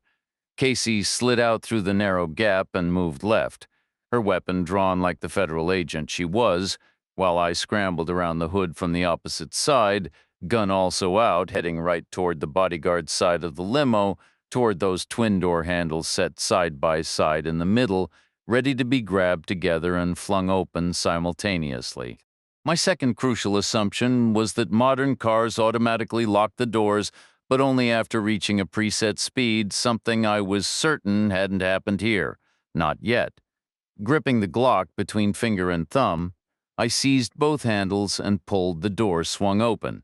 On Nisa's side, her doors opened too, placing each of us safely behind our own section of armored steel and glass. Bennett's sing-song voice replayed in my head, the back doors and the back glass. The rear doors were hinged at the back and opened wide to 90 degrees, jutting out like oversized ears, shielding us as we worked, only against handguns, Bennett had added. But that was fine. I doubted the guys in the chase car had anything heavier.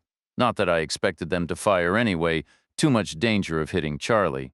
They'd know the rear windshield was armored, but Bennett hadn't mentioned the rest, so they wouldn't risk a wild shot that might deflect through a softer spot like the trunk or a wheel well and pierce the interior, potentially striking a passenger anywhere from the lower back to the neck. So I figured they'd freeze for a beat, then react, then reconsider, and finally do what they should have done from the start, pour out of their car and charge straight at us. But by doing it fourth instead of first, they'd hand me 3 clear seconds to finish my business. 1,000, 2,000, 3,000. Like the long, lonely arc of John Cott's bullet through the chilly Paris air. My job was to point the Glock at Charlie White's head, keeping him in check, while with my other hand I used a linoleum knife to slice through the guard's seatbelt. 2 quick cuts, slash. Then I leaned in, driving a sharp backhand elbow into the side of the guy's skull, sending him tumbling out of the vehicle. I shifted sideways and repeated the whole sequence on the front seat guard, slash, the elbow strike, watching him spill onto the pavement. After that, I turned and delivered a solid kick to each downed man's head to keep them dazed on the ground. I hustled back to the Ford, moved it clear, jumped out, and spun around. By then, the clock was ticking into the 4th second, and the remaining guys were piling out of their car. Even so, I had to fire. All part of the strategy. Not at the tires, though. The angle was bad. A bullet could ricochet right off. Tires can be surprisingly tough. The surest way to cripple a modern car is to shoot straight through the grille under the hood where all the wiring, computer chips, and sensors live. That's exactly what I did. 4 spaced but rapid rounds crouched wide behind my armored door. Bang, bang, bang, bang. The shots forced the 4 men back a step, buying me just enough time to lunge forward, slam my door shut, hurtle over the guys on the ground, pivot, and drop onto the seat next to Charlie. I yanked the rear door closed as nice. Up front, hit the gas. She'd already used her own Glock and knife on the short guy, and the Rolls-Royce surged forward like a tidal wave, howling down the street. The 4 guys chased us for half a block, just like something out of a movie, before they finally stopped and watched us disappear. The Rolls-Royce lived up to every bit of its reputation. The cabin was hushed, the ride impossibly smooth. The rear bench felt like a deep, plush armchair from an old-school officers' club. Beside me, Charlie White remained belted in. His body faced forward, but his head was turned, his eyes locked on me. A strand of hair had fallen out of place. His nose resembled most of an avocado, yet overall, he looked every inch the gang boss, radiating power, strength, and cold confidence. I asked, "Are you carrying a weapon, Charlie?" He said, "Kid, you realize you just signed your own death warrant, right? Make sure you understand that nobody does what you just pulled, but..." "There's no but," I said. "There's always something, Charlie. Do you have any clue how much trouble you're in? So much that I should cut my losses, put a bullet in your head, and walk away while I still can?" He replied, "You could do that. Or you could earn yourself a stay of execution, just long enough to get out of town. That's what I'm offering. But I only ask once, and I take your first answer. So you better think hard, kid. Think about what comes next, how hard it's going to be, and how hard it's going to stay every single day for the rest of your life. What do you want in return? Get out of my car." "Wrong answer, Charlie. My question was, are you armed?" "I'm on my way to a memorial service. Of course I'm not armed. Is that some kind of elaborate courtesy? What? Do you have a cell phone in your pocket? Do I look like the kind of man who makes his own phone calls? I said, strictly speaking. You were headed to a memorial service. Now you're headed somewhere else. I'm going to have to tape your wrists. No way around it. And honestly, it'd be better for me if I taped your mouth too. But to be frank, Charlie, I'm a little worried about how well you breathe through that nose. You're worried about what? You could suffocate if I covered your mouth. There's nothing wrong with my nose. Good to know. That settles it then, he said. Exactly what are you trying to accomplish here? I said, don't worry about it. You're just collateral damage. From what? I have a right to know from the front seat. Casey Nice said, no, Mr. White. You do not in truth. You possess no actual rights. The law certainly isn't in your favor. Your associate, Joseph Green, is sheltering individuals that any court on the planet would label as terrorists. I have no knowledge of Joey sheltering anyone. He has visitors, friends, I'd imagine. You're accountable for his actions. He hasn't taken any action. I replied, but he will. And Nice eased the car into the turn for Chigwell. We drove past the pub, a landmark we both recognized, and did our best to retrace the route we'd taken on foot. The large sedan felt more at home here than it had in Romford. We soon reached the board fence with its yard-wide gap before the next section began. Nice pulled over, and I instructed Charlie White to undo his seatbelt. I made him twist around with his back to me, then secured his wrists, his elbows, and finally his mouth with several wraps of tape leaning over. I shoved his door open, pushed him out, and followed, hauling him into the narrow alley's entrance. Nice drove ahead another 100 yards and parked, equidistant from 5 lavish houses. Compared to any one of those estates, a gap in a fence 100 yards back was utterly invisible. She jogged back quickly, up on her toes, tense, and ducked into the alley after us, squeezing past to take the lead. I kept old Charlie moving behind her. He was huffing and puffing, whether from outrage or poor fitness I couldn't say. But either way, he was proving himself an honest man about his nose being fine. We reached the grit clearing, Nice first, scanning left and right, then Charlie stumbling, his nice trousers flapping, then me checking our backs, our flanks, and the wooden hut ahead with bowling club above the door. Nice ducked down, moved the stone, and stood up. There's no key, she said. Charlie White stood there, breathing heavily. I said nothing, she insisted. Yes, I'm sure it's the right stone. I asked, did they change the lock back? Why would they? I didn't answer. The shed was a wooden structure built long before I was born. Take it up with whichever carpenter died 50 years ago, Bennett had said. Probably a decent craftsman, but working with shoddy post-war materials, plus 60-odd summers and winters. That meant it was sturdy, but not invincible. I took 3 long strides and kicked my heel through the lock, catching the door on the rebound. The binoculars were gone, the kitchen stools were gone, the tripod stands were gone, the clear lane in front of the windows was completely barren. Casey Neese said, is this one of the weird things you warned me would happen? I said, no, I think it's weirder than that, but like the man said, we play the hand we're dealt. I pushed Charlie White all the way inside and made him sit in a corner, propped against a bag of bowling club gear. I powered on my phone, entered Bennett's number from memory, and sent a message. We have Charlie White. Then I pictured servers humming in Gloucestershire, and I switched the phone off again immediately. Nice asked, will it work? I have no idea, but I'm sure something will happen. Charlie White watched us. His eyes, though always secondary to that notable nose, were sharp enough and constantly moving, sliding between us, or perhaps between 2 different readings of his situation. The first interpretation, represented by me, was of some oversized American thug far from home and punching above his weight, dumb enough to go for a big score. That meant I was guaranteed to end up dead, and he was guaranteed to walk away alive. It was only a matter of time. There might be some discomfort along the way, but the final outcome wasn't in doubt. He was far too valuable an asset to waste, and a little discomfort meant nothing to a Romford boy. They'd come up from much worse. Casey Nice offered a second perspective defined by her youth and restless energy, her accent shaped by downstate Illinois and refined through Yale and the CIA, carrying a crisp directness that likely came from a childhood spent in a farmhouse with more than one dog barking at the fields. She was a distinct type, a creation of the contemporary era, probably familiar even on the streets of London. Her federal ties were unmistakable. If that were true, then the jibes about being expendable might have hit their mark.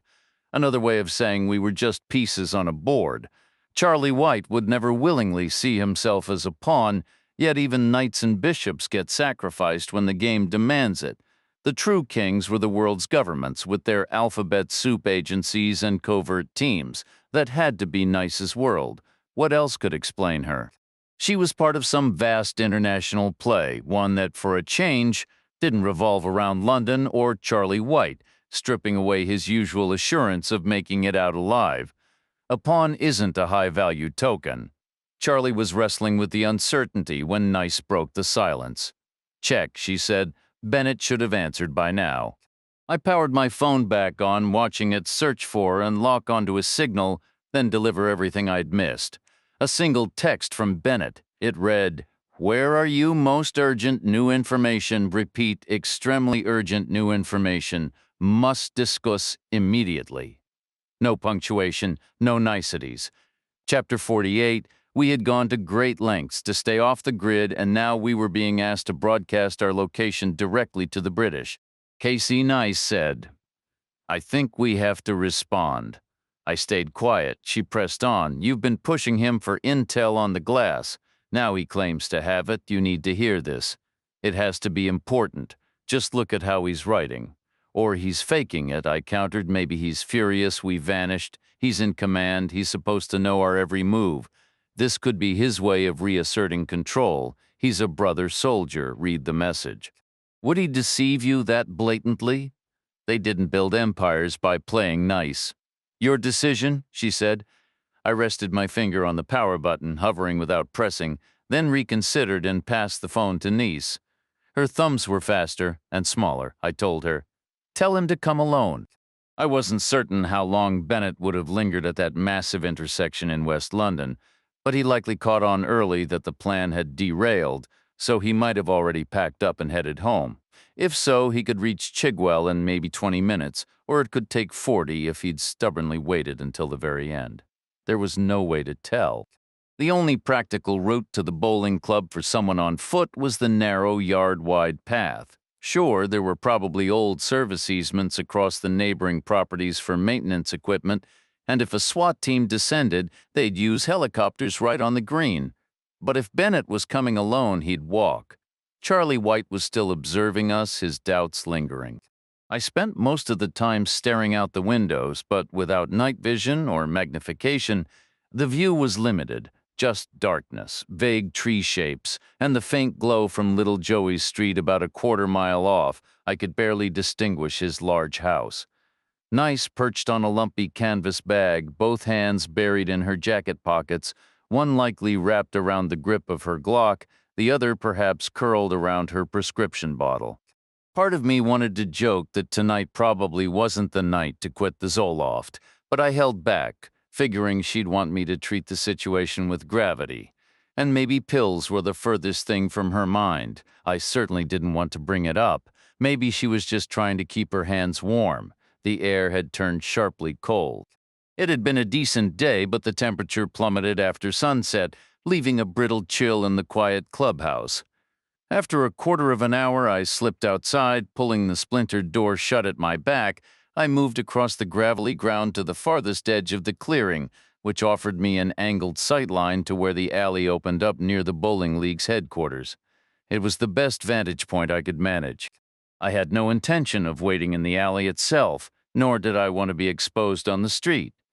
If things went sideways, our safest exit would be through the neighboring backyards and across the open lawns, not along the public roads, which were fraught with too many unpredictable risks. I also wanted to take a somewhat proactive stance. If Nice had to open fire, her shots would come from the front of the hut, so positioning myself at a right angle made tactical sense, basic triangulation, plenty of sound reasoning, even if my visibility was poor. Evidently, the bowling club had voted against installing any outdoor lighting. A few of the houses bordering the space had lit windows and the usual urban haze, A smoky yellow reflection of the city off the low night clouds provided a faint ambient glow. But beyond those two dim sources, I was staring into near total darkness. Some instinctual part of my mind calculated that Bennett was an average-sized man, and his center mass would be about 37 inches behind the muzzle flash of his weapon. I waited. Out in the chill for another 7 minutes, making 22 total since I'd started, it was clear Bennett had clocked out early and tucked himself somewhere central to await developments. Then I caught the sound of his footsteps, a soft whispering tread from the far end of the path, the noise both amplified and distorted by the tall wooden fences running parallel. As he drew nearer, I heard the muted crunch of his shoes on the thin scatter of gravel. At one point there was a brief skittering sound like he'd stumbled on the uneven ground, and something in his hand had brushed against the fence boards. Leather, maybe, judging by the noise. He stepped into the clearing and halted. I could just make out the pale oval of his face, but nothing else. His hands were invisible. I held my position. Then he spoke, his tone oddly conversational, as if we were sharing a room and I stood only a few feet away. "Reacher, I'm guessing you're off to my left or right at a 90-degree angle. I brought a flashlight. I'm not going to shine it on you. I'll shine it on myself first, then back down the footpath so you can see I came alone." I stayed silent. The beam of a flashlight snapped on, jittering over the ground before he reversed his grip and swept it quickly over his own figure, like he was dousing himself with light. He wore his usual clothes. The object in his hand was a briefcase. He finished by holding the beam high above his head, pointing straight down like a fixed shower head. I said, "All right, I believe you." He glanced vaguely in my direction within his cone of light, then swung the beam down to pick his way to the door. I followed him inside, where he stood the flashlight upright on the floor, its bounce off the ceiling, casting a diffuse light over all of us. He took a long, hard look at Charlie White, then turned back to me. I asked, "What happened to the binoculars?" "I had them removed," he replied. Why? They weren't just binoculars. "Remember they were video feeds?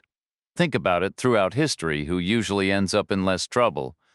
The guy caught on tape or the guy who was never on tape because the tape never existed in the first place. You were covering for us? We're here to help each other. Thanks. I was expecting some action tonight. Did you get my information?" He paused briefly. "I've got information, but not mine. In a way, I think it is yours. I think you should own it. A lot of the ideas came from you." "What ideas?" "The wrong ones," he said. He crouched down, popped the latches on his briefcase, and lifted a black and white photograph into the light. He passed the picture to both me and Nice, a formal gesture that made her take the left side while I held the right, the image suspended between us. It wasn't a standard photo print. This had come from a computer, the paper thin and matte, likely an email attachment run through some office printer. The image showed a deceased man on a narrow hospital bed that didn't look American. The walls had a different texture, the setting suggesting someplace tropical, the kind of hospital where you might find worn yellow clay tiles underfoot. The bed was a simple frame of white-painted iron pipe, the sheets pulled taut, the blanket pale and sterile. Either the nursing staff took pride in their work, or someone was putting on a show for the camera. Because this was clearly part of an official record, the composition, the angle from the foot of the bed, it all had the cold, detached feel of a crime scene photo. A time and date stamp was embedded in the corner. Depending on the time zone, this was either very recent or happened just yesterday. The man had not died peacefully. That much was obvious. A brutal injury marred his forehead. It wasn't a clean entry or exit wound, but a ragged furrow as if a bullet had grazed him, tearing flesh and cracking bone without penetrating. A ricochet, perhaps, spectacularly unlucky. The wound was far from fresh. I could almost sense the decay through the paper.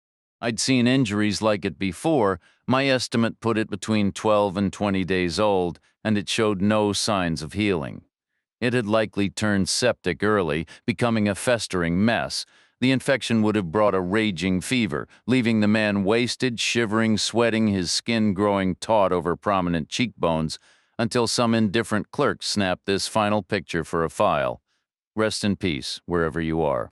It was impossible to guess what he might have looked like 3 weeks prior, except that he appeared to be a white man with a normally proportioned skull. So, I asked. Bennett said that's one of the retired snipers we keep tabs on, and he took a contract job in Venezuela. Things went sideways, as they do down there. Trust is a rare commodity. Our guy got into a firefight with local police. He escaped, but not before catching a round to the head. He couldn't seek proper treatment, so he went to ground, hiding out in what was described as a chicken coop. He tried to tough it out, surviving on raw eggs and water from a garden hose at night, but the infection was severe. A local woman found him delirious and drove him to the hospital in the bed of her pickup truck. By then, his blood was practically poison. He died within a day. He had no identification, but he looked foreign, so they ran his prints through Interpol, and that's William Carson, Bennett continued. Cott is the only one unaccounted for now, which leaves two possibilities, and frankly, it's throwing them into a tailspin. They have to choose. Either you were wrong, and one shooter could have made both shots, or their intelligence is flawed, and there are more elite snipers operating than they ever realized. Which way are they leaning, I asked. I'm sure they'd love to pin it on you, but they're supposed to be logical. The truth is they have no idea, not even the behavioral analysis team. Not even them. It's the first option, I said. Cott is working alone. What makes you so sure? A toothless old-timer I met in Arkansas. Are you saying you were wrong? I'm saying I was given misleading information. By what? Doesn't matter right now. It doesn't change our next move, which is, we need to draw little Joey out of his house. How? We're going to negotiate with him, in person, given the scale of the transaction, which is, we're going to offer to sell him Charlie.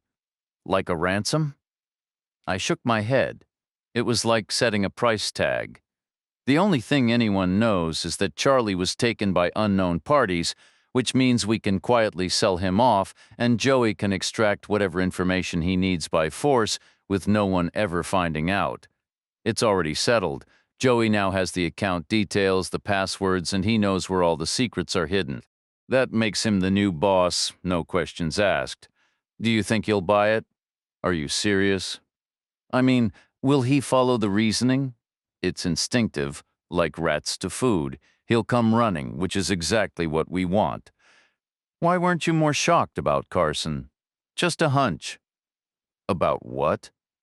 Joey increased his security, but not enough. He loves a performance, but there were only two people in that house, Joey and Cott. Why not Joey and Carson? The bullet from Paris was Cott's. Forensics confirms it. Believe me, this revolves around John Cott. No, it revolves around the G8. The G8 is secure, trust me on that too. It won't be secure until we have him. He's the last loose end. The G8 was never the real target, I said. So what is? I need the details on the glass. You'll get them. What's the target? Something that doesn't change our next move. We aren't making a move. The committees are still talking. Who's talking? The committees. John Cott is inside little Joey's house. That's all they need to hear. Tell them I said so. They'll say your credibility is compromised. Then I'll do what my mother always told me when I was angry. I'll count to 3. What does that mean? Can you count to 3? Obviously. Show me. 1, 2, 3. I said, make it sound like time passing? He replied, 1 second, 2 second, 3 second.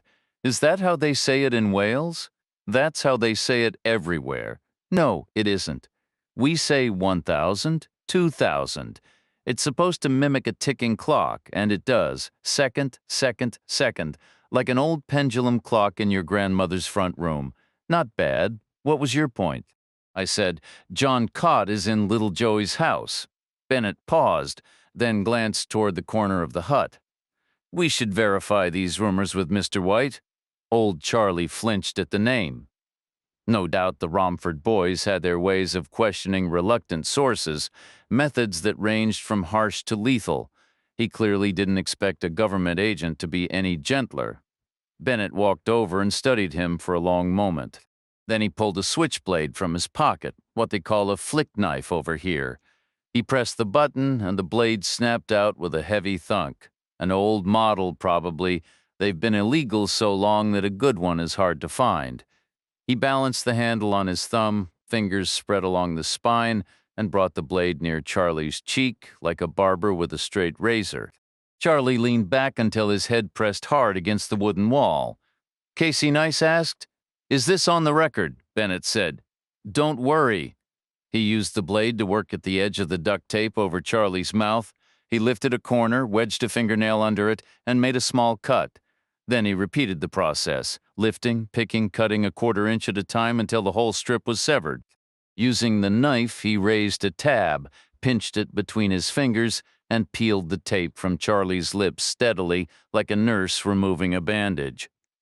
Charlie coughed and wiped his mouth against his shoulder. Bennett asked. "Who's with Joey?" Charlie said. "I don't know." Bennett still held the open switchblade. Charlie's hands remained taped behind his back, wedged tightly into the corner with nowhere left to go. Bennett leaned in, his voice a low, steady hum. "You armed thugs from coast to coast, you push heroin and cocaine onto our streets, you loan a desperate family man 50 grand and demand 100 back, or you send your boys to break his knees. You traffic young women from Latvia and Estonia, work them until they're hollow, then dump them at Joey's door when they're used up. So, on a scale from 1 to 10, how likely is it that a single soul on this planet will care what happens to you next?" Charlie White remained silent, his jaw tight. "I need an answer," Bennett pressed. "So we're clear. 10 means very likely, 1 means not a chance. Pick a number, still." Charlie said nothing. "I see," Bennett nodded, a cold smile touching his lips. "It's a trick question. The scale doesn't go low enough.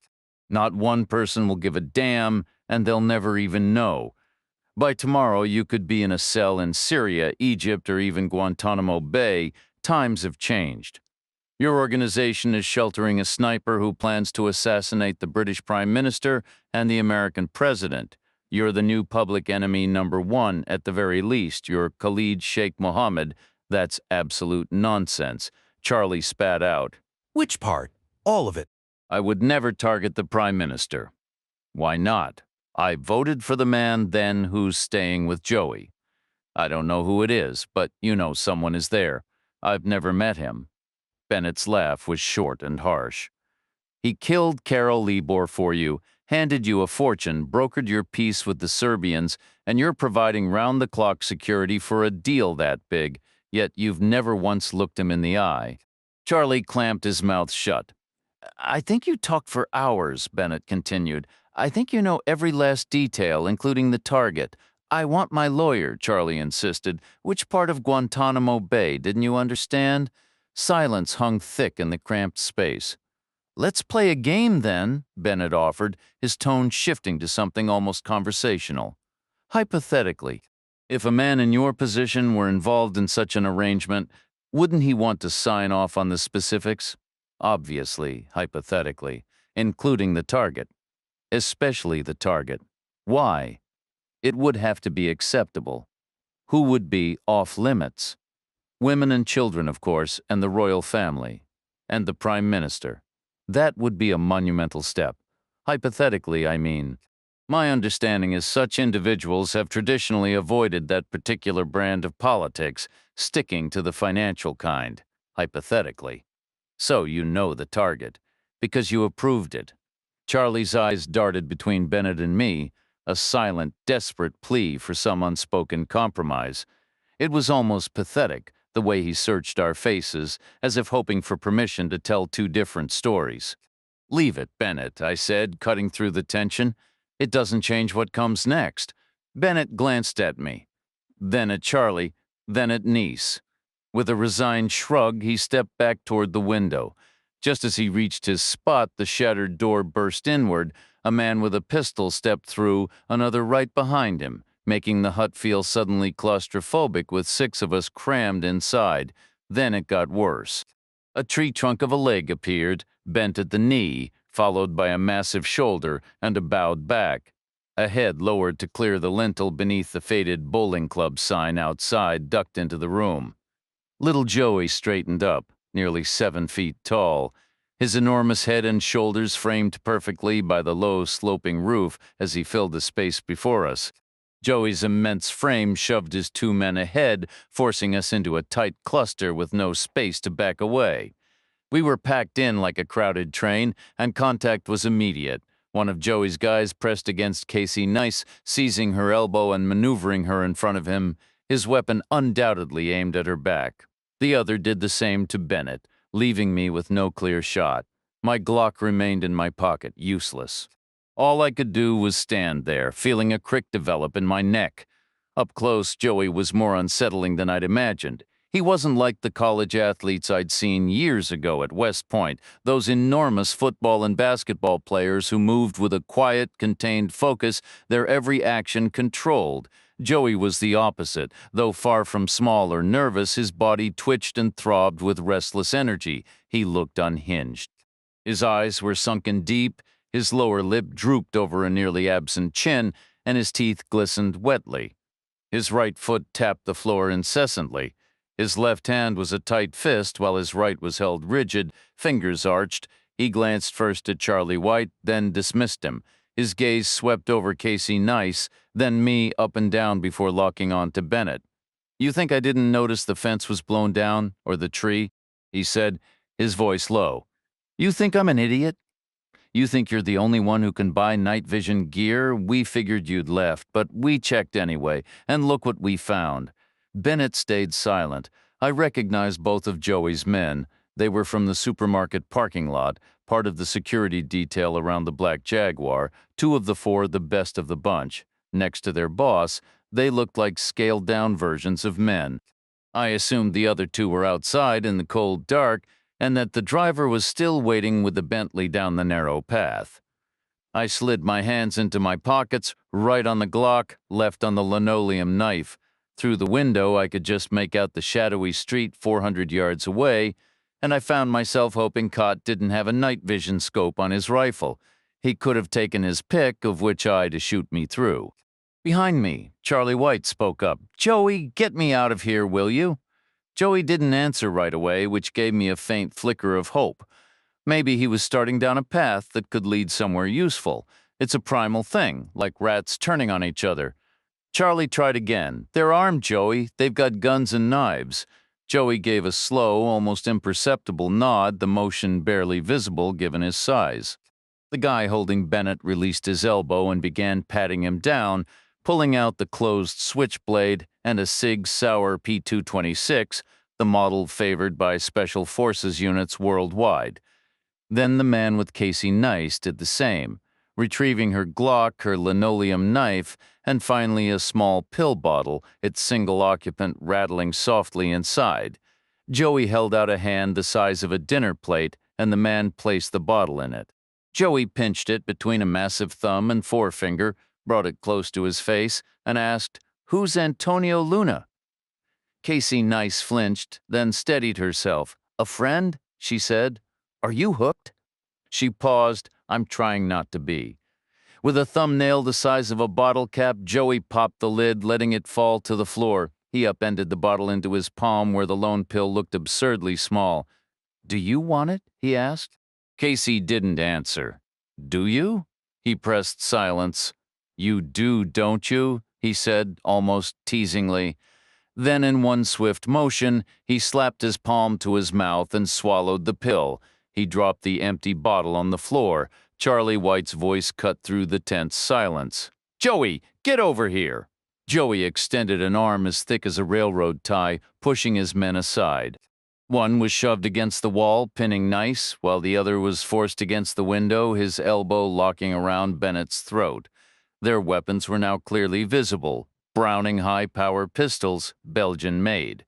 I slowly withdrew my hands from my pockets. Joey pivoted and took a single massive step through the gap between his men, stopping directly in front of me. Or rather, his chest stopped at my eye level. He towered over me by half a foot and seemed just as wide. He wasn't a bodybuilder. He was just a naturally huge man, solid and dense like the cramped hut we were in. The sharp scent of sweat hit me, and a vein throbbed visibly in his neck. Every primal instinct in the back of my skull was firing. the ancient flight reflex screaming for me to run, but there was nowhere to go, walls on 3 sides and Joey blocking the only exit. I looked up into his shadowed eyes. One pupil was dilated wide, the other a tiny pinprick. "What's the cocktail today, Joey?" I asked. "Shut your mouth," he grunted. He raised his hands. His fingers weren't like sausages, that was too soft a comparison. They were more like sections of pipe, jointed and hard, with fingertips twice the width of mine and nails like chips of slate. He hooked those fingertips into my coat pockets, worming them deep, his breath hot on my face. Then he jerked back violently, ripping the pockets clean off. My pistol and my knife clattered to the floor. He scraped them away with his boot, kicking them behind him, then turned and took that same giant step back toward the doorway. Charlie White's tone turned icy. "Joey, don't you walk away from me." Joey shifted his weight, making the floorboards groan. The flashlight, precariously balanced, toppled over and sent a beam rolling across our feet. Charlie began fidgeting, testing the tape on his wrists, his impatience growing. I calculated Joey had maybe 2 seconds to decide any longer, and the moment of potential betrayal would solidify in Charlie's mind forever. The bonds of trust would be broken. Joey made the wrong choice. He turned his massive head and shouted out the door, "Get in here and take Mr. White back to the house." This was impossible with him filling the doorway, so he ducked his head, hunched his shoulders, and contorted himself sideways out of the hut, right leg duck, left leg, and then he was gone. The 2 men holding Nice and Bennett didn't slacken their grips, their elbows tight, guns held at a ready diagonal, muzzles pointed somewhere between their prisoners and me. I caught Bennett's eye. "What's the official designation for these new units you're with?" The guy holding him tightened his arm. "Quiet or what?" I said. He didn't take the bait. He wasn't authorized. I figured unless things went completely sideways.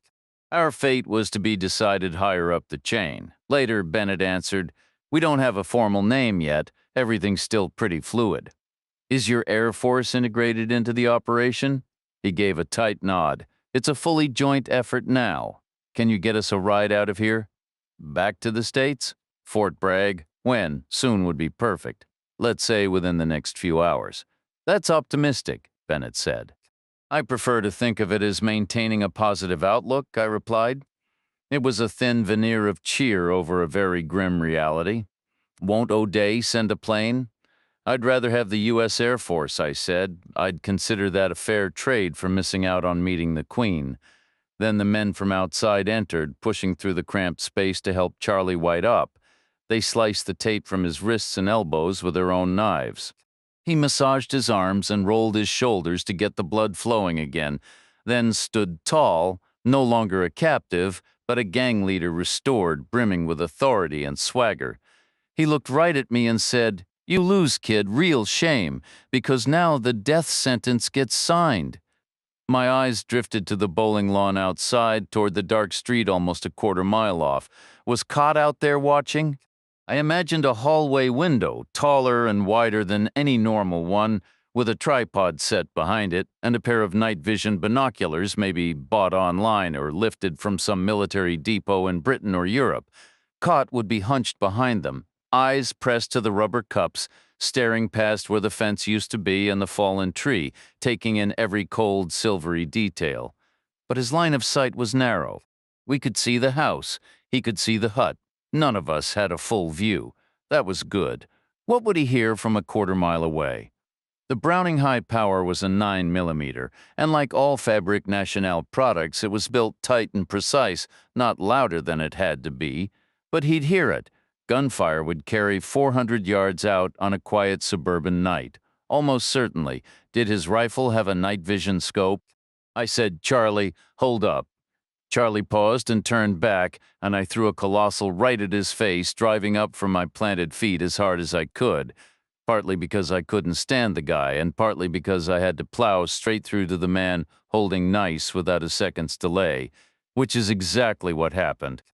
My fist connected square on his nose, admittedly a big target, and I felt it crunch inward before his falling weight whipped his head away. My momentum carried me forward shoulder first into Nice and then into the guy behind her. There were 8 of us packed into that hut now, and the advantage of fighting in a tight, dark space with a flashlight rolling across the floor was all the chaotic shoving and stumbling, impossible to aim accurately, especially with the top guy in the mix just waiting to become collateral damage. Bennett was already tangling with one of the men, and I was on the other. Casey Nice knew the drill. She slipped away like a shadow, but not before using her position to drive a knee into her guard's groin as she spun. That helped me immensely. His head jerked down just as my elbow snapped up, doubling the impact like a freebie. Instantly free, I turned toward Charlie's two escorts, who were still empty-handed and already edging toward the door, assuming Charlie was right behind them. And he had been right up until he hit the floor. One guy raised his hands high like a boxer, so I drove a fist into his gut. A better move in close quarters, a compact body shot needing no wind-up. The other crowded in as if going for a bear hug. A smart move, but he never made it. However cramped we were, there was always room for a headbutt, just an inch of backswing and a burst of fast-twitch muscle right on target. He descended the stairs, and I pivoted back to the man I'd struck in the stomach. Driving my knee upward, I caught him squarely under the jaw, and he crumpled. By then we were maybe 3 seconds into the scuffle, plenty loud, but I wasn't concerned about Joey charging in. For one, Joey couldn't charge through a normal doorway if he tried, and for another, even if he managed it, he wouldn't be my first worry. I knew a thing or two about Joey. Bennett was holding his own, jamming a thumb into his opponent's eye while his other hand crushed the guy's windpipe, fingers digging behind the larynx, squeezing hard. They didn't rule their world by playing nice, that much was clear. Once Bennett's man dropped, I grabbed the flashlight and swept the floor, fishing under discarded coats until I recovered our 3 handguns plus 4 identical Browning high-power model 1935s from Joey's crew. The Brownings were recent models with ambidextrous safeties, up for safe, down for fire, fully loaded but with empty chambers. We'd been in less danger than I'd assumed. We distributed them, 1 each, and I stripped the magazine from the 4th and handed it to Nice for her pocket. "Let's go find Joey," I said. I started for the door, but Bennett caught my arm. "We can't just walk out there, especially shining a light. We'd be sitting ducks." "Let's not overthink this," I told him. Bennett shot a look at Nice as if pleading for backup against my recklessness. She just said, "I'm sure we'll be fine," I smiled. She'd figured it out too, probably from the pill bottle earlier. "Joey isn't armed," I said. "That's one thing we can be sure of." "How can you know that?" "Because no trigger guard on the planet is big enough for his finger. He hasn't pulled a trigger since he was maybe 7 years old, and even then it must have been a tight fit. He's out there right now, unarmed, while we've got 104 rounds and a flashlight." Casey Nice took the flashlight. I carried a gun in each hand, mostly because I'd run out of pockets. Bennett trailed behind, sweeping left and right, covering our flanks and our backs. Nice flicked the beam side to side, quick and sharp, painting the darkness in strobes, letting our eyes fill in the rest. No sign of Joey at first. The beam cut far down the narrow footpath. He wasn't there, and if he'd been running, he'd still be in sight. Running wasn't really an option. He'd have to shuffle sideways, painfully slow. We checked the far corner where I'd waited earlier, then the opposite one. Nothing. We stood still, listening. Only silence. The yellow haze still hung in the sky, but the houses around us had gone dark one by one. People were turning in, kids already asleep. Soon we'd be boxed in by a sleeping neighborhood here and there. A blue TV glow flickered, some night owl watching a movie or maybe a soccer match or a documentary that was enlightening in content but gave us no actual light. We were hunting a giant in the dark, getting nowhere, until I finally did what I should have done first. I put myself in his shoes. What would I do? No gun guards down, driver too far to call, escape too slow. Not that I'd need to run, not that I'd need backup. I could handle myself. I was little Joey Green, and I always had been. I enjoyed having an audience, but at that moment, there was a distinct lack of one. The Lawn Bowling World Series wasn't happening, and all around us people were drawing their curtains and settling in for the night. There was really only one place Joey might find a viewer, maybe an audience of one, sure, but a dedicated one, an ally, perhaps even a friend by now, and a fellow professional or so Joey might believe. John Cott could be watching through night vision binoculars or a scope. I held up a sign and Casey Nice cut the light. We edged around to the far back corner of the hut, lining up with the windows, giving us nearly the same view we'd had earlier through the binoculars. That neat square of lawn, now with little Joey planted right in the middle of it. The big man was all alone under that washed-out yellow sky, dancing, swinging his hips, shuffling his feet, waving his arms, jerking his head side to side. I understood right away what he was doing, and how, and why. It was a kind of animal cunning, rodent-level intelligence, something in the DNA, like rats. He didn't have a gun in his hand. How could he take ours away? We were boxed in by sleeping families, their kids already tucked in bed. He was dancing to make us miss, and we couldn't afford to miss. Not here, not that we would have 99 times out of 100 or better. It's one of those philosophical questions that pop up in the papers sometimes. What odds does a responsible person need? But even a clean hit could pass straight through the soft tissue of the neck, maybe, that wouldn't slow a bullet down. Next stop, a bedroom painted blue or pink, or the round might nick bone and carry him off at some wild angle, low and wide. It might hit a night owl still up watching the game, tied score maybe, heading into overtime. He'd never know what happened. Could I make the shot? Absolutely. Little Joey was plenty big enough. Should I take it? With sleeping children behind him, left and right behind those thin panes of glass? We eased back into the shadows and leaned against the hut wall. We could let him dance a little longer, I figured. It might wear him out. That could help. I hoped so.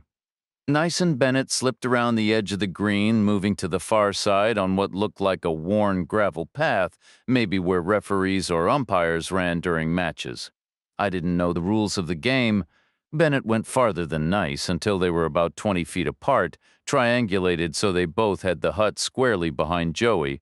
That way, if they had to shoot as a last resort, any misses might be caught by the 60-year-old wood, or at least slowed down. I had no front pockets, so I tucked my guns into my back pants pockets.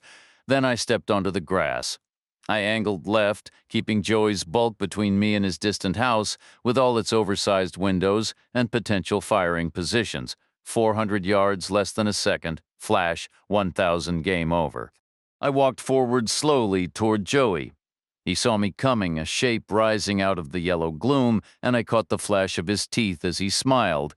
He backed away toward the far corner of the lawn, matching me step for step, leading me, keeping me lined up with his distant house. He wasn't stupid. After 3 backward steps, he'd moved out of Nice's safe zone, after 4 out of Bennett's. I could almost feel their shoulders slump, and in the quiet I heard Bennett's phone chime with a message. My intel about the glass, I hoped. That could be interesting, if I lived to read it. Joey glanced over his shoulder, adjusted his stance, and stopped. He started dancing again, hopping side to side, bending one way then the other.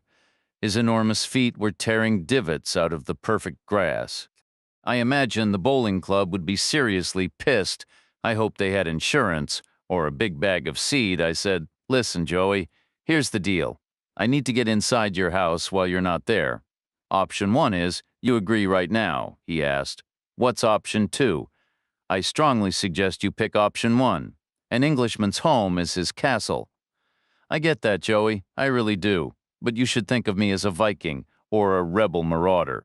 I'm going to storm your castle. It'll be better for you if you don't get caught in the crossfire. What if you're the one who gets hurt?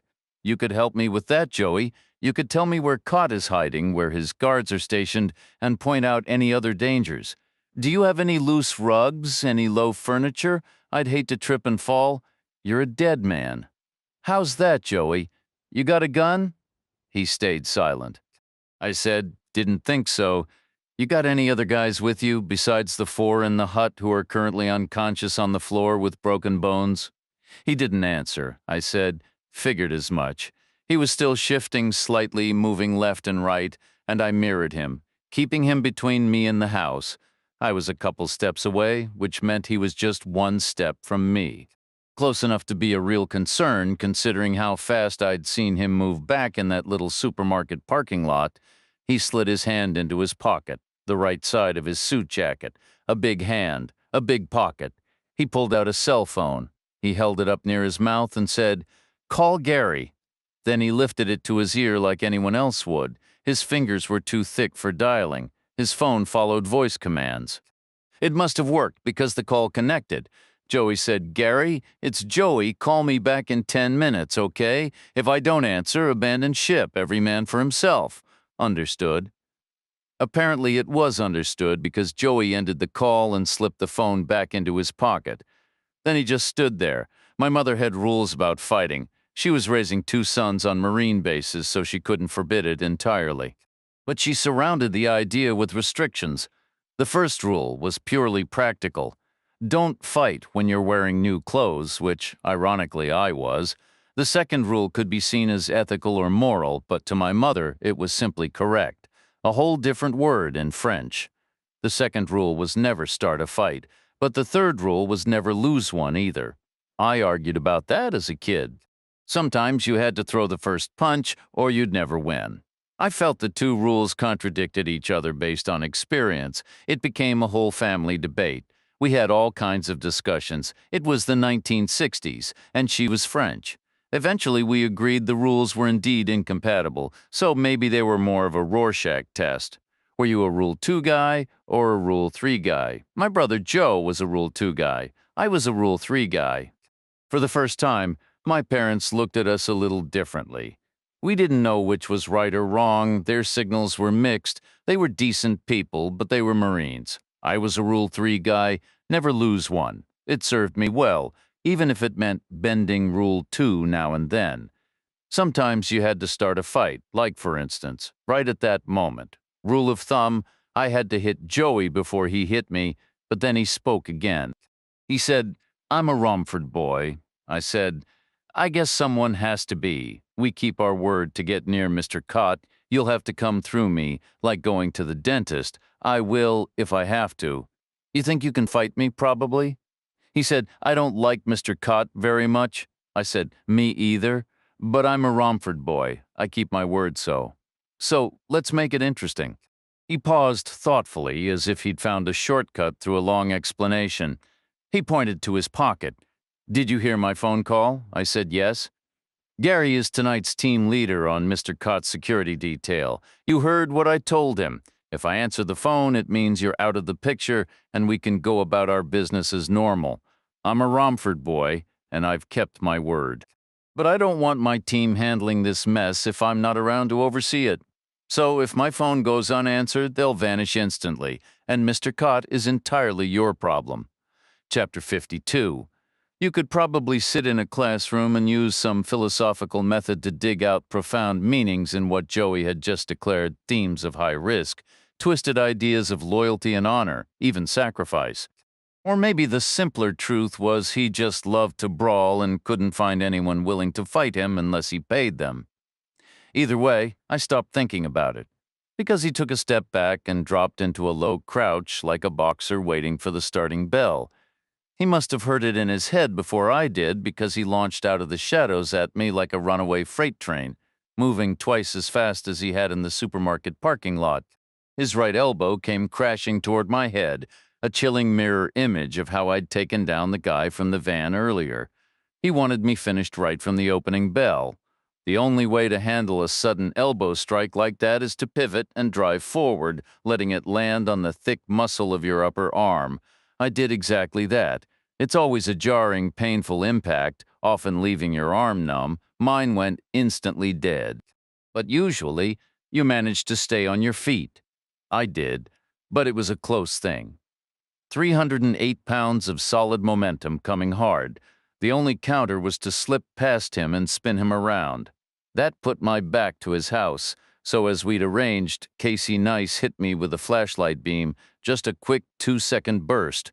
We figured it would dazzle any night scope, and it had the bonus of distracting Joey for a split second. In that moment, I drove a left hook into his throat and followed with a short, vicious right to his kidney, putting everything I had into it. Total concentration. Then I backed away in the same wide arc, so if Cott took a blind shot, he'd hit Joey and not me, and so I could assess the damage.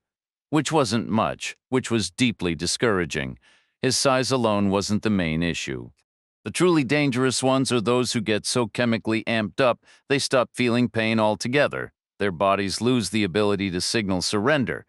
That's when size becomes a massive problem, and Joey was clearly one of those. I'd landed 2 solid shots. Nothing minor, but he was still standing there with a grin, still a half-foot taller, and a good 60 pounds heavier. 10 minutes, he said, a look of pure bliss on his face.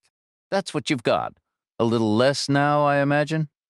He looked like some relic from a bare-knuckle era, a 19th century brawler lost in the modern day, a character straight out of a Dickens novel, a young man but an antique, a simple leg breaker, and nothing more. Meanwhile, a quieter part of my mind was calculating, keep targeting that right kidney, hope to accidentally smash the phone in his pocket. If Gary didn't get an answer either way, it might simplify things for Neese and Bennett later. Joey shuffled forward, a fighter but not a refined one.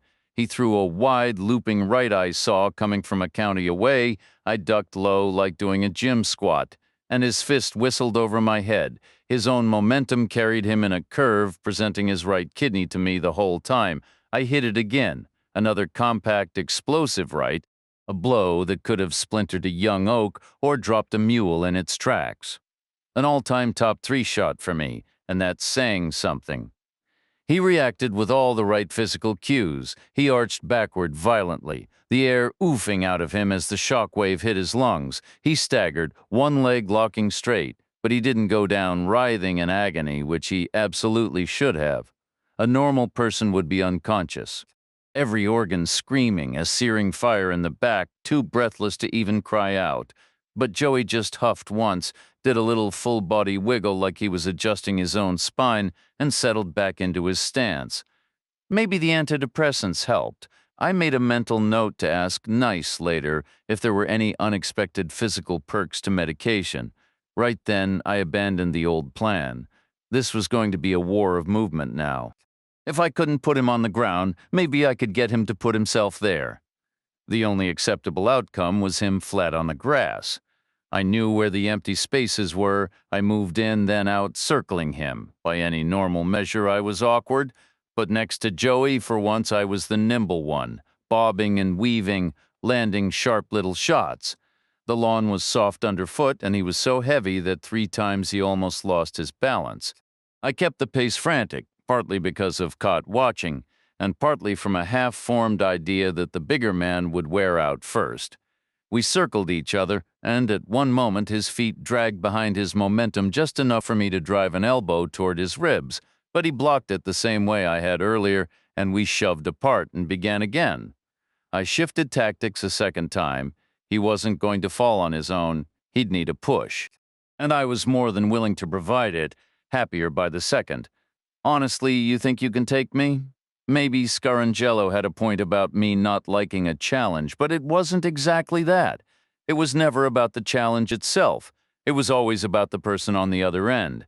I didn't like Joey Green, partly for good reasons, like what he did to those kids from Latvia and Estonia, and the family man he ruined, but also for reasons buried deep, reasons that go back further than cities or laws. Because for every year humans have been civilized, we spent 700 more being primitive, and that leaves a mark. By then, the oldest part of my brain was running the show. My tribe needs you gone, buddy, and you're not much to look at either. And let's be honest, you're a coward. I feinted right, then left, betting a leg would be slow to follow, and I drove my heel into his kneecap, the same motion as kicking down a door, but with more force than I'd ever used on any door. Maybe his pain signals were scrambled, but bone is physics, and if it breaks, it breaks. His did. I felt the crack through my boot, but a kneecap isn't a load-bearing bone. He didn't go down. Instead, he stepped forward on his good leg and hit me in the chest. Another wide right, but quicker this time, too fast to dodge, and I flew backward, twisting as I fell, gasping and wheezing for air. I tried to roll, managed to get up on my hands and knees, and scrambled away before he could stomp me, busted knee or not. He was pumped up now, seeing me down, and he lumbered toward me with a hitch in his step, but still fast enough to make me scramble. I got to my feet, dodged away, and we started over. I was out of new ideas, and I had about 6 minutes left. I kept moving, always aware of the distant house, always maneuvering. At one point, I tangled him up and kicked his bad knee again, hard, a real dirty move, but it cost me. He lashed out backhand, maybe just a furious swipe, maybe a cold guess at where I'd be, but either way, he connected. The back of his huge hand caught me across the forehead like running full tilt into a clothesline. I went down flat on my back, but my earlier work saved me. He couldn't pivot. He couldn't figure out how. His knee was locked up solid. Might not have hurt him, but engineering is engineering. I scuttled backward on my elbows and hauled myself up again. I stood for a second, hands on my knees, breathing hard, blinking, stuck in a genuine this does not compute moment. I'd hit the guy 5 solid times, a left, 2 rights, and 2 kicks, and he was still standing. That second right should have dropped anyone. A person, a horse, a gorilla, an elephant. I had a real problem. Then I thought about the late-night soccer game someone might be watching, and I looked at the lawn, smooth and flat, and even slick with a thin layer of night dew. Joey was facing away from me. I took a step back, then charged forward, dropping low and sliding across the grass. My hip brushed the turf just as my shin slammed into the back of his legs, a dirty soccer tackle, the kind that earns a red card for sheer aggression, which I had in spades. I cut through him completely, and he launched into the air, landing flat on his back with all the dramatic flair of a prima donna athlete. Pushing back up, I pivoted, took a quick step, and yanked the Glock from my waistband. Then I leaped, not with joy like a kid diving into a snowbank, but with grim purpose, aiming my knees and the gun's muzzle in a synchronized strike at Joey's stomach. All 3 points landed together, my left knee, my right knee, and the steel pressed hard into his solar plexus, driving down with every ounce of my weight. I pulled the trigger. I've always been a Rule 3 guy. In forensics, they'd call it a stellate wound, a star-shaped burst. With the barrel sealed against him, the bullet tore a clean 9mm hole first, but that neat puncture didn't last. A surge of superheated gas followed, trapped inside his body with nowhere to go but out. It swelled instantly into a blistering bubble that ruptured the entry point from within, leaving a ragged 5-pointed tear in the skin when it collapsed. The first benefit was immediate. At that range, centered like that, it shredded everything vital in its path. The second was the exit wound, which probably wouldn't have harmed anything but bugs in the soil. Maybe the local garden club owed me a favor. The third was how the cavity of his chest acted like a massive suppressor, muffling the shot to a dull thud. Even so, Bennett wasn't taking chances. He walked over and said, "I heard that." "You were 50 feet away," I replied. "Of course you heard it. If I heard it, the neighbors did too." He pulled out his phone and sent a quick text. "What's that?" I asked. "A code. It means it was one of ours. If anyone calls the police, they'll be told it was a car backfiring and to ignore it." "You can do that now?" "I just did. Since when? Some bureaucratic hurdles got cleared early on." I didn't answer. Little Joey's phone started ringing in his pocket, over and over until it finally stopped.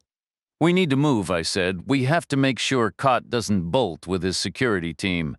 We need a closer look at the front of that house." Casey Nice said the shortest distance between 2 points is a straight line, and she led the way, following the path the wind had carved earlier. We trailed her over the raw stump of someone's felled tree and through a broken gap in another neighbor's fence. We cut through 5 different backyards, I counted, and finally settled behind a short decorative wall directly across from Joey's place. The view was intimate, better than any pair of binoculars. A single black Jaguar sat on the driveway, the gates were shut, and the heavy front door was closed. It had a brass mail slot, a handle, and a single keyhole below it, some high-end mortise lock, no doubt, the kind insurance companies love. Not that Joey Green ever needed insurance beyond his own reputation then, Right on schedule, the gate slid open and the massive door swung wide. 4 men spilled out into the drive, tumbling forward like streamers from a plane. The atmosphere was tense and uncertain. The men seemed disoriented, fumbling with their coats and running nervous fingers through their hair before piling into the Jaguar. They sped through the open gate and vanished down the street, leaving the entrance unsecured. John Cott remained inside, clearly prepared for a confrontation. Turning to Bennett, I asked, "Did you get that information on the glass?" "It's in French," he replied, pulling up a scanned document on his phone. The file was lengthy, marked top secret in several places, and required scrolling. "Does it self-destruct in 5 minutes?" I joked. Bennett smirked. "No, but I might if I have to read much more of this." "Thanks for tracking it down," I said. "Don't mention it. Hope it's useful." France had a storied history with glassmaking, a global leader in everything from elegant stemware to durable hotel dishware. Their products were famously resilient. You could practically toss a French tumbler like a fastball and it would hold up. So it made sense that a Parisian research lab would take on the challenge of developing advanced transparent armor. The goal was clear: achieve maximum strength without sacrificing clarity. After all, what good was protection if the person behind it couldn't be seen? NATO allies had pooled resources to fund the project. Right away, 2 things stood out. First, they didn't call it bulletproof glass. It was transparent armor. Second, it contained no glass at all. Older designs layered glass with polycarbonate, which worked decently but often looked layered and distorted, like peering into multiple swimming pools at once, hardly ideal for public appearances. So the researchers pivoted to something unexpected: aluminum. More specifically, aluminum oxynitride, a ceramic with a crystalline structure that sounded more like a fancy chandelier in my great-aunt's New Hampshire home than a defensive material. The process began with a fine powder pressed and baked at extreme heat before being polished to perfect transparency. It was dense but manageable and incredibly tough. The testing protocols were exhaustive. Panels were subjected to everything from 9mm handguns to .44 magnums, even point-blank contact shots. I scanned the technical details. Some terms were over my head, but numbers translate universally. Every test against standard sidearms showed a perfect score, 100%. The panels were then transported to a military installation near Draguignan in southern France, not far from where my grandfather once killed a snake. The facility was sprawling, filled with rifle ranges. Initial tests were conducted at 300 feet, where the panels stopped every .22-3 Remington and 7.62mm NATO round without fail. Encouraged, the scientists pushed further. They reduced the distance to an almost absurd 200 feet point blank for the heavier calibers and bypassed rounds like the .38 Winchester entirely. Instead, they went straight for the .44 Remington Magnum. Firing that powerful a cartridge from such close range was like using a cannon in a hallway. Yet the panels held, achieving another perfect score. Then came the true test. They mounted a .50 caliber rifle on the bench, loaded with armor-piercing rounds. 70 yards was practically intimate for a weapon like that, but I understood the dramatic point they aimed to make. Once again, the panels scored 100%. They repeated the trial at 100 feet, 50 feet, even 25.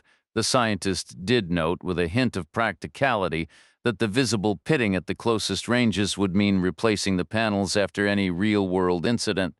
Even they grasped the politics. A candidate couldn't appear behind gear already scarred by previous attempts like someone barely escaping a disaster. It would look bad. People might start asking questions.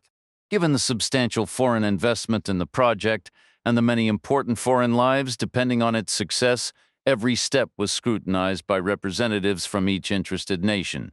They verified data, posed sharp questions, and left no stone unturned. All were intelligence specialists, but with enough scientific literacy to follow the details.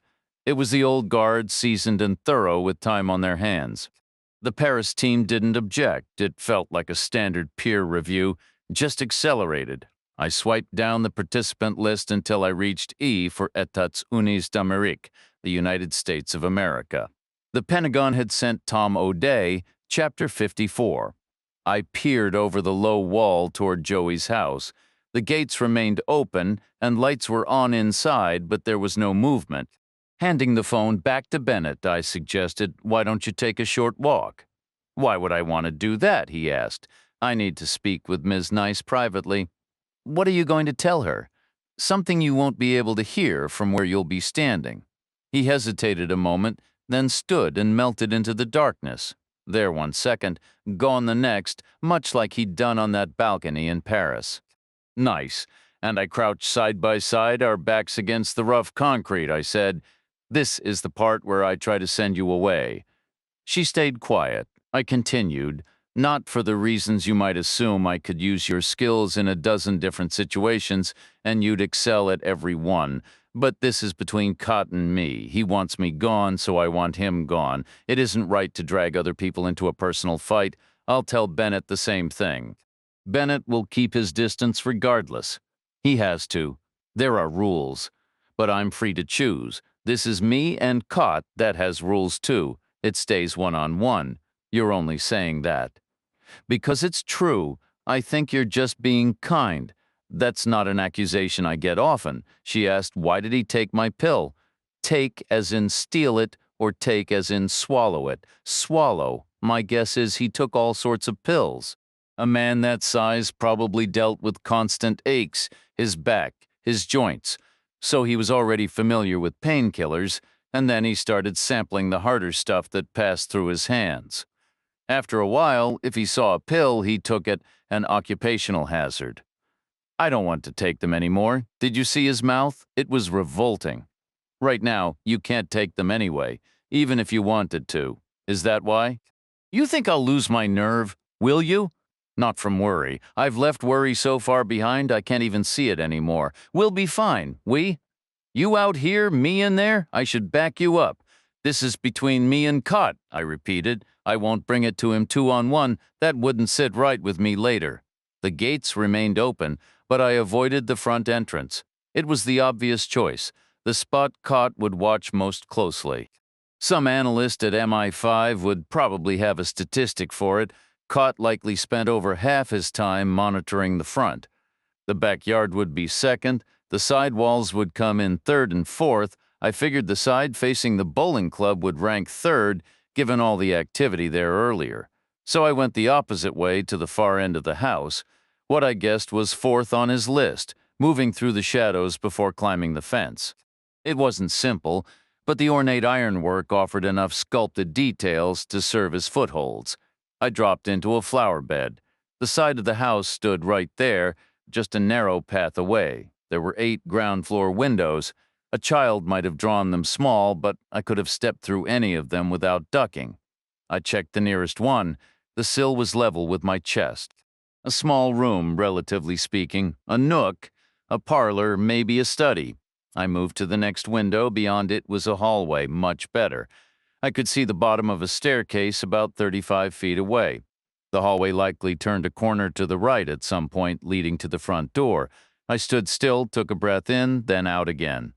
Then I used the butt of the captured Browning and smashed the window, again and again, until the hole was big enough to climb through.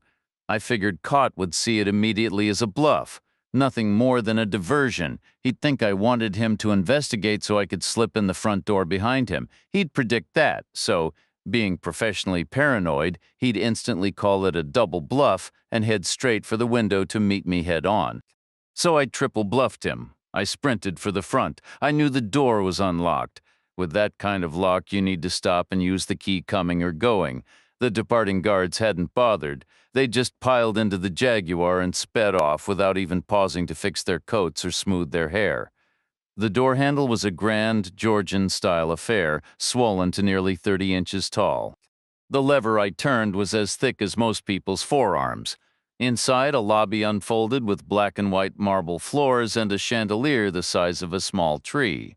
No sign of Cott. Good. That let me swing the door wide open for a clear field of fire. Beyond the lobby stretched a long hallway. The staircase at the far end, which meant the section with the broken window, was off to the left around a corner. I stepped inside. Still no Cott.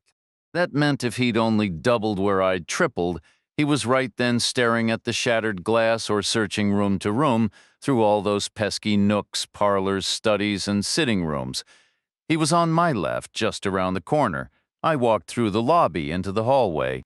Like any hallway, it was a long rectangle, much longer than it was wide, lined with the kind of formal furniture big houses always seem to accumulate, and doors leading to rooms whose purposes were never entirely clear.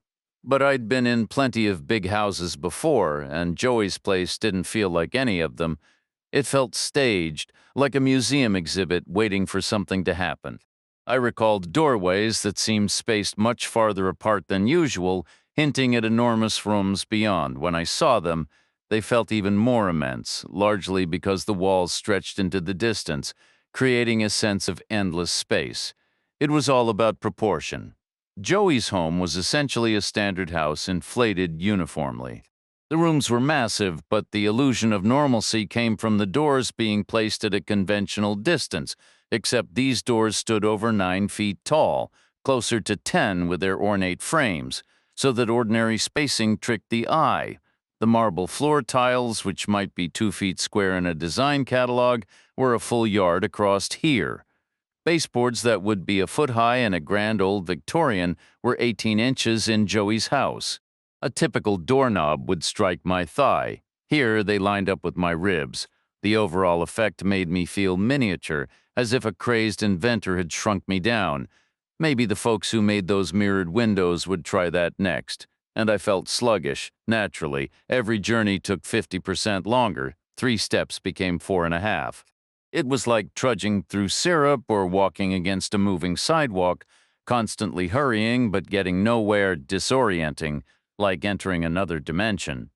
I paused at what I guessed was 6 feet from the hallway's turn, though it might have been 9. Either way, I held my breath and listened. Nothing. No sound of glass crunching underfoot, no doors opening or closing, so I edged toward the corner, adjusting my pace to the distorted scale.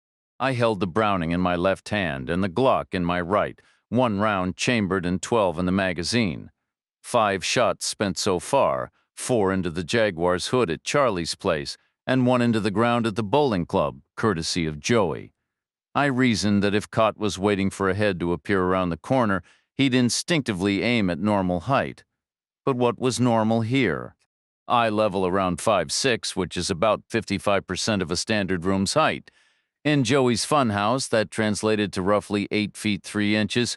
Cott would likely be aiming well above me. Still, I took no chances.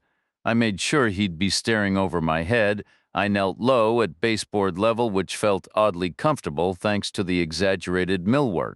I imagined my forehead and eyes coming into view tiny beside the lavish molding. No sign of Cott. I spotted fragments of glass on the marble from the broken window. Closed doors lined the hall, leading to parlors, libraries, and sitting rooms. No Cott. Was he behind one of those doors? Possibly, for now.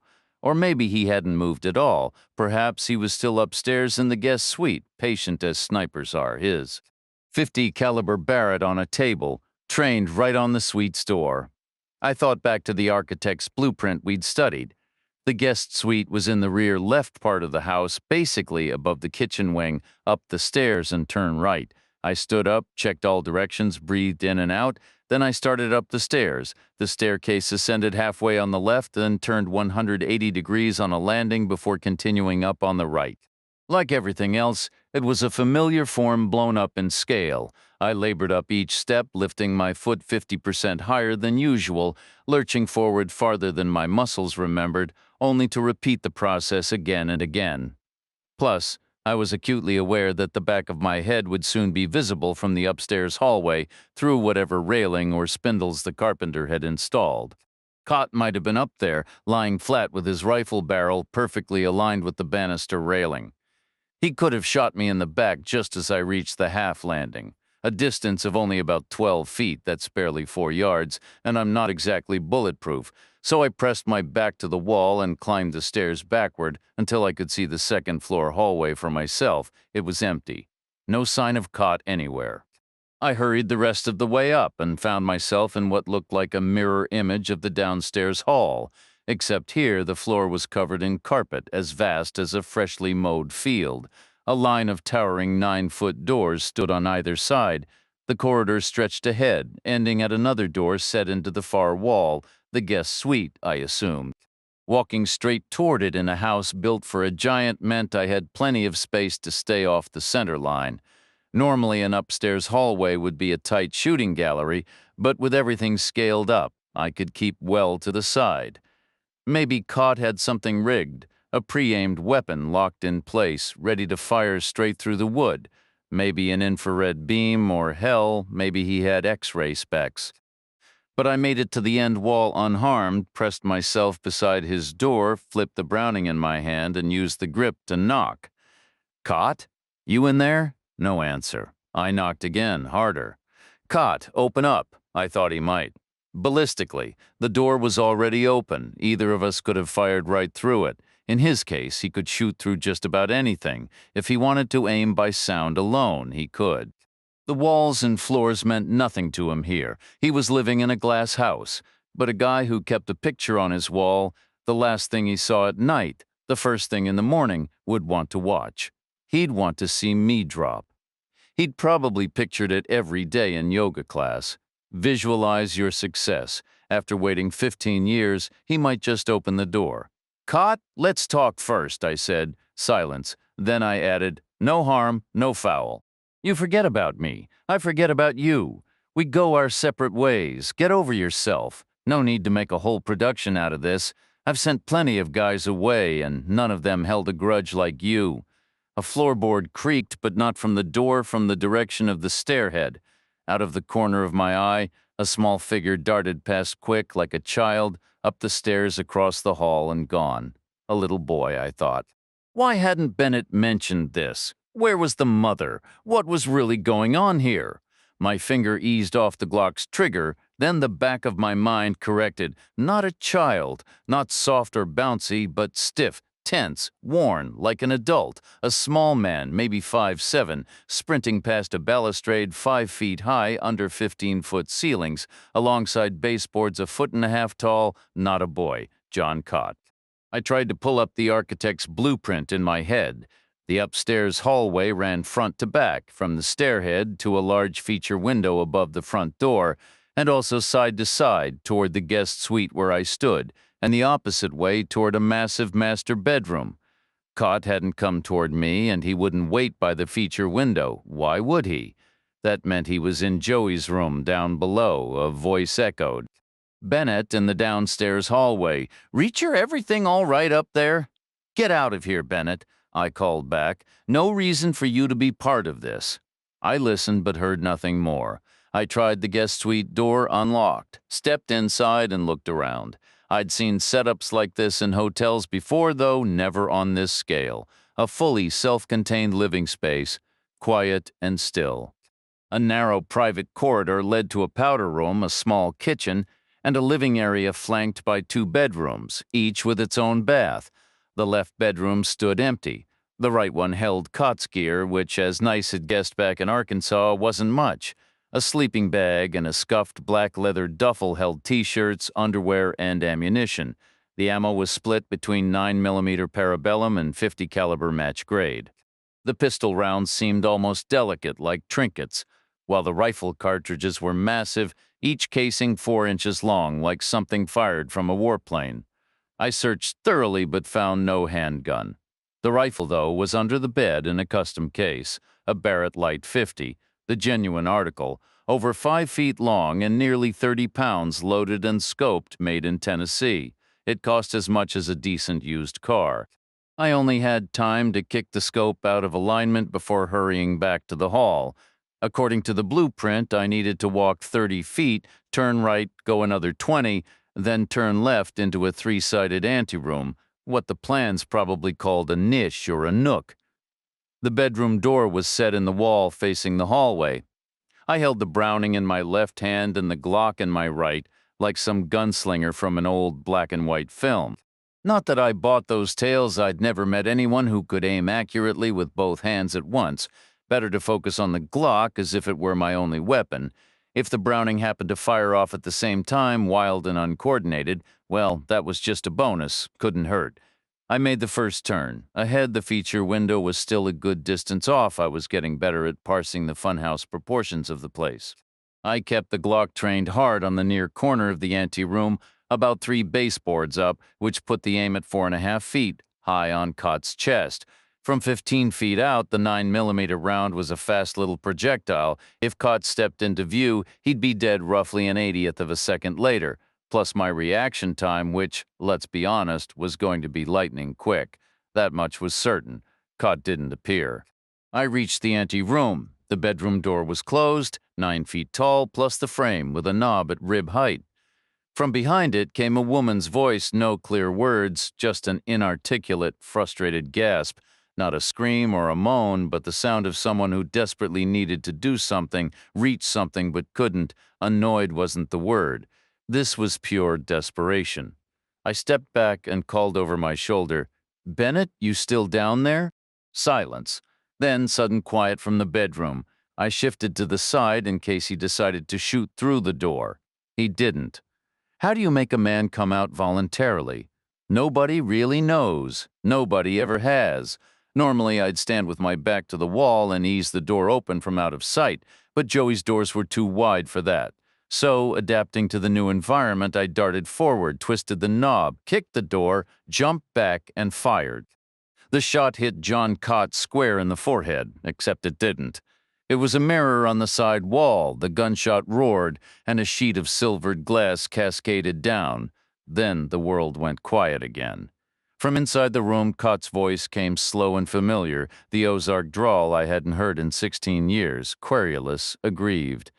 "What happened to forgetting about me and going our separate ways?" I said. "You didn't answer my question." "It wasn't worth an answer. Who's in there with you? Why don't you step inside and see for yourself?" I pictured the floor plan in my mind. "You're on the second floor of a very tall house," I told him. "I'm at the only exit. I just discharged a firearm in London. In 5 minutes, you'll have 5,000 officers outside. You might last 3 weeks without food. What's your plan after that?" he replied. "The police aren't coming." "You think so? Bennett will tell them it was one of his own people?" "What do you know about Bennett?" "I know enough." "Who was in that room with you?" "I could have shown you in the mirror, but you broke it. You'll have to come in and see." I took a step back and called out, "Bennett, you still down there?" Silence. "Nice. Are you there?" More silence. I moved back to the bedroom door. "I suppose you know Joey is gone." "And his men ran off. So I can wait here as long as it takes. You'll starve even if the police never show, and then you'll have more innocent blood on your hands. Because I'm not alone in here. But you already figured that out, didn't you?" Then he muttered something. "Not to me. Maybe tell him, kid." And I heard the woman's voice again. This time it wasn't a frustrated gasp, but a choked, stifled scream. She was gagged. And if she was gagged, she was almost certainly restrained. She screamed again, the sound thick and desperate. I said, "Is that supposed to impress me?" Cott answered, "I'd hope so. What do you think I am, a social worker?" A third scream came, long and loud but muffled, fading into a wet, broken sob full of pain and humiliation.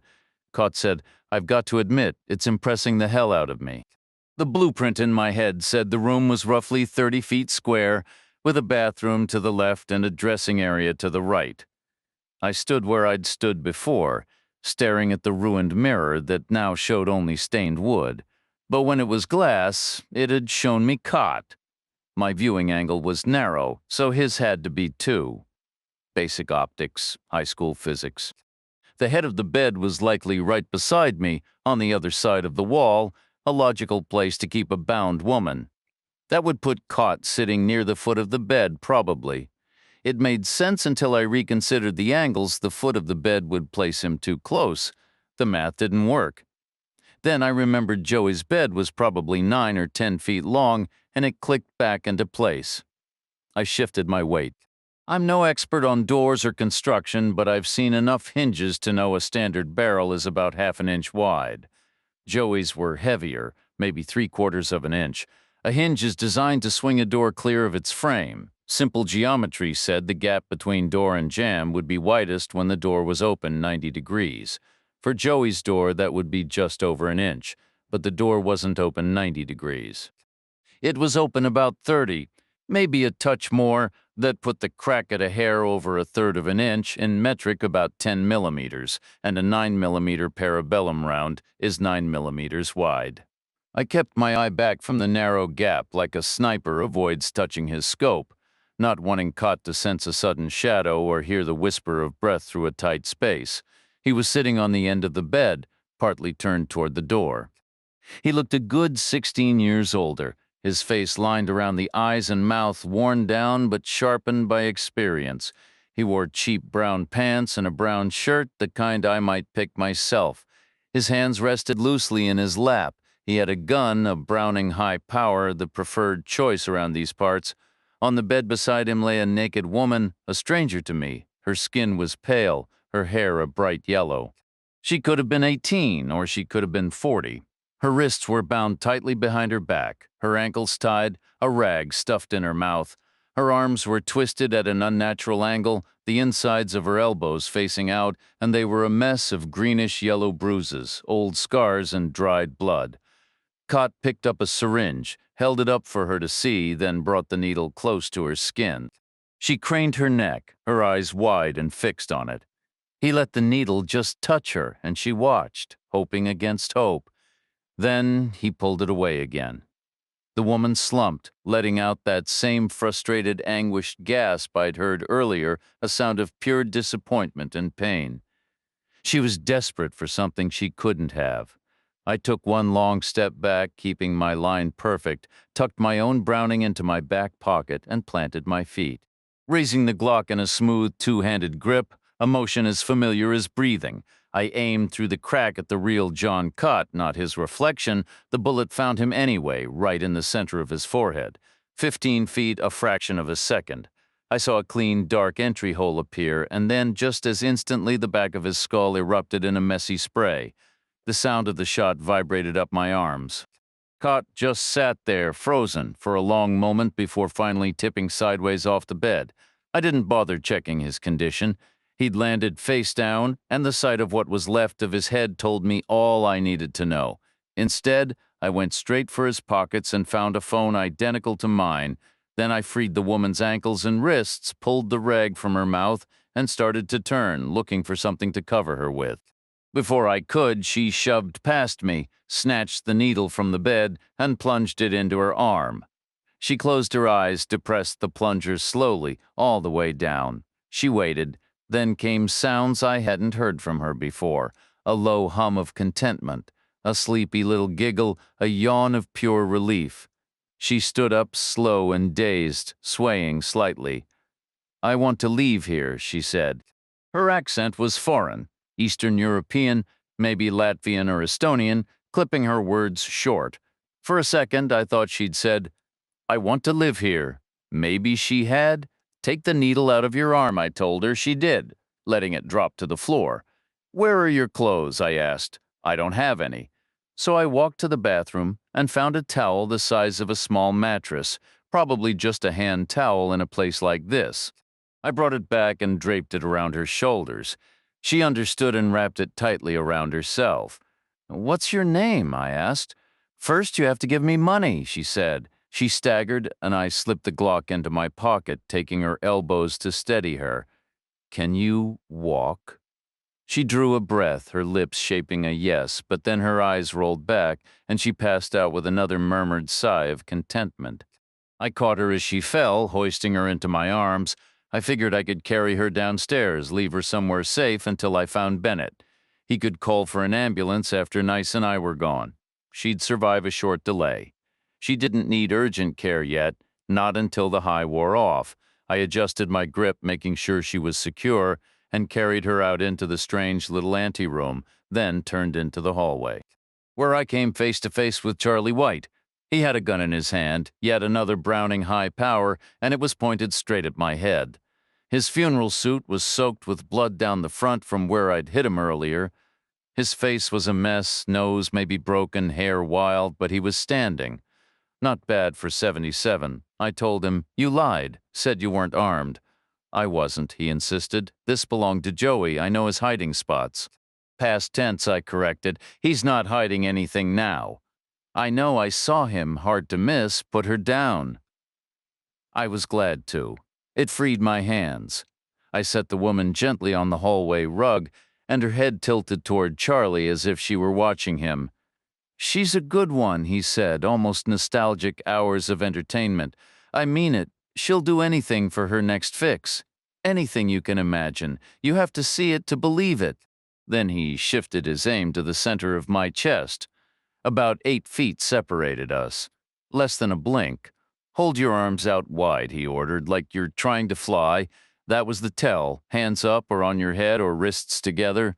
Those were about control, about restraint. Hands out wide was something else. It was an execution stance. It would put me 5 deliberate moves from any chance. Hands down, reach back, grab the guns, bring them up, aim however slow or confused the old guy might be. He'd drop me before I finished step 3. 8 feet, game over in a flash. Technically, I'd see the muzzle flash before the bullet hit. Light travels faster, but whether I'd have time to register it was another story. Probably not. Charlie repeated, hold your arms out. Something shifted behind him. A shadow on the staircase. I said, think it through, Charlie, time to retire. The shadow moved again. Someone was on the stairs, moving slow and quiet, pausing between steps. A table lamp in the downstairs hall cast a long, distorted shadow up the wall. I realized I'd been visible from above long before my head cleared the top step. This isn't an old man's game, Charlie, and you just lost the next generation. Things are changing. You should walk away now. Things are always changing, he grumbled, usually for the worse. He nodded at the gun in his hand. Hasn't been the same since these replaced a good, honest beating? The shadow moved once more. Someone was climbing, silent, taking each step like it was a boulder on a steep trail. I said, so quit. Not necessarily, Charlie countered. Joey's no great loss. We're moving out of that line of work anyway, looking at computers now, credit card numbers. There's more money in it. The shadow resolved into a head and shoulders inching upward. I kept my eyes locked on Charlie's, relying on my periphery. I didn't want to give anything away, he said again, arms out wide. I asked, who was Joey's next of kin? Why do you care? Just thinking about how hard it'll be to sell this house. The pool of buyers will be pretty small, or maybe huge, depending on your perspective. The shadow lengthened, a head, shoulders, a torso moving from one stair tread to the next, pressed against the steps like a flattened cartoon character. I said, you should sell to the Serbians before they just take it. From the corner of my eye, blonde hair, a forehead, green eyes, and a heart-shaped face, she was coming up backward just like I had. Smart kid, Charlie scoffed. The Serbians aren't taking anything. They'll stay out west like always, I asked. You planning to split Libor's business evenly? He didn't answer. Out of the corner of my eye, I caught her silhouette from the waist up. Her Glock was already drawn, held high near her shoulder. I kept my voice level. So splitting Libor's business down the middle isn't the plan. You honestly think the Serbians will just accept that? We established ourselves here first, Charlie replied. And who was here before you? You took it from them, didn't you? Whoever they were. I can picture it back when you were young and full of fire. You remember that feeling? That's exactly what the Serbians are now. My advice? Take the money and walk away while you still can. She had reached the half-landing, poised to make the turn for the final stretch. Charlie's tone shifted.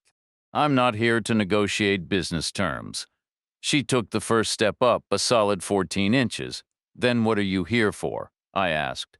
Another step, another 14 inches. There are rules, Charlie stated flatly. You're far out of line. Another stare. I was doing you a favor, thinning the herd. Simple Darwinism. You've got a weak team, Charlie. I don't see the skill, and I certainly don't see the intellect needed for credit card fraud. We manage just fine. Don't lose sleep over us. She reached the top hallway, now 20 feet behind his bulky, round-shouldered frame. My own skills are middling, an average shot with no talent for close combat. They know all about your protection payments, Charlie. The moment those stop, they'll tear you apart. She crept closer, silent on the plush carpet. 17 feet, maybe. Just keep coming, I thought. Then aim for center mass. No theatrics, no headshots. Charlie sounded almost amused. Why would I ever stop the payments? It's a permanent arrangement. Another silent step. 15 feet she paused, then raised the Glock again. I kept my eyes on Charlie. You ever fire a gun before, Charlie? She held her breath. He didn't turn. What's it to you? Saw some FBI data once. Research and analysis back in the States. The average successful handgun engagement happens at about 11 feet. She lowered the gun, took a deliberate step forward. Charlie chuckled. I'm already inside that range. Another step. I gave a slow nod. Just mentioning it. It's harder than it looks in the movies, but it doesn't have to be. People overthink it. Best to just relax, make it natural, like pointing your finger. Then you can't miss. She advanced again. Charlie's voice turned cold. I won't miss, though maybe I should on purpose. A wound first to teach you some respect. Another step, 9 feet away now. I shook my head. I don't need any lessons. You need to learn some manners. Another step, 7 feet. Don't worry about me, Charlie. I get by. Maybe you got by in the past, he said, but your luck's running out tonight. She extended her arm. The muzzle was now just 4 feet from his back. That's when the worries set in, a cascade of concerns. He might catch her scent or the smell of oiled metal. He might sense a shift in the air, some primal alertness honed over centuries. And if she fired from 4 feet, the bullet would pass right through him and likely find me, just as if he'd pulled the trigger himself. I locked eyes with him and said, in 1 second, I'm going to drop to the floor. He frowned. What? And I did. I went limp and dropped like a heavy coat sliding from a hook. The gunshot cracked into his back from 4 feet away. I saw a spray of blood and tissue punch out from his chest, and the picture window behind me exploded into 1,000 pieces. I landed beside the woman wrapped in a towel who stirred in her sleep, draped a loose arm around my neck, kissed my ear, and murmured, "Oh, baby." Less than 2 minutes later, we were in the back seat of a mint green sedan.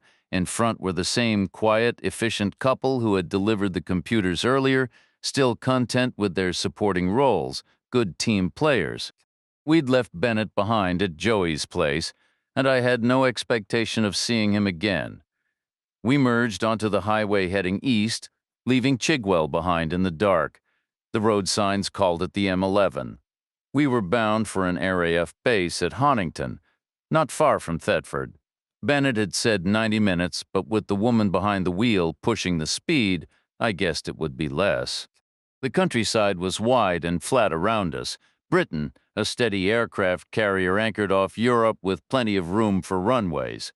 RAF Huntington was a vast installation, most of it swallowed by the night. She drove straight through the gates and onto the tarmac, a maneuver that felt familiar, like the SEALs' move at McCord a lifetime ago. She executed the same neat half-circle and halted at the foot of the aircraft stairs. We stepped out, shut the doors, and watched the mint green sedan vanish into the dark.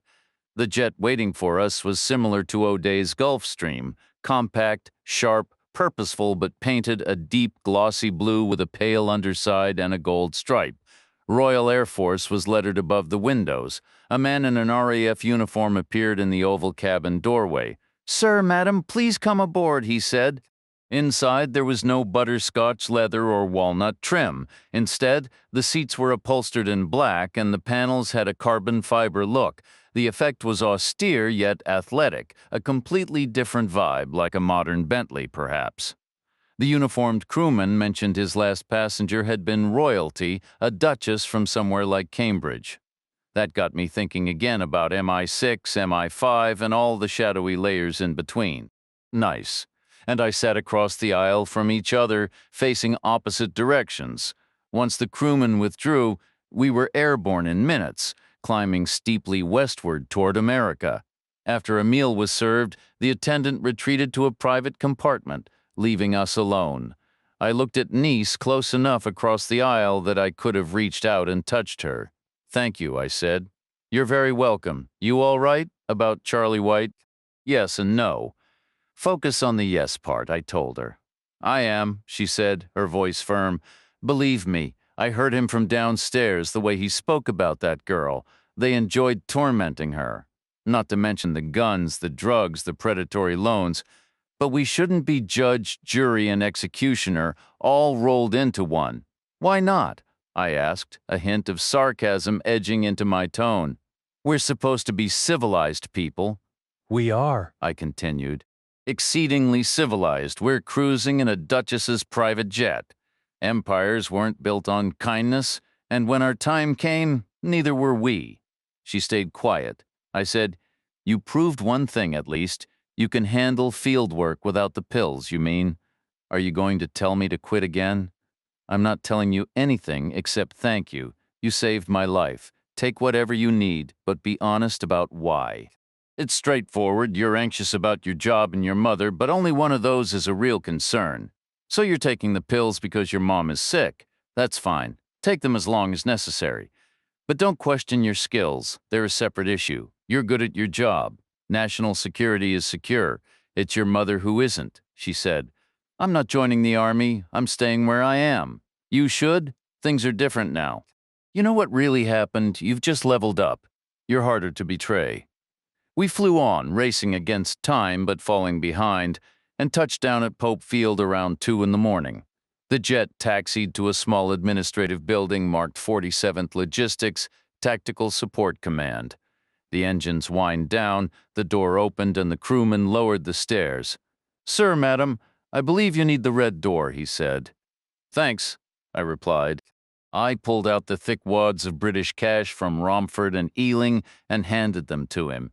Have a party in the mess. Invite the Duchess. Then I followed Nice down the steps and through the darkness toward the red door. We were still a good 6 feet from the red door when it swung open, and Joan Scarangello stepped out into the night, a slim briefcase in her hand. She'd clearly waited up, though she'd never admit it, aiming instead for the weary, just leaving the office look. She paused, her gaze settling on me. I take it back, she said. Take what back? You did very well. The British government is officially grateful for what? Your input helped their operative reach a very satisfactory conclusion. Bennett, he states quite clearly in his report that he couldn't have done it without you. How long was our flight? 6 hours and 50 minutes. And he's already filed a report. He's British, she said, as if that explained everything. What couldn't he have done without me? He removed Cott from the board inside a local gangster's residence, a location he went to solely on your suggestion, hence the gratitude. In the process, he was forced to neutralize several gang members, including 2 rather prominent figures, so Scotland Yard is pleased as well. Given what he wrote, some of that goodwill will reflect on us. All in all, I'd say we're heading into a period of glorious cooperation. Our London operations will be better than ever, I said. He claims they're reading your signals. We know. Are they? They think they are. What does that mean? We built a new system in secret. It's buried in routine data streams from weather satellites. That's where we communicate now. But we kept the old system running. That's what they're so diligently reading. We feed it a steady diet of nonsense. She gave a thin, knowing smile. We don't rule the world by being dumb. Then she walked away, her good shoes clicking on the pavement, her dark nylons and black skirt suit a study in professional elegance, the briefcase swinging lightly at her side. I watched her for 30 yards, which was no hardship. The whole effect worked, particularly the way the nylons and skirt moved together. She stepped out of the last pool of lamplight, and the darkness swallowed her whole. I could hear her heels for another minute, a fading echo before Casey Nice pushed the red door open and we went inside. The buffet room was deserted, all the pastries and coffee cleared away at the end of the day, waiting for the morning's deliveries. We walked upstairs, the standard dimensions making for an easy climb. Shoemaker's office was dark, the conference room empty, but O'Day had his light on. He was at his desk in his blazer and sweater, leaning forward on his elbows, reading. He looked up at us without lifting his head. We'll do the debrief in the morning. We waited. He added, I have one preliminary question, however. Why did you fly back with the RAF? Our own plane was standing by. I took a seat on the Navy-issue chair. Casey Nice sat beside me. Do we get to ask a preliminary question? I said. I suppose a fair exchange is no robbery. We flew with the RAF for the experience, wanted to see how the other half lives. Is that all? We also wanted to make Bennett work for what he was getting. I saw him relax just a fraction. I said, our question is, why can't either the NSA or GCHQ see the money? He tensed right back up. He didn't answer. I pressed on. It was a year of Cott's rent, his living expenses, his fee, the rifle itself, all that practice ammunition, the neighbor, the private jet to Paris, whatever the Vietnamese cost, the 2 gangs in London, and presumably transport home. That's not tens of millions, but it's more than 9/11's cost. I'm sure their computers are programmed to flag that, and they're smart, motivated people. They'll get blamed if something slips through. Everything starts with money, so why can't they see it? I don't know, because it was never there. It had to be there. No money, no operation. Exactly. There was no operation. Did you get hit in the head? You were just in the operation. You found Cott 3 miles from the scene. I said, the first bullet was supposed to break the glass. The second bullet was supposed to kill the guy. But there was never a second shot. Because the glass held, that wasn't the point. You're not thinking like the shooter. Whether the glass broke or not was something still in the future.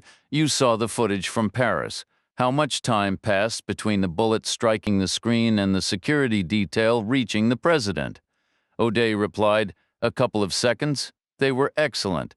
Now consider the distance, 3/4 of a mile. The bullet is in the air for 3 full seconds. That means you can't hesitate. What happens if you do? You squeeze the trigger, you wait 3 long seconds, and surprise, the glass shatters. So you fire again, wait another 3 seconds for the new round to arrive. But by then, the president is buried under a pile of Secret Service agents. Your opportunity is gone. The only way to hit the target is to have the second bullet chasing the first one through the sky. It has to follow, maybe half a second behind. Both rounds are flying in tandem, one right after the other. They travel together for over 2 seconds before the first one even reaches the glass. Then the second bullet sails through the freshly created cloud of debris and strikes the president before anyone can move, including the man himself, who is, after all, the closest person there. O'Day was silent. Or if the glass doesn't break, then the second bullet hits it too, half a second later, and the forensics team gets 2 little dents to examine instead of 1. O'Day said nothing. There was no second bullet. There was never going to be a second bullet. Someone sent Cott to Paris to fire 1 single round at a bulletproof shield, which was utterly pointless. The glass either breaks or it doesn't, but if it does, the bullet that breaks it will always fragment or ricochet and become useless. You fire either 2 bullets or none at all. The only reason you fire 1 bullet is if you're absolutely certain the shield will hold. O'Day said, the manufacturer, like some kind of commercial? I said, a form of advertisement, I suppose, but not necessarily for the maker. Who else stood to gain? You need to go back through your files and see who first suggested the audition idea. Does it matter who? Imagine you're running an intelligence agency somewhere. You need a way to boost your standing. You happen to know for a fact the new glass works. Right there. You have a risk-free method of putting yourself at the center of everything. Cott fires his single round. The glass holds, you kick off the audition frenzy, and suddenly you're the top dog in the planet's biggest manhunt, with world leaders lining up to thank you. How many agency directors would go that far? Seriously, they'd all want to, but not many would have the nerve, a handful, maybe, worldwide. Let's narrow the field. Who can move slush fund money for an unacknowledged asset like Cott without the NSA or GCHQ spotting it? That doesn't narrow it down. Everyone can do that. Whose reputation was most in need of a boost by what objective standard? Wouldn't that be a matter of personal opinion? Who knew the glass would work? Anyone who saw the tests, I said. We're not getting very far, are we?